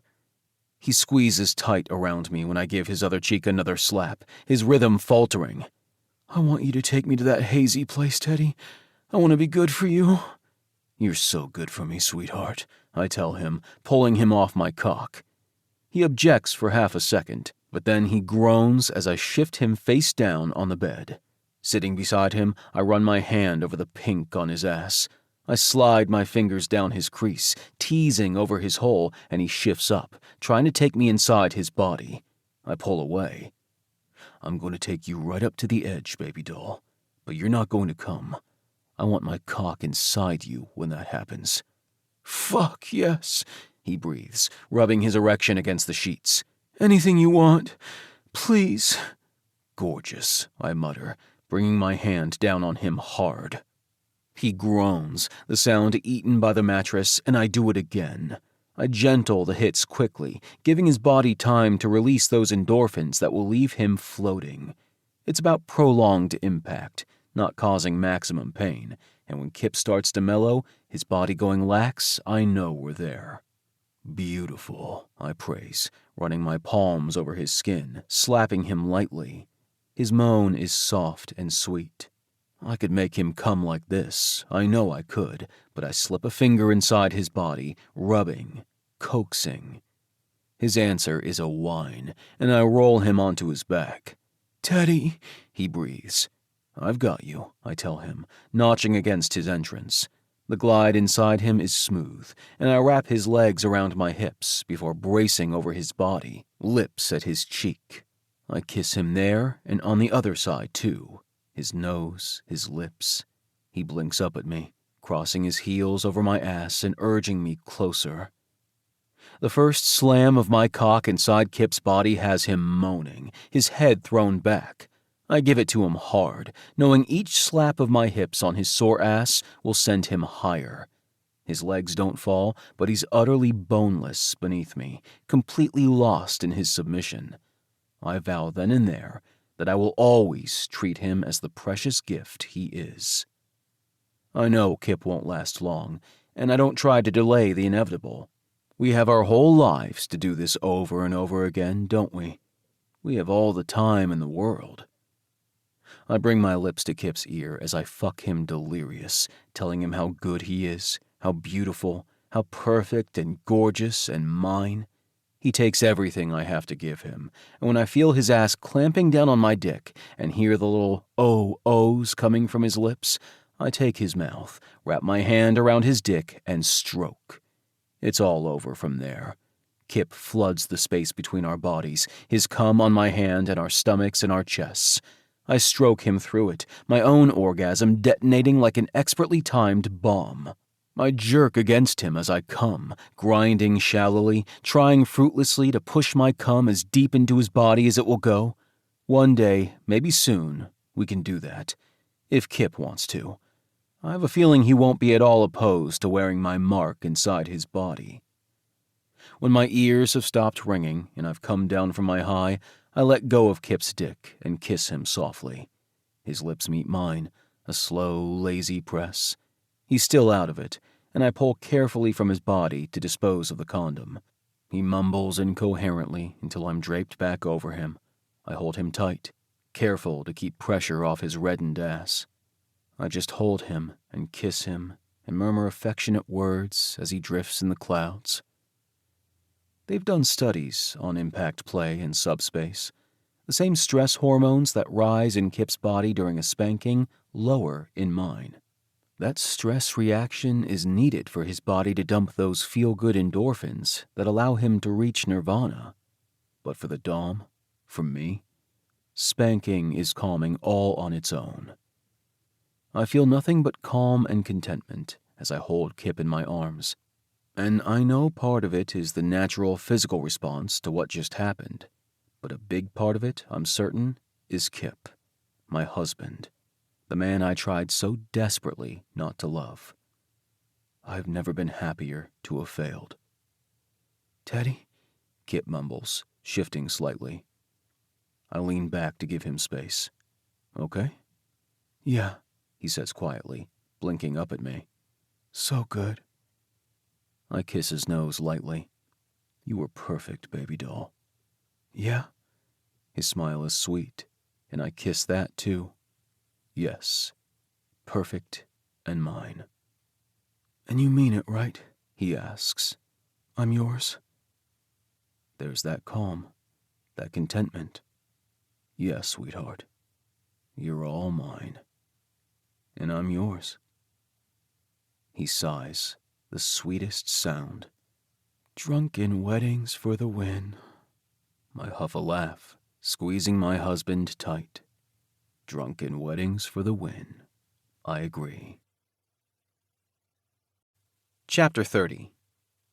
Kipp. I've been walking through my day in a bit of a haze.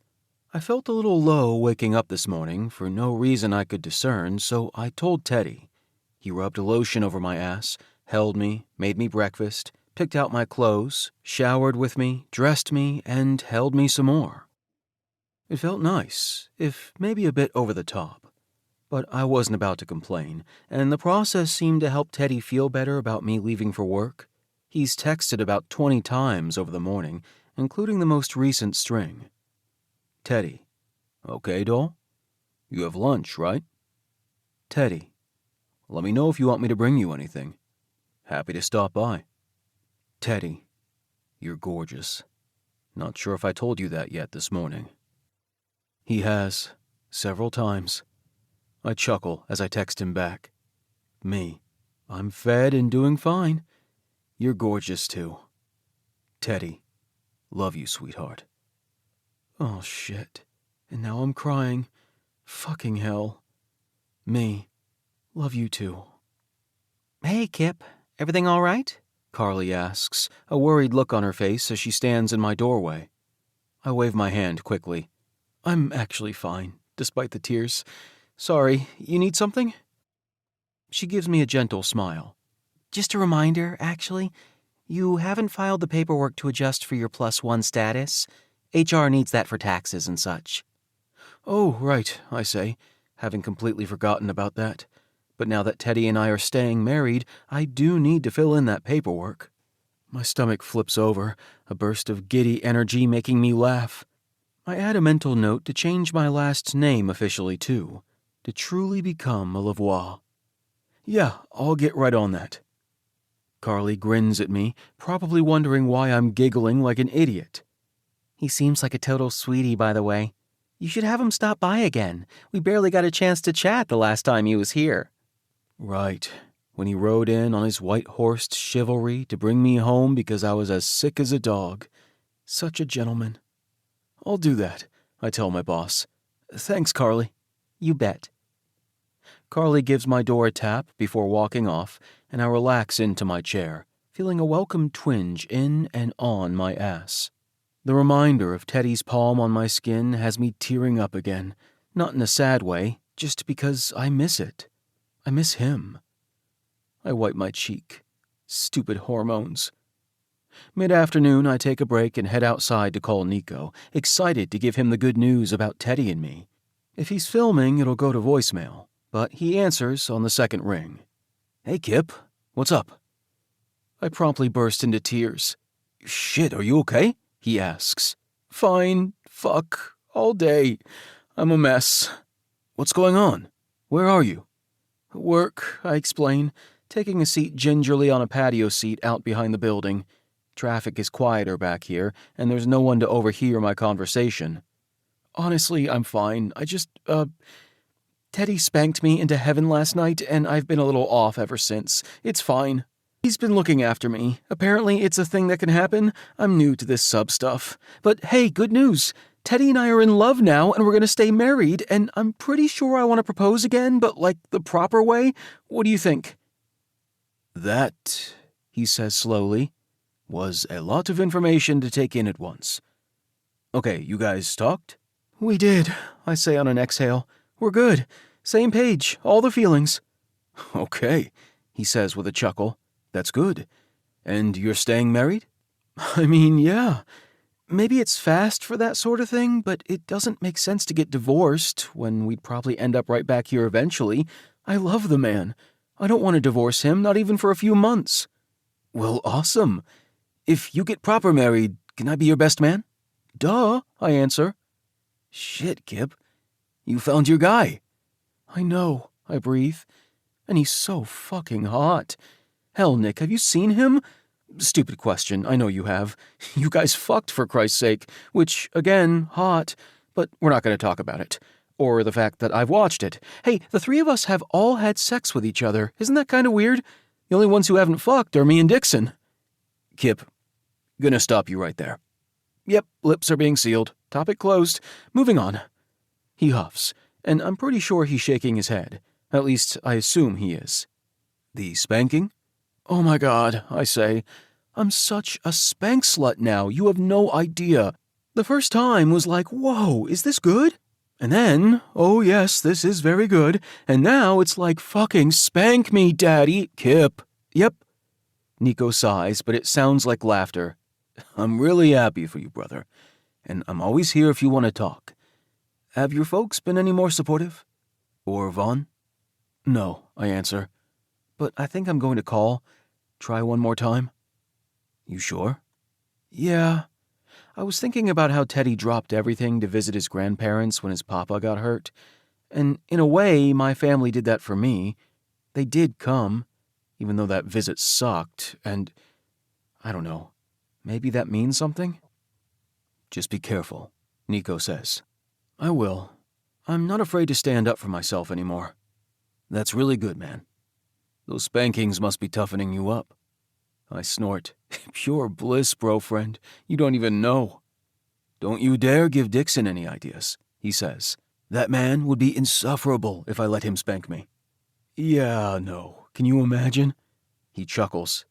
You doing okay, though? Yeah, truly, I'm good. Talk later? You got it. See ya. After hanging up with Nico, I stare at my phone for a long while before dialing my mom. She picks up on the 4th ring. Hello? Her tone is somewhat hesitant, and I can't blame her. I haven't been the first to call in years, and our last conversation wasn't the best. Hi, Mom. Do you have a minute? Sure. I wanted to apologize for how our last visit went. I know things between us have been strained for a long time, and there are topics we don't see eye to eye on. But you guys made the effort to come see me because, in your own way, I think you care. And I appreciate that. Thank you, Kipling, she says quietly. I blow out a slow breath. That being said, I like who I am. I like my life and am proud of my sexuality, and I'm married to a man. Those are simple facts. And if you guys can't support that, there shouldn't be more visits. It hurts more than I can properly convey to hear you tell me I'm wrong as a person, that you believe I'm going to hell. I'm open to talking, to maybe even getting together, but not if you can't find it in your heart to accept me for who I am. That's a deal breaker for me. I can hear my mom breathing over the line, the both of us quiet in the aftermath of my short speech. Finally, she says, Your father won't accept it, Kipling. No, I don't expect he will. And you? Another pause before she says, I don't know. Fair enough, I answer, my eyes stinging. It's not that I expected otherwise, I just hoped. I'll talk to your father and Vaughn, she says. But if you don't hear from me... She doesn't finish her sentence, but it's clear enough. If I don't hear from them, then that's it. It hurts more than I want to admit, the finality of that statement. This is my mom, the woman who raised me, the woman who loved me in her own way, and I loved her in mine. But I deserve better than the treatment they've given me. I know I do. Words can hurt just as much as fists. I want to believe everything will work out in the end, that she, if not my father and brother, will open her heart and her mind enough to see that there's no shame in loving a person of the same gender. There's no sin in it. But I know things don't always work out that way, and there's a chance this is it, that this is goodbye. The right decisions aren't always the easy ones, are they? I wish you well, Mom, I finally say. You too, Kipling. And then she's gone. Just like that. Fuck.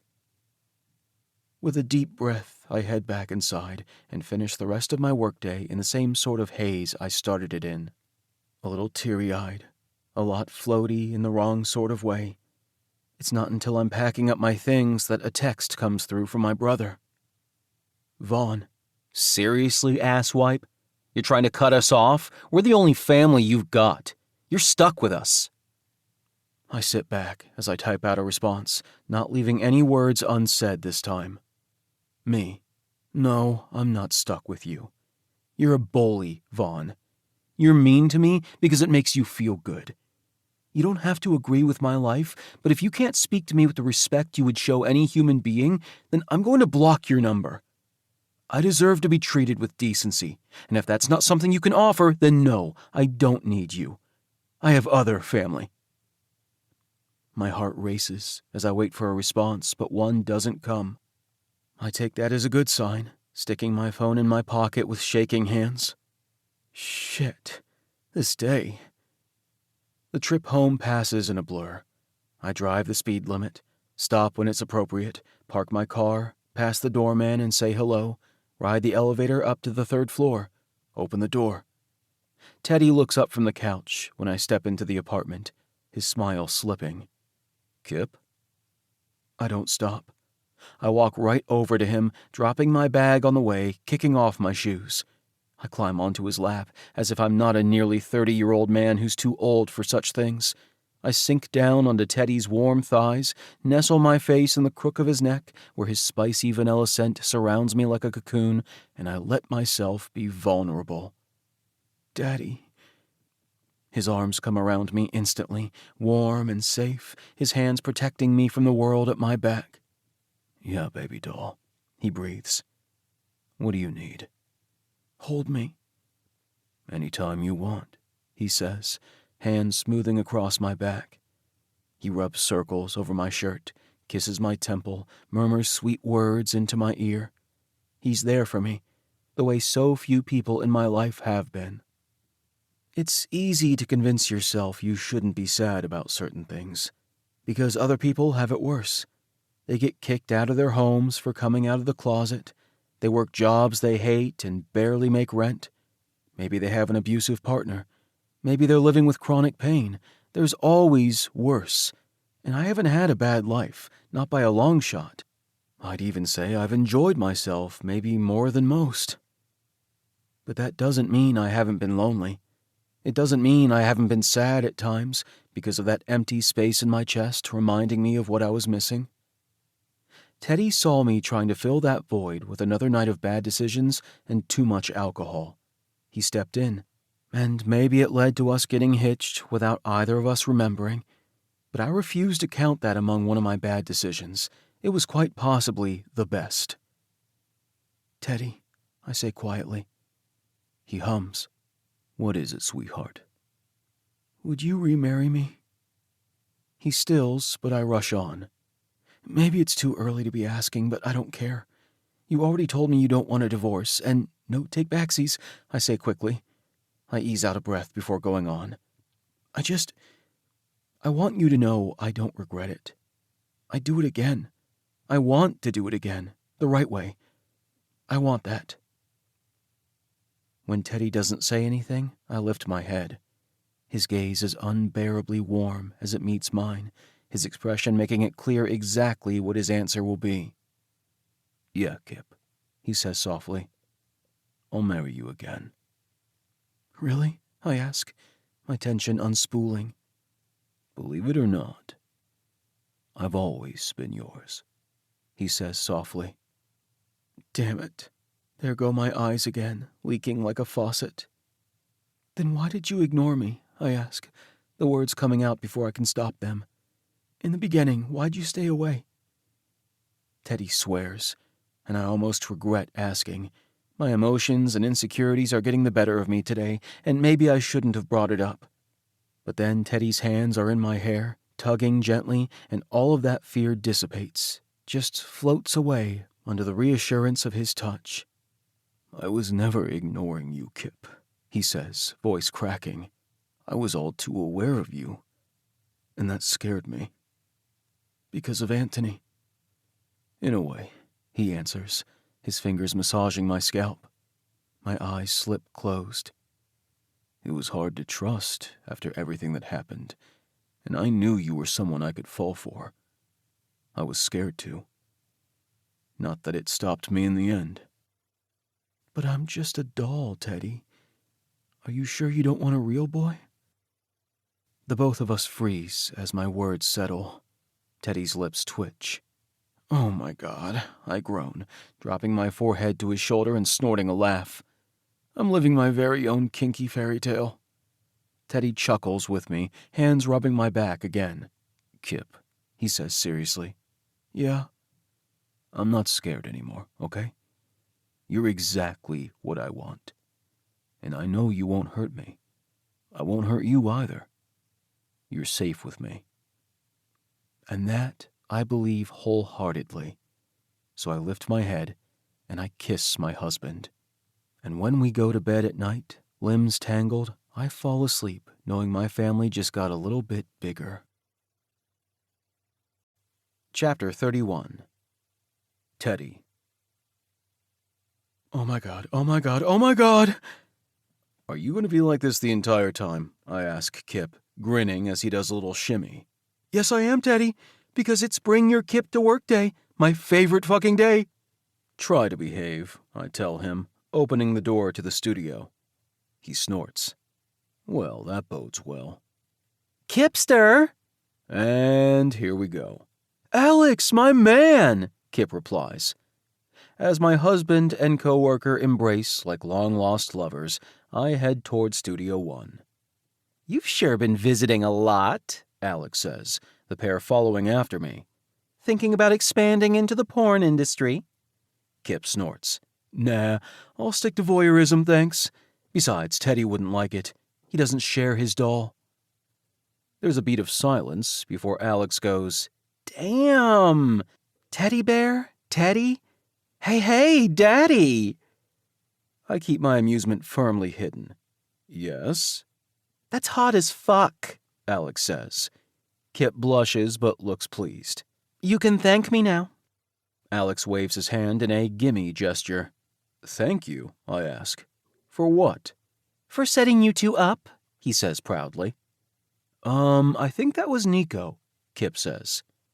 Alex squawks, the three of us passing through the doorway into Studio 1. What? No, it wasn't. I was constantly pushing you two together. Right, Teddy? Back me up. I shake my head as Kipp says, Yeah, but Nico is the one who invited me to the party bus that night, so sorry. I think he gets credit. Alex stutters for a moment before spinning away. Adonis! He yells, storming toward the folding chairs where our coworkers are congregated. Nico's head whips away from his conversation with Dixon, eyes flaring wide. What did I do? As Alex lays into Nico, I grab Kipp's arm to keep him from veering toward the table of bagels. Not until after, I tell him. He pouts. But you want Jerome to yell at you? I ask, leading him to a couple empty chairs. He shudders as he takes a seat. God, no. That man makes me feel like a schoolboy, and not in a good way. I snort as Nathaniel walks into the room, followed by Jerome. All right, the latter shouts. Seats! Everyone scrambles, performers and crew alike, except for Nathaniel, who stays at Jerome's side, a clipboard of notes in hand. Jerome's eyes sweep the room before pausing on Kipp. He raises a brow, but doesn't say a word about him being here. When Nathaniel hands Jerome the clipboard, our boss starts the meeting. Let's get right to it. I'll be hiring some new talent soon. Ears perk at that. With a few of our colleagues having left recently, including Malibu and Himbo, and with Dix informing me he'll be wrapping up in a year or so, Jerome doesn't get another word out before Alex shouts, What? Oh, Lord, Dixon mumbles. Alex makes an unintelligible sound. As I was saying, Jerome says loudly, giving Alex a pointed look to hold it for now, I'll be scouring for new talent and opening up auditions. Expect some new faces around here soon. Kipp raises a hand, and Jerome eyes him dubiously. Yes? Our boss asks slowly. How do auditions work? Not asking for myself, but I'm curious. Is it like... Kipp mimes jacking off, ending with what I assume is an explosion of cum. Or do you have them read Shakespeare or something? Jerome simply blinks as Nathaniel fields the question, Alex snickering behind us. It's essentially a combination of the two, the assistant producer says. We assess comfort when it comes to nudity and performance, as well as gauge acting talent with a scene partner. No Shakespeare, though. Anything else? Kipp shakes his head. Nope. Cool. Thanks. Nathaniel nods, and Jerome gets back into our meeting points. He covers which recent videos were the biggest hits on our site, and what that means moving forward. He mentions an awards ceremony coming up, and he congratulates Bill on his anniversary. The cameraman fields well wishes as the meeting comes to a close, and Alex beelines right for Dixon. "Let me explain," Dixon says evenly. Explain what? Alex counters, hands on his hips, his tiny body practically vibrating with anger and what I suspect might be a good dose of sadness. Explain why you didn't tell us first? "I only told Jerome earlier today. I was getting there," Dixon replies. Alex doesn't look pleased, but he does deflate a little. "You're seriously leaving us, Grumpy Bear?" "I'm leaving the studio, not you," Dixon says as Nico squeezes his leg in support. "It's time for me, small fry. It won't be for at least another year, but I'm looking into other job options. I'm ready to be done." Alex huffs before wiping at his face. "Damn it," he mutters, unceremoniously climbing onto Dixon's lap and wrapping the bigger man in his arms. "I'm going to miss you." "Is it going to be like this for the next year?" Dixon asks, sounding resigned. He pats Alex on the back twice. "You bet your ass," Alex replies. "Expect hugs, random showerings of affection, and plenty of we love yous. I'll be shoving so much happiness down your throat you'll choke." "Joy," Dixon deadpans. Nico smacks a kiss on his cheek, not even hiding his amusement. Dixon looks about as excited as one might expect from an upcoming enema patient. Kipp gives me a small nudge, pointing over to the bagel table. "Now?" he whispers. I snort, giving his hand a tug as I stand. Kipp looks extremely excited as we reach the breakfast buffet.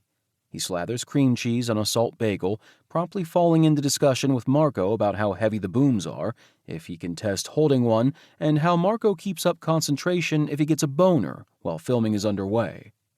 Emil steps up on my other side, debating his choices before choosing a poppy seed bagel. "Hey," I greet. "How's the new place treating you?" Emil flushes, adjusting his glasses.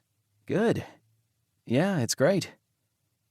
"Something going on there?" I ask, curious why he looks either guilty or excited or both. "Meet a cute neighbor, maybe?" He blinks before huffing a short laugh. "Something like that." I don't have time to prod further before I hear Chase, a guy who works here part-time, ask Kipp, "So you guys open? I'd love to take you out." "Oh," Kipp says, a gentle smile on his face. "No. Totally committed to this guy. Thanks, though. I appreciate it. You're super hot. I'm just a love one man kind of dude." Chase nods, accepting that easily, but I see Alex freeze out of the corner of my eye. My lips twitch as he comes over. "Kipp," Alex says calmly, much too calmly. "Did I just hear you say you love Teddy?" Alex's eyes swing between the two of us as Kipp smiles. "Well, yeah," Kipp says. "I wouldn't have asked him to marry me a second time if I didn't." Unable to help myself, I tug Kipp to my side and kiss his temple. Alex gawks before throwing his hands in the air. "Why does no one tell me anything anymore?" "It just happened," I assure Alex, chuckling at his put-out expression. "Wait," Alex says, tone shifting into excitement. "Does this mean we're having another wedding?" "At some point, yeah," I say, checking in with Kipp. "Definitely yes," he says, nodding. "Dibs on Flower Girl!" Alex shouts. "Motherfucking dibs!" He points a finger around at the others gathered nearby, as if anyone would dare fight him for it. "All yours," I tell him, snorting. "Well, shit, you know what this means?" Alex says. I'm almost afraid to ask, but Kipp beats me to it. "What?" "Engagement party!" Alex declares. Oh boy. "Everyone," Alex yells, "listen the fuck up. Engagement party this Friday for Teddy and Kipperoo. Mark your calendars. I'll bring the dicks." Kipp perks up at that. "Oh, could you get me another dildo crown? I lost my last one." "You bet, sweets," Alex says, a mischievous glint in his eye I don't much care for. "I'll get you the most glorious crown of penises you've ever seen. And Teddy Bear?" Those eyes swing my way. "I'll bring something extra special just for you." I have a feeling I'm going to pay for not giving Alex the news about Kipp and me the moment we shared our I love yous. Oh well. So long as Kipp keeps smiling at me the way he is now, the price will be well worth it. When I step into the coffee shop where I told Cameron and Anthony to meet me, they're already waiting. They have matching looks of unease on their faces, and I could head right over, be nice, and set their worries to rest, but I walk up to the counter first, ordering myself a drink. Kipp gave me a huge hug this morning when I told him what I was planning to do. I think it helped, hearing what he had to say about my past. It let me gain some much-needed perspective, because Kipp was right. I was hanging on to the pain of what they did to me. I'm done with that. Coffee in hand, I head to the table. Cameron and Anthony stop talking the moment I near, and they wait, silent, as I take a seat across from them. Thanks for coming, I say. Neither quite knows what to make of that. They exchange a brief look before Cameron says, Of course. Are you finally willing to sell your shares? Yes, I say. Knowing by their mutual wide-eyed shock, I've managed to surprise them.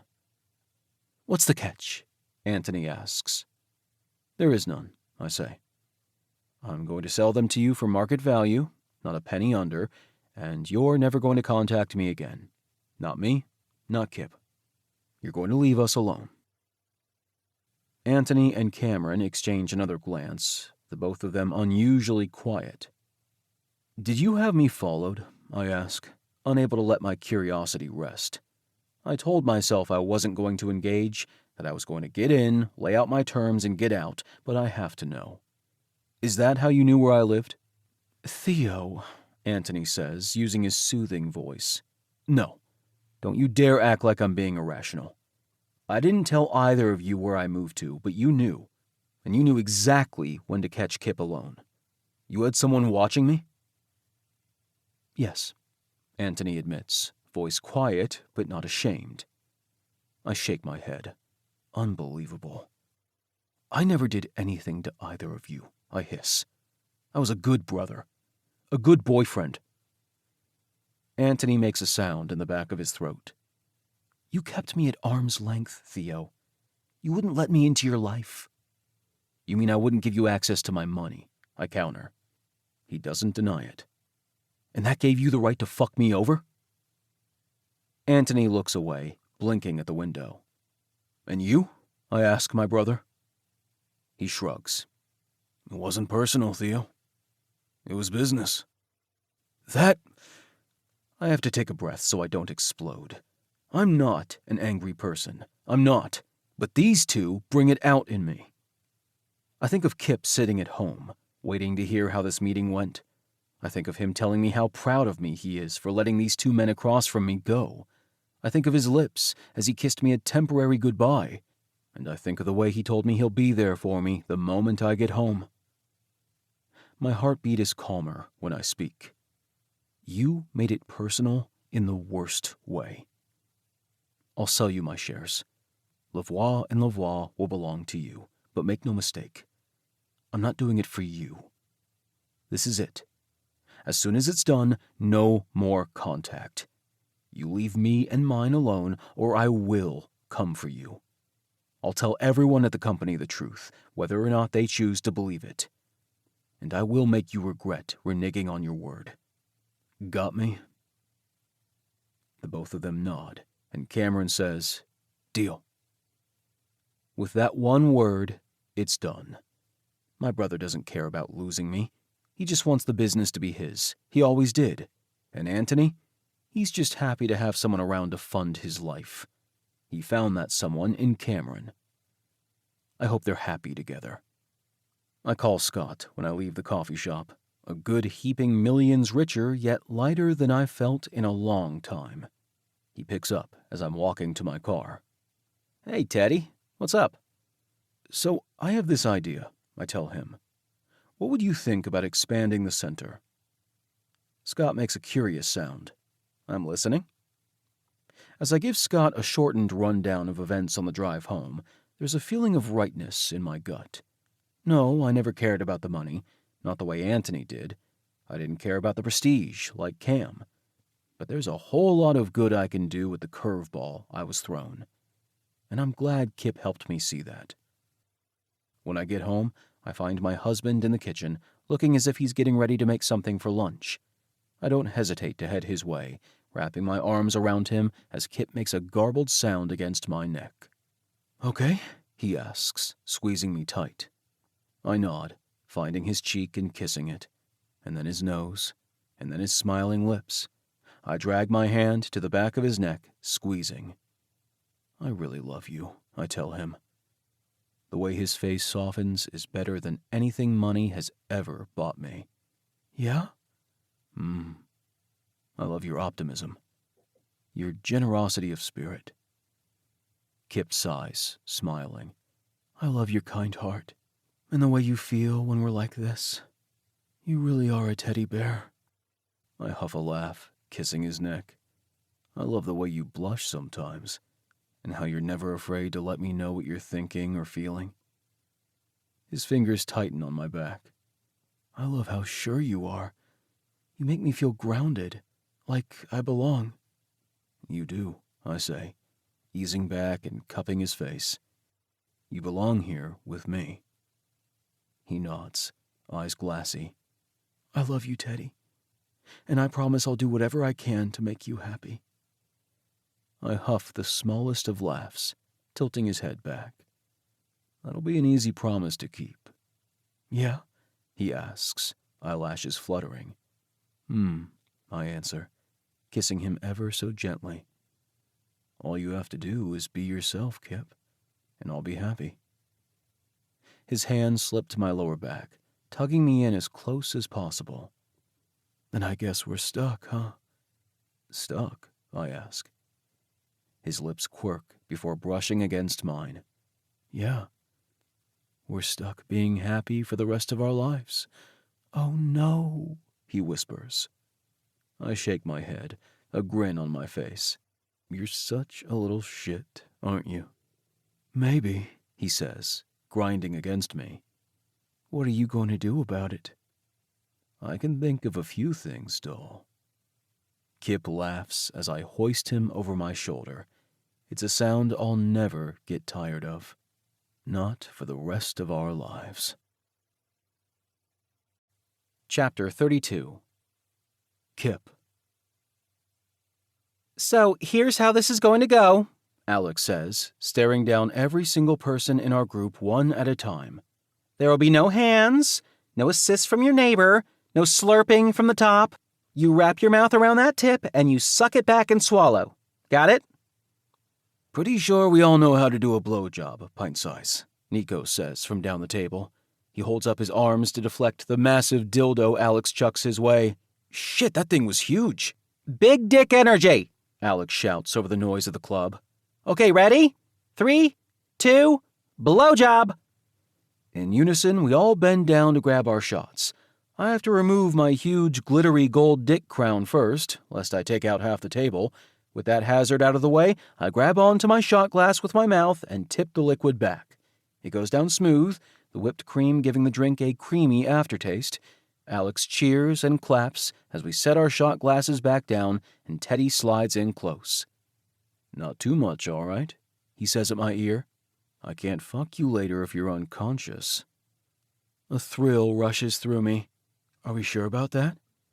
He groans, a vibration I can feel against my side. "Behave." That voice makes me very much want to find out what would happen if I don't behave, but then I catch sight of Teddy's shirt and have to stifle my laugh. Teddy rolls his eyes at the reminder of what Alex made him wear, a t-shirt with Alex's own face and the words, "Who's your daddy?" Teddy was not amused when Alex shoved it over his head while standing atop a chair, but he hasn't taken it off. I think he loves his coworkers more than he admits. They're not just friends, they're family. "I'm going to grab a couple waters," Teddy says. "I'll come with," I tell him, sticking my hand in his back pocket so we don't get separated. It has absolutely nothing whatsoever to do with feeling up Teddy's glorious glutes. Not even a tiny bit. Nope. The lights strobe overhead as we make our way to the bar.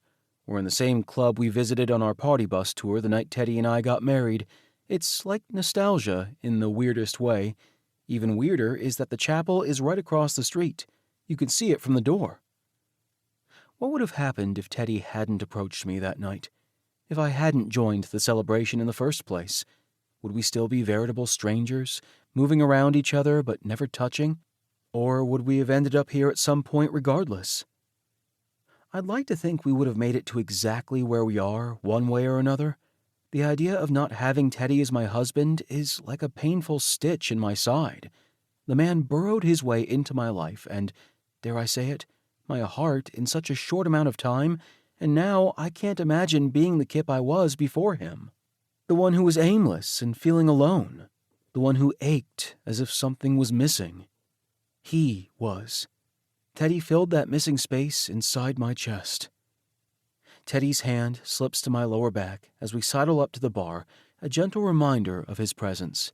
It's crowded and noisy, but my husband's thumb rubbing over my shirt makes it feel as if we're in a world all our own. When the bartender comes our way, his eyes widen. "Holy shit," he says, gesturing between the two of us. "It's you guys." I manage as Teddy, more eloquently than me, says, "What about us?" "You were the two that got hitched out back." Teddy and I exchange a look. "You know about that?" Teddy asks. The bartender turns to his coworker, saying something before waving us around the bar. Teddy and I follow the guy outside, where it's quieter. "I wanted to get this to you, but you guys left before you gave me a phone number," the bartender says, producing his own phone from his back pocket. He unlocks the screen, clicks a few times, and then flips the device our way. A video is playing. My heart does a swooping hop inside my chest as the Teddy on screen drops to one knee, the two of us in the back alley behind the bar. "Kipp," Video Teddy says, his hand holding mine as I stand in front of him, a blue dildo crown on my head and my other hand over my mouth. "I don't know if I believe in love at first sight, but the moment I saw you, I knew you were mine. My heart longed for yours, and it hasn't once stopped. Maybe this is fast, but I can't let you get away. Not when it feels like I'm finally right where I'm meant to be. So if you truly want me to keep you, I will keep you and care for you for the rest of our days. Because I'm yours too. I always have been. Would you marry me?" "Holy shit," Video Me says, apparently in as much shock as real me is. "That was the most romantic thing I've ever heard, dude. Of course I'll marry you. Are you kidding me? Where do I sign?" The image wobbles after that, but Video Teddy stands and swoops me into his arms before it cuts out for good. I turn to my husband, who's blinking at the screen. "You asked me," I whisper. He opens his mouth, seemingly not knowing what to say. I assumed I was the one who asked Teddy. I always thought it was me who roped him into a spur-of-the-moment Vegas wedding, because of course it would have been. I'm not exactly known for keeping out of trouble. But the whole time, it was Teddy. Teddy asked me. "I'm gonna suck your dick so hard later," I inform him. The bartender laughs. "Neither of us remembers this," I explain to him, in case it isn't obvious. "We couldn't remember what happened that night." "No shit," he says, before nodding down at our hands where two gold wedding bands glint in the light. Mine fits perfectly now, thanks to the resizing I had done earlier this week. "But you're still together?" "Yeah," Teddy says, seemingly having regained his ability to speak. "For good." "That's some sappy shit right there," the guy says. "Well, I'm glad I caught you two while I was taking out the trash. Want me to send the video your way?" "Please," I answer, giving him my number. My phone pings a moment later, the video now ours to rewatch again and again. I have got to show this to Alex. Teddy groans. "I'm never going to hear the end of this." "Nor should you," I say, both of us following the bartender back inside, where sound picks up. That was the pinnacle of romance, drunkenly declared or not, and it shall be treasured forever. I'm watching it at our wedding redo, on every anniversary, and any time I'm sad. "You guys need anything before I get back to work?" the bartender asks. Water, Teddy tells him. He nods and walks behind the bar. Teddy turns to me, his hands going to my ass and tugging me tight to his body. I'm glad I asked, he says, lips near my ear. I'm glad for every single thing that happened that night. And I'd do it again, drunk or not. My heart thumps wildly as I lean back, meeting Teddy's gaze. It's kind of perfect, don't you think? You asked me once, and I asked you once. It's like, I don't know, maybe we both really like each other or something. Teddy's lips twitch. Only maybe? Maybe definitely. And just like, he adds, nipping my ear. I groan, a sound that's lost to the club. Maybe love. That's better, he rumbles, turning as the bartender returns with our waters. Teddy uncaps mine, handing it over, and I guzzle it down. Shall we dance? He asks. My gaze pings down to Teddy's shirt, and I cringe. Maybe that can go first. I really don't want to get a hard-on against Alex's face. Teddy raises an eyebrow. And how exactly would your hard-on be reaching my chest? I huff. I don't know what kind of dance moves we'll be doing, Teddy. He shakes his head, but he does tug off the shirt, sticking it in his back pocket and revealing his much classier button-down. I raise an eyebrow, and Teddy rolls his eyes so hard I worry for his brain, but then he proceeds to cuff his sleeves up to his elbows, giving me the most perfect view of his forearms, and all is right in the world. That's the stuff, I sigh. Grabbing my hand, Teddy leads me onto the dance floor, where a few of our partygoers are already enjoying the evening. Without a word, he tugs me against his body and guides me in a close-quarters salsa. There's a wide smile on my face as we move, hips grinding together. When he spins me in a tight circle, I laugh, my body brushing his chest before he tugs me back in. I lose myself for a little while in Teddy's arms. It's just him and me, dancing a rhythm of our own. He's sexy as sin as his hips roll and his feet lead me through the moves, but he's also sturdy. He's a guiding hand, the heat at my back. He's a softly smiling face and the gentle brush of beard hair against my cheek. He's vanilla and spice and the most resilient person I've met. He's comfort. He's home. With him, everything quiets. Everything stills. I think love is different for each person who experiences it. For me, it's peace. It's not wild or chaotic or the thrill of free-falling. It's the hand in my own holding steady, and the knowledge that my bed will be warm tonight because of him. Of course, it doesn't hurt that the man in said bed will likely fuck me unconscious as soon as we get there. I suppose that's just a perk of having a dirty-as-fuck daddy-dom for a husband. What's so funny? Teddy asks, hauling me close. I really don't think you want to know the inner workings of my head, I tell him, grinning wildly. It's a very horny place in there. He snorts, as if I didn't know that already. Good point. I need to use the bathroom, he says. You okay for a minute? Please, I say, scoffing. I'm 29. I can handle myself. He gives me a smirk, a kiss on the cheek, and then heads off the dance floor. Seeing Dixon and Nico close by, I make my way through the throng of people to join them. Hey! I practically shout. Nico gives me an up-nod, waving me in. Dixon, we've never had sex, I say to Nico's beau. Both men still before Nico shakes his head. Dixon narrows his eyes. I'm not offering, I make sure to add, lest Dixon murder me with his gaze. Yeesh, just stating facts. Coming over Sunday? Nico asks me. I nod, feeling a little odd now that I'm dancing by my lonesome in front of Nico and Dixon, as Dixon very blatantly grinds against Nico's ass, his hands on the front of Nico's jeans. Yeah, I say. Is Teddy still invited? Of course, Nico says. You know everyone is dying to meet him. Oh, I'm well aware. All 4 of Nico's sisters have been hounding me endlessly. The sweet little buggers. Do you think we should warn him or let the vultures... Hey, someone cuts in, voice close to my ear. Wanna dance?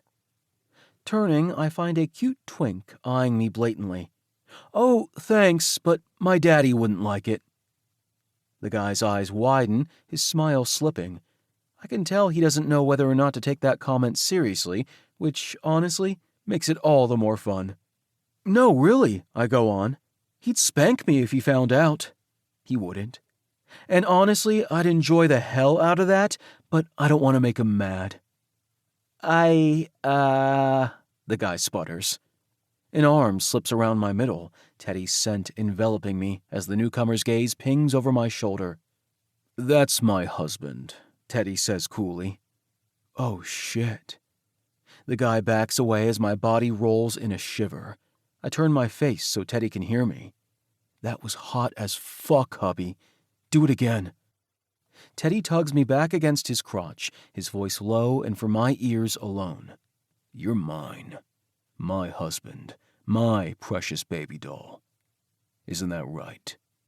Fuck. Yeah. Yep. You know, I never realized I was into the whole rawr me caveman thing until you, I tell him. He huffs a laugh at my ear, hands winding around me as he starts to sway. For a second, I swear I hear him humming that song we first danced to. Content in his arms, I let him pull me along for the ride. So I was thinking, he says after a moment, hands distracting me as they move across my stomach and hip. I always had this idea that a mountain wedding would be nice. I bark a laugh. You did, huh? Mm-hmm, he says, spinning me around chest to chest and pulling me close again, my feet following his hand holding mine as we move. What do you think? Nice mountain backdrop? Something romantic but understated? Pink flowers, maybe? White, I say. Definitely white. A smile curls his lips. White flowers. You, me, our friends, our families. I think it sounds kinda nice, don't you? And maybe someday soon, we could even get that puppy you always wanted. I'd really like that. Starting a family with you. My heart lopes happily inside my chest as I stare at the man I love, who's waiting for my answer. The future he's promising isn't one I have any desire to pass up. In fact, it sounds like all the things I've wanted for a very long time. I lean my cheek against his, feeling his warmth, inhaling his scent. Yeah, Teddy. Sounds pretty damn perfect to me. Epilogue. 3 years later. Kipp. It takes me a moment to process what I'm feeling. 1 minute, I'm dreaming about marshmallows taking over the city for some odd reason. I'm fighting them, because of course I am. And then I'm rolling around in them, and then one is sucking my dick. It's all very confusing. All I know is I'm suddenly awake, the dream wisping away like spun sugar, and I'm horny as shit. There's a hand clasped around my erection, and, oh, God, I moan. Yes, Teddy checks, his cock already buried inside of me. He's thrusting his hips shallowly, lighting me up as I arch back into him. Yes, yes, I say quickly, giving him the reassurance he needs. This isn't the first time Teddy has literally fucked me awake, but we have a system. First, there's the plug I put in before we go to sleep. Not only is it a clear signal to Teddy that I'm up for action in the middle of the night, but it keeps me stretched and ready so he can sink inside my body without waking me to prep. Second is the verbal confirmation the moment I'm lucid. Teddy needs that most, and I have no problem giving it. He lets go of my cock to curl his fingers around my own, his weight pressing me into the mattress. Do you know how much I love this doll? He asks, his cock sinking deep. Do you know how much I love knowing you're mine any goddamn second of the day? I moan against the pillow, not capable of anything else. My dick is hard and leaking, the friction against the sheets torture because it's not enough yet perfect for keeping me right on the cusp. Let me hear you, baby doll. I want to know exactly what I do to you. I turn my face, letting Teddy hear the sounds I'm making. Not that it's a hardship giving the man what he wants. Teddy ruts into me harder, forcing me up the bed. Every time you go to sleep with that damn plug in your ass, I can hardly stand it, he says, voice hoarse and choppy with his breaths. It's like trying to shut my eyes before Christmas. I huff a laugh, groaning as Teddy grinds and grinds and grinds against my ass. Are you saying I'm a present? I ask, my own voice breathy even though I'm barely doing a thing. You are mine to play with, he nearly growls. That's what I'm saying. Fucking fuck. Yours, I agree heartily. Now I'm going to fuck you until I come, he says, chest gliding against my back as he returns to those long, punishing thrusts. And then I'm going to plug you up while my cum is still in your ass, and I'm going to suck you down my throat. Got it? I groan something unintelligible, my balls drawing up. Don't come until my lips are around your cock, sweetheart. Fuck. Teddy, I moan out. He lets go of my hand to circle my cock, squeezing the base tight enough to stop my impending orgasm. I try to thrust against his hold, but the bite to my shoulder has me stilling in an instant. Oh, God, I mutter, the mix of pleasure and pain a wild turn-on. I know he would have slapped my ass if he'd been able, but with the way he's lying half on top of me, one hand on my cock, he couldn't. I don't mind the bite. He releases my shoulder, pressing a kiss there afterwards. Who do you belong to? He asks. You, I breathe. And who makes you come? You do, I gasp out. That's right, baby doll. So be good and take what I give you, every single second of it. And then, once I'm done playing with what's mine, I'll make you come. I nod frantically against the sheets as Teddy holds my cock in a vice grip. He's fucking me so hard I can feel every inch of him, every glide of his dick inside my body. The way his balls slap my skin every time he bottoms out, the grunt he lets out that tells me just how far gone he is. It's intoxicating, all of it, and I surrender myself to the feel of him over me and around me, the feel of my husband holding me tight. Love you, I moan. That seems to do it. Teddy jerks, his seed spilling inside of me in bursts I can feel, along with the swelling and twitching of his cock. I squeeze around him as tightly as I can, and he groans, his hair tickling my neck as he pants against my shoulder. He fucks me shallowly a few more times, enjoying the slick of his cock through the cum he left inside me. We ditched the condom shortly after our second wedding. I haven't regretted it once.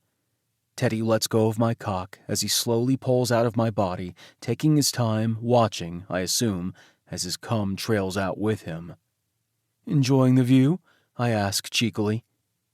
I never did say I was good at behaving. Frankly, I think Teddy likes it all the more. It's a gorgeous sight, he retorts, the end of his cock leaving me in a wash of cold air. Teddy's fingers run around my rim, pressing shallowly inside before I feel the unmistakable end of the plug. He slips it into my body easily, giving it a wiggle that has me groaning. Do you like keeping me inside of you, doll? Love it, I slur. Teddy rolls me to my side and slips down in front of me. I look down just in time to see him giving me a wicked grin, and then he tucks his arm over my hip, tugs me in close, and swallows my cock. My shout fills the room, my hand flying to Teddy's head as I struggle to calm my hips. Teddy holds me in place, his head bobbing up and down as he controls the pace, which is so damn fast it leaves me dizzy. I'm gonna come, I mumble. Holy shit, gonna come. He pops off my dick just long enough to say, Good, baby doll. Come down my throat. Then he's back on my cock, his hand slipping between my ass cheeks and pressing the plug. I'm off like a rocket. I shoot down Teddy's throat as he sucks me dry, his lips and tongue feeling like the best sort of heaven. How this man is capable of controlling my strings with a few choice words or touches, I don't think I'll ever know. I swear he understands me better than I understand myself. But you won't hear me complaining about it. I love the way he takes control, the way he takes care of me. Thought you were a marshmallow, I mumble sleepily. Teddy pops off my cock with an obscene sound, sliding up the bed to kiss me. I moan into his mouth as he shares my taste, his hand gripping my hair tight. He gentles his hold after a moment, his kiss slowing. A marshmallow? He finally murmurs against my lips. I answer eloquently, already slipping back under. Come here. Let me squish you. He chuckles as I wrap my arm and leg around his body, plastering myself against his front. Don't forget, we have brunch with Nico's family in a couple hours. Shh, I tell him, stuffing my face against his chest and giving him a pat. Sleep now. He presses a kiss to my forehead, and I float away. Mon chéri, look at you, so handsome, Teddy's grandma says, giving me a smile through our video call. I can practically feel her small arms around me, even though it's been months since our last visit. Hi, Grandma Elle, I say, waving. It's good to see you. Cub, needing to get in on the action, clambers over my lap, tilting his head back and forth as he stares at the screen, likely trying to figure out how one of his favorite people is inside my phone. And hello, little chio, Grandma Elle says, using the French word for puppy, even though Cub is 2.5 now and nearly bigger than me. I had no clue the tiny ball of brown fur we adopted from the pound would turn out to be partially Bernese mountain dog. Luckily, Cub is as sweet as he is big and rarely ever causes a problem. Aren't you looking so handsome? Grandma Elle coos. Cub preens, wagging his tail. I push his butt out of my face as Teddy's grandpa appears on screen, taking a seat next to his wife. Is that Kipp? He says. I wave from around the ball of fur. Ah, hello, Kipp. Did you try that tomato sauce recipe I sent? I huff a laugh as Teddy shakes his head from within the kitchen. He's putting away the remnants of our dinner. I did. Thanks for sending it. It was delicious. Grandpa Luca looks pleased. Where is our Theodore? Right here, Papa, Teddy answers, sitting beside me and Cub, just inside the frame of the video call. Happy anniversary, Grandma Elle says. Thanks, Momo, Teddy replies, his arm coming around me as Cub licks his face. Technically, it's our second third anniversary. I keep track of both. There's the anniversary of our first marriage, the kinda, sorta, definitely accidental one. Even though neither Teddy nor I remember it, it still counts. It's what brought us together, after all. Then there's the anniversary of our quote-unquote real marriage, the one we had in front of our family and friends exactly 3 years ago in the fall at Red Rock Canyon. It was a gorgeous night, the temperature a little cooler and the sunset casting a beautiful glow over the red rocks. We had white flowers, the mountains as our backdrop, just like I always wanted, and everyone we loved was there, including Grandma and Grandpa Lavoie. Neither Cameron nor Anthony were invited, of course, and no one from my immediate family came. In fact, I haven't heard from any of them in years, apart from a couple unpleasant texts from Vaughn before I finally blocked his number. It's okay, though. I have a wonderful family of my own with Teddy, his grandparents, our sweet Cub, the Adamuses, heck, even my work crew and the wacky bunch at Elite 8 Studios. I wouldn't trade any of them for the world. Teddy and I spend a good while catching up with his honorary parents. We'll see them again shortly for Thanksgiving. Christmas this year will be spent at Mama Adamus's house. We'll let you two enjoy the rest of your night, Grandma Elle says. Bisous. Kisses, Teddy and I reply in unison. As the call ends, I give Cub a good scratch. His tongue lolls out, doggy breath fanning over my face. You know what time it is, I say excitedly to Teddy. His lips twitch, but he stops my hand as I reach for the remote. I thought we could do something a little different this time. But, I pout, our videos, Teddy. We always watch our videos. Trust me?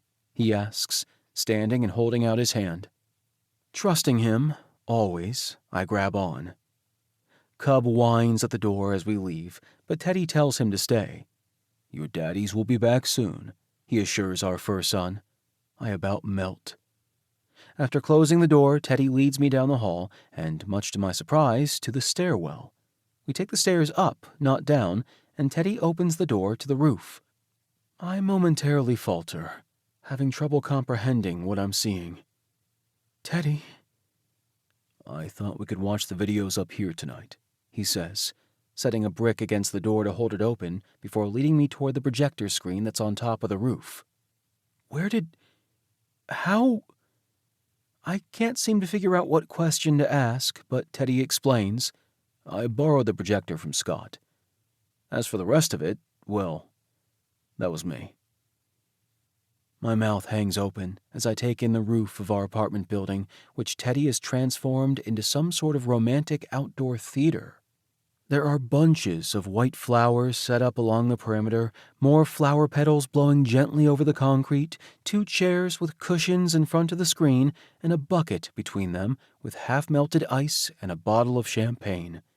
He must have crept away while I was finishing our dinner, the sneaky man. Shit, Teddy, I mumble. Come on, he says, a soft smile on his face. We take seats, and Teddy cues up the first video, the one where he proposed. I can't help but laugh as I watch Teddy's short speech for what must be the 100th time. How were you so eloquent while drunk? I wonder aloud. Talent, he says, winking at me and handing over a glass of champagne. Our wedding day is next, the one in the mountains. It starts off with some video footage of the prep we did that day. Teddy getting ready with a whole bunch of rowdy porn stars, me with Nico and his sisters. Even though we watch it yearly, it never gets old. I twine my hand with my husband's as we sip our champagne. The ceremony is next, although it wasn't official. We were already married by that point, but this was us doing it right. Doing it with intention. Scott is the one who officiated. When Teddy sold his shares of Louvois and Louvois, he sunk a big part of the money he gained into helping expand the LGBTQ+ community center. He works there several days a week now, having cut his hours back at the studio, and, of course, he still takes on pro bono cases whenever they pop up. As for Scott, he's become a good friend to us both, and he even helped me convince Teddy to wear his Aquaman costume again for Halloween last year. The man was so hot, he had to pull me away to a private room during the middle of the party because I couldn't stop groping him. The subsequent spanking/fuckfest was memorable, to say the least. Oh, this is my favorite part, I tell Teddy, as our on-screen doppelgangers walk down the aisle, hands entwined and the mountains in front of us. The sun was already beginning to set, the same way it is now. Teddy's hand squeezes mine in real time as we watch our vows in silence. I mouth along, having them memorized at this point. Kipp, when I was young, I had this idea in my head of what I wanted my life to be. Family was important to me, and I wanted to create one of my own, to add to what I had. When I met you, I could see it. I could see us cooking in the kitchen together, or lying down to watch TV. I could see us sharing a home, a life, our hearts. I was scared to go after that dream, but you broke through my fear, and not a day goes by that I'm not thankful for that. I wipe my face, chest squeezing tight as past Teddy continues to speak. When I think of my future, I think of you. You, me, the family we've created. I think of jogs through the neighborhood and dancing with you next to the couch. I think of all the little alongside all the big. Most of all, I think of loving you. It's been a privilege to call you my husband. And if you'll accept my hand once again, I promise you, I won't ever take the future you and I are building for granted. I love you, Kipling Delaney Louvois, and I want to spend the rest of our lives with you by my side. Teddy squeezes my hand again, pulling my chin around to give me a kiss. Love you, he mutters. I nod, my eyes welling as past me starts to speak. Teddy, God damn it, I'm gonna mess this up. You were so perfect, and here I am already swearing and going off script. Our guests chuckle in the video as real Teddy snorts beside me. Okay, here's the thing. I love you a lot. Like, it's hard to put into words. When you're a kid, you see couples who kiss or hold hands, and you think, oh, that's love. And when you get a little older, there's sex, and everything gets more complex than that. And holy fucking shit, I'm talking about sex in our wedding vows. More laughing from our guests. I groan, slumping in my chair. But no matter how much you look at romantic love from the outside, you can never understand what it means until you live it. Until you feel that swoop in your chest that's unlike anything you've ever felt before. Until you realize it's about more than holding hands and kissing and sex. Love is unique. It's not the same for any two people. For me, love is you. It's the way you make me feel. It's the way I feel for you. Teddy, I love you so much. It's big and it holds me safe, and I want you to know I'll hold you safely too. Your love is safe with me. Theodore Maxwell Lavoie, I would be honored to become your husband. Again. I'd do it 10 times over. Although, really, let's just do it this once. Who knows what I'd say next time? I huff a laugh, watching happily as Scott leads us through our I do's. Never gets old, does it? I say. Teddy's eyes are warm as he takes my champagne flute, setting it aside. No, it doesn't. Dance with me? Right now? I ask, a grin on my face. Teddy gives me a gentle tug. Right now. I let Teddy pull me to my feet, and he immediately guides me close, his hand in mine, his other on the small of my back, as we sway together in a slow-moving salsa. Our first dance starts on screen, past and present colliding, and music floats over the rooftop as the sky turns a hazy shade of pink, reminiscent of the mountains. I sigh, laying my head on Teddy's shoulder, the heat of him warming me through. My salsa-dancing, dog-dad, daddy-dom, French-speaking Canadian with horrible taste in maple syrup, I mumble happily. You're quite a mouthful. Literally. You know that? Teddy chuckles, his chest shaking against mine. Say something for me in French, I request. He hums, spinning us around. Mes goûts et matières de syrup d'érable sont bons, mon petit peut-être. I shiver a little. Sexy as fuck. What did you say? My taste in maple syrup is fine, my little potato. I bark a laugh. My life with you is going to be interesting, isn't it? Are you saying it's not already? He asks. No, it definitely is, I reply, lifting my head so I can see his face. It's such a good face. Soft brown eyes, warm smile. My lovely Teddy. I mean, look at all this. I wave a hand around the rooftop for emphasis. It's wonderful. I just mean, the life I have with you feels right. Yeah? He says softly. The song in the video is ended, but Teddy keeps his hand in mine, moving us to a silent beat. Yeah, I answer seriously. Teddy, you've never once tried to change me. We both know I'm a bit of a chaotic mess, and honestly, I don't think I could be different even if I tried. But no matter what I say or do, you just smile and kiss me sweetly. You embrace me, and yet you keep me grounded too. There aren't enough ways to say thank you for that.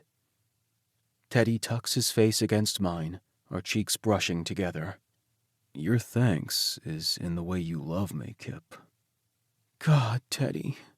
I blow out a breath, chest oh so tight. Will you promise me something? He asks. Anything.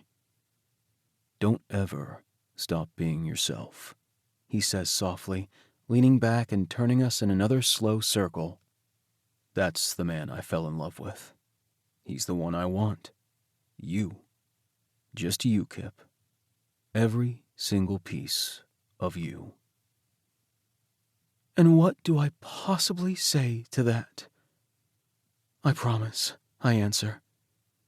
Teddy's lips twist into the gentle smile I know so well, and as the sky sinks into night and the Teddy and Kipp of 3 years ago toast to many years together, I hold my husband in my arms, knowing there's nowhere else I'd rather be, and no one else I'd rather be with. My hubby? Yeah. Turns out he's the one. The absolute love of my life. How fricking lucky am I? The end. This has been Teddy, Elite 8 Studios Book 5. Written by Emmy Sanders. Performed by Nick J. Russo. Copyright 2024 by Emmy Sanders. Production copyright by Emmy Sanders. Thanks for listening. Audible hopes you have enjoyed this program.